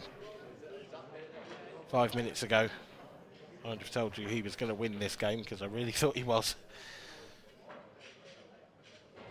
But that positional error at the start of this frame has handed Corey Reese the initiative, and he never let go. He is the first of our finalists tonight. Corey Reese will be back on your screens in 1 match's time after Wade Morley takes on Craig Marsh. A terrific performance in the end from both players. Corey deserves to get through. Marginally, yeah. I think it was such a great performance from both players, and it just come to a big mistake in the end, unfortunately, with Rob. But both players gave a brilliant match there. As they say, same to see a loser. They both offered so much in that match. Yeah. Do you think it'll be a bit of a sleepless night for Rob tonight? Yeah, I think it would be. It's going to be a tough one to take, but he'll be back, I'm sure.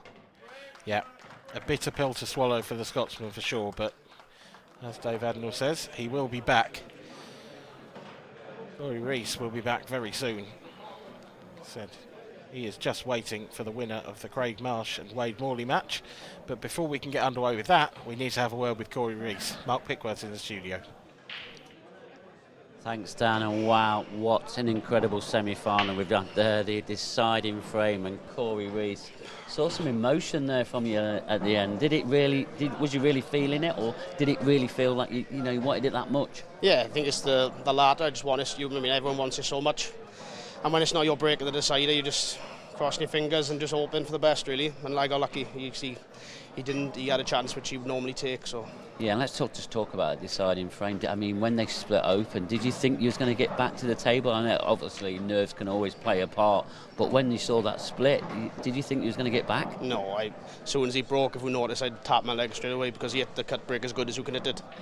And it was an awkward ball, but it was one ball down the other end of the table, and he got on it, but it was a bit too straight, and then tried forcing with the white and just lost the white, thankfully for me.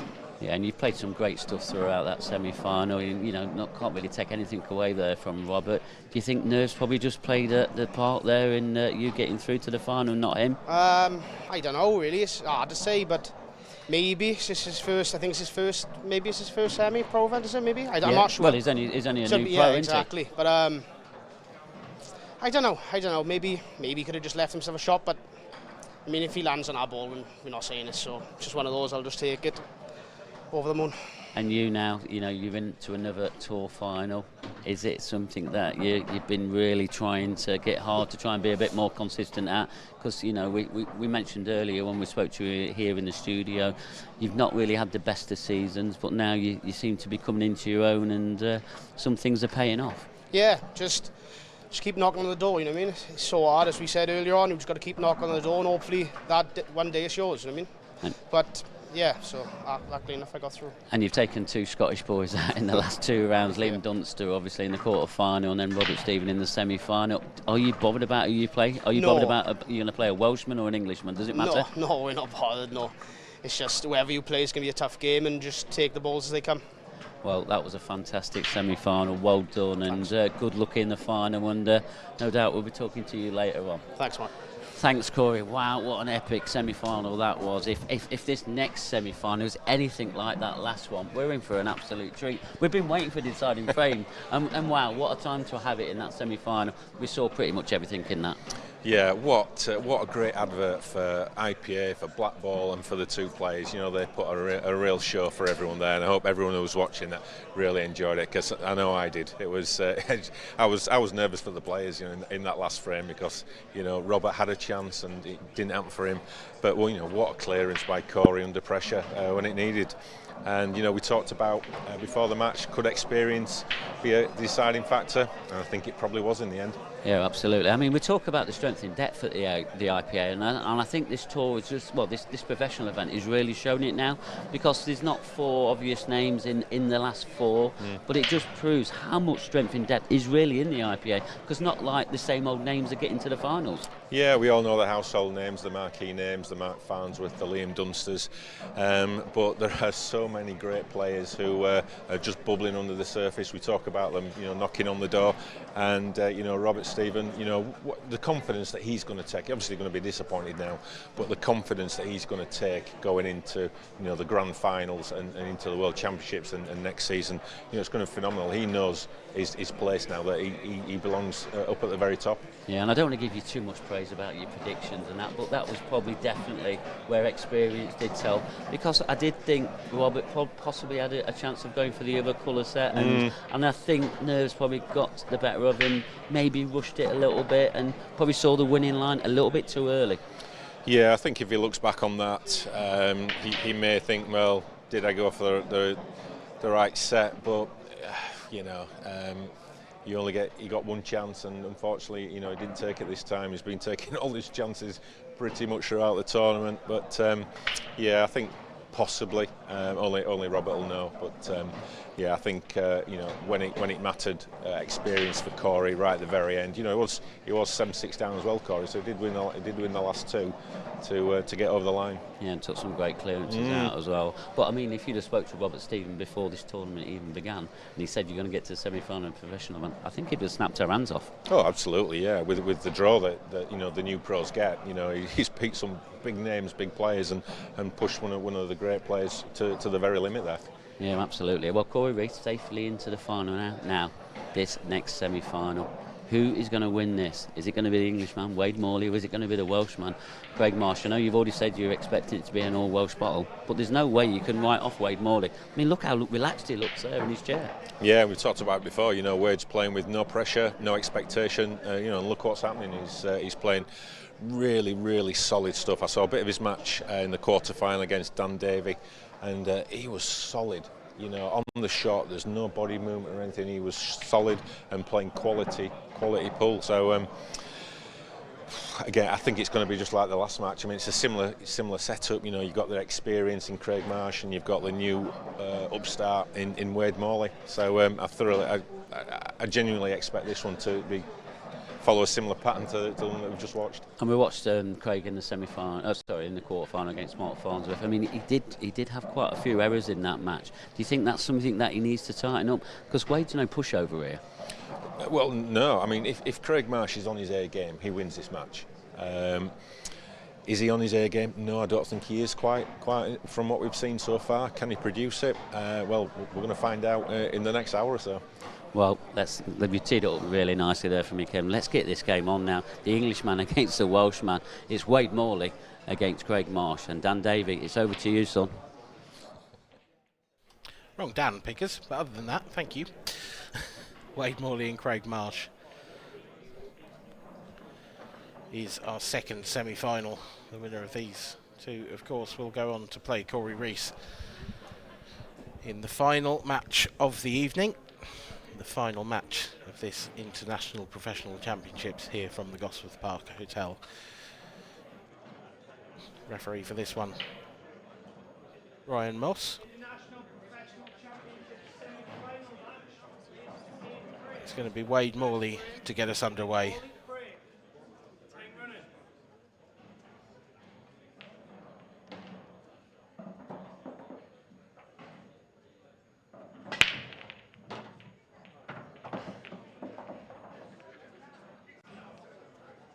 That is a decent opening salvo from the Englishman.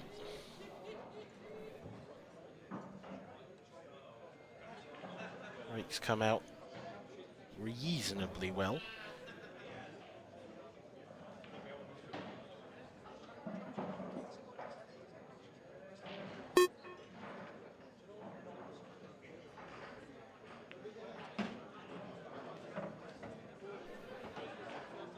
He's finished a bit straight on this red.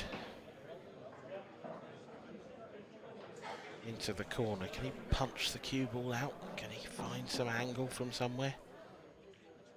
Well, he certainly can. Well, this clearance is still on, but red next to the black is tricky.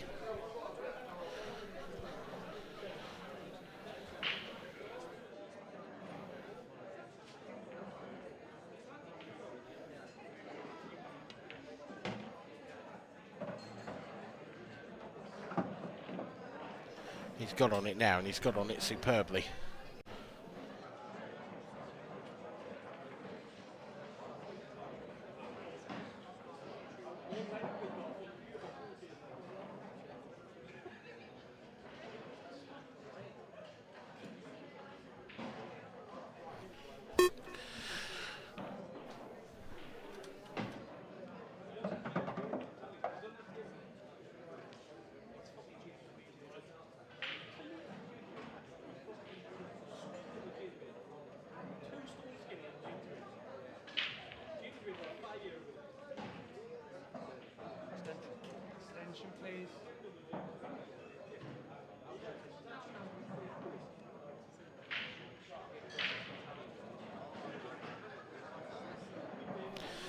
Tough plant ahead. Great shot. Needs a bounce. He's got one.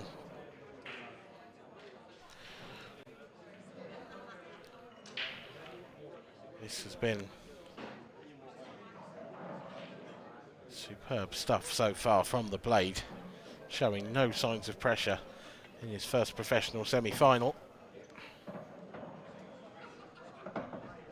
Underdone that one a bit, but clearly wanted to make sure he got past that yellow.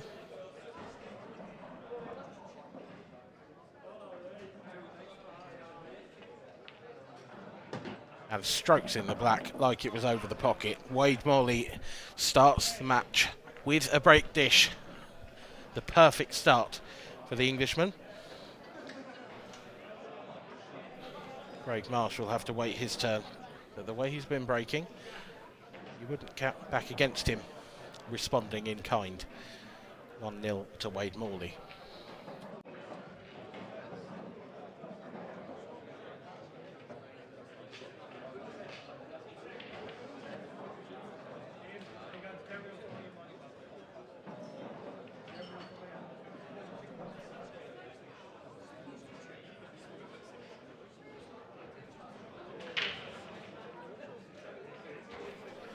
Craig waits patiently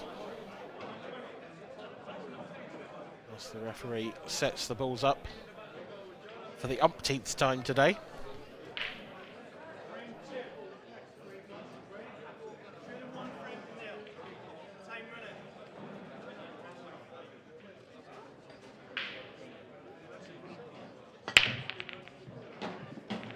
that is a monster from Marshy.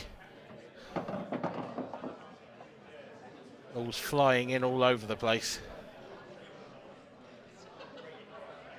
Has it left him the opportunity that he craves?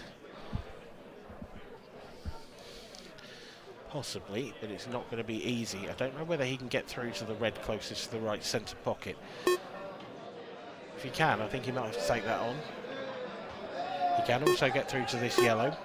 He's played it with pace, wants to knock that other yellow into open play, and that could not have come out much better. Brilliant from Marsh.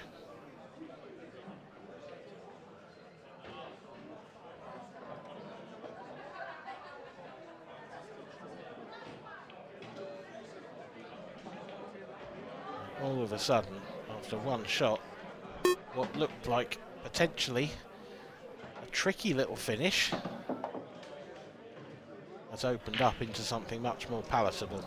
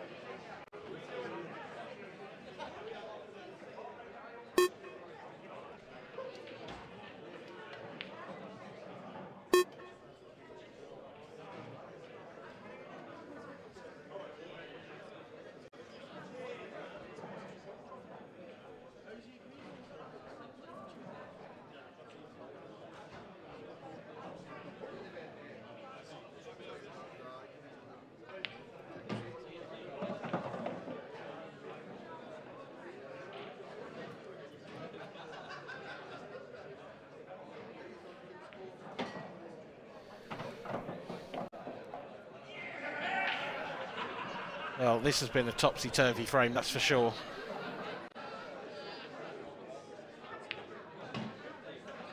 But it's Craig Marsh who runs out the eventual beneficiary of that.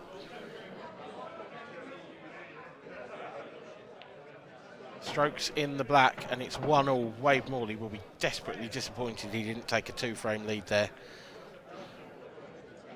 That was a golden chance to get an early break of serve under his belt, but it is still 1 apiece. Still plenty of pool to come in this one.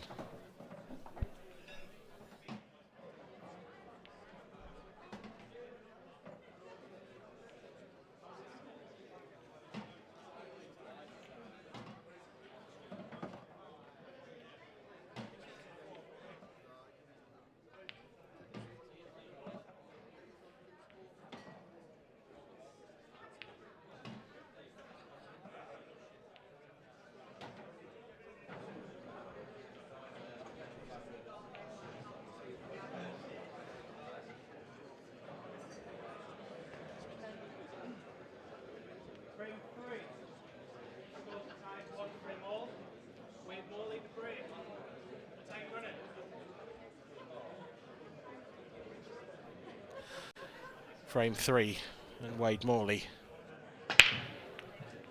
looking to continue his fast start on his own break.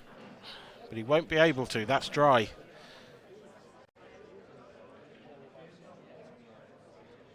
Craig Marsh has a brilliant chance here. Mark Pickworth joins me back in the commentary box. Welcome back, Mark. Yeah, I seem to be back and forwards, so either here or in the studio and that. And if you got your Fitbit on, yeah, checking your steps. I didn't put it on. I've took it off. It'll explode, won't it? Yeah, it certainly will. But what action we've been treated to today? It's been absolutely superb. And I'm sure this semi-final is just going to be just as good. That was a brilliant opening shot there from Craig Marsh. Screwed straight into the cluster of 3 reds. And he's followed up his brilliant opening shot with a pretty average next effort. That's not great. Needed to avoid that red on the... He's pushed close to the side rail.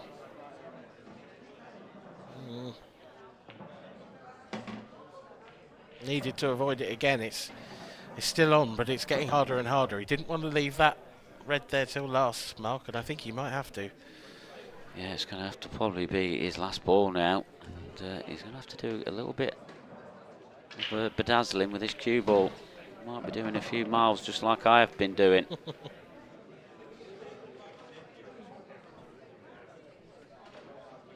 It's just run a couple of inches on further than perfect.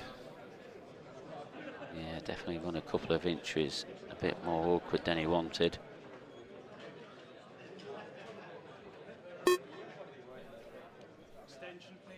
He's got a choice of either, but he needs to make sure this choice is right because he's running out of options. I almost think the choice might be to take this top red. I was going to say maybe into the top left pocket, but he's going to come down table first and take this one along the rail. Trying to get the cue ball back somewhere near the middle pocket, Mark. Yeah, I think that's the only option he's got, Dan. Just trying to leave a gap. Careful with the cue ball. Oh, that was mighty close. Got a little bit more into that than he wanted to. Oh, he's going to have a chance. Oh, that's a huge kick. That was a monstrous kick. Looking at the position the yellows are in, that might not end up costing him the frame, but that was a really bad contact. You could see the cue ball jump. Yeah, it's not really a great timing to have a kick there when you're on your final red. I mean, he still weren't perfect on the black, but it was... It might have been better if it wasn't for that, though, in fairness. Yeah, absolutely. Wade's just going to make him come up and down. I think this is a one-cushion escape. Yeah, I do as well. I mean, can he get enough angle there? He's got to get very close to that yellow, but the way the cushions slide, Mark, I think he might just a hint of right-hand side will do him on this. There we go. Oh, wow. Couldn't have got much closer than that. If Craig Marsh doesn't win this frame, Mark, it's going to hurt him. Yeah, it will. I mean, what looked like as an easy escape, the way did leave it a bit more difficult than Craig would have wanted, and this is a good opportunity now. It was a good shot in the end from Wade, really. You know, it forced the mistake. Any shot that forces the mistake is a good one. That's not great from Wade. He didn't want to leave that yellow welded to the cushion like that. No, he didn't. And I don't think it's an easy double either. No, it's so close to the cushion that you'd have to finish quite thin on it. He's going to try and move it now. Hasn't really moved it far enough. He's moved it closer to the pocket, but as you said, Dan, not far enough. I think he's going to have to take this in the top right-hand corner, not now, but at some point, which is a really, really tough shot. Yeah, that will be a tall order. I don't think he'd feel so bad about it if that yellow was covering the black to the bottom left, because then he could take it on with a bit of safety in mind, but I don't think it is. That black passes. Yeah, there definitely would be some insurance in there. I think he's got to go all out attack for these.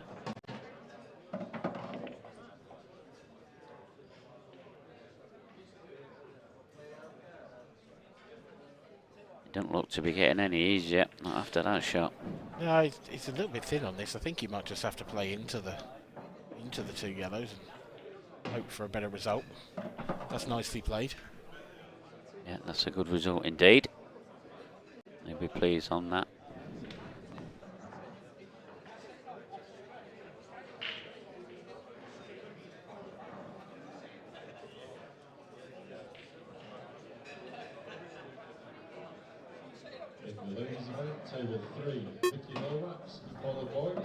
So this yellow on this far cushion, this is the important one. Yeah, he don't want to be canning into it, just leave himself a shot at it. He needs to leave a bit of angle though, because that cue ball needs to travel back out for the other yellow. He tried to move it. Well, it's all or nothing now. He can't take that yellow yet, so he's got one more chance to get good on it. He's going to struggle. I'm not sure about that selection of shot there from Wade. I mean, it's still early stages in this match, so it might not be a crucial error. I think he's going to have to top this through. Going to play this with a lot of pace. That wasn't enough pace for me. It just, I mean, when you put like top spin on and that, and these new cushions are a bit slidey. Yeah. Takes it off it. I think he had to absolutely wallop that to get round to somewhere where he wanted to, though. Just to get the throw on the cue ball as well. Is he going to take this on as a double? Not too surely.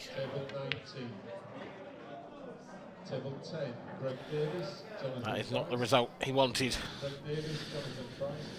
Craig Marsh will probably feel like justice has been done a little bit, because, let's be fair, were it not for that kick, it would have been 2-1 5 minutes ago. Yeah, so. yeah, more than possible. But there's only one way of getting to 2-1, and that is potting this black. And he has done. Craig Marsh leads by 2 frames to 1. Marshy, the bookie's favourite, Mark? Would you have said? Yes, I spoke to Kevin in the studio about it when we obviously got the final 4 names for this semi-finals, and yeah, he had to be the bookie's favourite, definitely. I said the same to Dave in commentary in the last match. Do you feel like, for Craig, this is what we've said about him dropping out of form and not really been in the winner's circle for a long time? He has made the odd final here, the odd semi-final there, but this is the first time he's got to this latter stage of the competition without there being a Mark Farnsworth or a Liam Dunster in the draw. So do you think he will be thinking this is going to be his best chance for a long time to get back on the top step of that podium? Yeah, and it's a great point, Dan. As you said, this is the first time he's been favourite for an event for some time, and it's going to be a different kind of pressure for him. And normally there is like a John McAllister, a Mark Boyle, or Mark Farnsworth, Liam Dunster, or Clint Jansen that are in here battling away against him, but they're not there this time. The pressure is on him.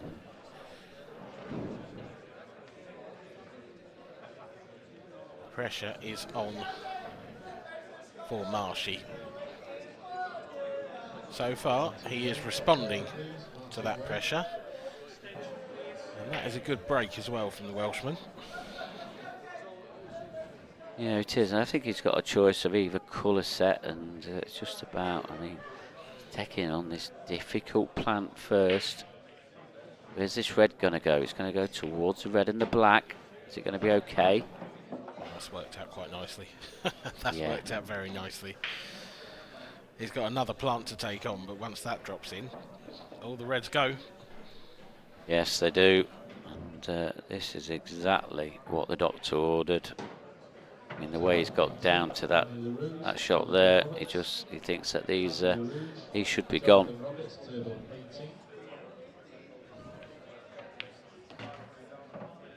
I think he might be right. I think there should be. He's got into that a little bit more than he possibly wanted, but still should be okay. Going away from his work a little bit, but it should be no problem. Yeah, this is fine. Just needs to get anywhere approaching straight on that next red into the centre. That will do very nicely indeed. Yep, finished on the bottom side of this red. So he should be able to get the perfect angle now on his final red into the corner. And he'll leave himself a simple enough black.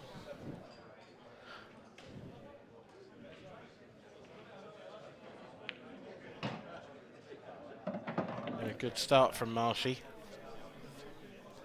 Wade not quite settled yet.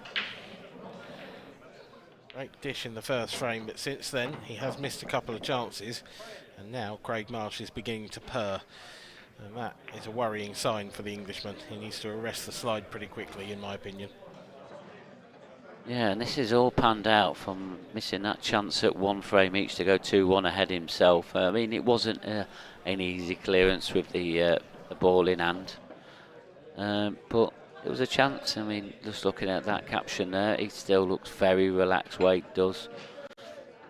But Craig has been in this situation time after time, and that could be the telling point about who gets into the final to play Corey Reese.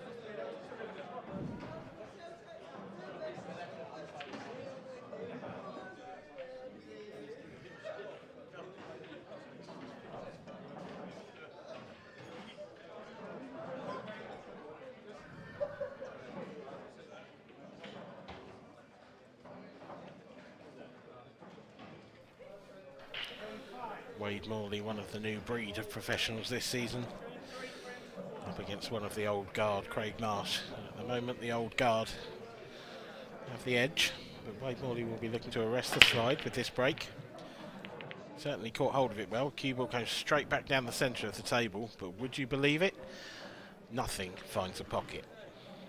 I mean, he struck them absolutely like a dream, and he's drawn the cue ball right down the centre of the table, and he ain't got a ball. Look how many balls there are in the top half of the table as well. That's when you know you've been really unlucky. Yeah. You know, what's that, 11 balls in the top half of the table? Yeah, he's struck them well, he really has, and got no reward at all. Is Craig Marsh going to be punishing this dry break? Yeah, there's plenty to do. In particular, the red closest to the top right, that clearly doesn't pass, so he must have a plan for that one. Say it doesn't pass, does it? Is he played on it now? Yeah, I thought he played it on the previous shot, so yeah, I think it does go. It does go. Easily goes. He's cued that like a dream. Tremendous piece of cueing from Craig Marsh there. Yeah, and even the one that's just below the baulk line, that passes that yellow as well into that far right-hand corner. So really, this has been a pretty simple finish. Yep, just stun this off the yellow possibly and watch the cue ball roll through. I think that was the right shot, but I think he's hit it about twice as hard as he needed to. Yeah, I think he's clipped the yellow a lot thinner than he expected, and I mean, I don't think the red is closest to passes into the bottom left-hand corner, so he's going to have to do a bit of work with his cue ball now on and off the cushion. He's just leaving himself a shot here. He's going to be leaving a black at distance, but this red, it don't look easy, but... No, it's one of those, isn't it? This is a tricky little cut into the centre pocket. And so it turns out to be. Undercut it. I think he played that with a bit of left-hand side to control the cue ball off the cushion, and maybe just threw a bit more than he was expecting. But he caught the near jaw. Yeah, he left himself a little bit to do there. That was all down to not judging the cannon right on the yellow, and and he went out of position. But now Wade is back to the table. Can he get within one again?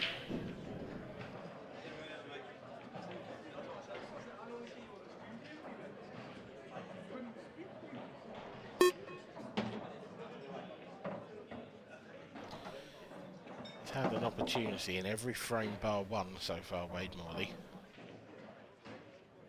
Broke dish in his first frame. Since then, has failed to take any of those other chances. This is, again, one of those chances where it's not absolutely straightforward. There is some work to do. That yellow on the side rail that deserves a fair bit of respect. And as a result, he's playing safe here. Yeah, there's no wrong with that little shot there. Now Craig's going to really struggle to find his way out of this. It's not an easy hit. It's an even more difficult to hit it and pot it. Yeah, is he looking at a two cushion escape? I don't think the two cushions I don't think it's on either, personally. on. I think he even might be better with one cushion and screwing it and trying to check the cue ball up. Oh. I think that's what he is doing. Oh, great hit. Great hit. Brilliant shot. The action he's had off the cue ball there was immense. Liked a bit more. If anything, he's overhit that slightly. With just a fraction less pace, that grips a little bit more. Yeah, you're probably right. Could have got a bit closer to the pot, but he'll be very happy to have got out of the snooker and not moved that difficult yellow. Because now Wade's gone right into no man's land with that shot. Yeah, he's definitely got a little bit more angle than he wanted here.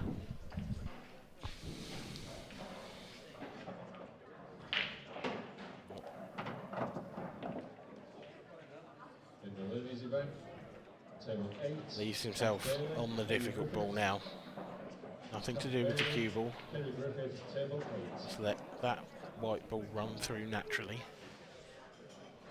Put 100% into the pot. The pressure is on because if you miss it, you're 4-1 down in the semi-final.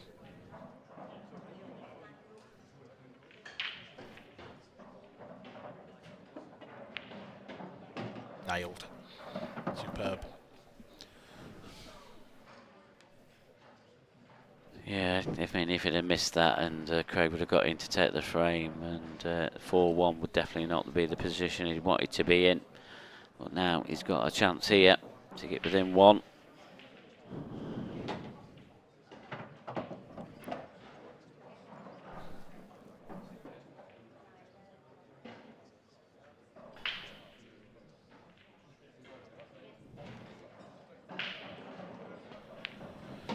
(3-2) Wade Morley. That black wasn't entirely in the heart of the pocket, but it was certainly close enough. And Craig Marsh might look back on that frame a little later with some regrets. Both these players looking pretty calm and collected out there. Neither looks too worried at this point. It's still early days in the match. That slim margin of a lead for Craig Marsh. But it is Craig to break next, and his break so far has been much more successful than Wade's. 2 from 2 for Marshy. Only 1 from 3 for Wade so far.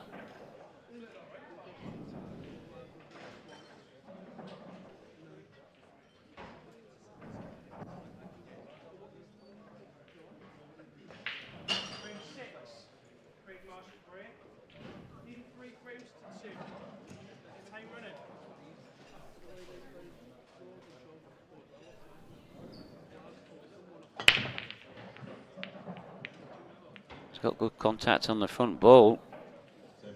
No contact with the back of the pockets. This is the chance Wade Morley was waiting for.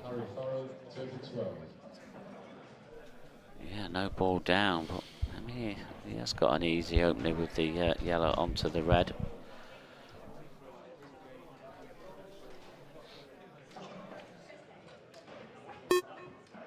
Yeah, forced into that really. Nothing else to be done. And we can see the red as well. I didn't realise you could see all that red. So now he's got a chance at getting the red out that's stuck. I mean, I don't think he has to move it anyway. Does it go in the top right-hand corner? He might not have to dislodge anything. It's borderline. I think it's probably worth dislodging. If he thinks he needs to. No, you're probably right. Actually, looking at it from the camera angle. Yeah, I mean, I think he can just land straight on it now. Yeah, he'll be fine. But I think he'd have loved this to just come down another inch or maybe 2, and it would have been probably perfect. The problem for me here at the moment is the way I've mapped out this finish, where I think he's going, is he's leaving the 2 reds on the rails for his last 2 balls, and I wouldn't necessarily want to have to get between those 2 as my second last positional shot. Yeah, and then one of them 2 is going to have to hit it with pace to get down for the black. Exactly. It's very doable, but it's just adding an extra tariff onto the difficulty of this finish.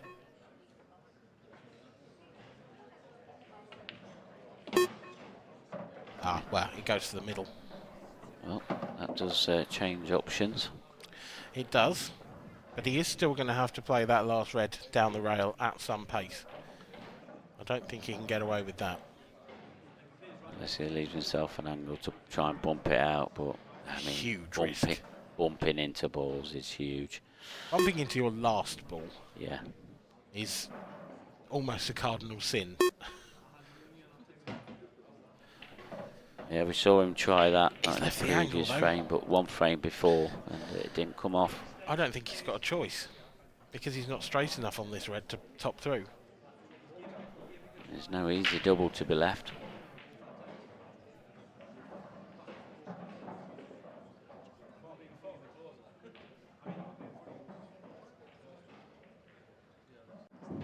Well, really putting his faith in the pool gods here is Wade Morley.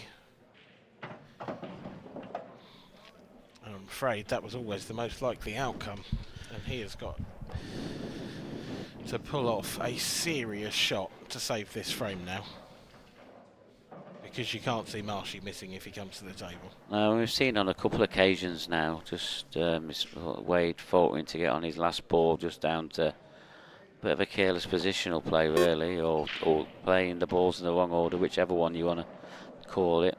Oh, long double coming up. Great This effort. is close. This is very close. Great effort. He's had one bit of good fortune in that it has covered a pocket that Craig Marsh needs, but Craig can move that yellow and he's got plenty of opportunities to do it, starting with this one. I was just about to say, like now.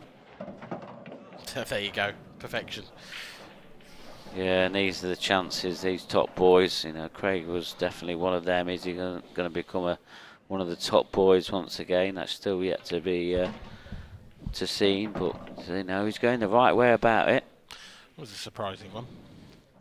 Didn't expect him to move that yellow. It's come out okay, but could have gone wrong.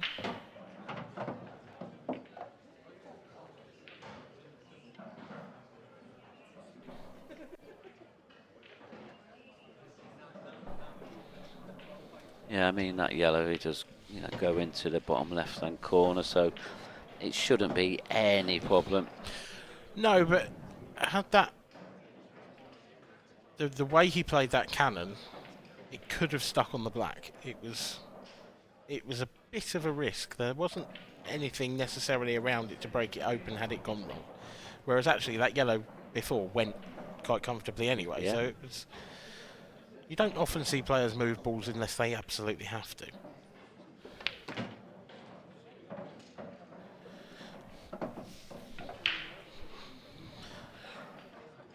He's recovered position beautifully there.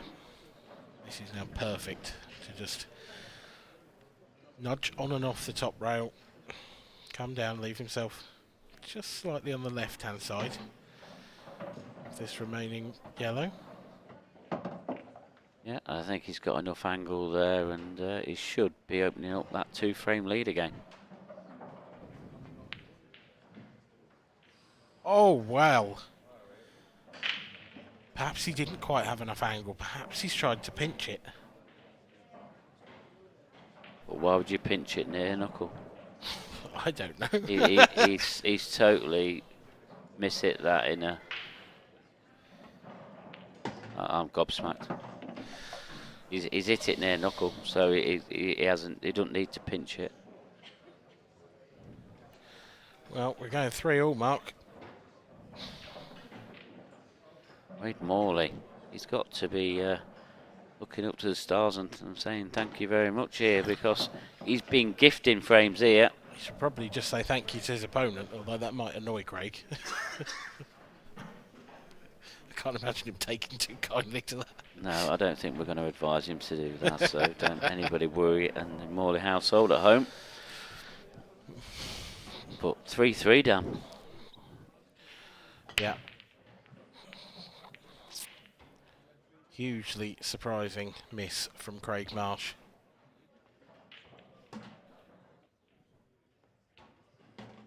I mean, at this look, it's unforgivable. It's unforgivable. Things like shots like that can really rattle Craig. And he looks like, yeah, he's left for a comfort break, and it has rattled him. And that's going to be a difficult one for him to come back on, but he's going to have to deal with it somehow. Sure, he'll manage. But you're right, he's not necessarily the most resilient of characters. If things start to turn against Craig Marsh, you sometimes see the toys flying out of the pram and all over the carpet. Yeah, absolutely, or out the arena, whichever one you call it. Yeah, it's well, a surprise really. He should have been taking that 2-frame lead again, and he isn't. This match is now level. We're now into a best of 9 to see who plays Corey Reese, and I mean, it's evenly matched. Yeah, it is. In many ways, it's evenly matched really in the number of chances they've had and the number of poor shots they've played. Both players have thrown in a couple of bad ones.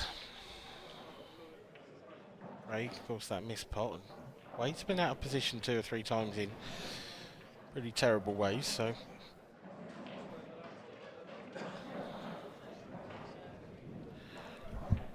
there's work to be done for both of them. And whichever one of them does win this, they're going to have a tough task on their hands against Corey Reese in the final, because he looked magnificent.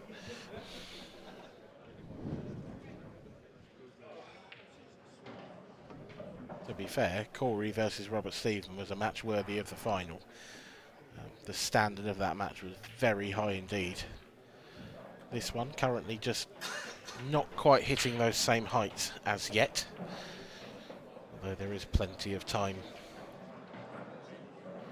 and pull left in this match.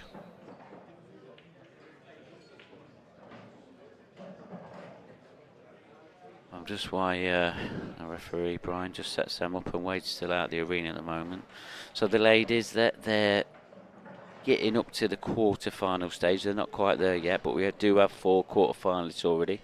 That's Danielle Rando, Amy Beauchamp, Alexandra Kunhat, and Rachel Tucker. And, you know, 4 players that's playing pretty well at the moment.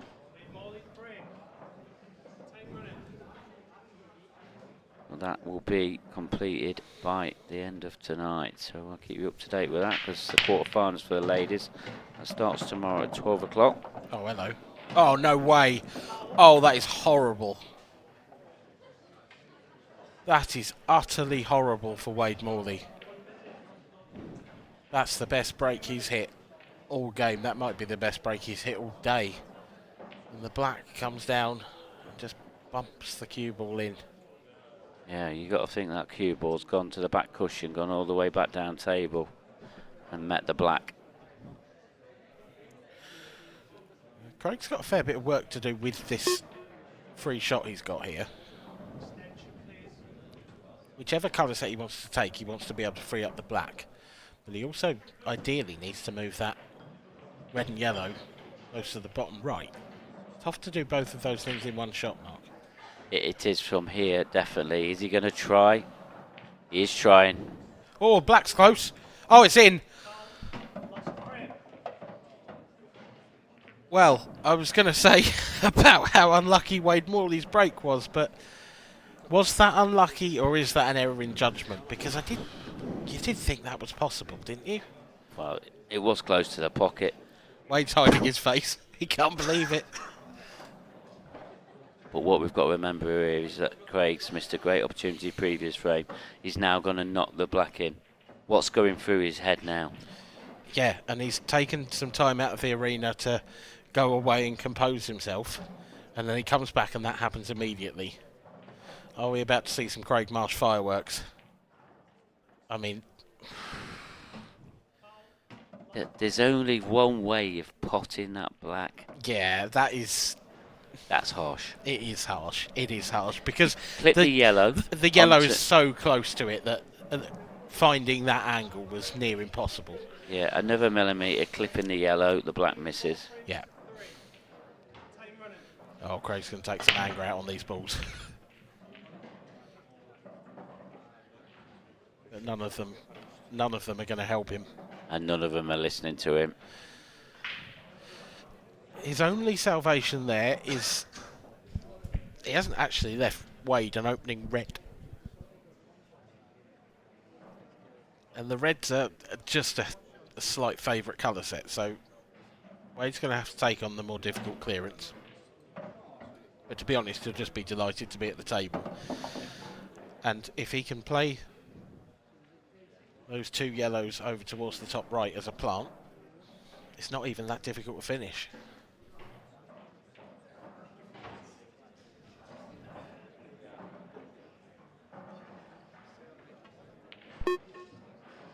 Oh, what has gone off there? It seemed to be a bit of a miscue. And that's enabled, and then missed the yellow. We're seeing it all here in this second semi-final. And Craig, if your head is all over the show, this is now a chance he has to take. And he's into that black again. He's not scared of it. This is poor from Wade, though. And I wonder whether it's just a little bit of a loss of focus from him. He's won that frame against Craig. They've both gone off and had their comfort break. He's then come back, broke dry. Craig's made that foul. You can see Wade hiding his face behind the towel and everything. He's laughing and joking, which, fair enough. But has he just lost a little bit of that focus that he needs in this semi-final? Well, I think both players are losing their focus a little bit. And that's a great recovery there from Craig Marsh. But a recovery shot he didn't need to be playing.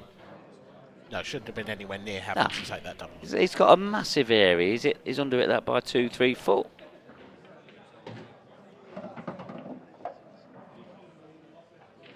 Well, yeah, both players are showing a little bit of carelessness. And 8 frames. We're now into a best of 7, and nonchalantly, Craig Marsh just getting down to these balls with no effort at all. And he's still pretty mad with himself, if you ask me. He's very disappointed. He should be delighted in some ways at this point, because Wade should have won that frame. Yeah, dry break here. Potted that ball, which is a great one. Then he missed that into the centre, which was just like, unforgiving. And Craig clears up. I didn't think he was going to clear up at one point where he went out of position.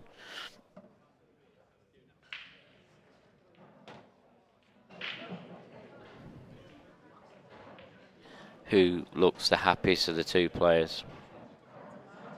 I mean, Looking at that caption, Wade Morley's quite happy with what he's doing. I reckon they'll both be a bit annoyed at this point. Deep down, deep down they are. They're a bit frustrated, but we're going to see a bit of frustration soon or later from Craig Marsh. Well, Wade Morley to break again. A little bit unlucky on his previous break. Seems to be striking the ball very nicely.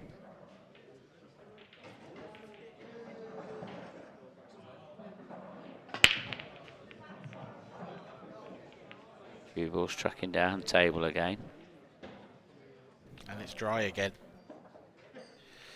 I think Wade's got to change something up on the break, Mark, because he hasn't actually made a ball on a legal break since the very first frame of the match. Yeah, and at this level, we mention it a million times. It's just not good enough. You've got to have your break in your skill shots. You really do. In all your shots. So. Yellows, I mean that yellow on that side cushion looks horrible. It looks like it's locked in there. Yeah, I feel like he's only going to have one chance to get that out, and he's going to take it after this shot. He's going to leave himself low. Oh, I thought that was just going to travel a little bit too far. It's a little bit of a bounce off that cushion, wasn't there? It seemed to be, yeah. Yeah, but this is okay. He's got enough angle here. Travel down into that yellow. Oh, he's underdone that. He's underscrewed it. Has he had a slight reprieve? Because he's actually got an angle here. He's very straight on this yellow to the middle. Can he screw back into the red and yellow? No, I think he's taking one down table. What other shots has he got now to get the yellow and red out? Has he got a gap? He's tried to come off the top cushion. That would have been some shot. What's he got on now? Nothing. Absolutely zero. Zilch, yeah, and you can see the one ball. Yeah. Whichever way you put it. Craig Marsh has got it. Yeah, and you can see his hard yellow, and he gets that out. He probably opens up the frame for Wade here. A big decision now at 4-all.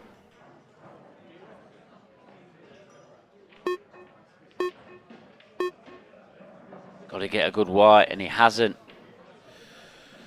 No, he'd have been asking the question of Wade if he could have got that cue ball to the top cushion, because there's actually very few places on the table here that would be safe for Wade to leave it.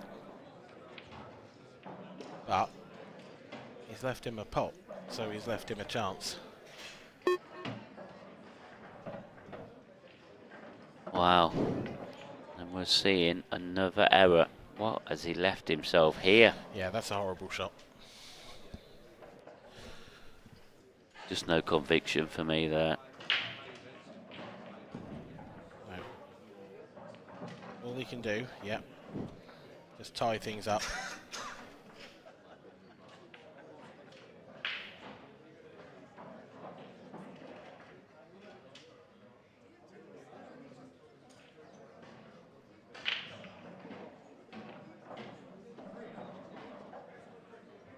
Is running through the mind of Craig Marsh at the moment. What does he have in the locker? He's got a great pot. That's a phenomenal effort. I don't think it's done him any favours.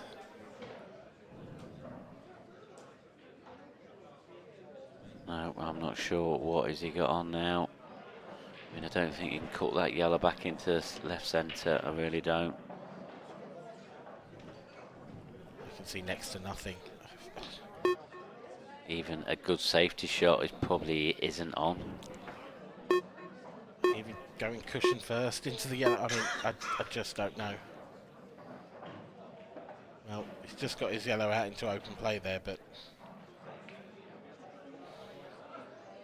does that red left of that yellow that's near the right hand side middle pocket, does that go into the centre? It does.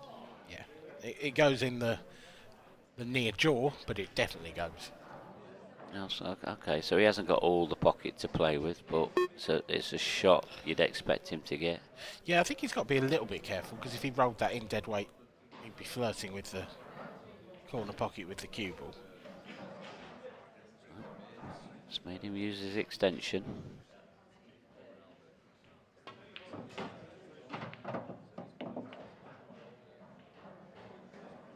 I think that's fine. I think Do you you? can cut that red in. What, is he going to have to take it now then? Quite possibly. Doesn't want to play it with too much pace, because it is one of those where you need to let the pocket do a little bit of the work. That clock though, ticking down. Uses it. Both these players have used their extension now. And this is going to finish awkward. Oh, I thought it was going to, but he's had a nice kiss in the end. Yeah, it's a nice nudge. I'm just wondering now, does he need to nudge into this red and yellow that is tight? Because we're going to find out the way that he plays this shot.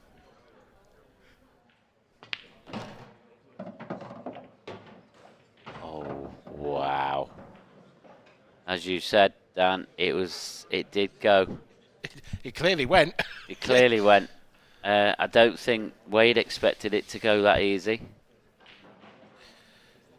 Is he on this? Is he on the thin clip? Oh, look how thin that is, though.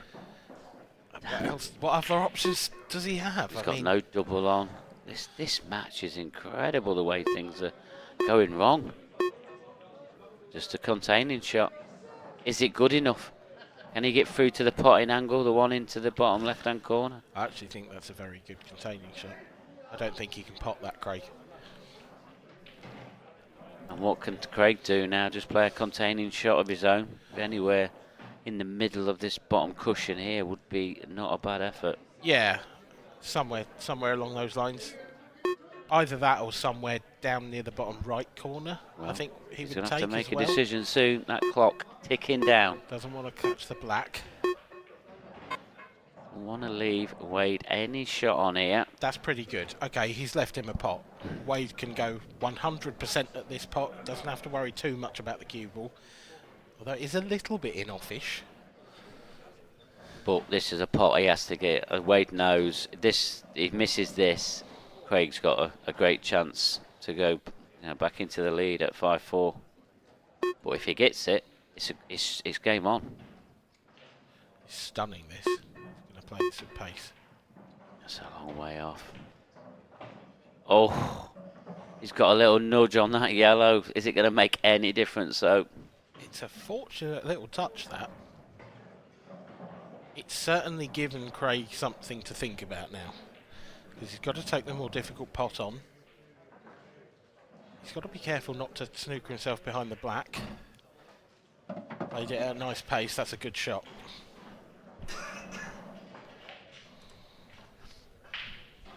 And the tension in the arena is really beginning to bubble up now. Cue ball doing some miles. He's perfect though. I mean, he'd love to come and avenge or two, but it's pretty good. 5-4. 5-4 to the Welshman. Crazy frame, that one. Crazy, crazy frame. I mean, if we're honest, it's a pretty bad frame. Yeah. It's a pretty bad frame of ball, that. Not the kind of exhibition stuff we have been used to being treated to. That there is incredible, that one in the corner. I mean, look at that. Look at it. Ugh. But the thing, it actually went quite comfortably. And had Wade noticed that, he could have taken that with that first shot, like we said. And actually, it's easy to say from the commentary box. Of course it is. But kind of turned out to be a bad option from Wade Morley. Well, it's now Wade Morley's turn he needs to get it out of his head.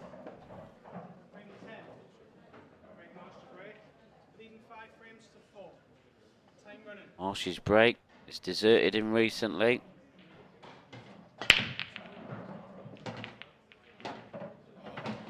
Would you believe it? A re-rack. Unbelievable. And it was a monster. It was a big, big break. We're going to say it now, Dan. I'll let you say it. I'll let you say it. Yeah, it probably is looking like a dry break for this next one. Incredible. I think it's actually in recent times, every time I've said that, it's actually been a pretty good break. Been pretty good, so yeah. Perhaps the thought you were going to say that. The pool gods are kinder lately. Have they? I don't know. Maybe. Okay. Maybe I thought you knew it. on the I thought the way you was talking about them, you knew them. I mean, I am them. You are them. You're the one that calls them down here. Ryan Moss doing some overtime in this frame. Yeah. Must be annoying for a ref, especially when you get it when it happens a couple of times in a row. I was going to say I've seen 3. You've seen? I've never seen 3. I've seen 2 I've seen plenty 3. of times. I've never seen 3. I think it was Clint. It was just absolutely. Eyes down on the 8 ball, everyone. This time it's safe. And the cue ball's safe. And it's a pretty big split. And Craig Marsh will be pleased with that. I mean, first glance, both colour sets have got a problem, but I don't think Reds have necessarily got a problem. It's just the opening pot. I think if he goes Reds, he wants to leave the one that's in balk there to get back down to that last one, but obviously feels like he can't miss his in off. Wow. Where what is the on earth cue has ball? he done there? That's just careless. Very.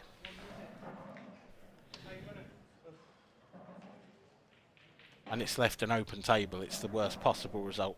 It's as bad as an in off now. I mean, if he's going to play like 2 times across, at least make sure you hit the red thinner. Bizarre. I was actually a bit surprised he didn't come down table first and take the one near the left-hand cushion. He didn't need to be anywhere near that middle pocket. It's just, wow. Just completely judged it completely wrong. Simple as. Wade Morley back to the table. I think he's got to back himself here. Pot that red and then come down table. You know, you've almost got to treat this like you don't have the free shot.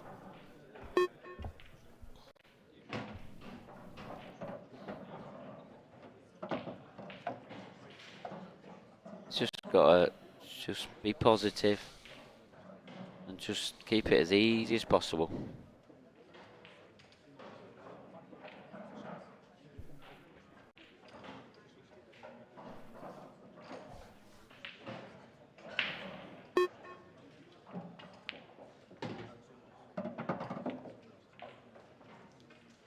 That's a bit straight. I think he'd like to have sort of stunned into the yellow from here. Can't do that. He can run through and take the red to the opposite corner because that will pass that yellow. But this is a bit thin.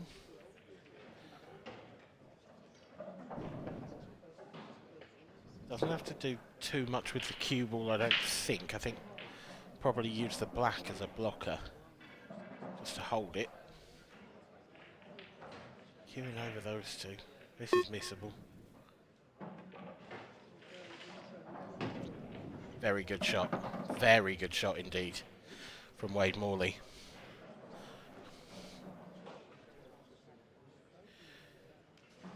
You just feel like they're both scratching around for a bit of form. It's been a long day for both these players. And for one of them, it's only going to get longer. Yeah, it's very, very scrappy indeed. Just based on this match and the previous match, do you make Corey quite a heavy favourite in the final? Because he can go away now and get a bit of R&R, whereas these two, whichever one wins, has got to go straight back on. Yeah, and when you've played such a scrappy match as either of these two, whichever one does make the final, it's going to be very tough for them. It's going to be 5-all. We had a decider in the first semi-final. Are we going the distance again, Mark Pickworth? Well, I mean, the way that this match is going at the moment, it suggests none other than a decider. It really is. But we're now into a best of 5. No one as yet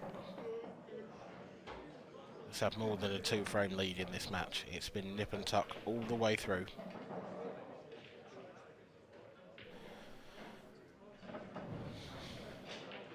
But the standard in this one so far has not been the level that either of these two have played at throughout this tournament.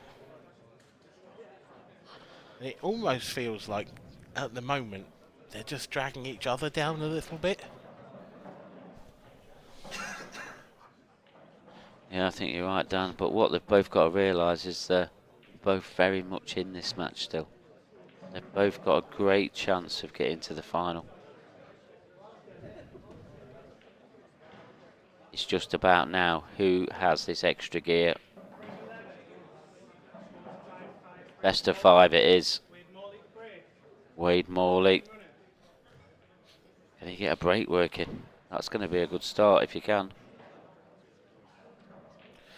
Been a long time since he potted off the break and remained at the table. All the way back to frame 1 of the match. And it's going to be another one that is in off, and these are glorious for Craig. Just when you think someone might be able to take a little bit of control and take the game by the scruff of the neck, they go in off or throw in a wobbler. It's incredible, isn't it? It really is. It's genuinely difficult to tell who's going to win this because there's just no way to know. There's just no form guide for this match right now. But that's a horrible in-off. I mean, he screwed straight in offshore, but look at the split for Craig that he's left.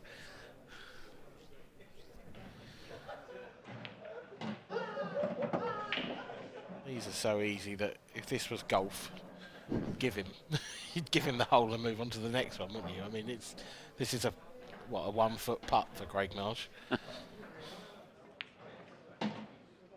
Though I bet he's missed a few of those in his time. Yeah, I'm sure he has. And I mean, the way that this match has gone, is this a formality? Probably not. But you'd expect somebody as Craig class just to really make sure but he's making hard work of this one as well. A little bit, overdone that one a little bit. Gonna have to play with a little bit of side now. It's not a natural angle. But he's perfectly on the black. But again, having to do more stuff with the cue ball than he's actually wanting to do.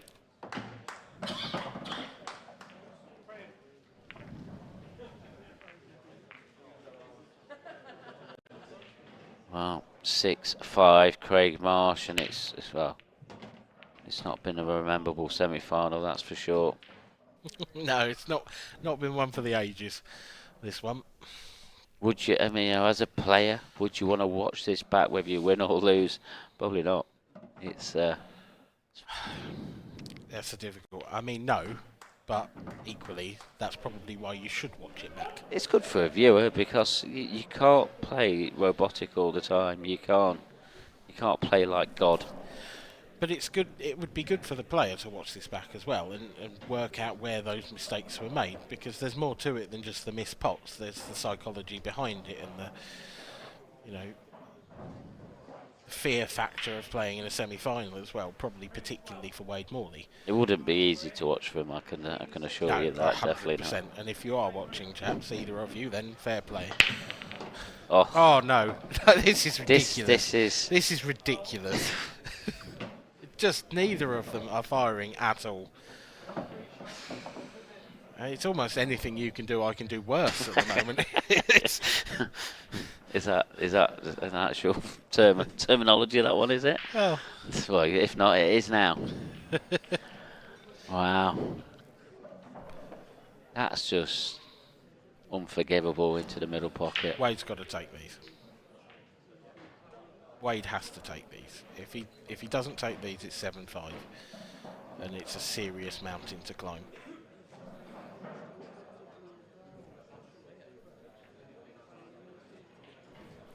I think that at the moment, as commentators, we're looking more for the next thing that's going to go wrong. Yeah, oh, 100%. Great shot there from Wade Morley. Brilliant shot. I think that's, to be fair, as commentators, what we're always looking for. Yeah, you're absolutely right. It's just that we're seeing it more in this match than the other matches. Yes. Yeah.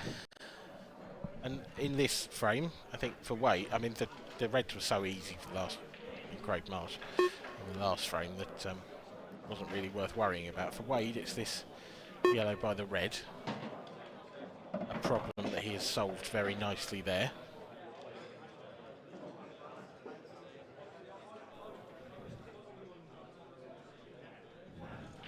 And now, I think if this were me, I'd be going up for that isolated red in the balk end as soon as possible.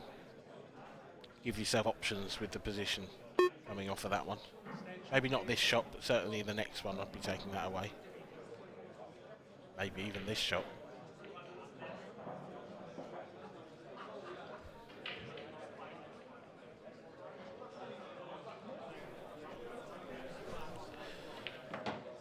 Yeah, there we go.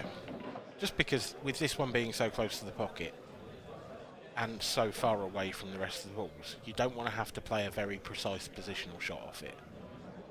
The way he's played that now, he's got those 3 yellows left. He can, to a certain extent, play for an area.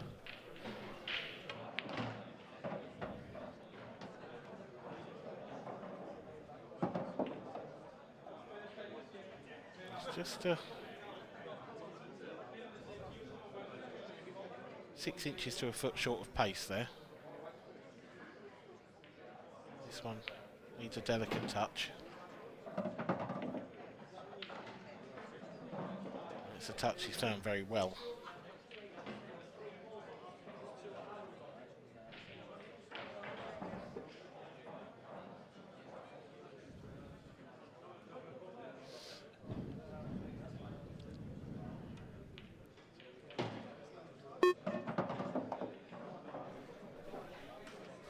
Thought he was going to go too far then, but he's okay. And, he should have a simple enough black here to level this match up once again. Yeah, I'll have to pop this yellow into the left-hand side of the pocket.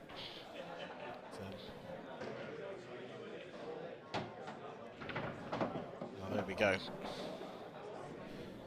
Nicely controlled. Bar some kind of abomination. 6 apiece coming our way.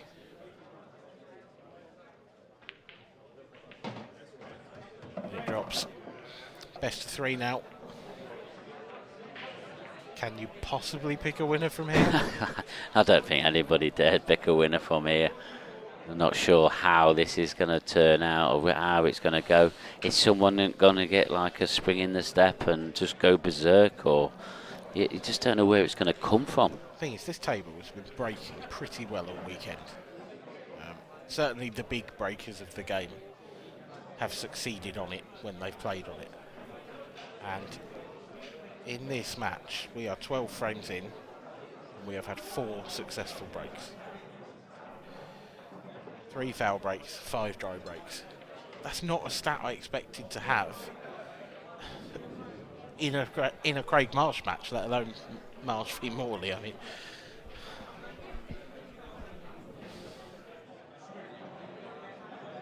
just not quite gone to plan for either player, and it's made for a really enthralling encounter.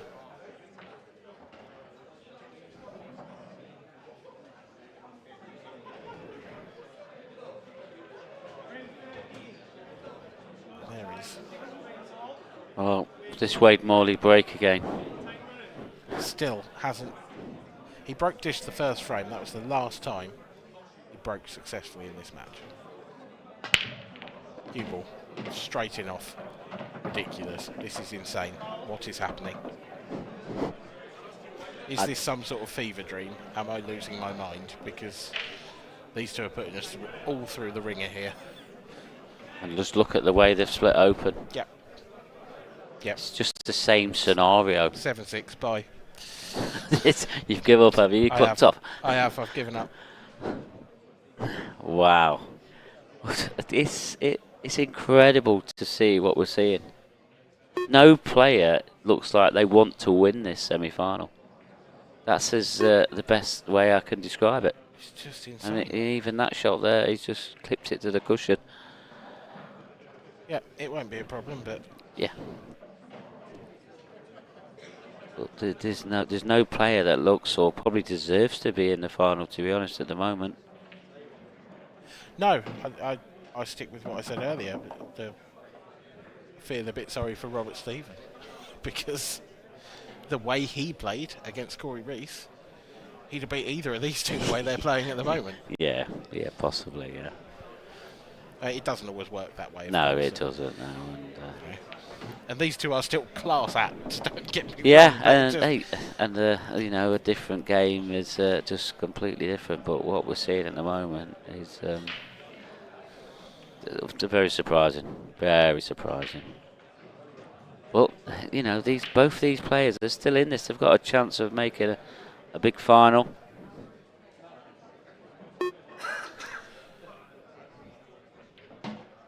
And I'm sure they'll have a little giggle to himself, but what's going off here again? He's just got away with that, I think. I think that red still passes that yellow into that left centre. Yeah, the red still goes left centre quite comfortably. Yeah. I don't know if he's left himself actually nicely on. Is this a plant? Is that all he's got on? No, he can get through. Get round it. Very fortunate.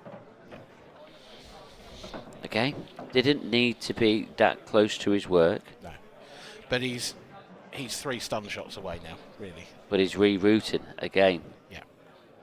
And when you're at this stage of this match, in a semi-final, you need to keep things simple. Well, wow, he was 3 stun shots away, but that's not a stun shot. This is getting more and more difficult. Now he's got to screw off the side cushion and back across. And if he doesn't catch this right, he's not on that last red. He's missed And the he's pot, missed the pot. And he's let Wade Morley back in. And if Craig Marsh's head hadn't gone before now, if Wade Morley takes these out, surely it will. It just makes you wonder if, both of these players, there must be some nerves jangling now. Nerves, fatigue. Yeah, it's been a long day for him as well. Yeah, let's not take that away from him as well. So, Wade Morley, can he get to 7 first?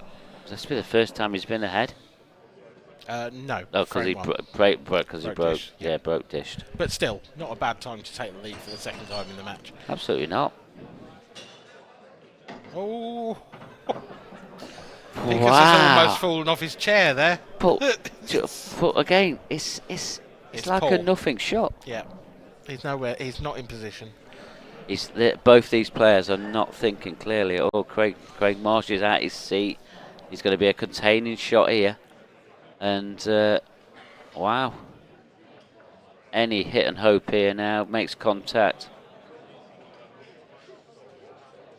This is a difficult one. There's no easy escape. This is just make contact and make Wade finish the frame. I think, does that yellow go to the left middle? I mean, if it does, then he's leaving a chance for Wade, but... I don't think it does. No, I don't. But he's got a shot to note here now if he wants to take it, or he can play a good containing shot. Does it go? Is that a look?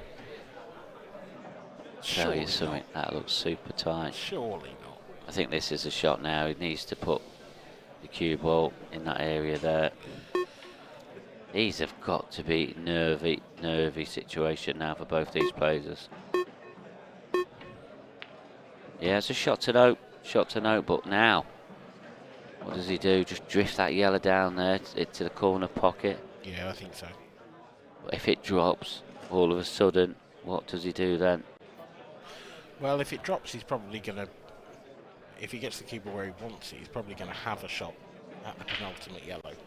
Yeah, just making sure it gets down there. I tell you what, that might drop. Yeah. Well, he's weighted it well. Played it well. Now then, Craig, what can he do here? Well, it doesn't. He can't play the red off the yellow, can he? And pot it. That's No, not possible. I don't think that's on. Can he get enough of it that it actually comes off and doubles? He's tried it. He's not the black in. Twice in one match. Have you ever seen anything like it? It's a ride on the wall here for Wade Morley, because, I mean, when you do put your cue through them, anything can happen. And Craig knew the risks. Yeah, in that shot. Absolutely did. Wade Morley takes the lead for the second time in the match, but what a time to do it. It's Craig Marsh to break next as well. And if his, I mean, I'm going to say... His last two are fouls. Yeah. Sorry, no, his last one was a foul. We've seen 3 fouls in a row off the break, haven't we? 2 from Wade and 1 from Marshy. Yeah. And Marshy's was pretty unforgivable the last time when he went in the middle pocket. I think he'll take some anger out on these balls. Yeah, if the tension wasn't in Marshy's arms before, it is now. And I do wonder if anyone in the crowd was a wicket keeper. Yeah. They might be needed. Although he's breaking towards the cameras, so let's hope the camera... Straight down to it here. Camera operator is... It's a good contact. Has he got a ball? Yes, he has. And he's on that red. He's okay. He hasn't got an opening on the yellows, I don't think. Don't think he can get through. Yeah, and we're going to see a possibility of getting a decider, but can Craig hold himself together here? That's the question. Sometimes Craig in these situations gets to a point where he's potted both here. It's insane. He's showboating. It's insane. He gets to a situation where he's actually so annoyed with himself, he gets good again. Well, I don't know how you do that. But I think the warning signs might be there for Wade Morley from that first shot. I think Craig's going to get down and knock these in and force a decider, and he's going to do it in such a nonchalant way that Wade is going to be a little bit worried. Is that going to make it? Is that going to get over? It's not. Doesn't but need to, does it? Doesn't need to. No.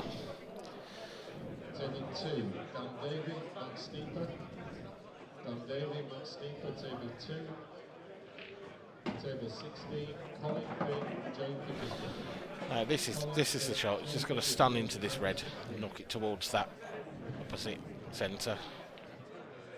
Just like that, and we are going to be seeing a deciding frame. Yep. I think this is what this match has deserved. This black then, a bit awkward, but nonchalant style.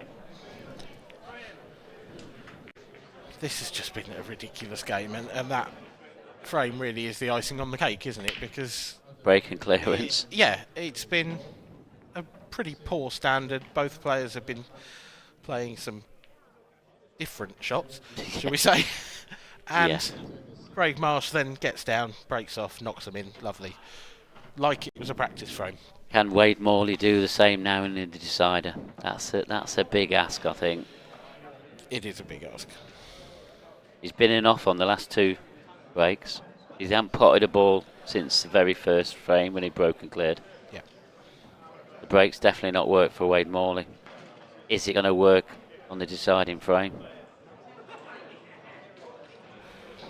There's only one way to find out. And the only way you're going to find out at home is if you stick with us for this final frame.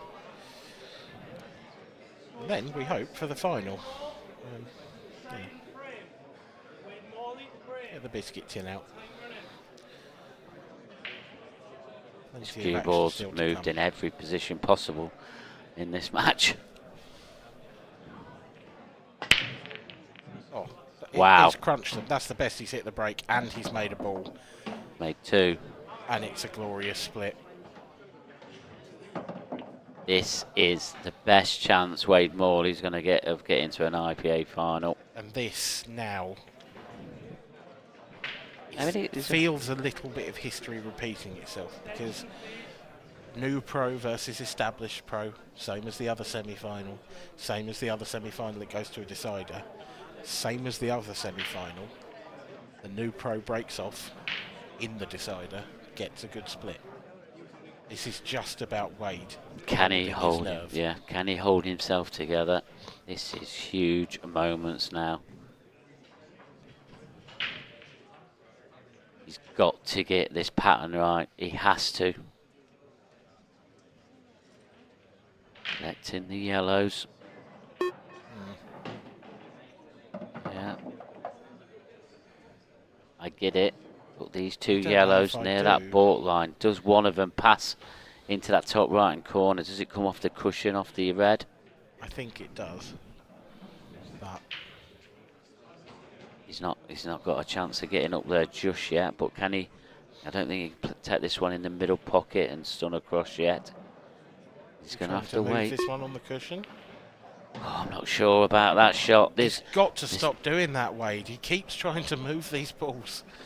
You can't do it at this level. But the thing with that yellow is, as long as you landed nicely on it, it was the perfect ball to get on the black. Yeah. You just get on it nicely. Now he's bridging over the black. Reaching. He's used his extension already. He's going to be under shot clock pressure. These are moments he's probably not used to. Can he keep himself together?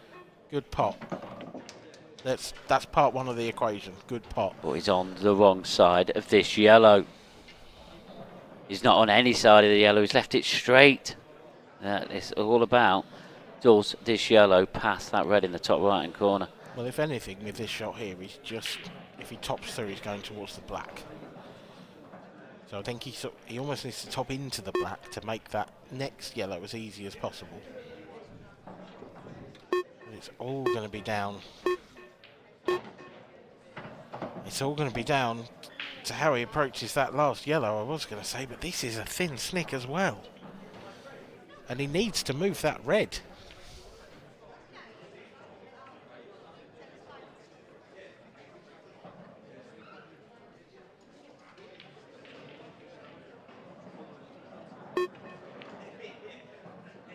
And it's dropped. It's dropped. Wade Morley can breathe again. I don't know how that went in. It looked like he caught the red far too thick. But a little bit of magic from the blade sees him move one pot closer. His first IPA final. Can he land nicely on this yellow now? On the rail. He's left distance. He's given himself every opportunity. As we see that pot again, I still don't quite know how that dropped in.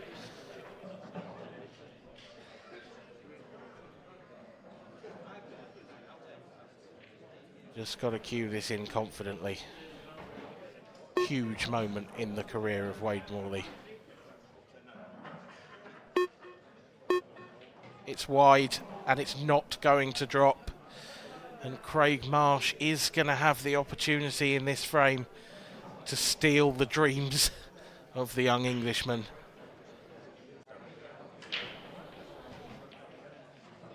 Craig Marsh will have his opportunity to get to the final and give Wade Morley sleepless nights. Certainly one sleepless night, that's for sure. Can Marshy hold his nerve now? That's a very, very nice shot indeed.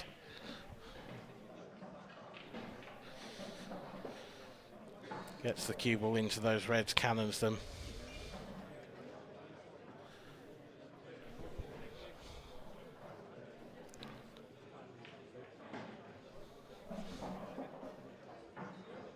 Tension for Wade Morley must have been unbearable. Craig Marsh, of course, is in there, done it. He's seen this all before. But that's not going to help him. That's not going to help him one bit. And now it's Craig who's going to have to take on that horribly awkward shot at some stage of a long one down the rail.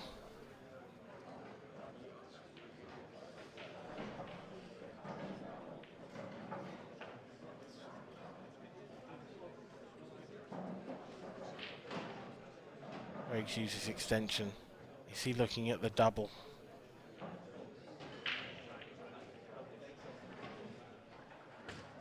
It won't be this shot, it will be the next shot if he fancies it. You can see there's a little air gap there between cushion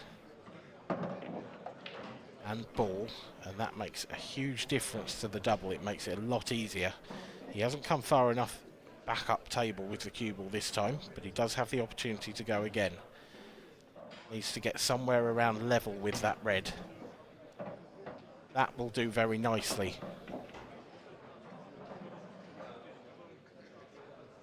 He's just got to focus on the double and then work out the black afterwards. The double's there. The cue balls come round. This is not an easy black. Middle distance. 3/4 ball cut. Tension in the arm. What tension. Superb finish in the end from Craig Marsh at the end of a very tense, very testing encounter for both players. It is the old hand who comes through against the young apprentice. Craig Marsh finds a way to win. Wade Morley will go away and lick his wounds. He will surely be back stronger. This will not be his only IPA semi-final. I don't doubt that.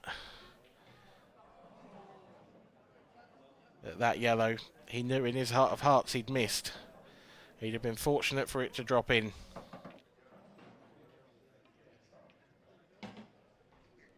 And fortune did not favour the blade on this occasion.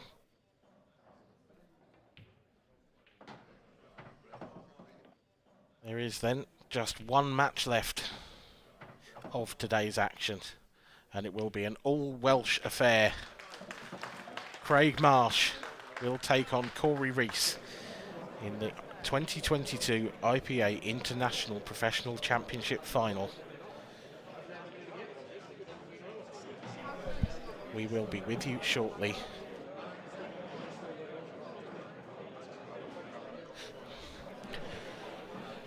The final will be on shortly.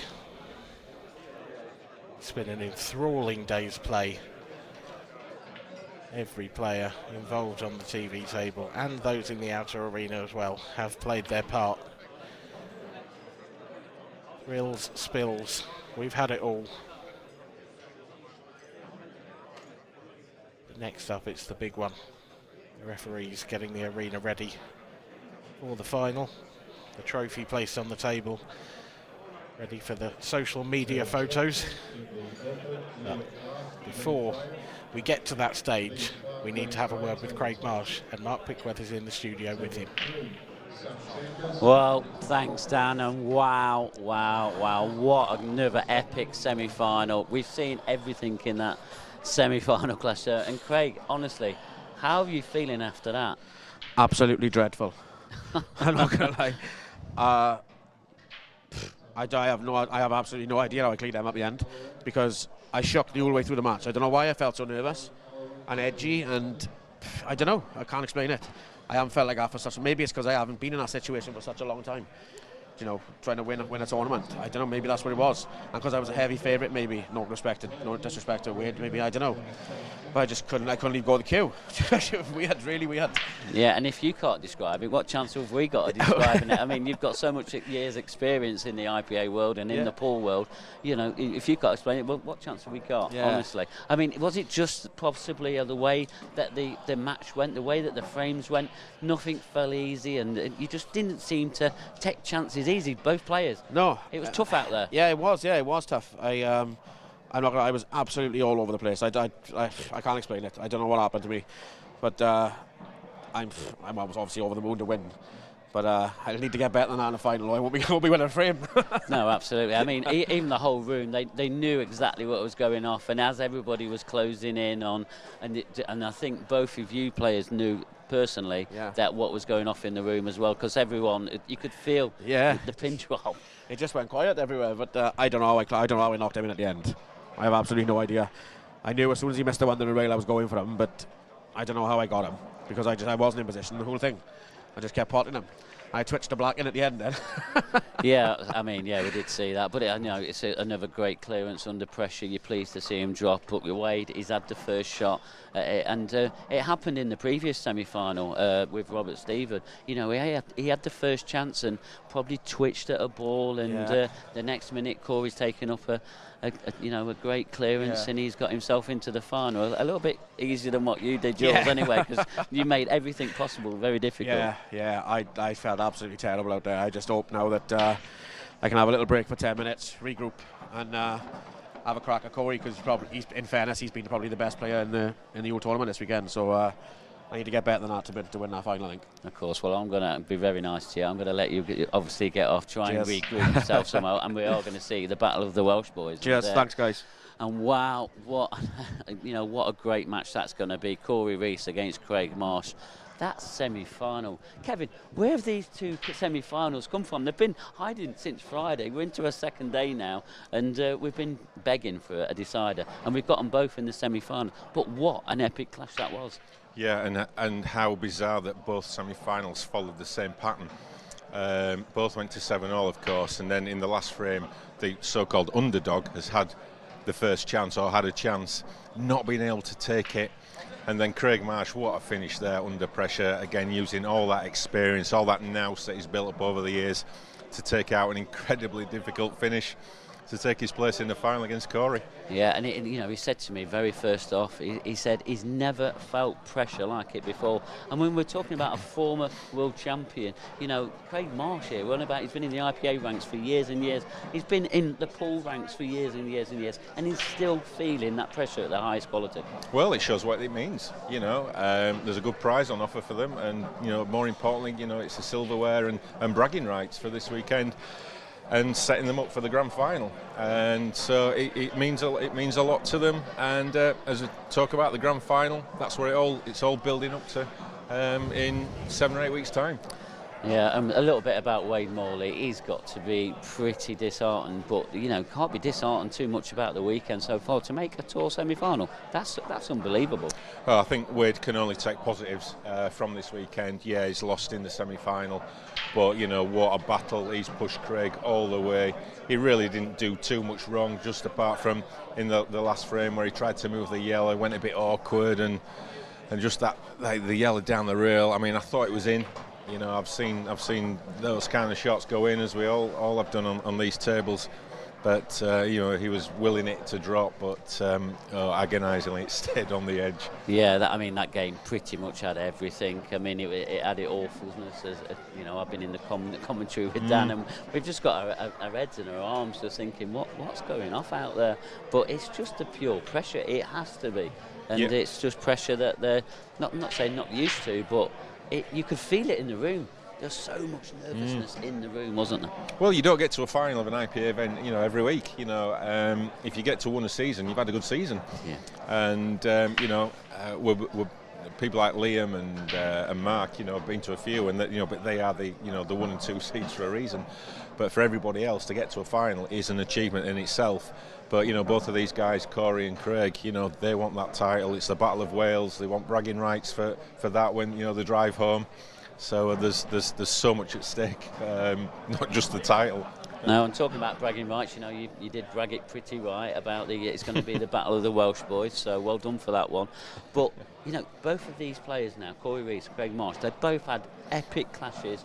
Both come through deciding. How much has that taken out of both of these players, and which one's ready for the final? Well, that's a pretty impossible question to answer, really. I mean, obviously Craig will have the shorter recovery period, but I don't think he's taken a lot out of himself. He'll be still buzzing, that he's got through and pulled out that great finish. But he's been there, done it all. He has won the world title. Corey's had a bit longer to prepare. Sometimes it can work against you, but again, the form that both players are playing, it's probably got the hallmarks of another deciding frame thriller again. Yeah, I mean, both of these players, they've probably played each other thousands of times, and no doubt they're probably going to play each other 1,000 more times. But this means a lot to both of these players. Now, to try and pick that trophy up at the end, even, you know, Greg's come in there, he's never felt like it before, but I think if he picks that trophy up, we're going to see quite a bit of emotion from whichever player wins this title tonight. Yeah, I mean, we saw it from Corey in the semis, you know, the big fist bump, you know, how much that meant to him to get to the final. And Craig as well. Yeah, it's going to mean a lot to both players. You know, it is a big event, and you know, to win one of the big events, you know, the professional event, you know, there's only 5 a year of these events, so to win one is a fantastic achievement and a great addition to their CVs. Yeah, well, what we're going to do now, Kev, we're going to let the players get ready, let the referee get ready. Probably just going to take, it's probably a good time for you guys to get ready at home and just take a breather, because after that semi-final, that's going to take some breathing. Yeah, and we've been doing a bit of fun with the guys, you know, behind the scenes, and you may have seen some of the stuff that we've been doing on social media. We've done a Meet the Pros. There's plenty of stuff on our Facebook page and Twitter. So I think we're going to play one of the Meet the Pros. Well, now. I can't wait, because I need a breather as well, Kevin. So let's do it then. Who am I talking to? You?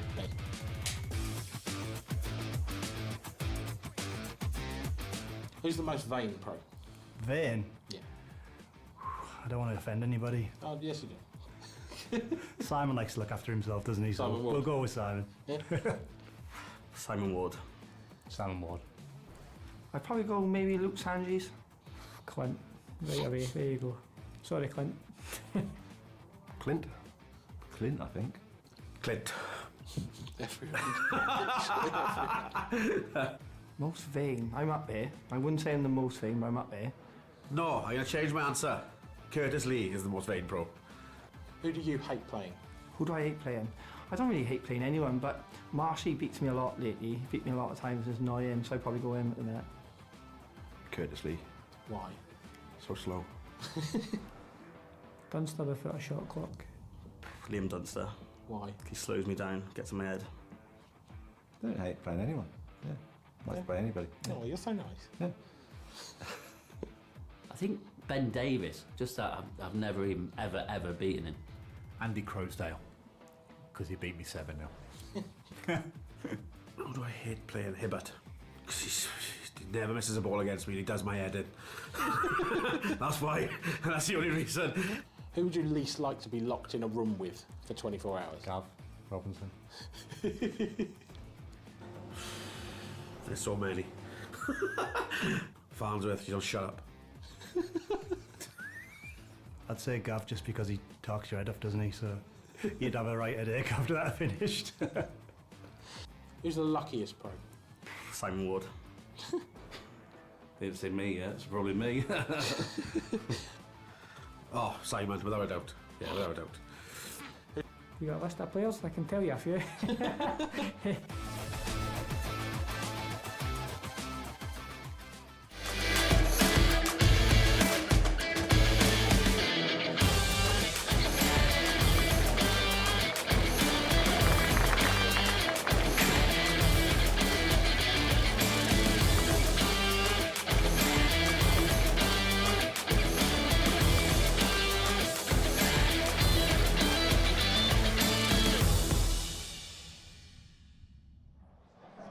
Thanks, guys, and wow, some great videos there. That Meet the Pros, what a great series that is, and there's still plenty more yet to come out, isn't there, Kevin? Yeah, there is. There's a few already out there on social media, and yeah, we've had some great fun doing it, and yeah, we've got a few more, so keep tuned for a couple more episodes of that. Yeah, and you know, that final video there about the tour for 2023. I mean, the tour for 2022 has been very, very exciting. I mean, it still hasn't finished yet, but what's 2023 got in store?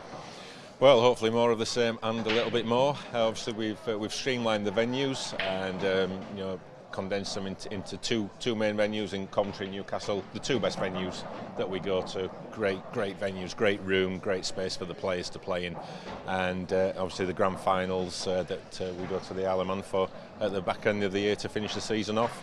and you know, anyone can enter. So if you're out there watching at home and you think you want to challenge yourself against these players and play in that fantastic arena, then you know, get signed up, and you know, we'll see you next year.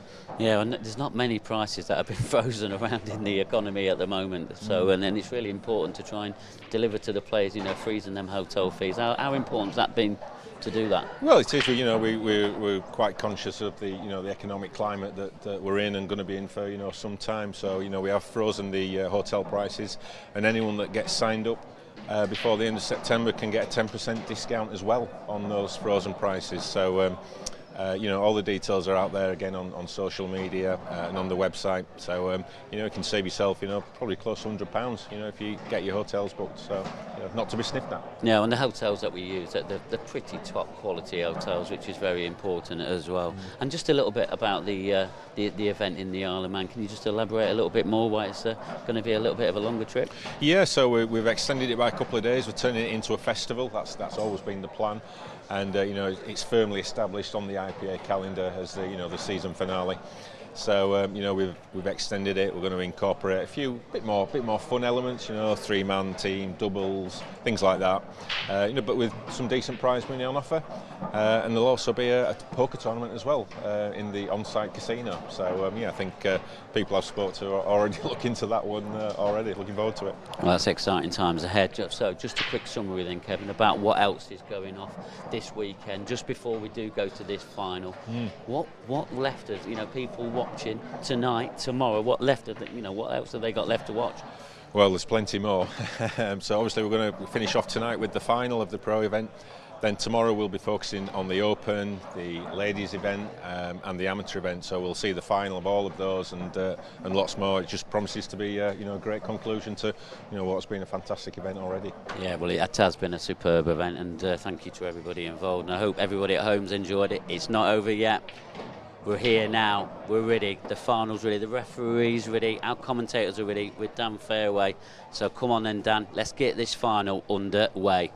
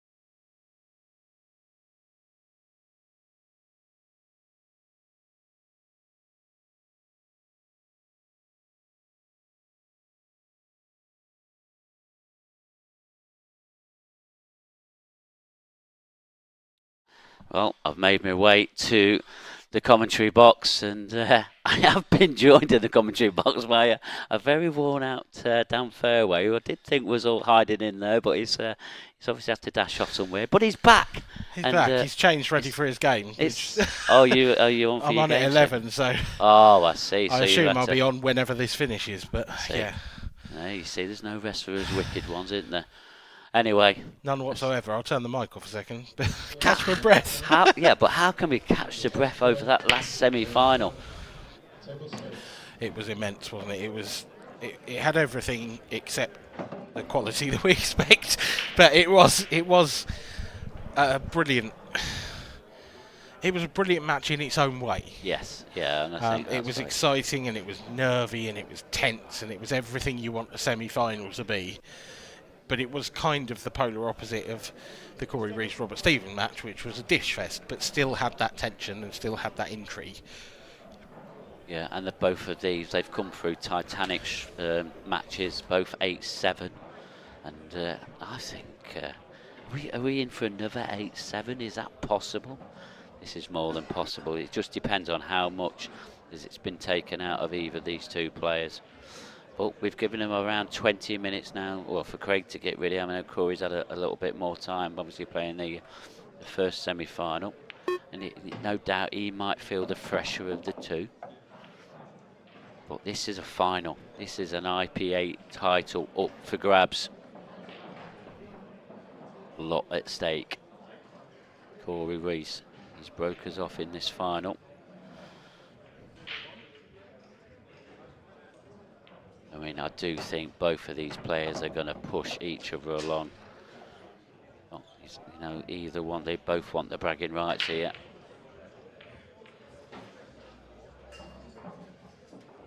Yeah, it's something I mentioned in commentary earlier when I was with Dave Adenall. I think there was a friendly nature to it, but I know that these two have had a little bit of needle on social media in the past.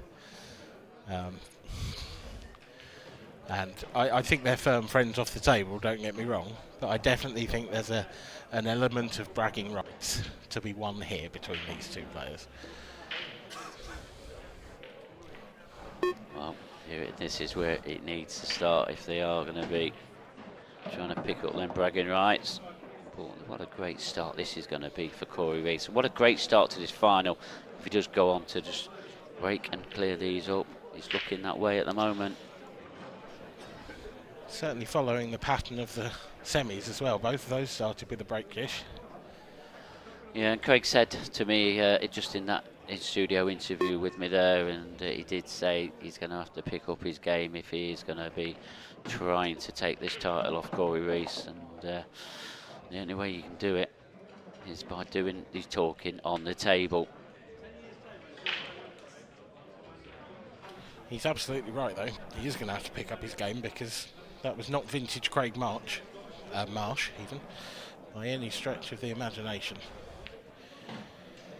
Corey Reese, on the other hand, comes into this possibly of the best form of anyone of the weekend so far. I mean, I know that makes sense because he's made the final, but he was seriously impressive against Rob Stephen. Yes, he was, and he seems to have carried on where he left off. Great start for Corey Reese. Having said that, Craig Marsh was very good against Mark Farnsworth as well, so it's not like he's played badly. You know, he's made the final, he's been excellent. He just fell over the line in the semi, and well, we talk about players, you know, working their way, feeling their way into the weekend. You just wonder, given the performances of these two, did Craig Marsh peak a little bit early to win this tournament? Yeah, interesting point that is. Really, sometimes you have to build yourself up to the tournament. Don't produce your best at the start and just get better and better as you go on. That definitely helps. So, first look at Craig Marsh's break. It was pretty wild in the semi-final, I think I'm going to say. Yeah, ropey. Cue ball's very close, but has stayed out. Several other balls dropping in left, right and centre. It's a dream. This is exactly the reply and the start that Craig Marsh needed. Corey Reese has had the start he wanted, and Craig Marsh get one of his own. Yeah, I just wonder, you know, has his heart rate dropped back to anything like normal? He only finished playing in that semi-final, what, 15 minutes ago. It's going to be just carrying straight on, but as he said, he needs to increase those levels. He needs to find an extra gear to move into. Of course, Craig does have to worry a little bit about the black here. He's going to be leaving it, I imagine, into the left centre, which is fine. It's not a problem really, but you want to be right behind that. You don't want to be cutting that. You want to have the pocket in your eye line when you're taking that shot on. Yeah, you do. So this shot next is probably key. He has to get the right position he needs. I think he'd take straight. He'd be happy enough with that. cannoning into it, trying to give himself a definite outcome. Don't know if I like that. No. Can look now? Can he can pot the yellow quite easily? But can he miss that red ball? I think he can. I think he can miss the red reasonably comfortably. He's going to have to dig down at the cue ball a little bit, but he's going to be leaving some distance, I think. Well, either way, you'd expect him to have a shot at the black. So, and would that, you know, if he did play it in the left centre, oh, where's the red gone? Has he played that for the double? Because if he has, that's a big error. Because that red was always going to go close to there. I wonder if he's changed his mind halfway through the shot. Possibly. He's looking at the treble now, and it is on. It's careless. It's careless. But he's, yeah, and the other thing, the slide you get off that second bounce, he's got to get really close to the red here. Oh, he's made it. What a shot. What a shot, Craig. Wow. Marsh. That is some treble. I know it's only the early stage of this match, but we're in a final. Well, 2 serves each, 2 clearances each. Is this what we're in store for? I hope so, because it could be an absolute battle. Yeah, that was a blockbuster shot from Craig Marsh. Completely unnecessary, but he made it happen. Yeah, and I'm not sure what happened with that shot there, but he's pulled it out here. He has pulled it right out of the bag. Right out of the top drawer, that treble from Craig Marsh. Managed to avoid all the reds and nestle in straight into the centre pocket. I mean, if you want any early settlers, this is it. Both players have just had them. I don't know if I can take any more of this. It's insane. Another break from Corey Reese. Cue ball. Oh dear. He's caught a case of the Marshes, I think. And the Morleys. The Yeah, Marsh and the quite. Morleys. The Marshes are the Morleys. Either way, it's a foul break and it's a great opportunity for Craig Marsh. That sounds a terrible disease. There's no need for that.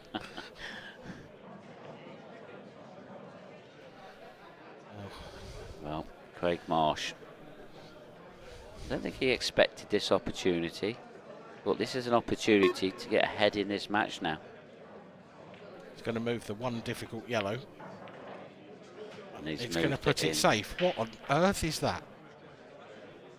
That's incredible again. It's just careless. It really is. I mean, now, does he have to play the plant? Is that all he's got on?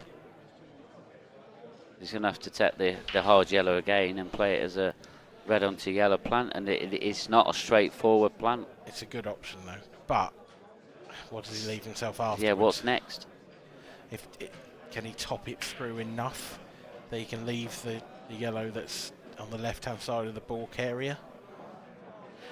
That's really the only next shot I can see, so he can't go for that.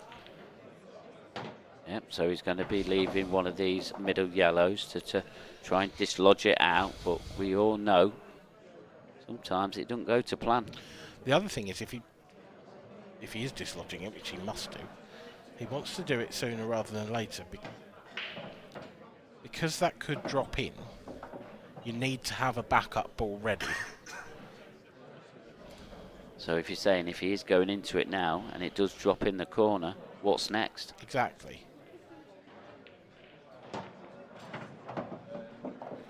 That's just okay. He's played it a bit conservatively. Yeah. But done that for the reason that you just said.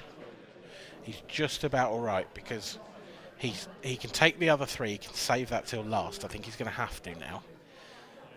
But he will have the ideal ball to get on it. The yellow in the centre of the table into the top middle from this camera angle. He will have an ideal angle to drop on that yellow on the rail. It's not the end of the world, but he's certainly not making this game look as easy as he can make it. A sharp intake of breath there from my co-commentator as he's worried he's overhit that, but I think he's... yeah, it looks like he's got a bit more of an angle on the camera angle we had. Judged it okay. Another one he needs to judge okay is this one. Yeah, what you do, I mean, if I'm playing this, I'm coming across the table and taking the black to the opposite centre. That's a brilliant shot, actually. Clean as a whistle. Yeah, that's very good.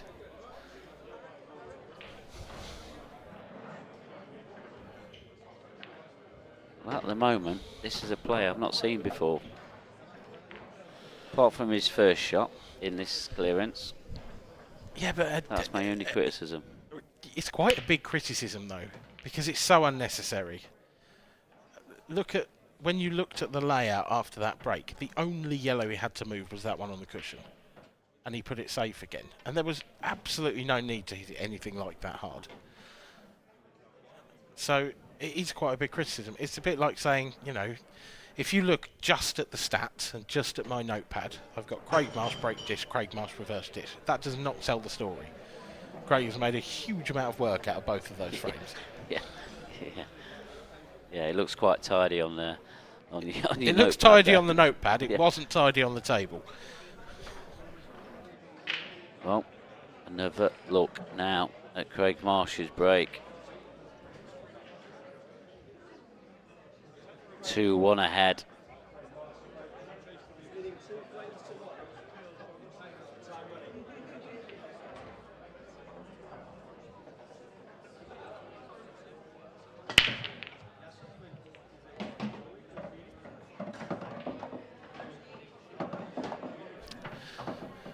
That's a better one from Marshy, but it's not necessarily the desired outcome. This is a tough-looking finish. Yeah, it is, and whichever colour set he takes, he's got a lot of difficulties, to be honest.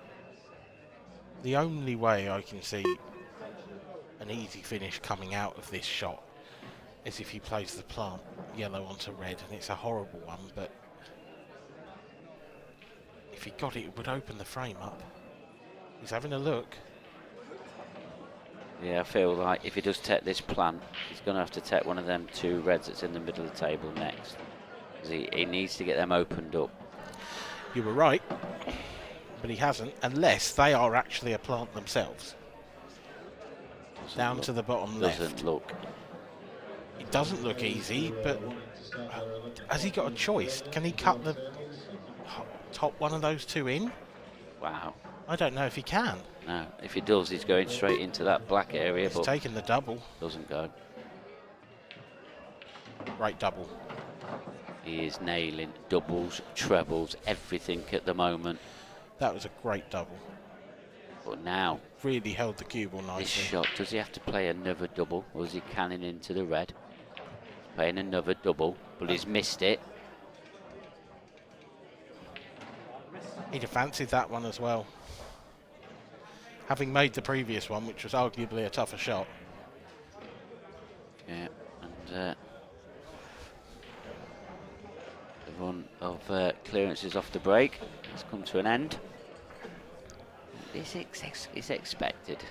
We're not going to expect these guys to keep dishing up off the breaks. I wonder whether Corey was watching the end of the previous match.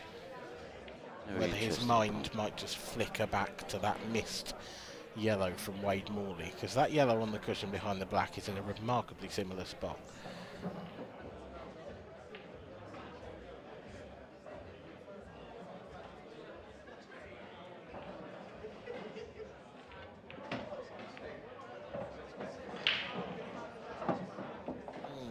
That's a bit harsh.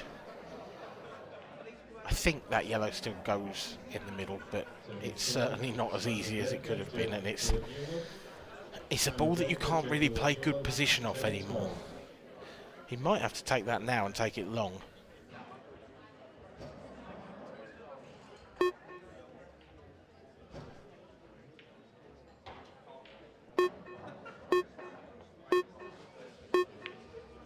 Wide. Yeah, this is it's a bit of a peculiar shot there, and I didn't expect him to miss that one. Just a bit straight, he just hit it a bit too full, didn't he? Yeah. But Craig now has got problems of his own because Corey has got that pocket. Has left Craig an opportunity to move that red. Oh. Has he got a kick? I don't think so. He's just a poor miss. You never know with Craig, No, because he has the same reaction to a kick or a bad shot.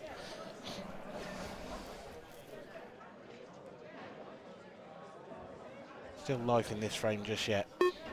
Is Corey going to go into the black from here, into that cluster? Loads aside. He's tried it. It's worked out. Well, it's not much better than it was, to be honest.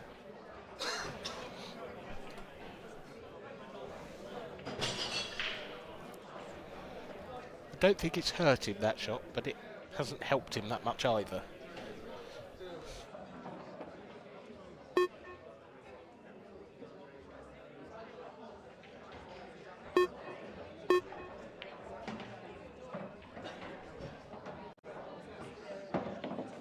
And I don't think the side that he played that one with has bit in quite the way that he wanted to, because he wanted to be high on this yellow. And he's low. I don't see how he gets down table nicely for anything else from here. Lots of cue power required, I think. Okay, just gonna drop on this one.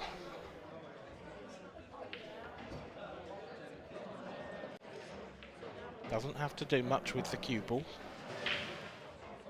Just roll this in gently. Let the pocket do the work.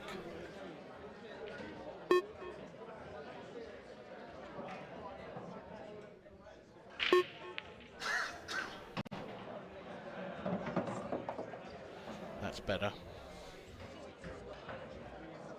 Yeah, there's a second opportunity here for Corey in this frame. He's got to play into the black here with the cue ball, hasn't he? And that's the only thing that's a bit of a worry.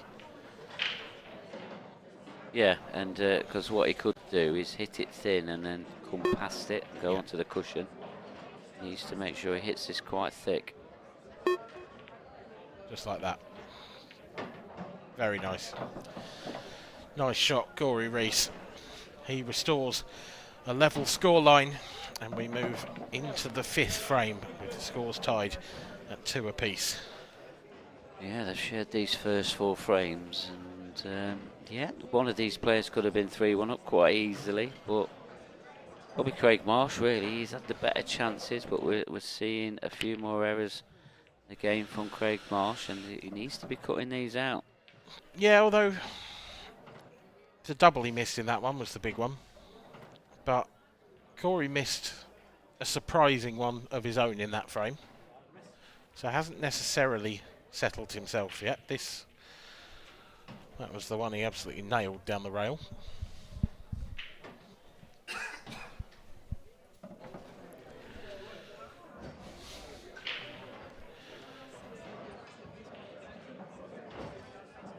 Two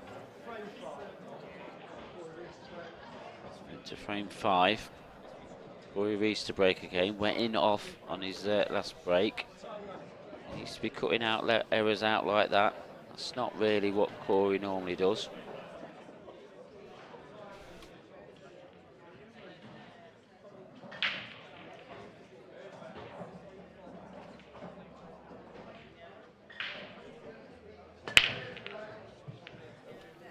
Cue ball again, cue ball again. Oh, that yellow has come to the rescue.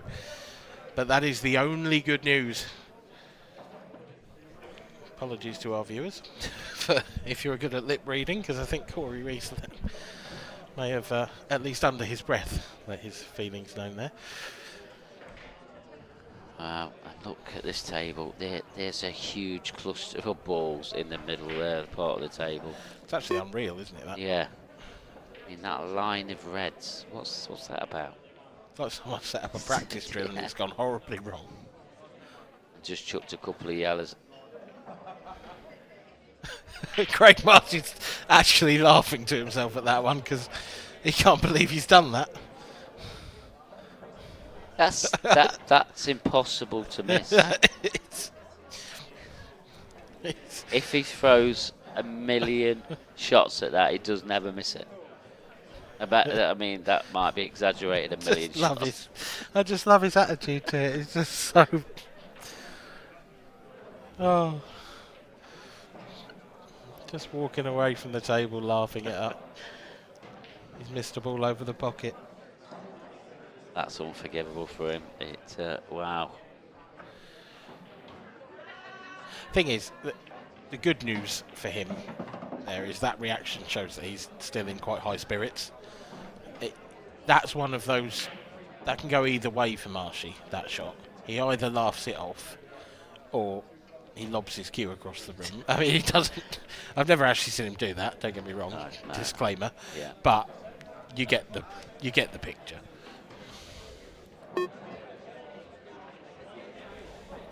So now it's down to whether Corey, he can really punish Craig here and really make him feel it.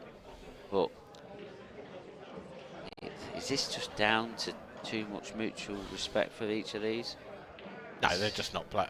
This is Craig has carried on where he left off, and he's dragged Corey into the quagmire a little bit.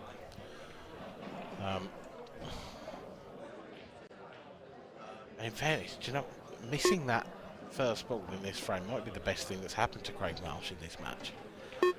I think that laughter has just relaxed him maybe a little bit. And now he can just about get on with the job. But here's the thing. He only left Corey the reds. The yellows are the better balls here.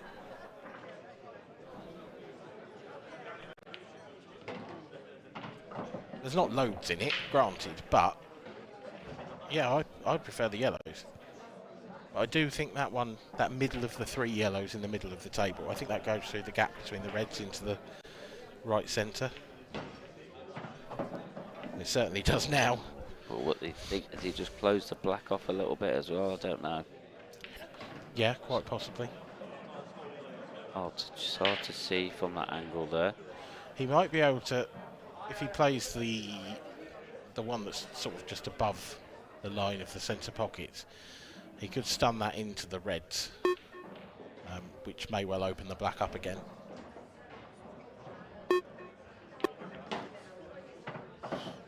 Yeah, and he's playing a few little cannon stun shots, and he's getting them right now, which he wasn't earlier.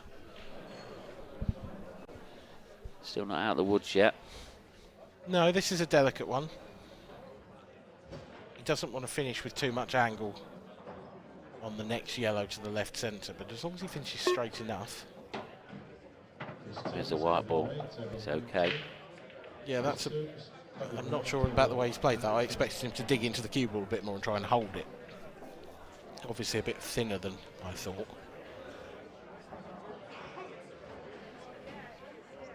Just trying to drop it in, and it's gone wrong. That was never happening. He was never holding for that. It was far too thin. Touching ball, that might be a bit of a bonus for him. It's a bit of a bonus, but to be honest, there's surely no advantage here in doing anything other than coming off a cushion and trying to pot this. Because Corey just wiped the floor with him, won't he? And tactically, I mean... Tactically, yeah, he's not going to see the yellow again, etc. So he's going to try and push a red safe, I guess. But has he got the white ball safe? I don't think so. Has he left him on it? Does that one go to the top left-hand corner? It looks like it from the overhead. Tight past the black, isn't it? Yeah, I think it is. Tight past the black. But if not, it's the easiest snooker in the world, isn't it? It goes. Poor shot from Craig Marsh. Yeah, I just don't see the advantage in not trying to pot that yellow. With Corey having so many reds left on the table, even if Craig had played a good containing shot there, he was going to come back to the table in a total snooker. So he was always going to have to go up and down and hit it anyway. So why not just do it when you're at the table already?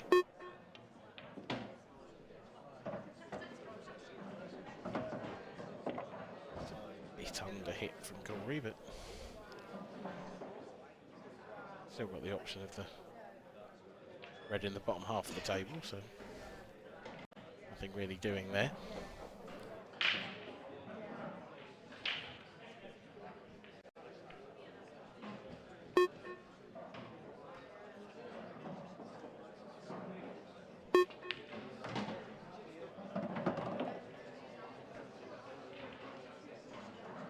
You can't see a problem now here for Corey.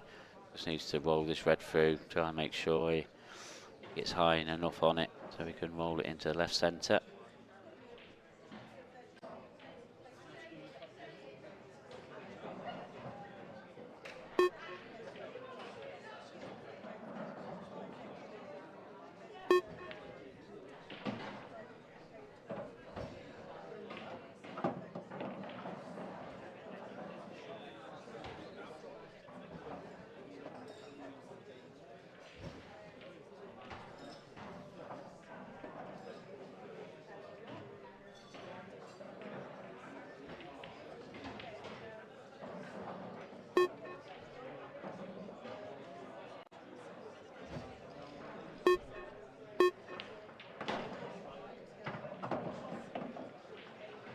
Doing a little bit of work here with the cue ball, but this is just now a straight little stun shot. He should be 3-2 ahead. Yep, I fully expect to be chalking that one up on my scorecard.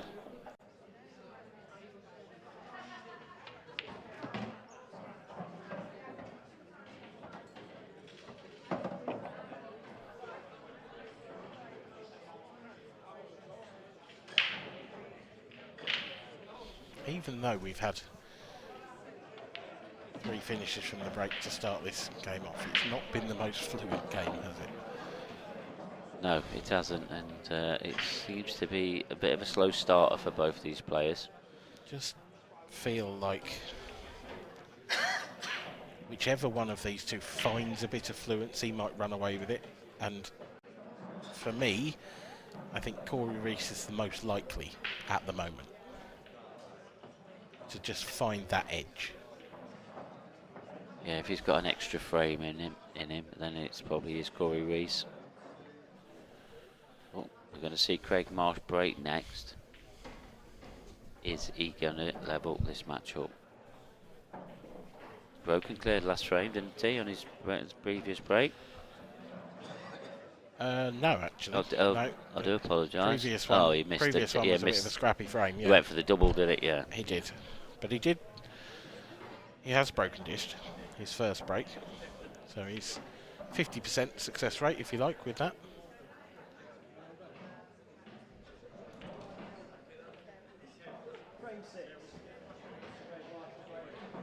Well, have a look then. Craig Marsh.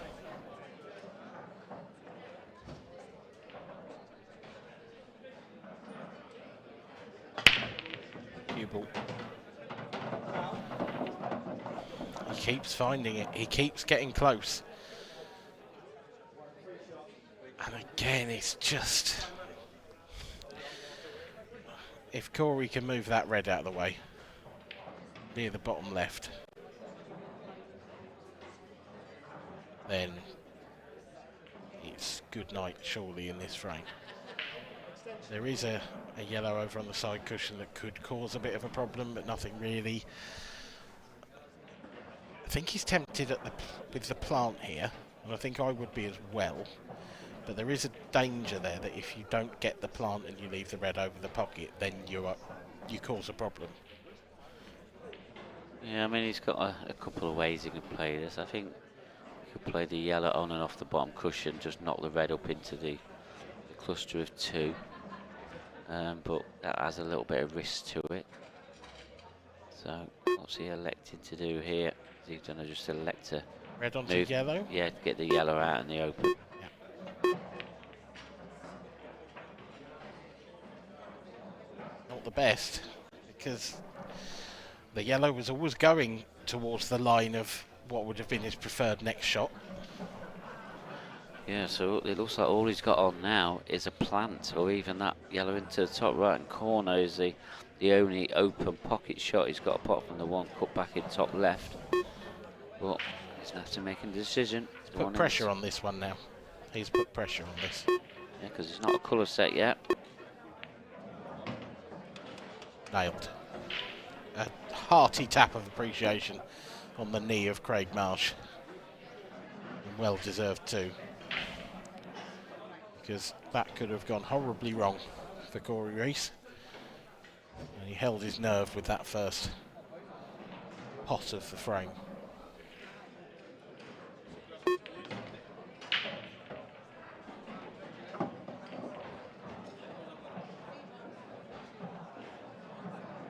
little bit of good news as well. The yellow, he's just pointed his cue out there.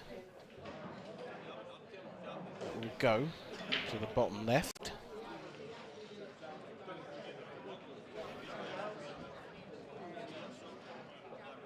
So it doesn't really have anything to do now in terms of manoeuvring the cue ball.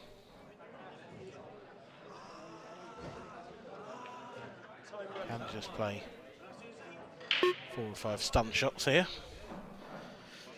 Yeah, and then he's going to have a chance of opening up a 2-frame lead.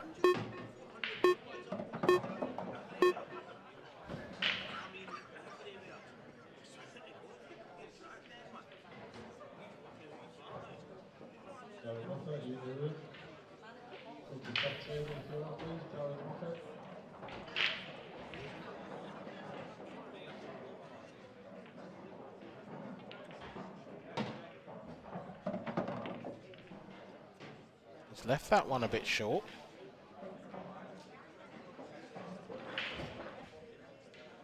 Can't get any closer to his final yellow now. Can only really drop this in, stay at the same distance.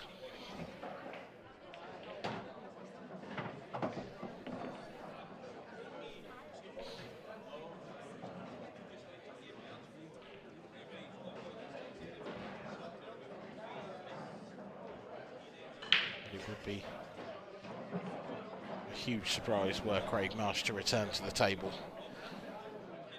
before the end of this frame.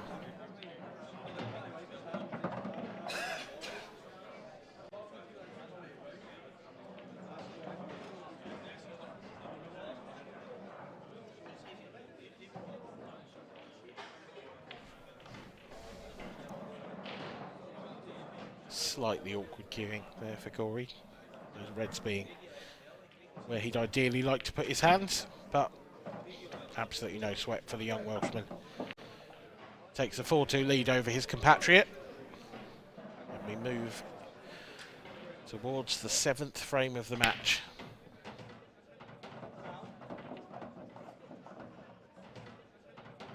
That's one foul break each on the report cards of these two.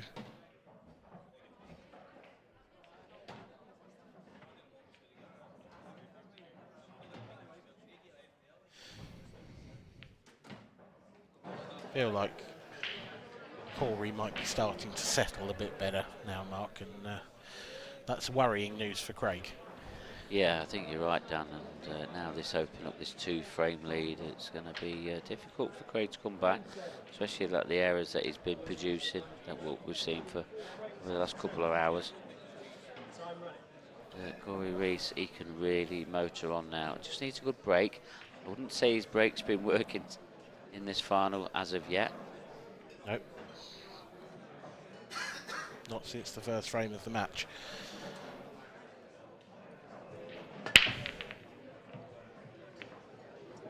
This is better.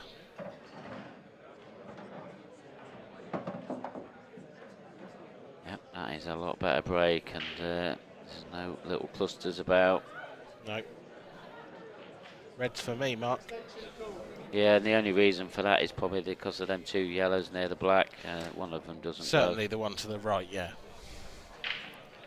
Yeah, were it not for that, it would be a toss-up, but I think that will just force Corey's decision. He's got an easy opener on either set, so just as he sees them. It's sometimes nice to have that, isn't it, when you've got this kind of open table, to have that one awkward ball that forces you the other way, because then you cement your decision early, especially with the shot clock, of course. So rather than spending 10-20 seconds working out what colour set you want, you just spend 2 seconds working out your colour set and then the next 10-20 working out your pattern. That's right, yeah.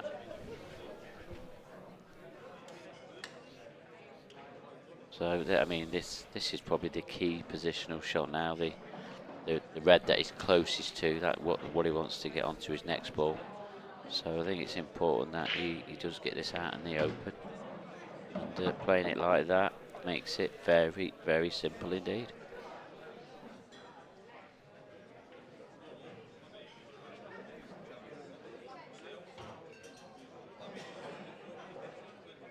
What Greg Marsh can do at the moment is watch and hope. He's got to be fearing the worst here.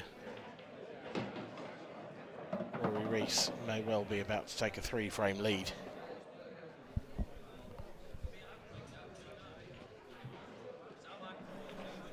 Yeah, and that will be worrying times then for Greg Marsh. That's going to take some coming back into this match.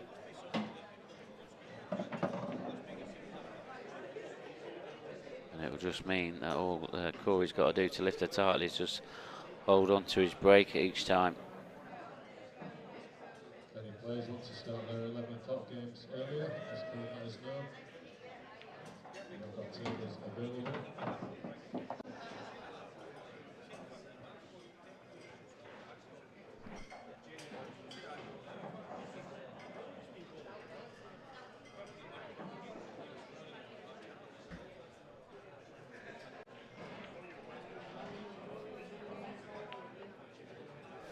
So dot to dot now, and it's been a very easy clearance here for Corey.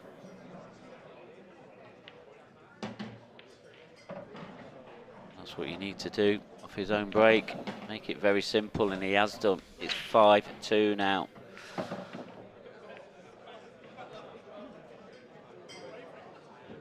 This is Craig Marsh's first final since the Isle of Man at the back end of last season.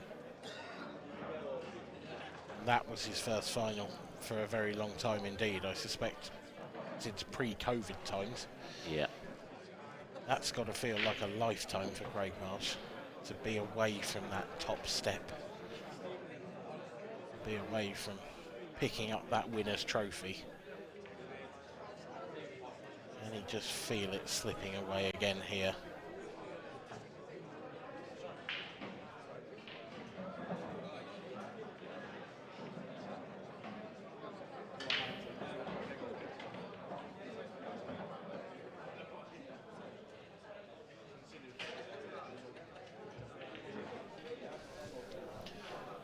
It's going to require a monumental effort from Craig to overturn. Yeah, and also he'll be relying on a bit of fortune as well. Yeah. But it all starts here.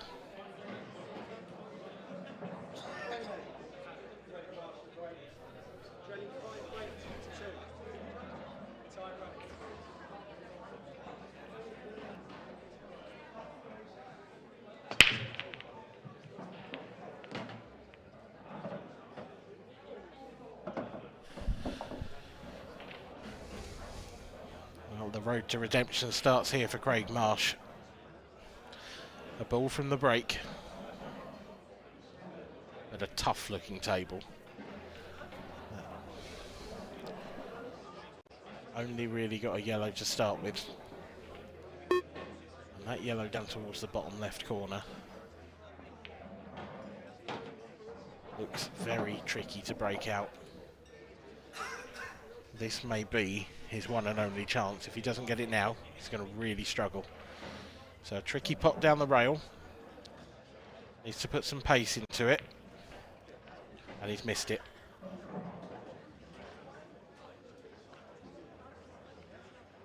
Second prize, he's covered the pocket.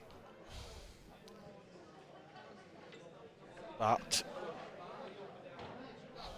he rubs his face, he rubs his eyes. Craig Marsh is not in a good place right now.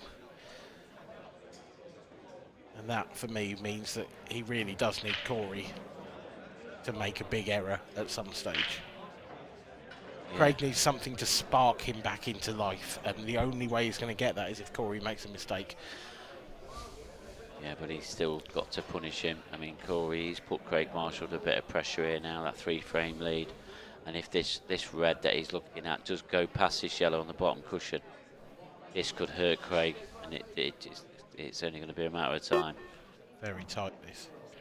I just think it goes. Oh, it does. You bet it does. And those two in the middle of the table that he's landed right on, well, it's a big pocket, that bottom left. Yeah, it's, okay. It doesn't need to get particularly nicely on that, just needs to get, you know, there or thereabouts. It's hard to look past 6-2 from here, Mark. Yeah, and I mean, Corey, even though he didn't have a great positive start, he now looks like to be motoring on now to another level. And he knows there is a chance now here of taking this title. And it's just about holding himself together and taking the chances he gets. He wanted to come a little bit further than that. He wanted to be a bit straighter on this next red, because then he could have just stunned it in. Now the cue ball's running past the other red. Doesn't want to flick it because he might end up on nothing. Taking the outside one, is he? Yeah, I think that's the only one that goes, but he's missed that by some margin. That was not even close. No, really, that had to be cushioned first for me, rather than... And actually, he's ended up hitting the yellow three-quarter ball, really. Is that the moment that Craig Marsh needed? Yeah, I think if you're looking at something that needs to ignite Craig Marsh, this is the opportunity he needs to take. And he's had a nice little nudge there. Little things like that, they can really help motor on a player. But he has to take this finish out, otherwise it'll just be a distant memory. Is he on this one over the pocket now? He is. That's great news. That makes the pattern a lot more natural. Yep, so he's going to clear the bottom half of the table, then head up top table. Clear his last two yellows and the remaining black, and he's going to be within 2 then. Will be Corey Reese to break next though. He broke pretty well last time, got a break and clearance. But how will that miss now affect Corey Reese? I mean, if he does go on to break and clear, it won't affect him too much. Yeah, that's what it's all about, isn't it? And that's what it's always about. It's about the response. It's about the response, and it's about getting that little bit of luck you need off the break as well. So for Corey, that next break becomes that much more vital. Yeah, well, we're looking for something that's going to ignite Craig, and this is an opportunity that he's taken, that it was gifted to him, and he's taking it with both hands. He's 5-3 now. And you know what? In a drop of a hat here, this could be 5-all. If obviously Corey dry breaks, break clears, then clears off his own break, all of a sudden it's 5-5. It'd be amazing how this match turns around if that is the outcome. Still a long way to go to get that. Well, that miss there, that was... I didn't expect him to miss that. No, but that wasn't the worst one of the frame, because that is coming up now. That was the one. That was the moment. I almost feel like that was championship ball for Corey Reese. If he got that one, yeah, Marshy wasn't coming back from 4 down. But now, has he given Craig Marsh a new lease of life? He'll certainly be sitting in his chair a lot happier than he was. He might even be happier than Corey Reese at the moment. But a lot will depend on this next stroke of the cue ball. Absolutely.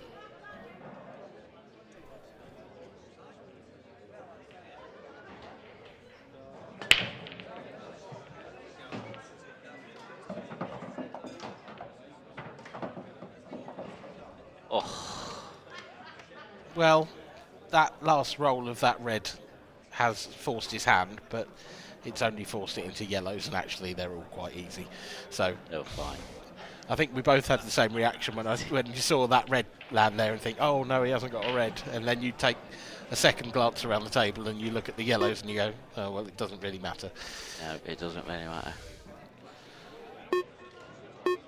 The only one that's even semi-difficult is the one furthest over to the right-hand side. I think he might have a go at moving that now. He can cut the one into the right centre, nudge the cue ball into that, bring it off the cushion. He's bound to have another shot, whatever happens. He's not going to do that, but I think he might do now. No, just going to leave it. And to be fair, I've said that a lot. If you don't need to move balls, then don't move them. So.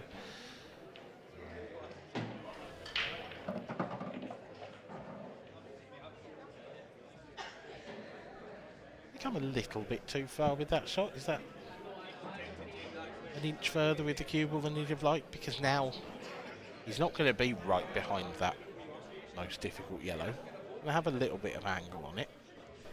Yeah, he's going away from his work a little bit. I mean, he might be able to hold it enough, but it's okay, but it's more difficult than he wanted it. It is, yeah. It's just that. And these shots, they can be a bit twitchy at times, and it's not a formality. No, if any doubts are creeping in, then now is when they might. Corey's taking his extension. He's going to use every second available to him to psych himself up for this shot. He knows this is frame ball. And at potentially 6-3 up, this could be the whole tournament.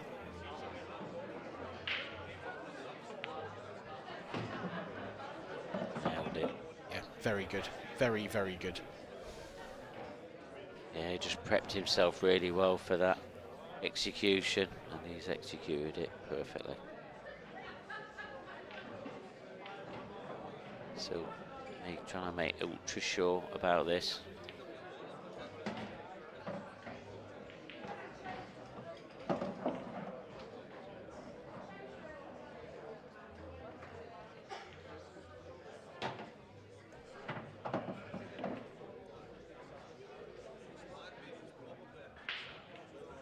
Very good indeed from Corey Reese. He re-establishes that free frame lead. He moves 2 away from another IPA title. In this battle between 2 of the Welsh titans of the game, it is Corey Reese that currently looks like he is well on top.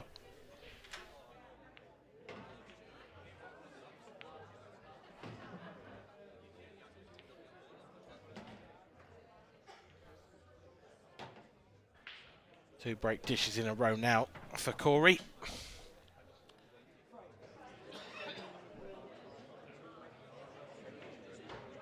Sandwiched in between that slightly scrappy frame from the pair that Craig Marsh ended up taking. Yeah, looked very relaxed there, Corey, sat in his seat. As well he might. Yeah, and you know, fair play to him. He deserves to be relaxed in that seat. 6-3 ahead. He's earned it. Cue ball kicked towards and then kicked back away. Took a little bit off that break. First glance. Worked beautifully. I mean, yeah, at first glance, take your pick. Probably reds. There's 2 over on the left-hand side. The yellow's a little bit awkward.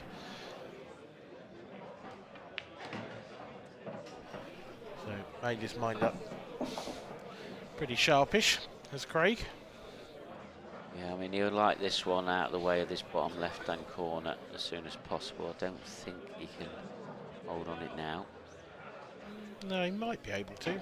He's going to nudge the yellow. That's not. Has that gone far enough, that yellow? Well, has he blocked it even some more now? Blocked a bit more of the angle. I think it's still quite comfortable to get on it, but I don't think he's on it now. No. So, just reprogramming the sat-nav. He's on it now. Yeah, this is better. This is okay. Just needs to be a bit careful with this one. And when he's coming back across, doesn't want to be kissing into black. It probably won't be the end of the world, but he needs to make sure he misses it. He has done. Yeah, that's nice.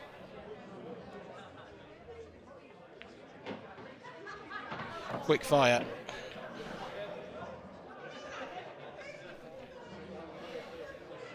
Well, Craig Marsh is still asking questions of Corey Reese. And what a way to do it with a breaking clearance. Yeah, a rapid break dish keeps Craig Marsh in touch. Keeps the nerves jangling for Corey Reese. I think at 7-3, Corey might have allowed himself just to relax a touch. At 6-4, you're only one dry break and one break dish again away from parity.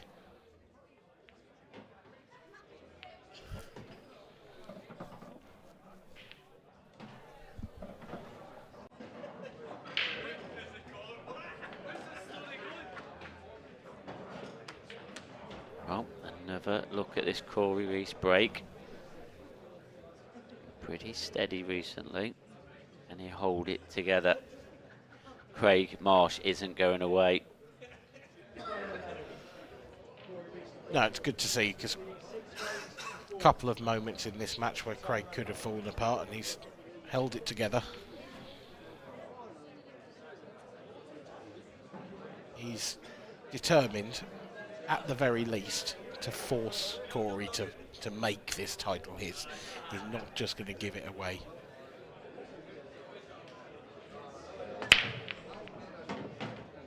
Oh, this is a great break. Oh. Incredible.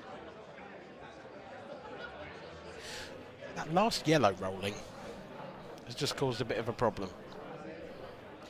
Because if the red that's closest to the black and the red to the right of the black pass that yellow into the bottom right, then he can pretty much just take them out. But that Give him yellow something being to in think the way, about. it really has, yeah, because that red next to the black now actually doesn't have a pocket at the moment. So he needs to do some kind of work. He can either open it up into the middle by potting this one, sure. Corey will be looking at this as an opportunity to get to 7. He will. He needs to. He's just come far enough there, I think, because he needs to take that red next to the black with his next shot after this one. And you don't want to come too far up the table. Obviously, he needs to have an angle to go up the table, not down. Yeah, got to finish a little bit low on this. Just about how he can hold this. Just got to drop it in. Yeah, that's good. That's the one. He has left this pot a little bit harder than he wanted, but he didn't really have a choice. It's more important to get the right angle than it was an easier pot. Absolutely. But again, this is similar to the last one in that I think this is quite drifty and dead weight. You don't want to be punching that into the middle from that angle.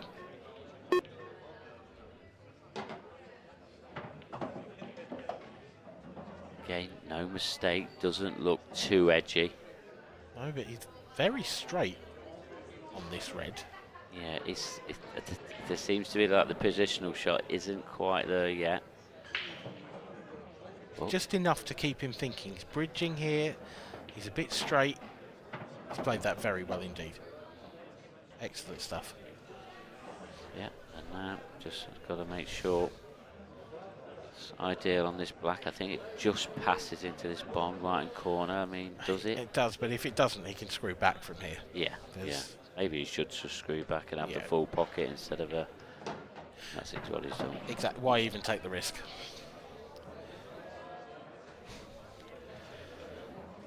It's a third break dish in a row.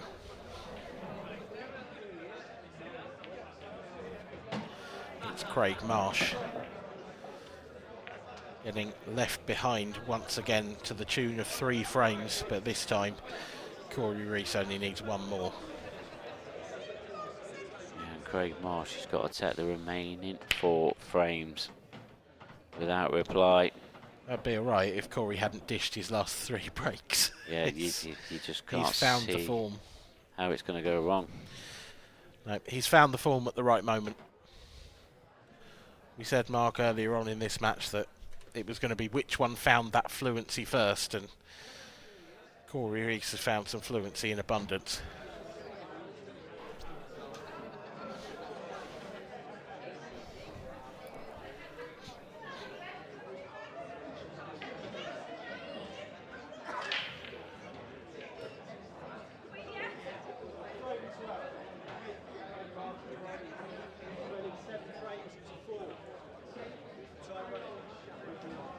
Craig Marsh to save his championship chances.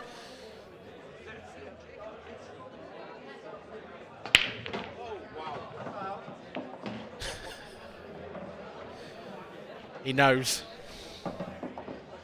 He knows. He knows with that break, his chances of lifting that trophy have just dropped to very close to 0. It's not... The fat lady hasn't sung just yet, but she's certainly gargling, warming up her throat.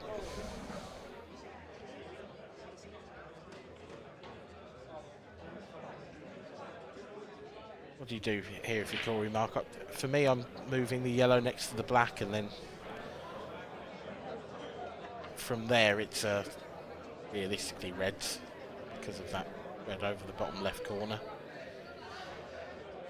Yeah, I mean, I think it surely has to get the black out first, surely. Yeah, I think once you get the black out, you're obviously going to have to move the yellow.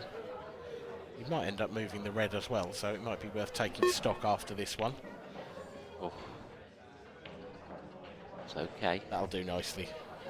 Yeah, it's in the open, and he hasn't done too much damage out and about.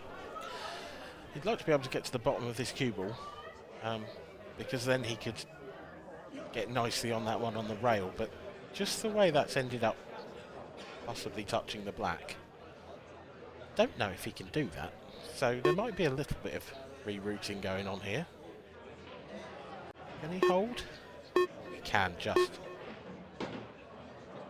Had to play it with a little bit of stun. Yeah. He's played it superbly. Had to play it probably with a little bit of unintentional side as well to just keep the cue away from the black.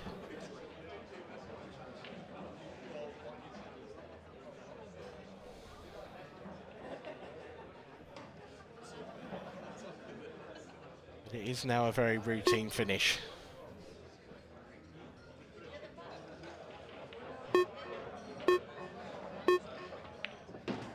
The only thing that's not routine is the match situation, the winning frame, the winning line in an IPA professional final.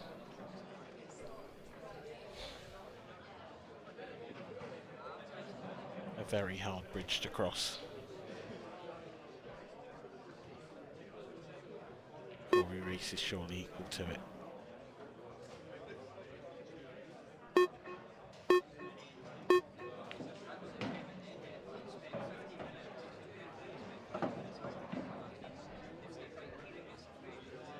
Three reds away here on the black. I'm picking up that tide. Oh, surely it's got to be his now. Yeah, I think the engraver might have fired up their little engraving tool.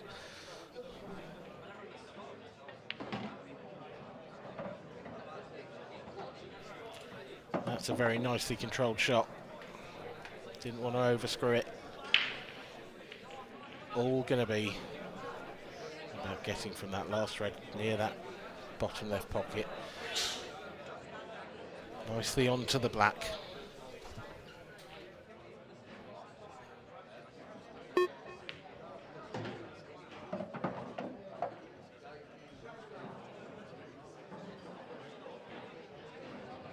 He's left the ideal angle. Half ball contact, swing round off the bottom cushion. Possibly off the side cushion as well if he's feeling a bit daring.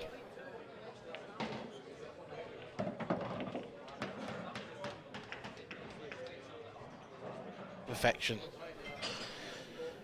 And Corey Reese in the second half of this match has played some perfect ball.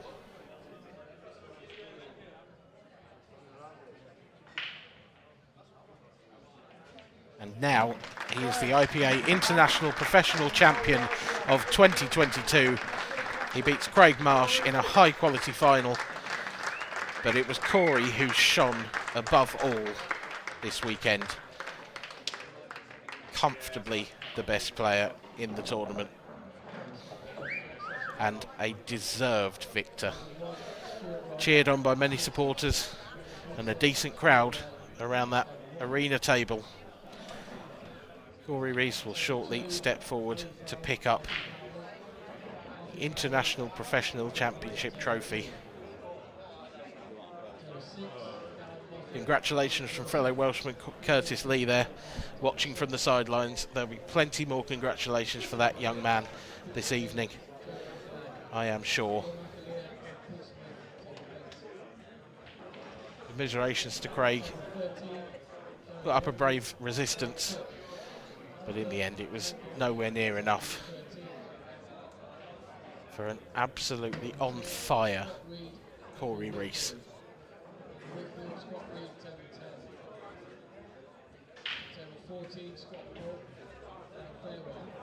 So we will hand over to the arena now for the trophy presentation with Kevin Barton. Thanks a lot, Dan, and welcome down to the arena for the presentation of the 2022 IPA Professional Trophy. What a fantastic final there from both these Welsh gladiators, and unfortunately there has to be a runner-up on this occasion. It's Craig Marsh. Craig, unlucky, but just quite wasn't to be in that final for you. No, I went missing in the semis, and I got lucky to get through, really. So I suppose I could take a bit of positives from Ireland to get to the final, but yeah, he was far too good today. He broke really well, and he took all his chances. Do you think the semi-final maybe just took a little bit out of you when you came into the final? Because that was a tough match. Yeah, it did a bit, because my confidence was shot a bit after that semi. I'm not gonna lie. So yeah, it did a bit, but I don't think I missed many balls there, did I? I can't really remember, but. He took every chance he had, I think. I don't remember missing the ball, so yeah, he was by far the better player and deserved to win. And overall, you take a lot from this tournament, a lot of confidence going forward into tomorrow, into the grand finals in a few weeks' time. Oh, absolutely, yeah. Because it's just nice to be playing well again. I'm feeling like I can win, not just turning up and making the numbers up, like. Do you know what I mean? But yeah, nice to go forward. Now on to tomorrow now, so we'll have another go tomorrow. Try and win the next one. It's amazing what a bit of practice does, doesn't it, Craig? It is amazing what a practice does. Well, unlucky, but a great tournament. No, well done, Craig. Craig Marsh. Well done, Craig. But our winner, the 2022 international champion, it's Corey Reese.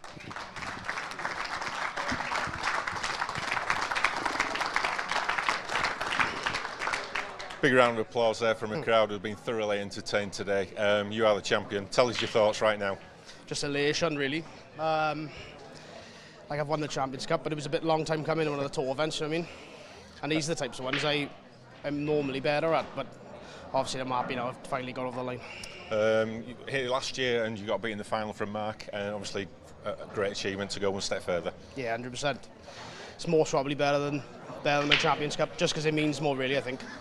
And the semi-final, that was a fantastic match. Do you think having that extra, hour and a half, break just helped you re-energise for the final? Yeah, I think it did help. It did help because obviously you're on such a high from, a match really that I thought I'd lost at one point. And so yeah, it was handy to have a little break, but still had to come out and play right.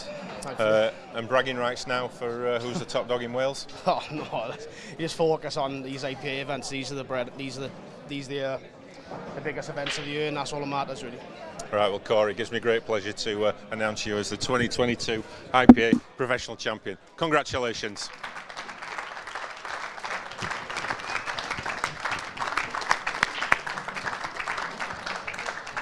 Well, the Battle of Wales has been done, and it's Corey who's come out on top, Mark. Yeah, he's played superb, pretty much all day, to be honest. And once he triggered in this final, it's just one-way traffic there. You know, Craig will be a little bit disappointed the way he's played today, but he's got to a final. You know, he's got to be, he's been a deserved person to get in the final. Well, he's beat Mark Farnsworth.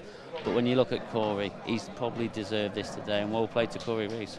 Yeah, and it has been a great competition for Craig, and it's great to see him back in some kind of form. And I think looking forward to the grand finals, he's going to be in the mixing pot.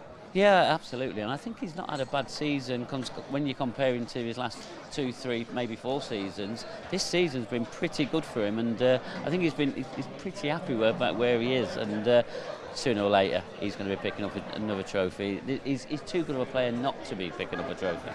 And what about Corey? Obviously gone one step further than this time last year. Do you think this could be a stepping stone for him to be taking home silverware a bit more regularly? Yeah, absolutely. I mean, he had a bit of a slow start to the season. He hasn't done anything different, like he said. He's still been putting in loads of times, and it's just a matter of time before he got a tall title under his belt. Yes, we saw him in great form picking up the Champions Cup trophy, but yeah, he's probably going to be here all the time, and we're going to be talking to him at most tours now. Yeah, I mean, winning the professional event is what these players strive for, isn't it? This is the big one of the weekend. Yeah, it is the big title, and if any of the professional players tell you, oh, they don't really play for this one, they'll be lying. And I'm not sure any of the professional players, this is the one they come out for, and this is the bigger one that they want, in the last tour as well. It's going to be the big one. It certainly is, and well, we hope you've enjoyed the coverage here over the last 2 days, but don't despair, we're back again tomorrow. We're here at 12 o'clock, where we'll be bringing you the conclusions to the Open, the Amateur and the Ladies event. So lots more great action coming your way. We hope you've enjoyed what we brought you today, and we'll see you tomorrow. Good night.